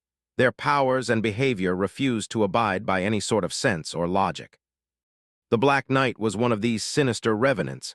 That's why Sonny had trouble predicting his actions. Most of the time, the regal devil was content, simply patrolling the grand hall of the ruined cathedral and killing anything that dared to come inside. Just like he had killed those poor fools. With a sigh, Sonny lay down on top of the support beam and, not paying any attention to the deadly height of his improvised resting spot, closed his eyes. He wanted to take a breath before continuing with his nightly errands. Soon, the sound of heavy footsteps informed him that the bastard had resumed his never-ending patrol. Good riddance. Despite the fact that nothing was disturbing his peace anymore, Sonny still felt strangely restless. His inner voice was in the mood to chat. Sonny, aren't you forgetting something?" He frowned. What was there to forget? He was just catching his breath before going out again. He also had to wait for the right moment to scavenge through the possessions of these dead hunters. "You just killed 6 people. Don't you feel guilty?" Sonny was a little startled by this question. Curious, he listened to his emotions and came to the conclusion that no, he did not feel guilty at all. This was his third time killing a human being. Granted, the first time happened inside a nightmare, where people were supposed to be simple illusions. However, Sonny wasn't sure that he believed in this theory. The old slaver's anguish had felt awfully real to be just a figment of his imagination. The second time, well, he didn't want to think about that. That happened in the castle anyway, and that part of his life was over. The third time was the cleanest of them all. Those thugs were going to rob and kill him anyway. Sonny had seen through their intentions long before pulling on the invisible string and sending their leader into the cold embrace of death. He could have tried to run away, but they were very rude. If the thugs had insulted just him, Sonny might have tried to end the confrontation without bloodshed. However, they insulted Nephis. Bastards deserved to die. Despite the fact that his relationship with Changing Star had become strained, he still cared about her a great deal. Leaving the castle did not mean that he had forgotten their friendship. It's just that there were more reasons to leave than to stay. With a sigh, Sonny summoned the beautiful bottle made out of patterned blue glass. This was the farewell gift that Cassie had given him before their parting. He cherished this memory very much. Bringing the bottle to his lips, Sonny took several sips of cold, delicious water and opened his eyes. He didn't want to rest anymore. Better to get moving. Before venturing out again, Sonny returned to his room and walked over to a large iron chest that was standing in one of its corners. Exerting some strength, he lifted the heavy lid and admired his treasure pile. Inside the chest, more than 100 beautiful soul shards were glowing softly in the dark. The sight of them always lifted Sonny's mood. Despite the fact that he himself had no use for the soul shards, they were still a valuable resource. Here on the Forgotten Shore, shards were a form of currency among the sleepers. 100 of them was an unimaginable amount. After a lifetime of being a pauper, Sonny was finally rich. Money, I have so much money. If a person wanted to live inside the castle walls, they had to pay a tribute of 1 soul shard every week. Those who could not afford it were forced to remain outside, living in a makeshift settlement just beyond the gates, which was often attacked by the monsters. Even so, they had to pay for food or go out and hunt themselves, which more often than not led to their deaths. With how much Sonny had gathered in these 3 months, he would have been able to live in the comfort of the castle for years if he wanted to. Which, of course, he did not. Why would he pay for accommodations when he already had a palace of his own? One with no noisy neighbors, and a fearsome guardian protecting the premises, no less. Putting 2 new soul shards in the chest, Sonny glanced at his dragon hoard one last time and closed the lid with a satisfied smile. Perhaps it was time to visit the castle again and buy a few things. No. He had already bought everything he needed the last time. Spending too many shards would make people doubt that he was as pathetic as everyone thought he was. Of all the sleepers in the castle, only 3 people knew that he was not just good at hiding in the shadows and avoiding danger. They were Nephis, Cassie, and Castor. That damn bastard,